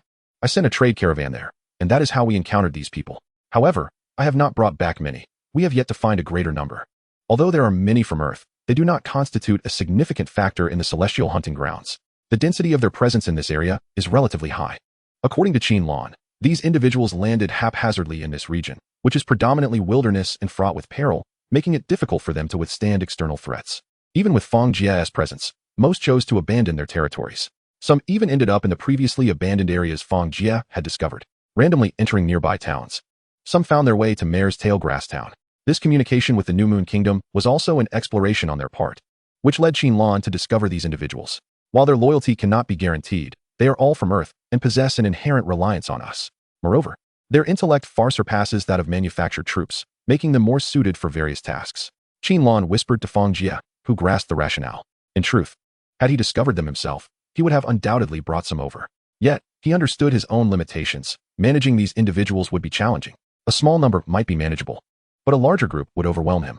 This batch accompanying Qinlan already comprises over a dozen, with reports of others joining the caravan, totaling more than 20. Qinlan then began discussing strategies for managing them, which were rather complex. Listening intently, Fang Jie realized that this was indeed not suitable for him. He preferred to oversee the undead hero units, as their loyalty was unwavering. Very well, I understand. You shall manage these individuals from now on. But first, let us discuss the statue situation. A glimmer of delight flashed in Qinlan's eyes. Once these individuals became her subordinates, their bond would strengthen. Even as Fang Jie's influence grew, it would be unlikely for him to discard her. Stability in position is a crucial cornerstone for pursuing development. Understood. If this is beyond your expertise, I shall take charge. Let us investigate the location of the statue. However, I am unclear about how to deal with those mermen. That will be up to you. Subsequently, Qinlan led Fang Jie towards his lord's mansion. As they departed, the onlookers began to murmur. That is Fang Jie, the Great One. He seems rather ordinary. Ordinary? Humph, you all are so enamored with appearances. Can someone with such strength be deemed ordinary? Just look at that mechanical eagle. It is a flying combat unit. Indeed, Sister Qinlan has become so powerful, yet she still seeks the protection of Fang Jie. How formidable must he be? I recall that valley over there harbors numerous undead armies. They have all been sent there to witness. Qinlan encouraged them to observe as a display of strength. Chapter 72. The naive assistant. This location is Misty Island, where we discovered a statue. Why is it called Misty Island? Does it hold any significance? Qinlan was momentarily speechless. Was this really the focal point of your inquiry? The island is situated over the sea, often shrouded in mist, with visibility only clear from 10 in the morning until 3 in the afternoon, hence its name. This situation seems rather unremarkable. We saw those unique structures when visibility permitted. There appears to be a ruin there, the origins of which are unknown, but in the center stands something resembling a statue. In other words, you did not clearly discern what it was. Indeed, I did not see it well, but do you not have the mechanical eagle? You can ascertain its nature later. Fang Jie contemplated, then stated, in that case, I shall go and take a look. His army would take some time to arrive, but he could venture forth to investigate. Subsequently, Fang Jie chose not to use the mechanical eagle and instead rode in a bone chariot towards that direction. The bone-war elephant was rather large, making it impractical for transportation via the mechanical eagle. As he observed the departing figures, Lu Yuanyuan cautiously approached. Sister Lan, is Fang Jie going to the seaside? Qin Lan nodded gently. Yes, he has matters to attend to at the seaside. We must develop the ocean in the future. Those from Earth have a vastly different perception of the seaside compared to the natives. In the eyes of the Earthlings, the coastal edges are among the most promising areas for advancement. Sister Lan, what do you think of Fang Jie? Is he very fierce? Qin Lan found it amusing that Lu Yuanyuan possessed commendable abilities in various aspects, yet her somewhat naive demeanor was endearing. Lu Yuanyuan was not unattractive. Her round face was quite charming, and she was naturally petite and delicate. However, her timid disposition often elicited both laughter and tears. Ironically, Lu Yuanyuan was quite intelligent and adept at managing the tasks assigned to her with remarkable organization. Qin Lan had every intention of nurturing this young lady to become her capable assistant. She had potential but lacked ambition, and her somewhat dull personality made her an ideal candidate for the role. Others, either too shrewd, which raised concerns about conflicting interests, or too inept to handle significant responsibilities, paled in comparison to Lu Yuanyuan's suitability. You must have noticed that Fang Jie is usually quite gentle, as long as he is not provoked, Qin Lan remarked. Is that so? I had thought that those who could choose the undead as their allies would possess some unique qualities, Lu Yuanyuan replied, cautious not to speak out of turn for fear of attracting unwanted attention. Rest assured, as long as you all attend to your duties and refrain from speaking indiscreetly, I will handle the rest.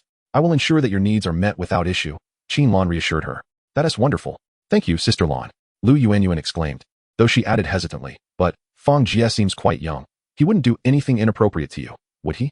Qin Lan paused, then laughed lightly. Indeed. A youthful superior. Do you think he can resist temptation? She struggled to maintain a serious demeanor, fighting back laughter. It was clear that Fang Jie was still a novice.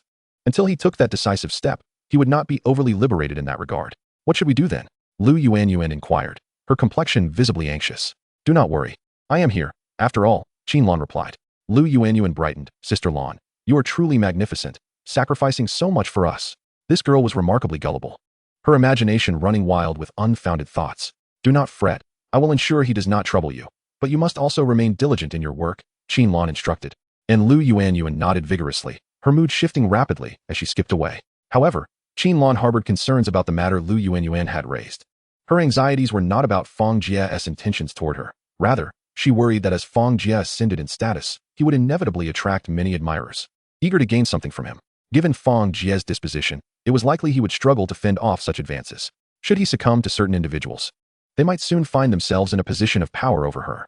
Qin Lan was confident in her abilities to become an indispensable ally to Fang Jie. Yet, the most critical aspect of military power lay firmly in Fang Jie's hands.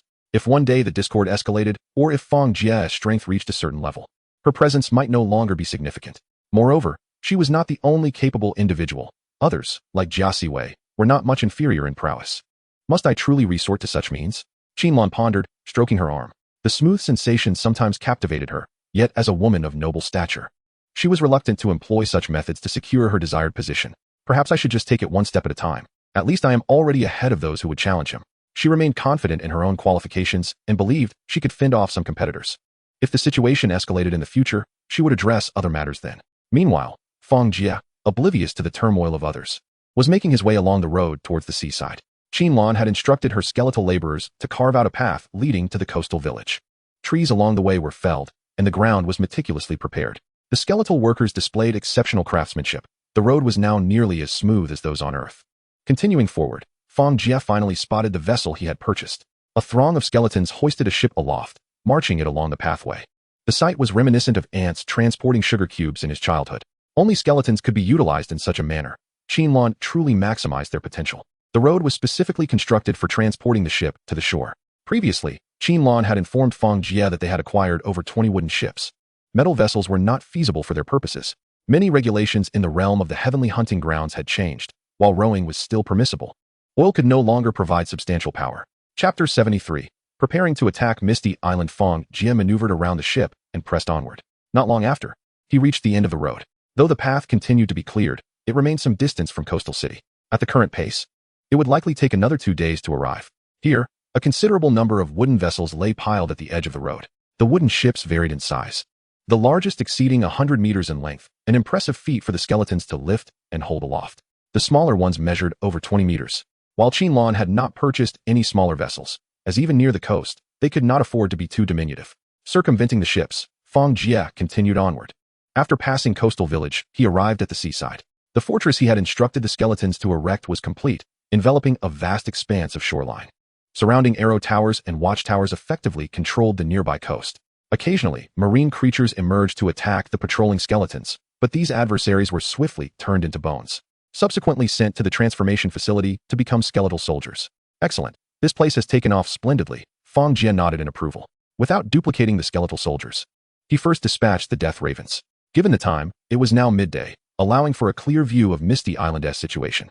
The island was not far from the shore, and Fang Jie was able to observe it closely. Indeed, there were ruins. The central structure appeared to be a statue. Through the death ravens, Fang Jie focused on a particular island. Rather than an island, it resembled a larger rock formation. The ruins had likely stood for countless years, their original purpose obscured.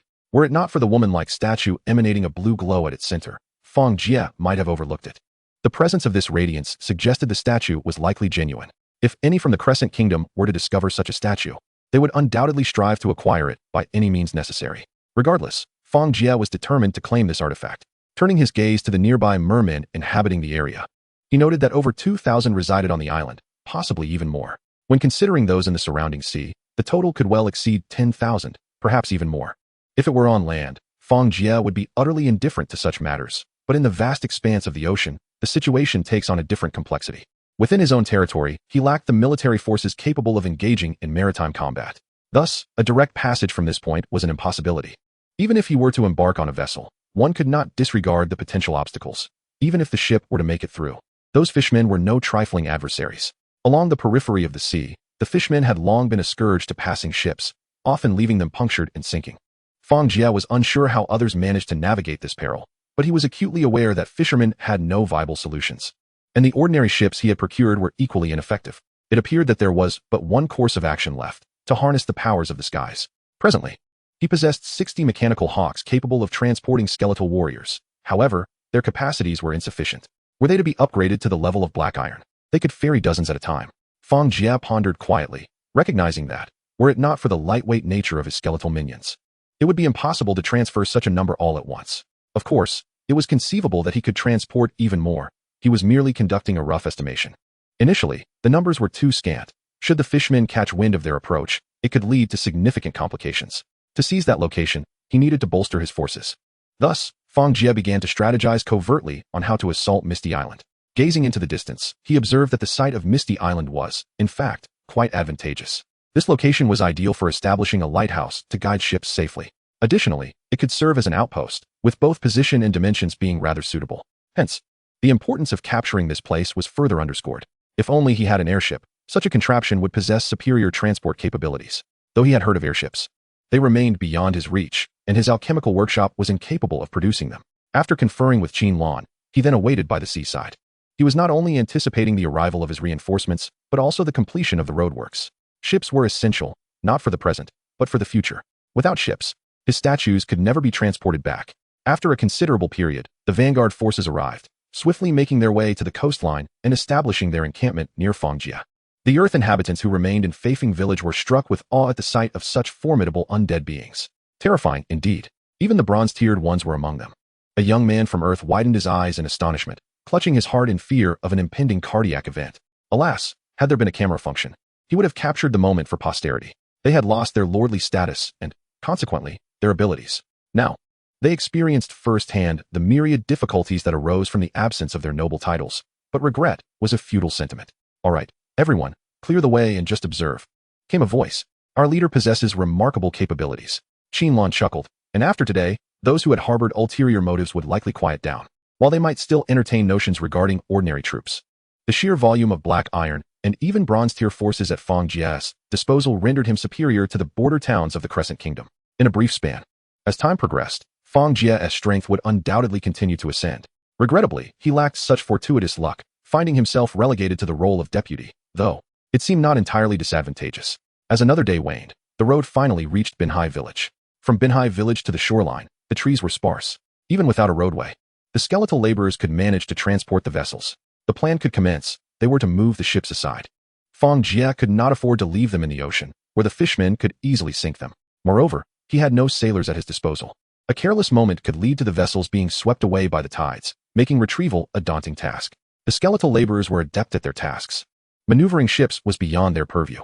Fang Jie awaited the evening, then gazed into the distance. The timing was perfect. Let the operation begin. Behind him, the mechanical hawks were poised and ready. After days of diligent material collection, he now commanded over 80 mechanical hawks.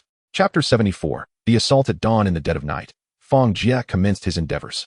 The mechanical hawks, bearing shadowy figures, glided silently towards Misty Island. Having previously observed the situation, Fang Jie had developed a considerable understanding of the opposing forces. Although the island was not particularly large, the fishmen typically refrained from venturing into its center. It remained unclear whether they merely found the edges sufficient or if they harbored an aversion to the central statue. In any case, the fishmen generally occupied the periphery of the island, especially at night, when only a scant few would remain vigilant at the edges. These fishmen were creatures of the night. It was only before dawn that they would return in droves to the island's outskirts to rest. A portion would ascend to the shore, while the majority remained submerged. The mechanical hawks gently descended into the heart of the island, depositing the shadowy figures. Upon landing, these figures became utterly still. Upon closer inspection, they were either skeletons or zombies. Indeed, in such confined quarters, zombies proved more effective than skeletons in combat. For the sake of these zombies, Fang Jie had previously returned to his domain, upgrading the graveyard to its maximum level of 5. Subsequently, a batch of level 5 armored zombies was produced, which, alongside the skeletal warriors, were dispatched to Misty Island, temporarily stationed there without a sound. The mechanical hawks were not merely cargo transporters, they were combat units. Fang Jie had previously tasked them with capturing fishmen for research, thus he was well acquainted with their traits. In the water, fishmen possessed acute hearing and perception, their vision better suited for murky depths. However, on land, their eyesight paled in comparison to that of humans. Their hearing and perception waned significantly, otherwise, Fang Jie would not have employed such tactics. Throughout the night, the mechanical hawks flitted back and forth, continuously transporting substantial forces to Misty Island. Gradually, the ranks of black iron warriors swelled, and ultimately, Fang Jie even sent some novice skeletons and skeletal archers to join the fray. Additionally, a contingent of bronze-tier skeletal warriors was included. This would pose little issue. Were it not for the inappropriateness of the terrain for the bone war elephants and skeletal cavalry, he would have sought to transport them as well. Of course, the bone war elephants were too heavy for the mechanical hawks to carry. As the night wore on, nearing dawn, the fishmen who had been active throughout the night returned to Misty Island with the rising tide. Fang Jie ceased the transportation of troops, wary of detection. As long as the undead remained motionless, they would go unnoticed unless the fishmen approached. The fishmen returned to the shore, simply lying down to rest, with some even floating in the nearby waters. Such environmental shifts posed little challenge for the fishmen, as they were inherently amphibious beings. By the time dawn broke, most of these fishmen had succumbed to slumber. Excellent, let the slaughter commence. Fang Jie issued the signal for attack. The opposing side dispatched 3 low-tier heroes, and he promptly directed his troops to engage. For this battle, Fang Jie had summoned Fang Hao, whose strategies significantly enhanced the combat prowess of the undead. With unwavering determination, they began their advance towards the enemy's position. Upon Fang Jie's command, the mechanical hawks were instructed to expedite the troop deployment, this time without the need for caution, resulting in a grand and swift transportation effort. Unfortunately, the majority of the mermen were submerged, rendering the mechanical hawks ineffective against oceanic creatures. Although the mermen possessed diminished sensory abilities on land, the commotion was too pronounced to go unnoticed. As they groggily opened their eyes, they were met with the sight of weapons aimed directly at them. Some mermen had yet to fully awaken when they were already dispatched. The skeletal arrows flew through the air, striking the mermen like targets. Blood gushed forth, flowing along the shoreline into the sea.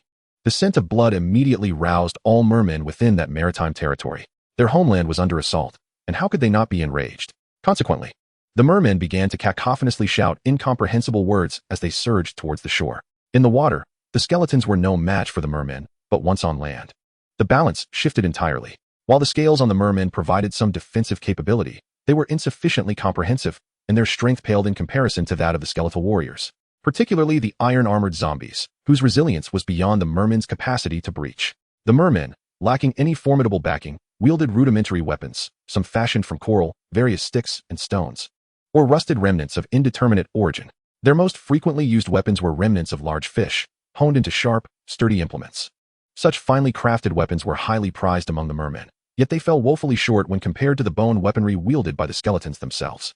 In the heat of battle, some mermen discarded their own weapons in favor of those left behind by fallen skeletons, discovering that these new weapons felt far more comfortable in their grasp. The skirmish raged from dawn until the fog gradually dissipated, leaving traces of crimson in its wake. The mist was advantageous for other beings, yet it posed no hindrance to the undead. Regrettably, the mermen were unable to penetrate the fog to discern the unfolding scene. When the fog finally lifted, the mermen beheld the horrific sight before them. The island's periphery was strewn with the corpses of their kin, the count surpassing 5,000. Perhaps even more. While mermen may not excel in arithmetic, they were keen observers. It seemed the remaining mermen had not suffered as great a loss. They gazed longingly at the water pools along the island's edge, home to the young mermen, their progeny. Yet, confronted with the sight of their fallen brethren, the mermen felt a bitter helplessness. Thus, they stood their ground in the water, facing off against the skeletons on the island, unwilling to retreat. They considered killing the young mermen to gauge the reaction. Fang Jie frowned. The mermen remained offshore, and he had no means to pursue them. Their strength in the water was too limited for him to intervene. At his command, the undead commenced their slaughter. Observing the undead's actions, the mermen became restless, yet they still refrained from charging forward. In their simplistic minds, they perceived the undead as adversaries competing for their territory. Ultimately, the mermen engaged in a hurried discussion, one by one submerging into the depths of the sea. Chapter 75. The statue of the cold wind maiden. Have they truly departed so swiftly? Fang Jie questioned, a hint of skepticism lingering in his thoughts. He then instructed the mechanical hawks to drop some skeletons into the water. Through careful observation from various vantage points, he confirmed that the mermen had indeed vacated the area, and not merely for a temporary retreat. They were migrating far into the distance. It appeared they had truly left, which was understandable. This was not a siege test requiring them to fight to the last. With their departure confirmed, Fang Jie felt a wave of relief wash over him. He then ordered the skeletons to place a boat in the water, with skeletal laborers beginning to row. Indeed, there was no need for sails, as the skeletal laborers were incapable of managing them. Though relying on human power proved somewhat cumbersome, it mattered little, for these skeletons would never tire. Fang Jie watched as the skeletons rowed the boat clumsily, eventually anchoring perilously close to the island, allowing other skeletons onshore to pull the vessel in with ropes. They then organized a group of skeletons to excavate the statue and carefully transfer it onto the boat. It was all rather amateurish. Developing a naval force required aquatic troops. Fang Jie felt an urge to bury his face in his hands. The lack of suitable units was a significant impediment. The ship had been procured, yet sailing itself was an intricate endeavor. Fang Jie subsequently commanded some skeletal laborers to remain behind and clear the ruins of Misty Island. Simultaneously, they were to construct a fortress to serve as a transshipment station for vessels, as well as a watchtower. As for the choice of who would oversee this fortress, a hero unit upgraded from a skeleton soldier would suffice. Before long, the boat returned, delivering the statue to Fang Jie's presence. Statue of the Cold Wind Maiden, a special statue that, when placed within the territory, grants the blessing of the Cold Wind Maiden. Blessing of the Cold Wind Maiden. All units within the territory receive a 10 increase in cold resistance. Attacks deal an additional 10 cold damage. And ice attribute units within the territory experience an accelerated training rate. Indeed, it was a special statue. Its capabilities encompassed all units under his command, making it exceptionally powerful. While the enhancements may not appear substantial at first glance, the collective boost was undeniably formidable. Fang Jie tested the effect, discovering that his skeleton's attacks were indeed enhanced with a chilling energy. Each strike was accompanied by a gust of bone-chilling cold. This icy wind had little effect on the undead, but for living beings, it was an entirely different matter. The cold breeze could induce discomfort, and even some stronger undead creatures could freeze ordinary opponents with their attacks, which was rather impressive. Unfortunately, there were no ice attribute units within the territory, so the training enhancement could not manifest. As for the cold resistance, it was not particularly useful, as the undead were naturally impervious to cold, unless they were frozen. However, it would prove beneficial for the units within his elven subordinate territory. After reviewing the statue's abilities, Fang Jie turned his attention to its design. The statue stood over 5 meters tall, quite imposing. It was unclear what material it was made from. It resembled stone, yet was not entirely so, as it was significantly lighter than typical stone. The statue emitted a soft, blue-green luminescence, akin to a gathering of fireflies. The glow was not overly intense. On the contrary, it was quite gentle, yet it commanded attention. The statue depicted a delicately crafted maiden, adorned in flowing, satin-like garments, her hands empty of weapons or any other items. However, ethereal, stream-like tendrils seemed to entwine around her. This must signify the biting chill of the winter wind, Fang Jie mused inwardly. He pondered whether this cold wind maiden might be some form of deity. What does it matter? Let me first examine the spoils of this battle, he muttered to himself. Fang Jie observed as the skeletons unloaded a bronze chest from the ship, not particularly large in size. Upon opening it, he discovered 2 items on the ground, one of which was a card. Fishman unit card. Summon 1,000 fishmen, 2 black iron fishmen. A rather unremarkable card. Yet it bore the insignia of fishmen, presumably because he had just battled against them. Ever since he had aligned himself with the undead faction, the items he acquired had predominantly catered to the needs of that very faction. In fact, Fang Jie speculated that others likely experienced a similar trend. This was the first time he had received something not belonging to the undead, but fishmen could indeed prove useful, whether for escorting or developing coastal areas. These fishmen held some potential. Let us leave this to Qin Lan. She can decide how to handle it. Fang Jie resolved to pass it on to Qin Lan. After all, he had initially promised her to manage the commercial affairs of the territory. It would be only fitting to include maritime trade as well. As for the future, he would separate it once he found a suitable candidate. Fang Jie felt no apprehension about granting Qin Lan significant authority. Whether it was a subconscious lack of concern or simply ignorance, he could not tell. Regardless, with military power in his grasp, he was indeed indifferent to many matters. Glancing at the remaining item, he sighed. It appeared that acquiring vital structures related to the ocean was not as effortless as he had hoped. Fang Jie examined the blueprint in his hands. It was a design for a fishing ground. This building type was pertinent to marine production and served as a vital auxiliary structure for everyday life. Though he was uncertain how many spiritual points and bones it would yield.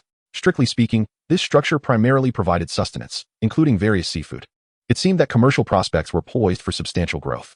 Fang Jie, resigned, decided to share the blueprint with Qin Lan later. Upon returning to Coastal City, Fang Jie utilized the discussion forum to relay the details of the situation to Qin Lan before embarking on the journey back. He also needed to expedite the return of the statue to upgrade his town. Before reaching the mouth of the valley, he spotted Qin Lan approaching with her entourage. However, among her companions, only a timid, petite girl remained. The others had vanished. Fang Jie, did you really drive away all the fishmen? She inquired. Of course. Here is the fishman card. You might find it useful. Fang Jie replied. Seize the opportunity to gather blueprints for marine unit structures, even if I cannot utilize them. You certainly can. Fang Jie found himself at a loss. Lacking such units himself, he reluctantly decided to ease the military restrictions on Fafing Village. Once he acquired substitute units, he could impose limitations again.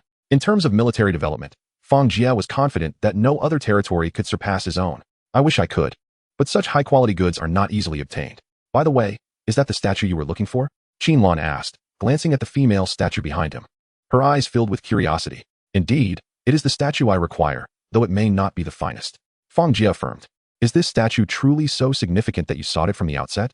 Both Qin Lan and Lu Yuan, who stood nearby, were intrigued, particularly upon learning the statue's attributes, which surpassed the talents of most villages that had undergone standard evaluations. Fang Jie nodded in agreement. It is indeed crucial. You will understand once you reach the town level. Without a statue, one cannot advance further, at least not in my undead faction.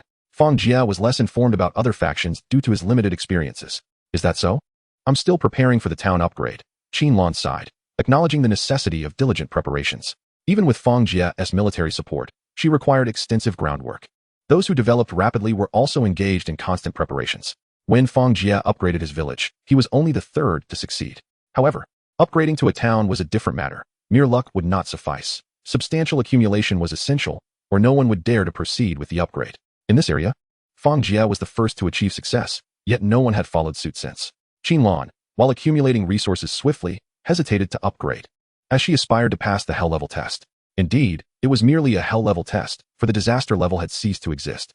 When Fang Jie sought clarity from Qin Lan regarding this matter, he learned that the test for upgrading a village was of a certain level, and the subsequent tests could only reach that threshold. If a simple test had been employed during the upgrade, then the town upgrade would also be limited to that ease. Whether subsequent elevations would yield further changes remained unclear to Fang Jie, as he possessed insufficient data. I haven't introduced you yet. This is my deputy, Lu Yuan. You can entrust her with some straightforward tasks. Qin Lan suddenly recalled Lu Yuan standing beside her. Lu Yuan stood nervously in place, stammering. Lord, I am Lu Yuan. There's no need to be so anxious. Just call me by my name, Fang Jie reassured her. However, Qin Lan interjected. Hierarchy must be observed. Certain titles should not be misused, as it may undermine your authority. It's best to stick with Lord. Fang Jie found himself bemused. After all, she had been quite casual with her own address. Lu Yuan cast her gaze downward, staring at her toes like a frightened quail. Was he truly that intimidating? Fang Jie wondered, feeling exasperated. This girl was the complete opposite of Qin Lan. When Qin Lan had first met him, she had been surrounded by his army, yet had not hesitated to challenge him with her words. The commanding aura she exuded back then had been formidable. Yet this timid girl before him? No matter, she was merely a subordinate, and as long as Qinlan was comfortable, that sufficed. Fang Jie couldn't help but feel a twinge of envy. He too desired an aesthetically pleasing aide by his side. Yet, considering his own circumstances, he grew somewhat apprehensive. What if she turned against him? After all, self-preservation came first. Perhaps it was best to set aside such thoughts for now. Very well. I leave the affairs here in your capable hands. I must take my leave. Fang Jie waved his hand and departed under the watchful gazes of the two. How terrifying. Truly frightening. Lu Yuanyuan gasped, clutching her chest. Haha, there's no need to be so frightened. The Lord is quite amiable, Qinlan said, pleased with Lu Yuanyuan's reaction. Meanwhile, Fang Jie hurried back with the statue. By the time he returned to his territory, it was already afternoon. Without hesitation, he placed the statue in the square opposite his lord's hall. Subsequently, he discovered that his territory had finally met the requirements for an upgrade. Excellent, I seek an upgrade. After waiting for so many days, impatience has begun to set in. With Fang Jie's command, the Lord's Manor commenced its transformation. Unlike other edifices, the Manor exhibited a remarkable capacity for rapid enhancement, provided the requisite conditions were met. Concurrently, the direct management area of the territory began to expand continuously. Following the upgrade, Fang Jie discerned an ample supply of resources and thus elevated the level once more. Origin Town Level 3, the core structure of the territory, possessing a certain production capacity, capable of generating skeletal laborers and ghostly servants. Town units, including subordinate wooden and stone walls, as well as arrow towers. Residents possess a certain probability of evolving into elite units. The upgrade necessitated 30,000 units of exquisite stone bricks, 30,000 units of exquisite wooden planks, 10,000 units of marble slabs, 10,000 units of carved wooden boards, 30,000 units of bones, 500 units of black iron bones, 5 units of bronze bones, 400,000 spirit points, a population of 300,000, and 10 functional buildings, along with 1 statue. Just as Fang Jie contemplated further upgrades, he discovered he could not proceed. The bronze-level bones had been depleted. Those previously acquired had been fashioned into military units. Never mind. He resolved to first gather crafting materials and address the matter later. Fang Jie shook his head. Origin Town, Level 3 Territory Talent. Undead Fission Level 2, Unique. Functional Buildings, Skeleton Conversion Facility, Bronze, Level 7. Resource Warehouse, Black Iron, Level 10. Tomb, Black Iron, Level 5. Wooden and Stone Walls, Corpse Processing Plant, Black Iron. Weapon Workshop, Black Iron. Hero Training Tower, Silver, Level 11. Market. Death Crypt, Black Iron, Level 5. Sun Tower, Level 11. Alchemy Workshop, Bronze, Level 5 Special Building. Frost Maiden Statue. The current strength of the territory is unparalleled in this region. Next, attention must turn to the situations in the north and west. Despite dispatching numerous individuals for reconnaissance, no substantial information has yet returned, save for a few corpses and resources. Additionally, there are occasional treasure chests that yield valuable items. With no time for upgrades, Fang Jie redirected his focus towards personal advancement. While a robust territory provides a strong foundation, the enhancement of his own abilities remains paramount, a pursuit he cannot forsake. After a period of diligent study, Fang Jie finally attained a significant understanding of the skeletal warriors. Drawing upon the knowledge retained in his mind, he endeavored to summon a skeletal warrior. The corpses before him, under the influence of his power, were infused with an abundance of deathly magic. As the death magic surged, the corpses began to transform. Fang Jie fixed his gaze intently, sensing that this time success was within reach. Chapter 77. Self-developed black iron skill. Through extensive research on the summoning skill, coupled with the plethora of materials at his disposal, Fang Jie ultimately perfected this summoning ability. An immense force of death intermingled with the corpses, causing them to wither and reshape internally. At last, a grayish-white figure arose, wielding a shield and long sword, resembling a skeletal soldier, yet more robust and enveloped in a shroud of deathly power. This is a characteristic of the undead species. Combat units do not generate fighting spirit in the same manner as living beings. They first coalesce death energy before transforming it into a unique form of deathly fighting spirit. After all, the mechanisms of energy generation and storage differ significantly between undead and living beings. However, possessing this level of power signifies that the undead have ascended to the black iron tier.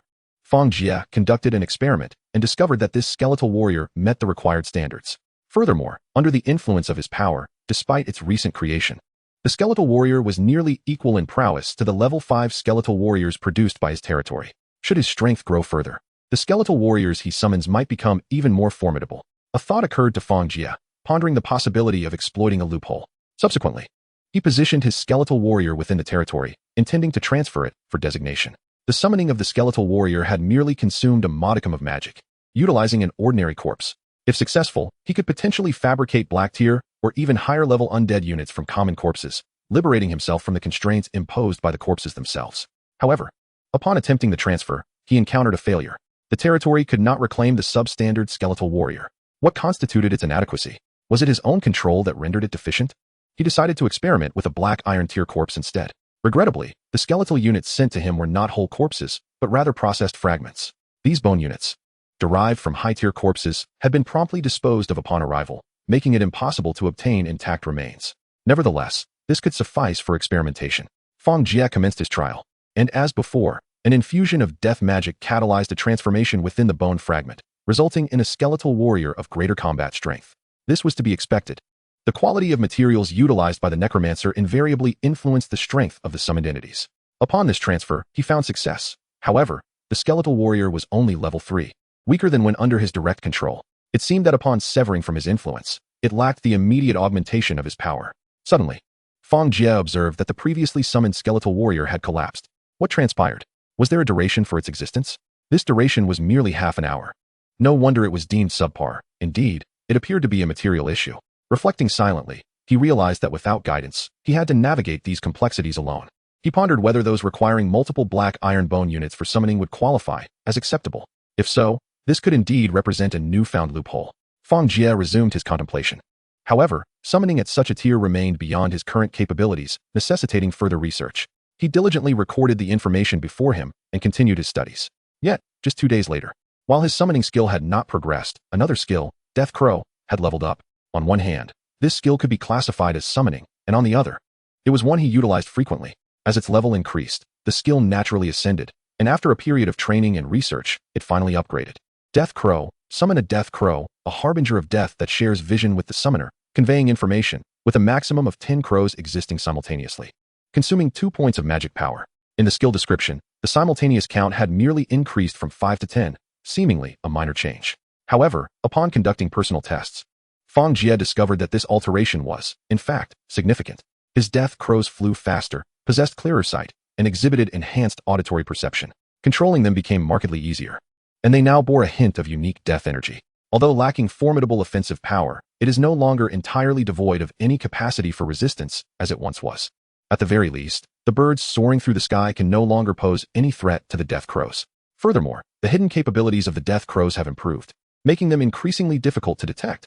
These are the changes brought about by the upgrades to their skills. While this skill is not intended for combat, it remains the only direct reconnaissance ability at my disposal. As the skill's efficacy has enhanced, Fang Jie perceives that it is indeed far more useful than before.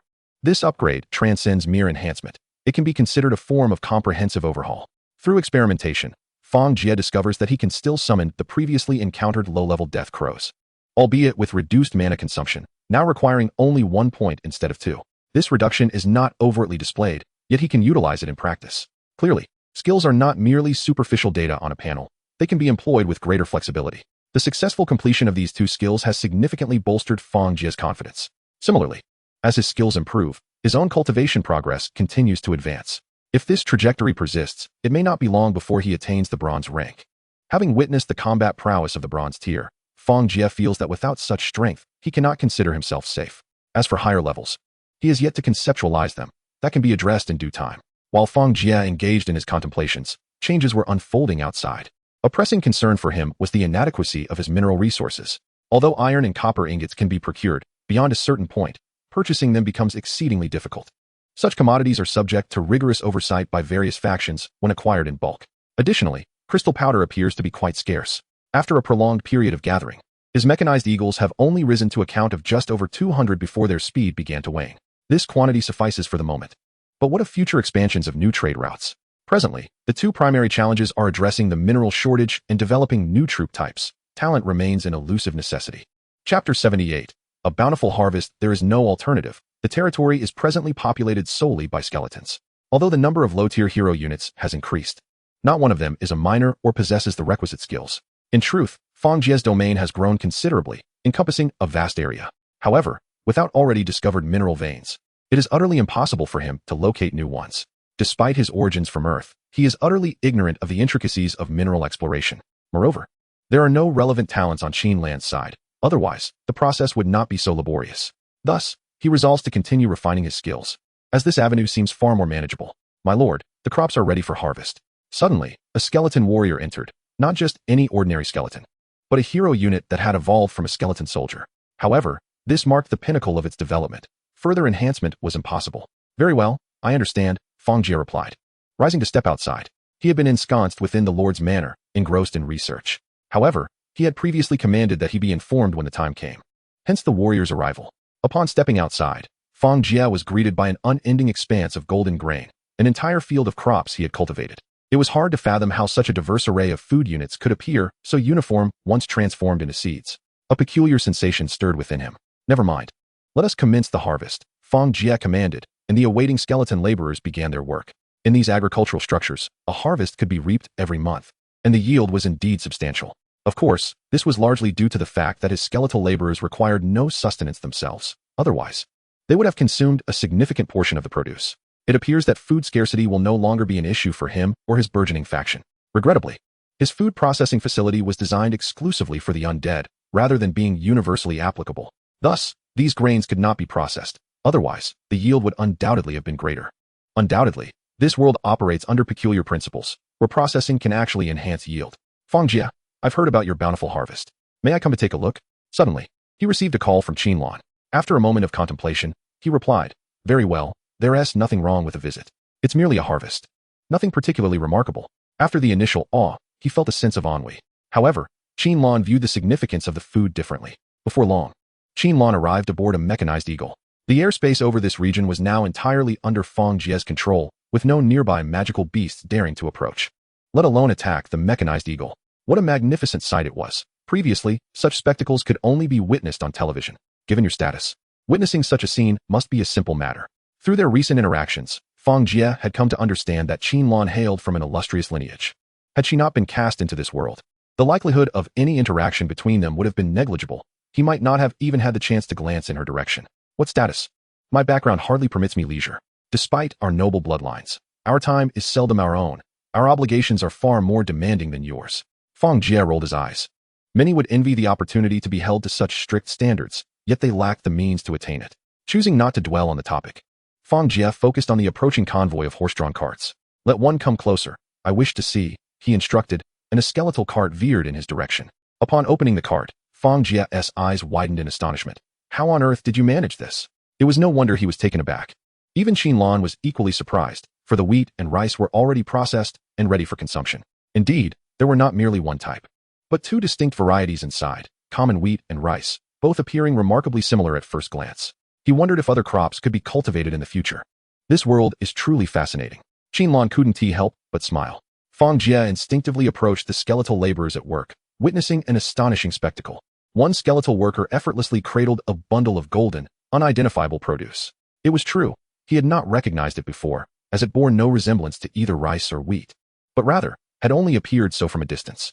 Then, with a peculiar tool in hand, the skeletal worker deftly sliced it. And the remarkable part followed. The skeletal laborer gently struck the golden stalks with his tool, causing the tips to burst open and reveal grains that cascaded forth. Fang Jie pondered whether this was a unique aspect of this world or merely a characteristic of his territory. It seems we must investigate what conventional agriculture looks like in this realm. Without the need for investigation, I have previously inquired, and the conditions for cultivation are indeed comparable to those on our original Earth. Furthermore, there are individuals crafting simple threshing machines. If this is the case, then the production of such machines would be utterly unnecessary. It appears, then, that our advantages are substantial. Qinlan nodded in agreement, acknowledging the significant potential. Indeed, the vast expanse of farmland yields an impressive quantity of grain, which your territory likely does not require. The undead have no need for sustenance and scarcely require logistical support. This is common knowledge. Precisely, you intend to trade this grain, as it was originally meant for you. Fang Jie's cultivation of this grain was intended for commercial purposes. That is its rightful purpose. This is splendid news. With such grain at our disposal, we shall not lack for minerals and crystal powder in the future. However, grain can be cultivated in other regions as well, can it? Qinlan retorted with irritation. Just how long has it been since you last paid attention to matters beyond your own domain? While those grains can indeed be grown, the absence of agricultural infrastructure means that not every place can cultivate them with equal yield. Many regions are severely lacking in grain, particularly in large-scale quantities. This can be equated with strategic resources. Trading strategic resources for strategic resources is the essence of reciprocity. Is that so? Then I leave it to you to manage. Fang Jie pondered thoughtfully. There are aspects he is not entirely ignorant of, yet his lack of direct experience often leads to oversight in practical situations. Nonetheless, having Qin oversee these matters is truly a relief. A considerable amount of grain was produced, yet instead of being stored in their own warehouses, it was directed southward. Chapter 79. The commencement of major transactions on the bustling streets. The crowd looked up towards the sky, drawn by the presence of a colossal bird. To refer to it as a bird is somewhat misleading, for it was, in fact, a mechanical eagle. Such an alchemical unit of black iron caliber is a rare sight in this locale, rendering it quite extraordinary. The mechanical eagle gradually descended, and a well-dressed individual disembarked. Following closely behind, a contingent of guards swiftly surrounded him, isolating him from the throng.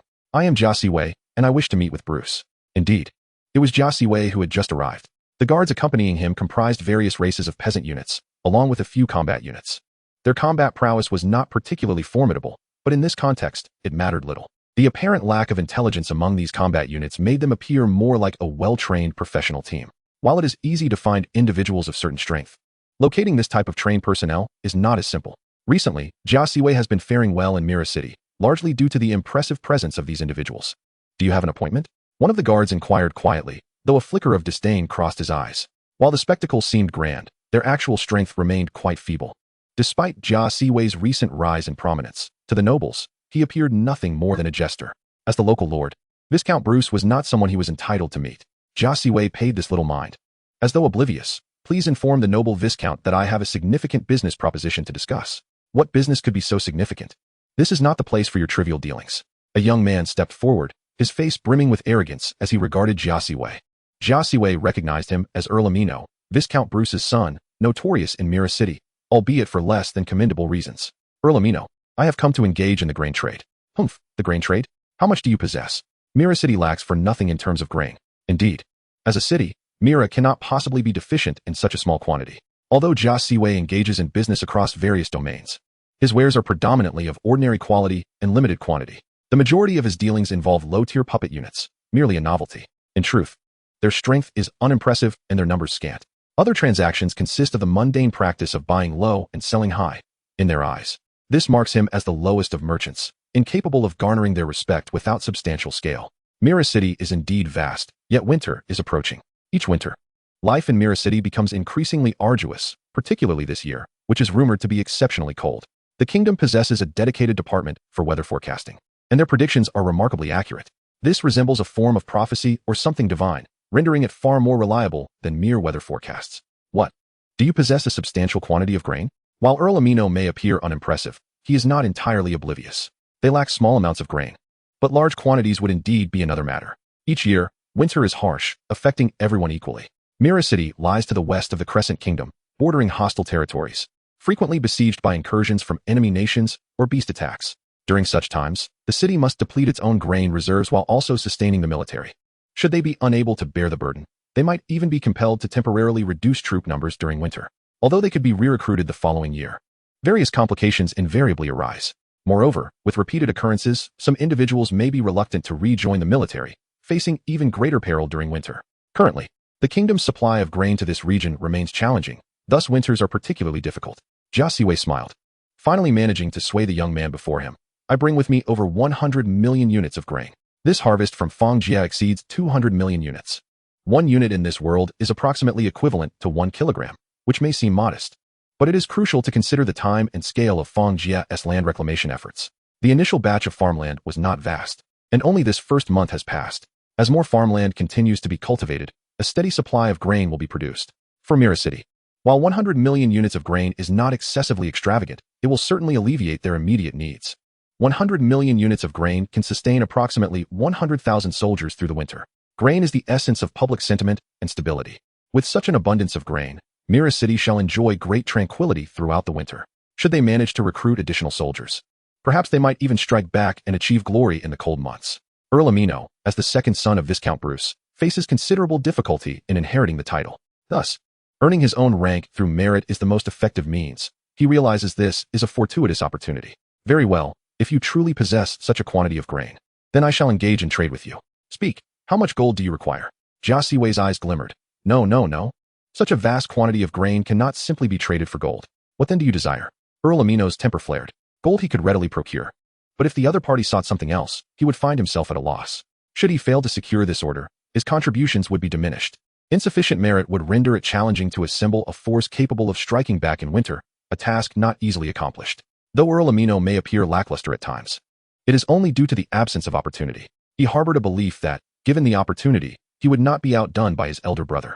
What we require are certain mineral resources and other materials, and should your excellency be able to provide them, we would certainly welcome such assistance. Minerals are indeed strategic resources. A modest quantity poses no issue, yet should the demand increase, it would necessitate the direct intervention of Lord Bruce. Even the other nobles of Mira City would lack the authority to resolve such matters. Very well, I shall take you to meet my father. But I must first request some benefits. What do you seek? Offering benefits is something Jia Siwei is quite familiar with.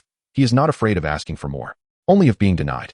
I do not desire gold. Rather, I require provisions, or perhaps some puppet soldiers, preferably of the black iron grade. Rest assured, I can procure more if needed, as long as there is a sufficient quantity. Jia Siwei's eyes twinkled, realizing that this individual was not as docile as initially presumed. Indeed, rumors should not be taken at face value. Certainly, should you venture onto the battlefield in the future, I hope to accompany you. Upon hearing this, Ermino chuckled. Both men had a common goal and could temporarily align as allies. Chapter 80. An opportunity to infiltrate my lord. The terms of this transaction have been agreed upon. Mira City has consented to exchange a batch of copper and iron ore, along with the energy crystals we require. Jia Siwei connected with Fang Jie through the communication device. A glimmer of joy flickered in Fang Jie's eyes, surprised that his seemingly idle maneuver had yielded results. The endeavor to cultivate farmland was merely a consequence of his agricultural instincts. The sight of barren land was disheartening.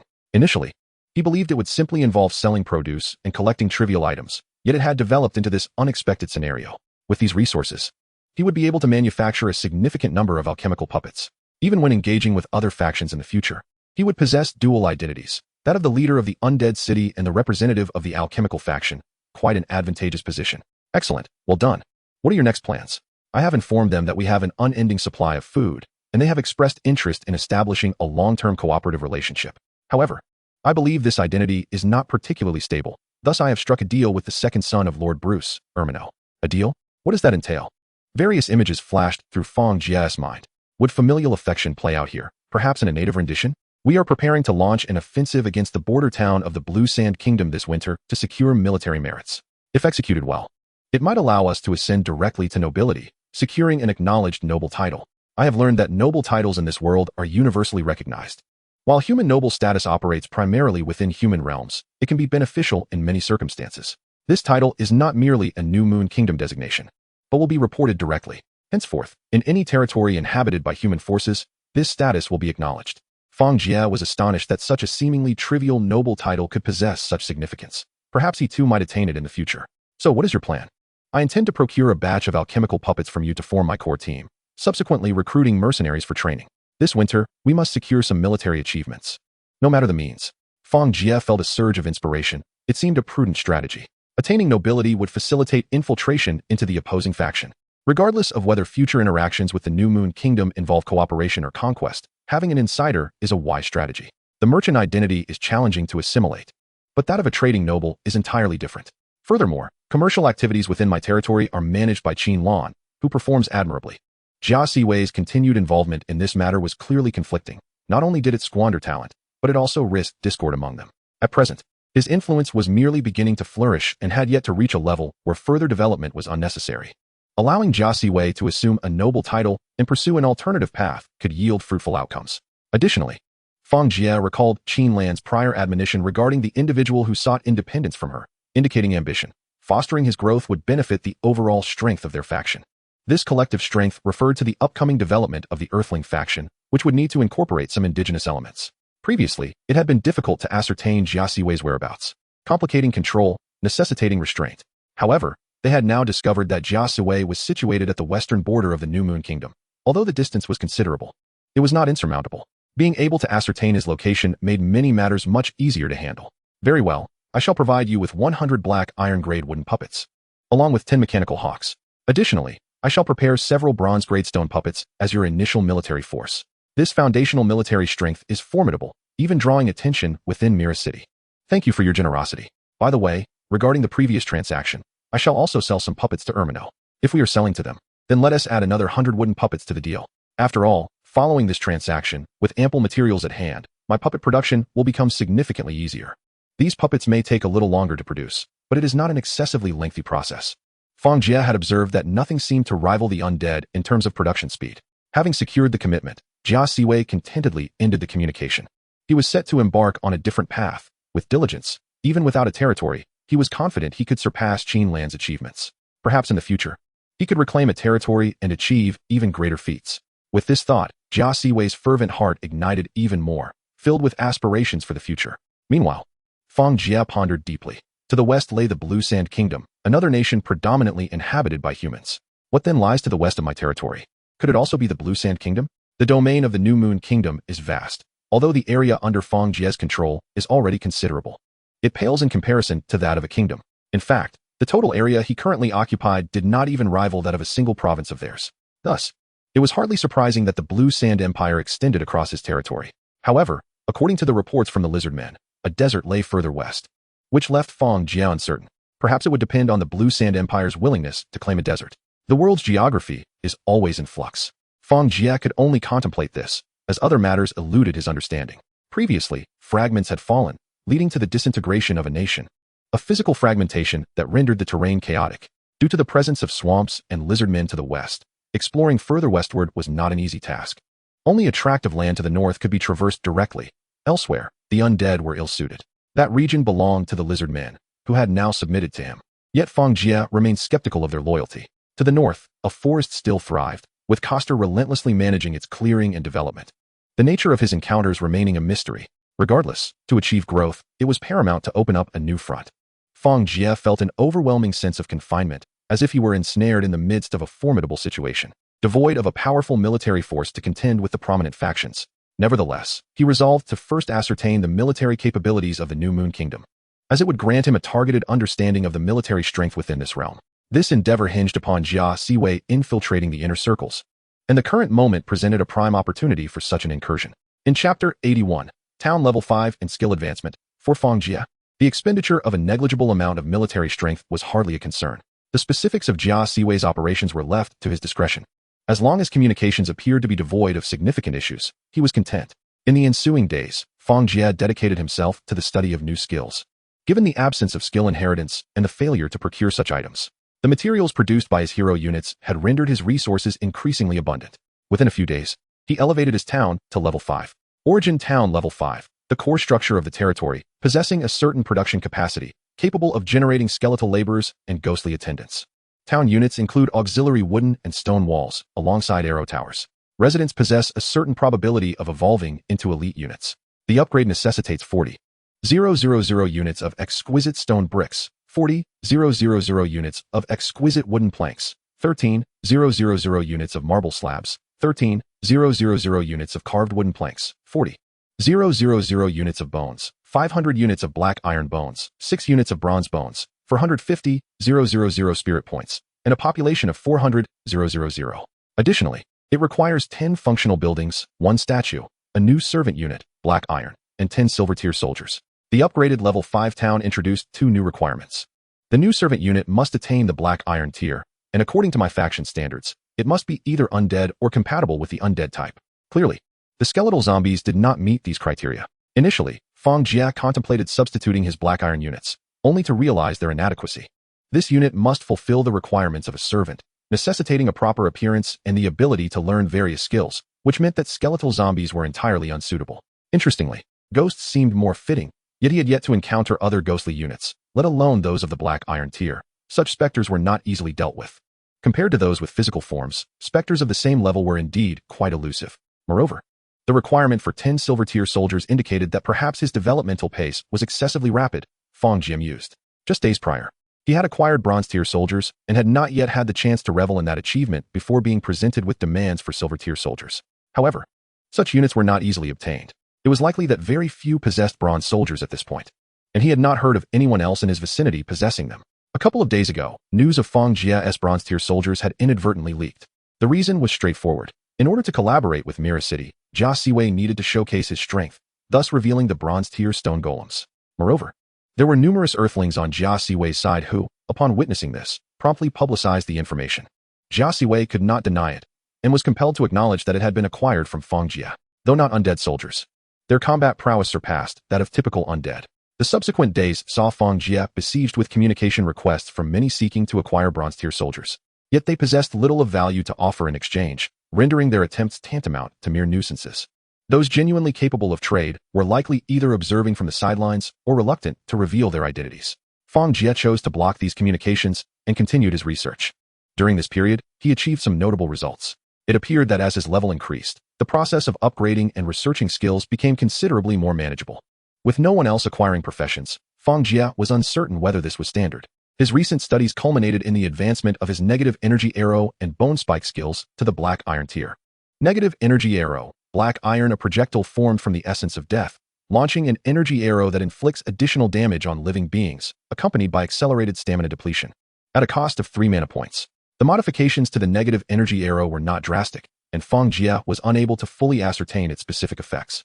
Given the absence of standard life units for testing, he could only discern that its attack power had notably increased. Although his enhancements were derived from his research, Fang Jie recognized that he still lacked proficiency in specialized skills. The mana cost had risen to 3 points, a clear indicator of its augmented potency.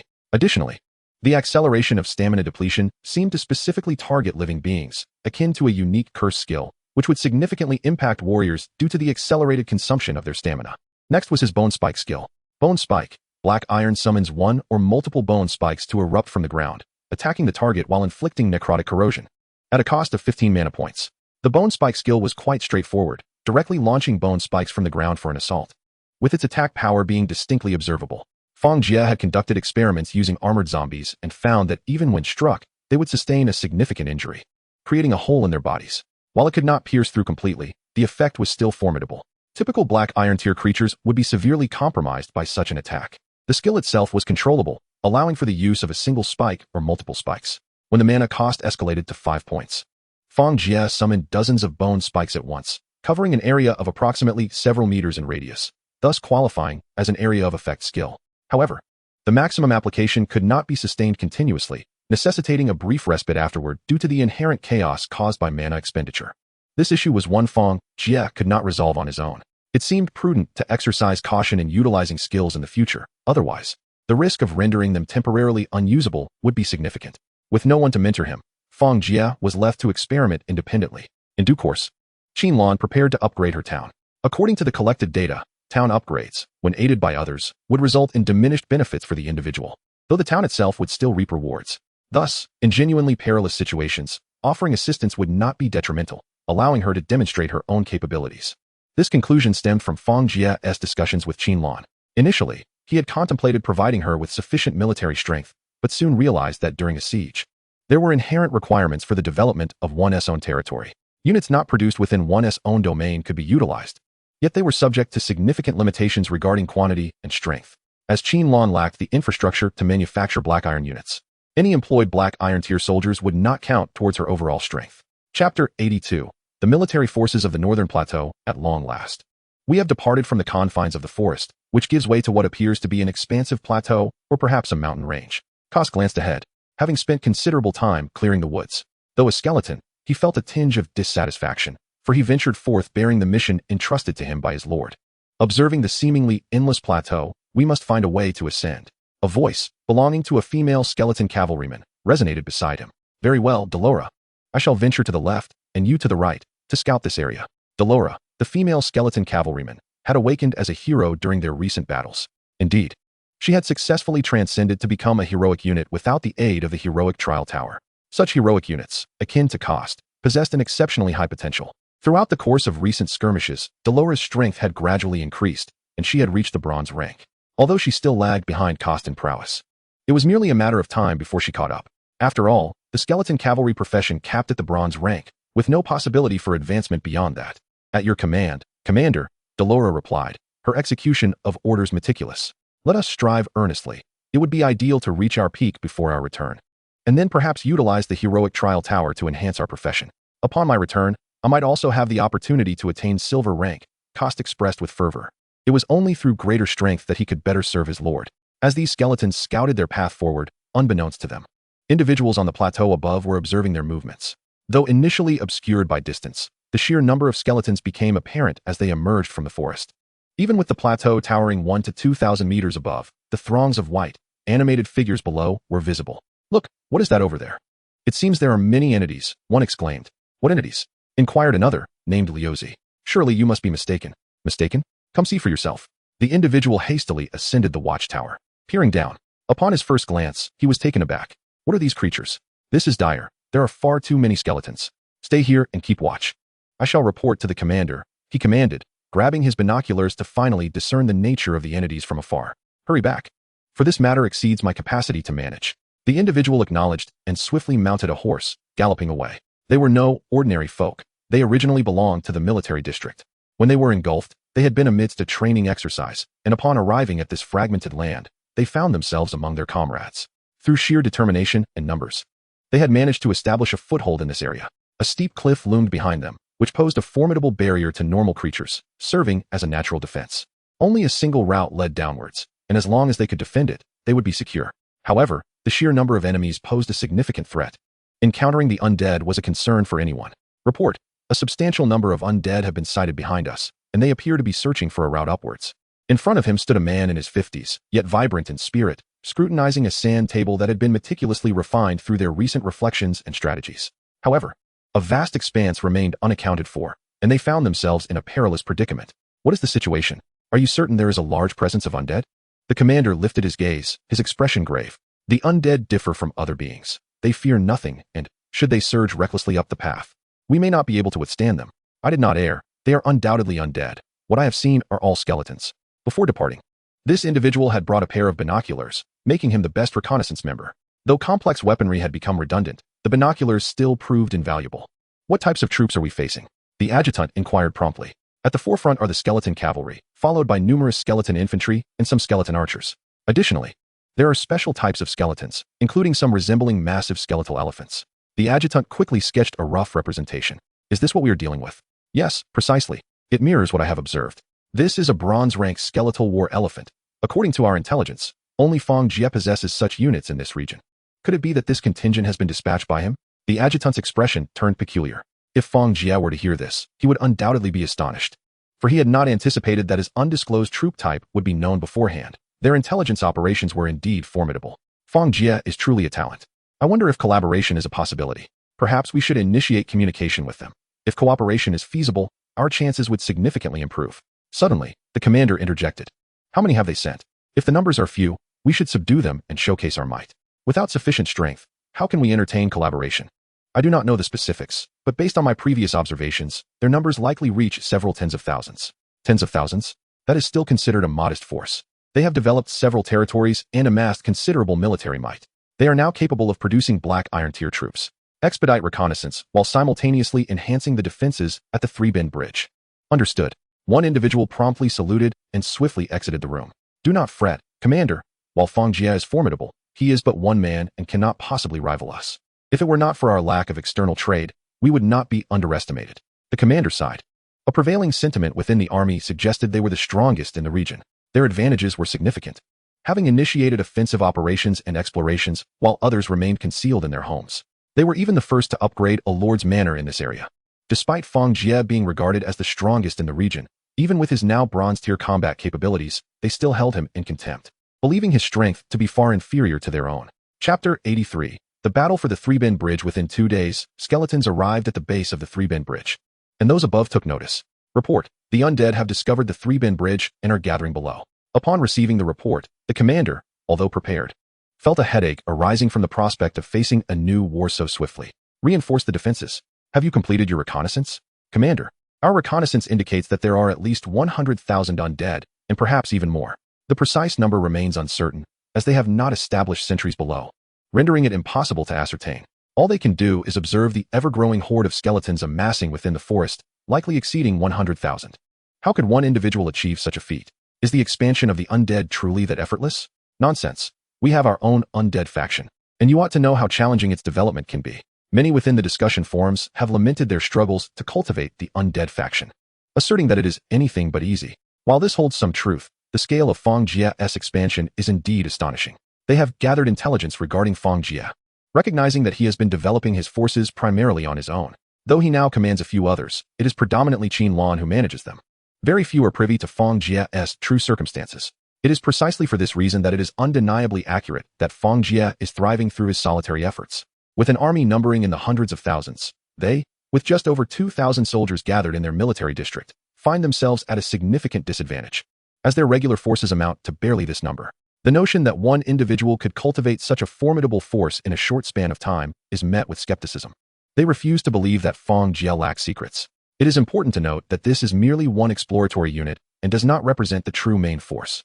Over the past few days, they have diligently searched for intelligence, discreetly probing for various information to gain a deeper understanding of Fang Jie. They have ascertained that Fang Jie has indeed dispatched 2 teams to explore in separate directions. These are not the main forces from his homeland, but merely a fraction of his strength. Given the intelligence gathered and the directions from which the undead are arriving, it is likely that they are venturing northward. Initially, they doubted their assumptions, pondering whether the undead originated from Fang Jie's ranks. However, the information collected in recent days has largely confirmed their suspicions. Beneath the Three-Bend Bridge, after a day's gathering, over 500,000 skeletons have congregated. Yet, most remain hidden within the forest, obscured from view, and none dare to approach for a closer inspection under such circumstances. Explaining the significant errors in the reports from those above. Haven't we found any other paths up the mountain? Cost asked. Delora shook her head. There are none within dozens of kilometers. This is likely the only route up. Even if there were others, they would be far too distant for us to explore. Cost nodded in acknowledgement. In that case, let us launch an assault. If we can seize this location, it will become our territory. Although losses may be heavy, as a pioneering force, Cost is unwilling to halt their advance. Attention, the undead are about to attack. Everyone prepare, and ensure the rear logistics remain operational. The soldiers above, already fortified in their defenses, commanded their troops to advance and prepare for battle. The military primarily focuses on developing human and orc territories. At this moment, a considerable number of humans are positioned with stones at the ready. Due to the inadequacy of archers against skeletons, they have resorted to this means. In the front lines, half-orc warriors and half-orc spear throwers stand poised for combat, while further back, some orc warriors, all of black iron grade, await orders. Due to their expense, they have not manufactured many. Meanwhile, black iron grade human knights are stationed even farther away. Despite the emphasis on developing the orc race, human aesthetics still favor their own kind as soldiers. Were it not for the orcs' formidable strength and suitability for early development, they might not have been prioritized. The passage connecting the highlands to the valley below is known as the Three-Bend Bridge. At this moment, the skeletons have begun their ascent on the first segment of the path. The bridge is so named due to its 3 distinct sections. The first segment is the most gentle and wide, gradually rising to nearly 2/3 of the height. The troops above have begun hurling stones downward. The impact from such a height of 1 to 2,000 meters is devastating. A direct hit could easily result in the loss of limbs. Moreover, the sheer number of skeletons means that any stone thrown is likely to strike a target. However, due to their overwhelming numbers, no matter how hard they try, they cannot halt the skeletons' relentless climb. Ultimately, they can only watch as the skeletons reach the first platform. Upon climbing this platform, the next challenge is the second segment. This section is notably narrower, in stark contrast to the previous path. From this juncture, the ascent becomes more imminent, and the half-orc spear throwers begin to strike with greater precision. Waves of skeletons are either shattered or sent tumbling down. At this height, falls are fatal. Survival is impossible. Even iron-armored zombies would not withstand such a drop. Nevertheless, the skeletons, undeterred by death, continue their advance amidst the onslaught. Soon enough, they reach the second platform. Turning next, they face the final segment, the most arduous stretch of all. This path spans approximately 200 meters and is inclined at nearly a 45-degree angle, making it exceedingly difficult for any ordinary person to ascend. The ground, strewn with stones and weathered terrain, causes the skeletons to slip and fall at times. One fallen skeleton can even trigger a cascade, sending more tumbling down. Above, the half-orcs begin to roll boulders down the slope. Each rock results in significant losses for the skeletons. The final ascent appears daunting. Should we send the skeleton warriors up? No, we cannot afford to lose our higher-grade troops. Let the skeleton laborers intermingle and push forward while they begin constructing steps from below. Through this period of conflict, Cost has significantly enhanced his experience and strategy. In the past, he would never have conceived such a plan. Although the combat prowess of skeleton laborers is lacking, their utility in constructing and leveling the terrain far surpasses that of skeleton warriors. Most importantly, the resource consumption is minimal. Chapter 84. Negotiations from the military. On the second platform, skeleton archers draw their bows to fire arrows, but their projectiles fall short of their targets. Alas, they are merely apprentice-level skeleton archers. On flat ground, they can only shoot accurately within a distance of slightly over 100 meters, and that with specially crafted bows. Now, on this slope, at around 200 meters, it is beyond their capability to reach. It is regrettable that the skeleton archer's range is insufficient. Had they possessed black iron-grade archers, they would not be so easily thwarted. Currently, they rely on sheer numbers, attempting to exhaust the enemy's stamina and defensive capabilities through attrition. It is a battle of endurance, one that no living being could withstand, were it not for the situation. Normal humans might have refrained from engaging in such a conflict from the outset. To force involvement would only lead to a decline in loyalty, with the potential for betrayal and rebellion lurking on the horizon. Shall we not begin the construction of the road from below? As Koss struggled with the dilemma of how to effectively utilize the skeletal archers on the final stretch, Darola suddenly pointed at the roadway structure below and made an insightful remark. Koss gazed down, his eyes igniting with a flicker of inspiration, as if his mind had been previously clouded. It was an inescapable flaw of the undead creatures, as well as an inevitable limitation for those units newly transformed into heroes. You are correct. It had not occurred to me, Koss conceded. He was not one to cling to pride. In truth, for the undead, such notions held little significance. What mattered most was their hierarchy and the enhancement of their own strength. With Koss' transformation in thought, the skeletal laborers sprang into action. The flat first tier of the staircase was meticulously leveled into distinct layers by the skeletal workers. Though a minor alteration, it significantly eased their subsequent march. Along the edges of the pathway, wooden supports were driven in, serving as makeshift handrails to minimize the risk of the skeletons tumbling off. While these were merely rudimentary substitutes for proper handrails, they enhanced the skeleton's chances of survival and mitigated losses. After all, without the blueprints for actual handrails, achieving this was commendable.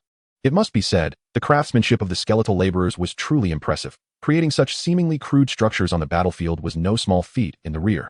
The previously idle skeletons transformed into lumberjacks, rapidly fashioning numerous wooden stakes, while others discarded their weapons to act as porters for transport. How many skeletons are there? How many more could possibly be lurking? The temporary operations command was situated not far behind the three-arched bridge, where the commander himself had come to oversee the situation. Many, 300,000, 500,000, or perhaps even more. We have detected a continuous influx of skeletons gathering. According to our analysis, their numbers may even reach 1 million. Report. The undead have altered their tactics. What is happening? What have they done? The commander, already troubled by the sheer scale of the undead, immediately inquired.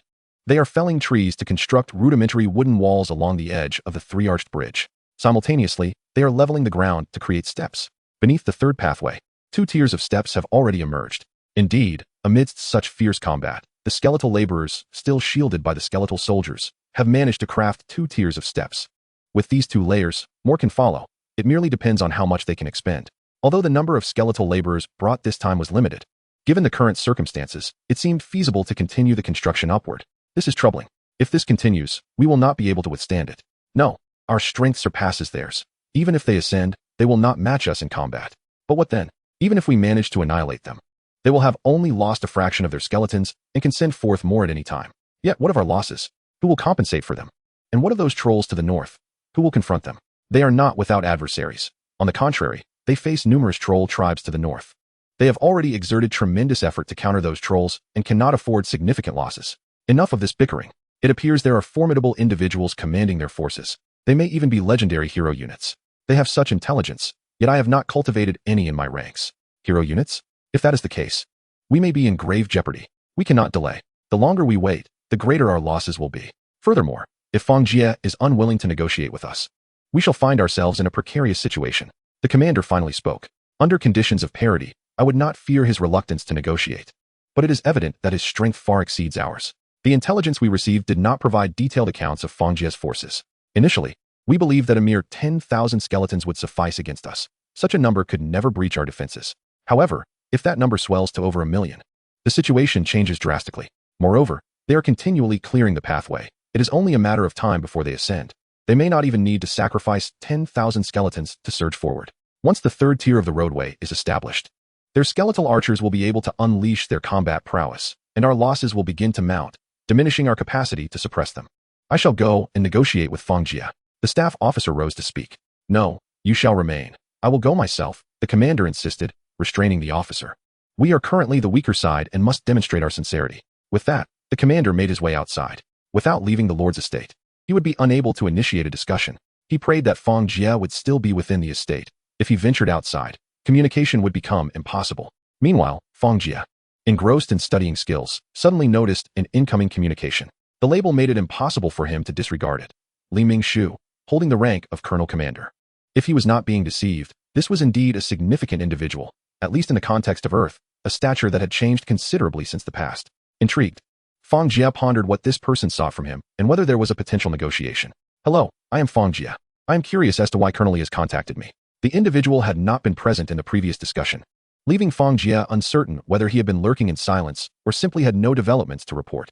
Naturally, if the other party made demands, Fang Jie would not be inclined to accommodate them. Greetings, Fang Jie. I am the Lord from the Northern Plateau, where we have thousands of warriors. However, we have recently encountered some conflicts with your forces expanding into the north. Chapter 85. A personal journey to the north. Fang Jie felt a jolt of alarm at the mention of conflict. Had a battle erupted? The other party had just stated they possessed thousands of warriors, implying numerous territories. If they concentrated their resources on developing a few, their strength would be formidable. The cohesion and obedience of an army, as long as no issues arose, could not be underestimated. What sort of conflict? Fang Jie asked, feeling a twinge of anxiety, and promptly contacted Qin Lan for assistance in analyzing the situation. There seems to be a misunderstanding. Your vanguard is currently attacking the plateau, and we have entered a state of warfare.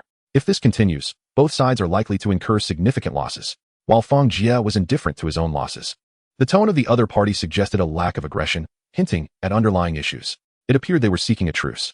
Evidently, their power was not as overwhelming as they had claimed. They seemed concerned about incurring excessive losses. If they were indeed formidable, they would not have remained in the shadows for so long. Even if they had dispatched a representative or two, it would have been impossible for Fang Jie to remain entirely unaware. Analyzing the personnel involved in past negotiations, none surpassed Fang Jie's current capabilities. Among these individuals, it is utterly inconceivable to suggest that the military personnel are absent.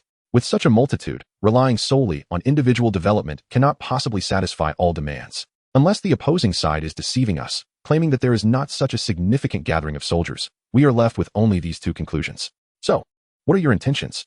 Fang Jie pondered for a moment before speaking again. Let us cease fire. Continuing in this manner would be detrimental to both parties. We shall govern our respective territories, with the highland region belonging to us, while the forests below remain yours. Without a moment's hesitation, the other side responded. Indeed, they are quite pliable, Fang Jie mused, seemingly aligning with what Qin Lan had mentioned. A ceasefire appears inconsequential. After all, the expanse of forest is considerable, and they cannot pose a threat to us. Qin Lan immediately opposed. We must not compromise in this manner. This is a prime opportunity. Of course, if you are reluctant to engage due to their military status, that is understandable, but we must retain the initiative in negotiations.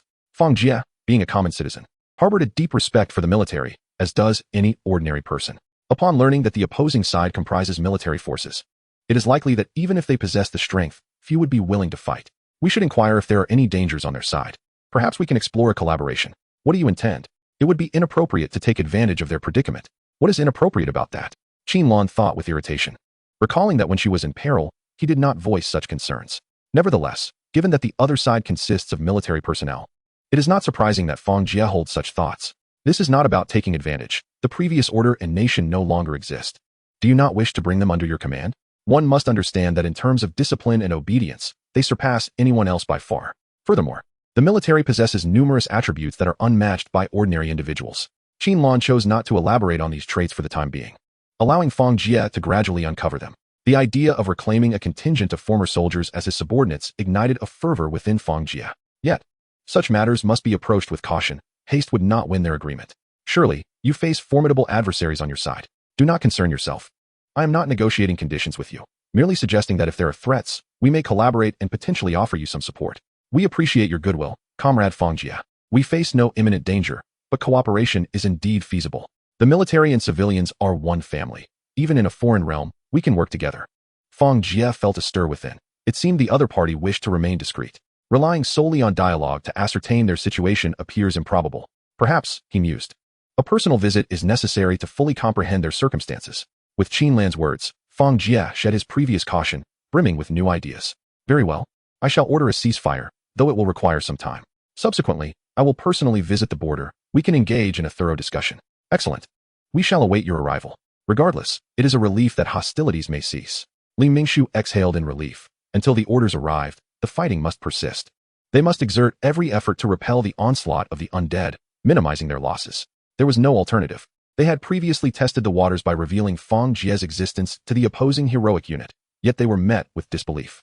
Not only did they doubt, but they refrained from showing themselves, fearing a decapitation strategy. Qin Lan, I would like you to accompany me. The military likely possesses capable individuals, and I worry I may not fare well in negotiations. Very well. I, too, desire to witness what the North has to offer. Lan felt a surge of joy. Her standing in Fang Jie's eyes was evidently rising. As long as she became indispensable to him, her position would be secure. Before long, Fang Jie's forces were prepared. Given the magnitude of this endeavor, he deployed a significant military presence. Skeleton war elephants and a substantial army had already advanced northward. Subsequently, Fang Jie would lead the majority of the mechanized flying eagles, accompanied by skeleton generals and other guardians, soaring towards the northern region. Traveling by air is swifter. The considerable distance could be traversed in just over half a day.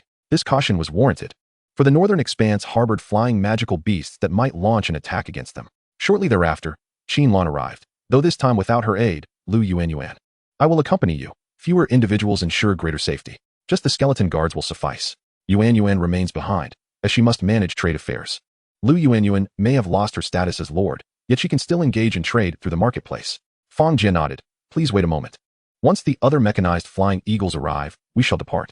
Fang Jie was not in a hurry, as the ground forces would require a day or two to reach their destination.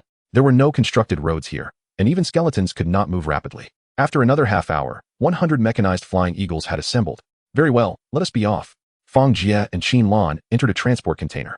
Chapter 86. The temporarily defined border. The speed of flight was remarkable. After a mere half-day, Fang Jie and Lan reached the highland border, where they could discern the three-arched bridge nestled within the forest from a distance.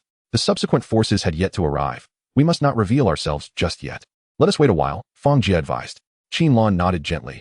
We must not expose ourselves, yet we cannot remain idle.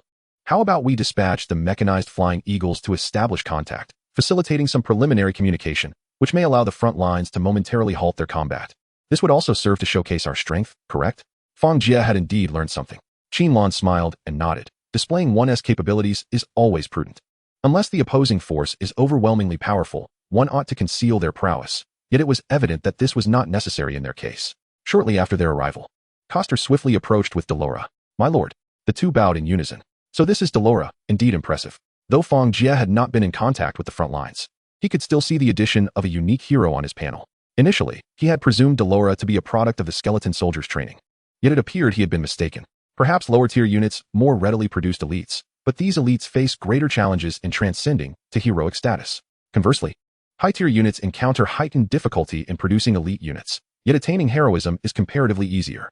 In the future, more high-tier heroes may emerge from these ranks. I pay my respects. My lord, I am Delora, hero of the skeleton cavalry. As a hero, Delora understood the strict hierarchy within the undead faction and did not dare show even a hint of disrespect. Excellent. Train diligently. There will come a time when you will be of great use.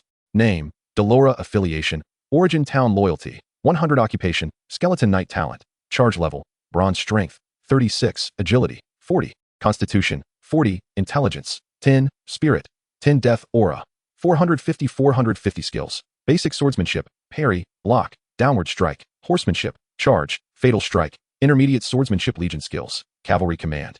Wave formation. In terms of strength, Delora is slightly weaker than the original cost, yet her later emergence in this world gives her potential for growth through relentless combat, which greatly pleases Fang Jie. Next, I shall engage in remote negotiations with the opposing side. Upon my command, you may temporarily cease hostilities. My lord, what shall we do during this time? The construction on the opposite hillside is far from complete. We shall prioritize the construction. I will communicate with them to ensure the completion of this location. Simultaneously, we will temporarily delineate the boundaries, using the edge of the plateau as a dividing line.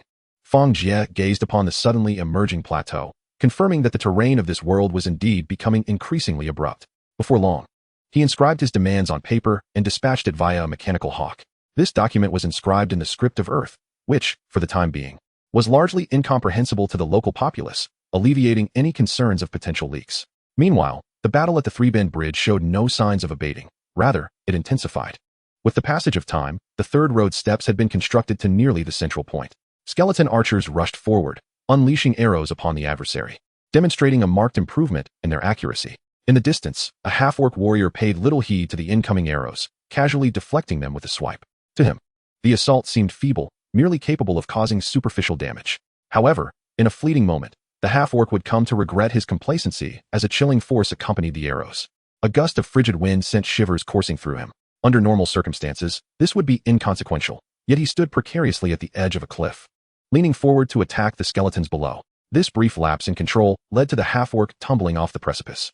Thus, The first unit suffered a loss since the onset of hostilities. Soon, casualties began to mount within their ranks, while the skeletons accelerated their construction of the third road. The soldiers, filled with anxiety, found themselves powerless. Why are these skeletons so reckless? If this continues, it will spell trouble.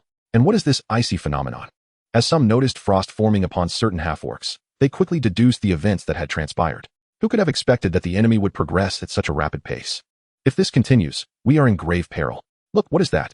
Suddenly, someone spotted a large bird soaring overhead, draped in a substantial white cloth that seemed to conceal something. Negotiation? The words negotiation were inscribed upon it. Stand clear, this is sent by Fang Jie. Li Mingshu stepped forward. Though others complied and retreated, they remained vigilant, ready to spring into action should this entity dare to act aggressively. Even if they were outmatched, they would first protect their commander.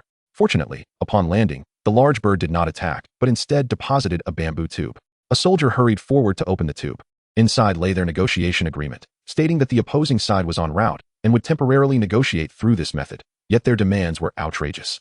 Others stepped forward. They actually demand the completion of the road at the three-bend bridge. If they succeed, won't they be able to ascend at will?